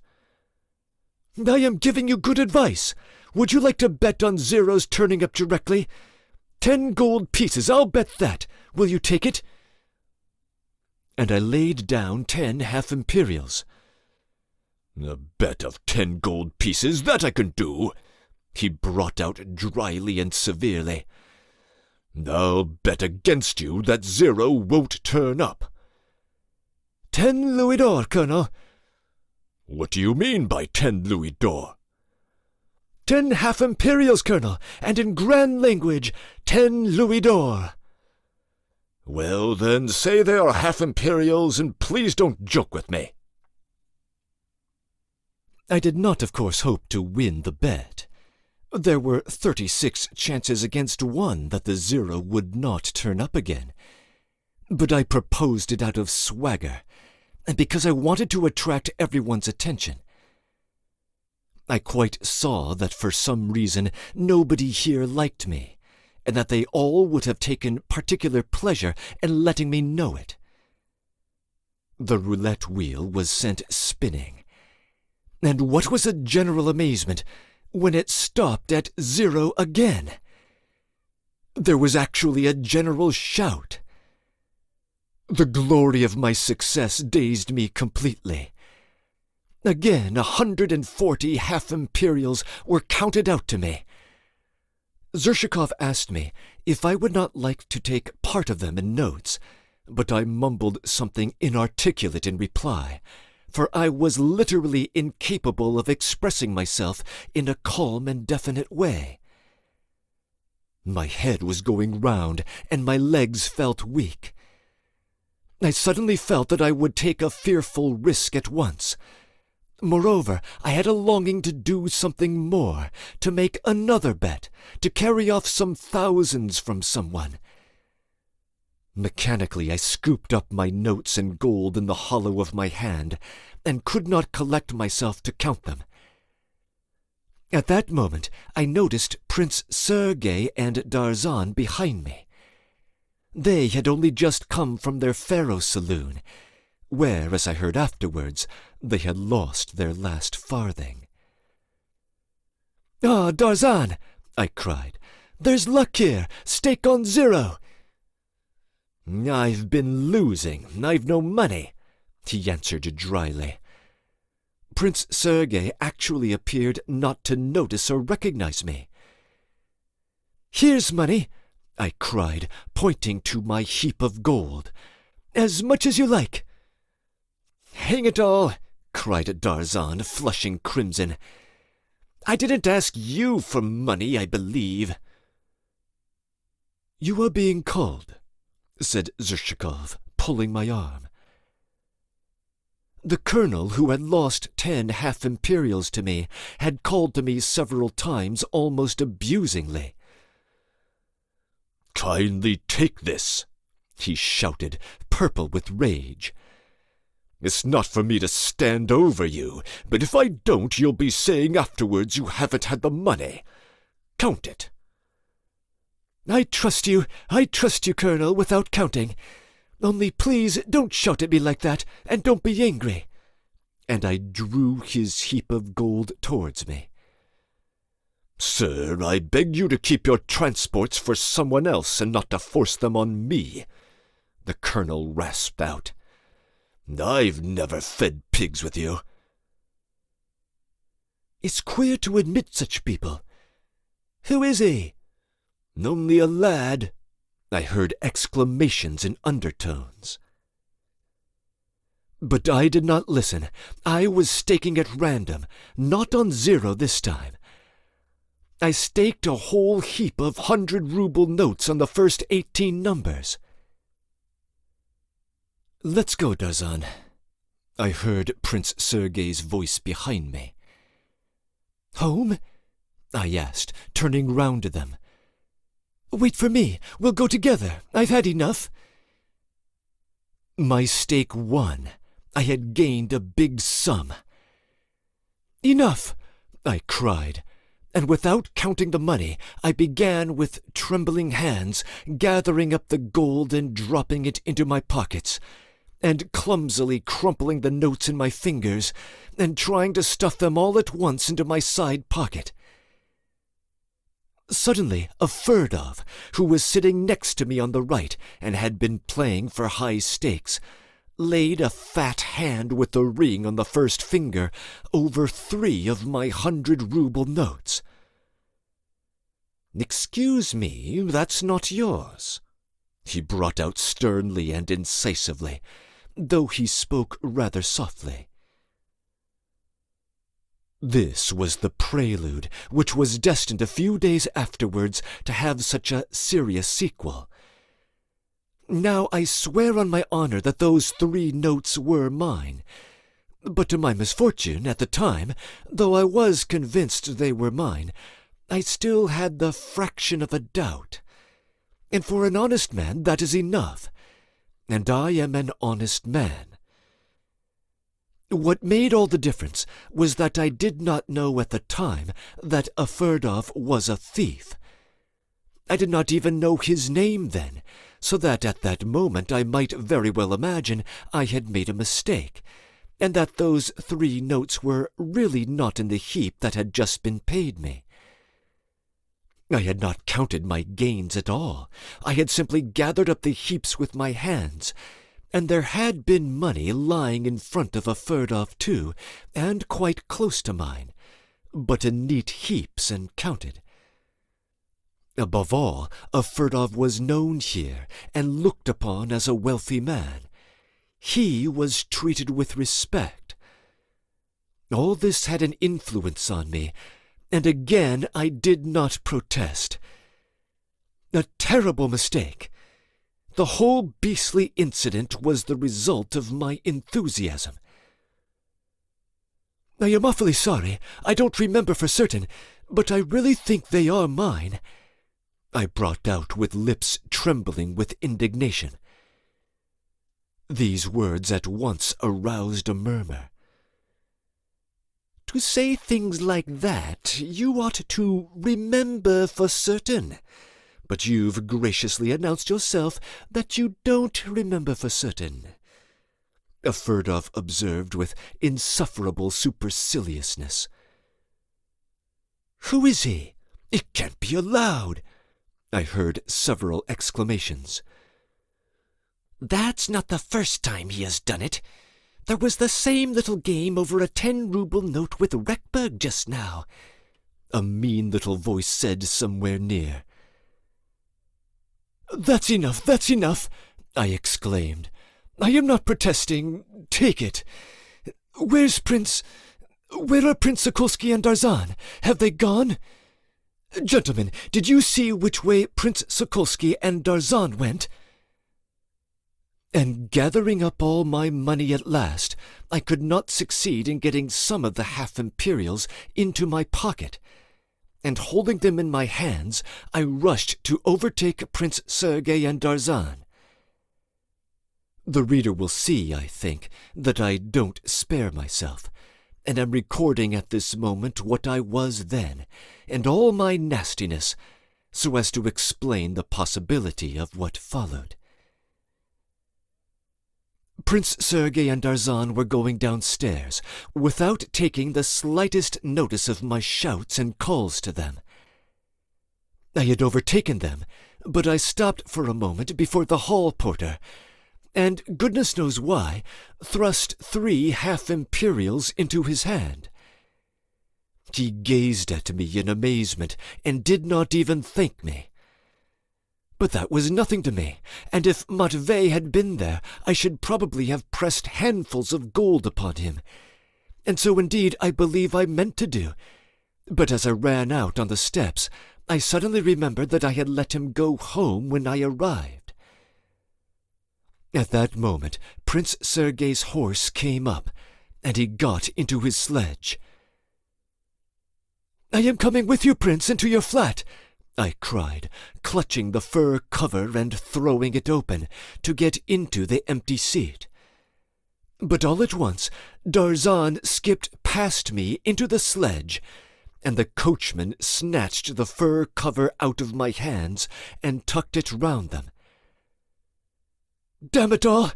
I cried, dumbfounded. It looked as though I had unbuttoned the cover for Darzan's benefit, like a flunky. "Home!" shouted Prince Sergei. "Stop!" I roared, clutching at the sledge. But the horse started, and I was sent rolling in the snow. I even fancied they were laughing. Jumping up, I took the first sledge I came across and dashed after Prince Sergei, urging on the wretched nag at every second.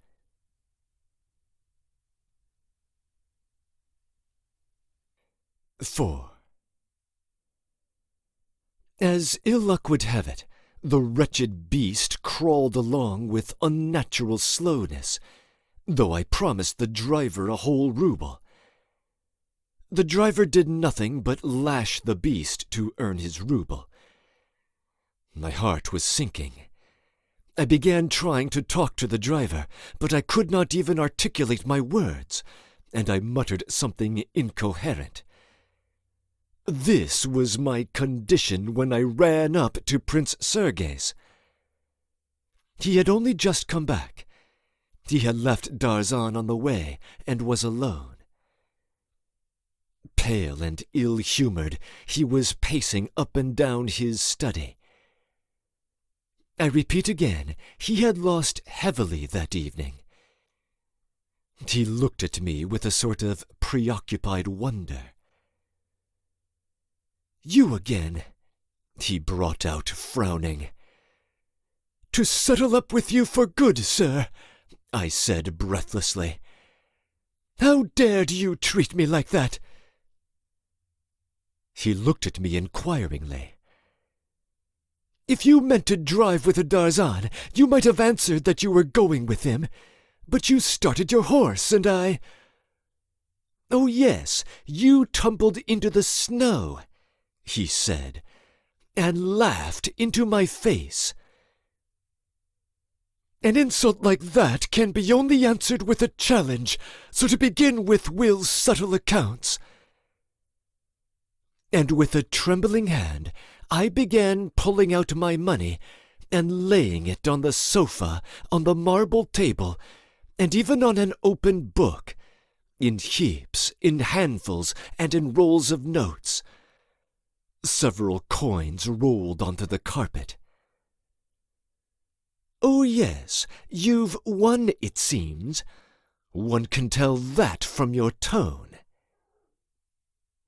He had never spoken to me so insolently before.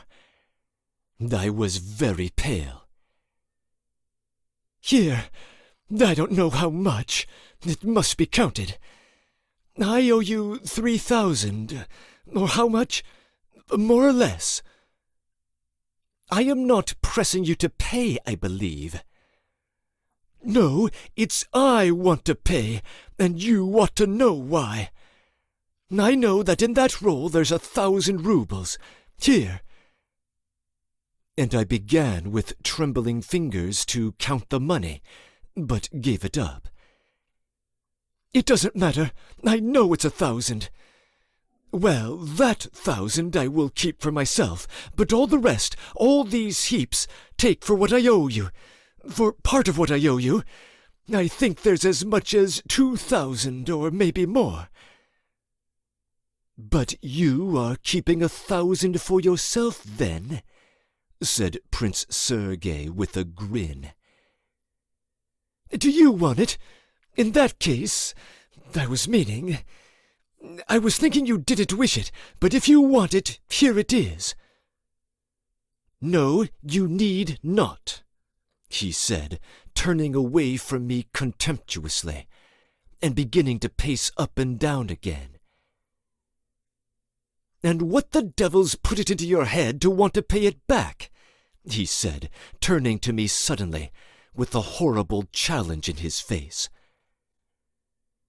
I'm paying it back to be free to insist on your giving me satisfaction, I vociferated. Go to the devil with your everlasting words and gesticulations. He stamped at me suddenly, as though in a frenzy. I have been wanting to get rid of you both for ages, you and your Versilov. You've gone out of your mind, I shouted, and indeed it did look like it. You've worried me to death with your high-sounding phrases, and never anything but phrases. Of honor, for instance. I've been wanting to have done with you for a long time. I am glad that the minute has come. I considered myself bound, and blushed that I was forced to receive you both. But now I don't consider myself bound in any way, let me tell you. Your Versilov induced me to attack Madame Akhmakov and to cast aspersions on her. Don't dare to talk of honor to me after that, for you are dishonorable people, both of you. I wonder you weren't ashamed to take my money. There was a darkness before my eyes. I borrowed from you as a comrade, I began, speaking with a dreadful quietness. You offered it me yourself, and I believed in your affection. I am not your comrade. That's not why I have given you money. You know why it is. I borrowed on account of what you owed Versilov. Of course it was stupid, but You could not borrow on Versilov's account without his permission. And I could not have given you his money without his permission. I gave you my own money, and you knew it and took it. And I allowed this hateful farce to go on in my house. What did I know? What farce? Why did you give it to me? Pauvre Bozieu, mon cousin, he said, laughing straight in my face. Go to hell, I cried. Take it all. Here's the other 1,000 too. Now we are quits, and tomorrow... And I flung at him the roll of 100-ruble notes I had meant to keep to live upon. The notes hit him in the waistcoat and flopped on the floor. With 3 rapid strides he stepped close up to me. Do you dare to tell me, he said, savagely articulating his words as it were syllable by syllable, that all this time you've been taking my money, you did not know your sister was with child by me? What? I screamed, and suddenly my legs gave way under me, and I sank helplessly on the sofa. He told me himself afterwards that I literally turned as white as a handkerchief. I was stunned. I remember we still stared into each other's faces in silence. A look of dismay passed over his face. He suddenly bent down, took me by the shoulder, and began supporting me.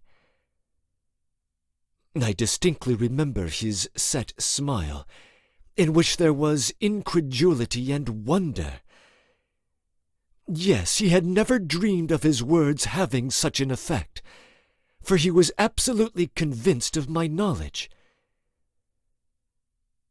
It ended in my fainting, but only for a moment. I came to myself. I got on my feet, gazed at him, and reflected. And suddenly the whole truth dawned upon my mind, which had been so slow to awaken. If someone had told me of it before and asked me what I should have done at such a moment, I should no doubt have answered that I should have torn him to pieces. But what happened was quite different and quite independent of my will. I suddenly covered my face with both hands and began sobbing bitterly. It happened of itself. All at once the child came out again in the young man. It seemed that fully half of my soul was still a child's. I fell on the sofa and sobbed out, "Lisa, Lisa, poor unhappy girl!" Prince Sergei was completely convinced all at once. "Good God! How unjust I've been to you!" he cried in deep distress. "How abominably I've misjudged you in my suspiciousness! Forgive me, Arkady Makarovich!" I suddenly jumped up, tried to say something to him, stood facing him, but said nothing, and ran out of the room and out of the flat. I dragged myself home on foot, and don't know how I got there. I threw myself on the bed in the dark, buried my face in the pillow, and thought and thought. At such moments, orderly and consecutive thought is never possible. My brain and imagination seemed torn to shreds, and I remember I began dreaming about something utterly irrelevant, I don't know what. My grief and trouble came back to my mind suddenly with an ache of anguish, and I wrung my hands again and exclaimed, "Lisa, Lisa!" then began crying again.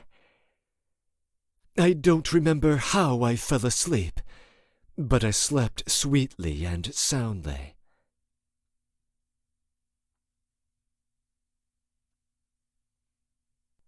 Breaking in. At long last we have the solution to our mystery, of Stebelkov's hints in Chapter 3, and of the familial upset over Arkady's comet in Chapter 5. Arkady is the last to discover the truth. In fact, Dostoevsky has been laying these hints for some time, at least as far back as Part 1, Chapter 9, when Lisa turns pale upon Arkady's announcing that he intends to challenge Prince Sergei to a duel. Arkady misinterprets that reaction as his sister's concern for himself. Clearly there was more going on.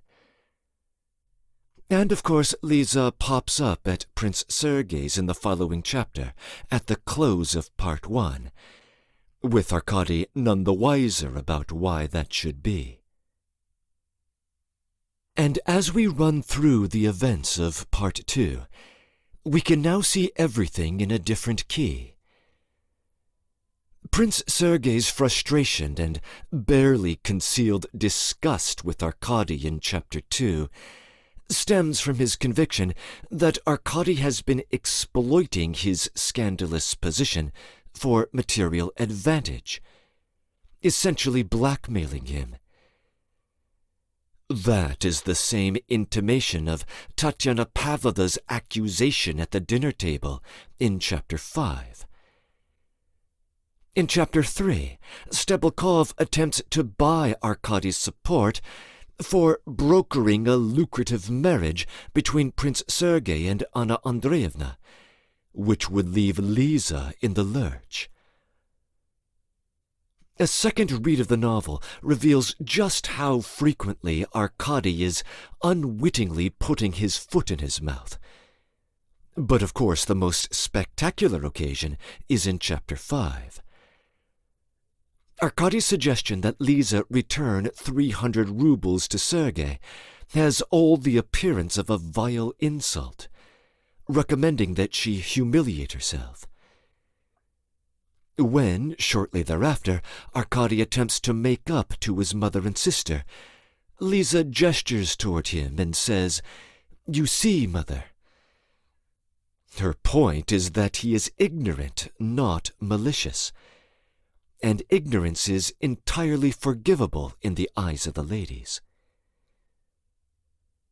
And this piece of information can also shed some light on Versilov's disdain for Prince Sergei. He has a remarkable skill of affecting aristocratic nonchalance, but the truth is that the younger man has impregnated 2 women close to the older one, the unfortunate Lydia Akhmakova, and now his biological daughter Lisa.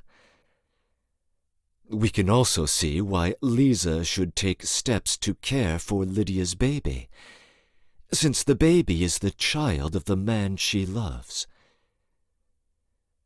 But this last section also gives us a tiny glimpse of why Prince Sergei dislikes Versilov. It is not merely that the latter lounges in his flat and shows him up at aristocratic games of repartee. Apparently he managed to trick Sergei via some deception into disparaging Katerina Nikolaevna at some point in the past. Presumably this is one of the many episodes in that tangled sequence at Ems a year and a half prior. Back in Part 1, Chapter 4, when weighing in on the affair at Ems, Kraft was convinced that Versilov was something of a cynical schemer, and that narrative gets some indirect confirmation here. But is Versilov really capable of such low dealing when attending to affairs of the heart? That is one question that seems to remain hanging in the balance. End of comments.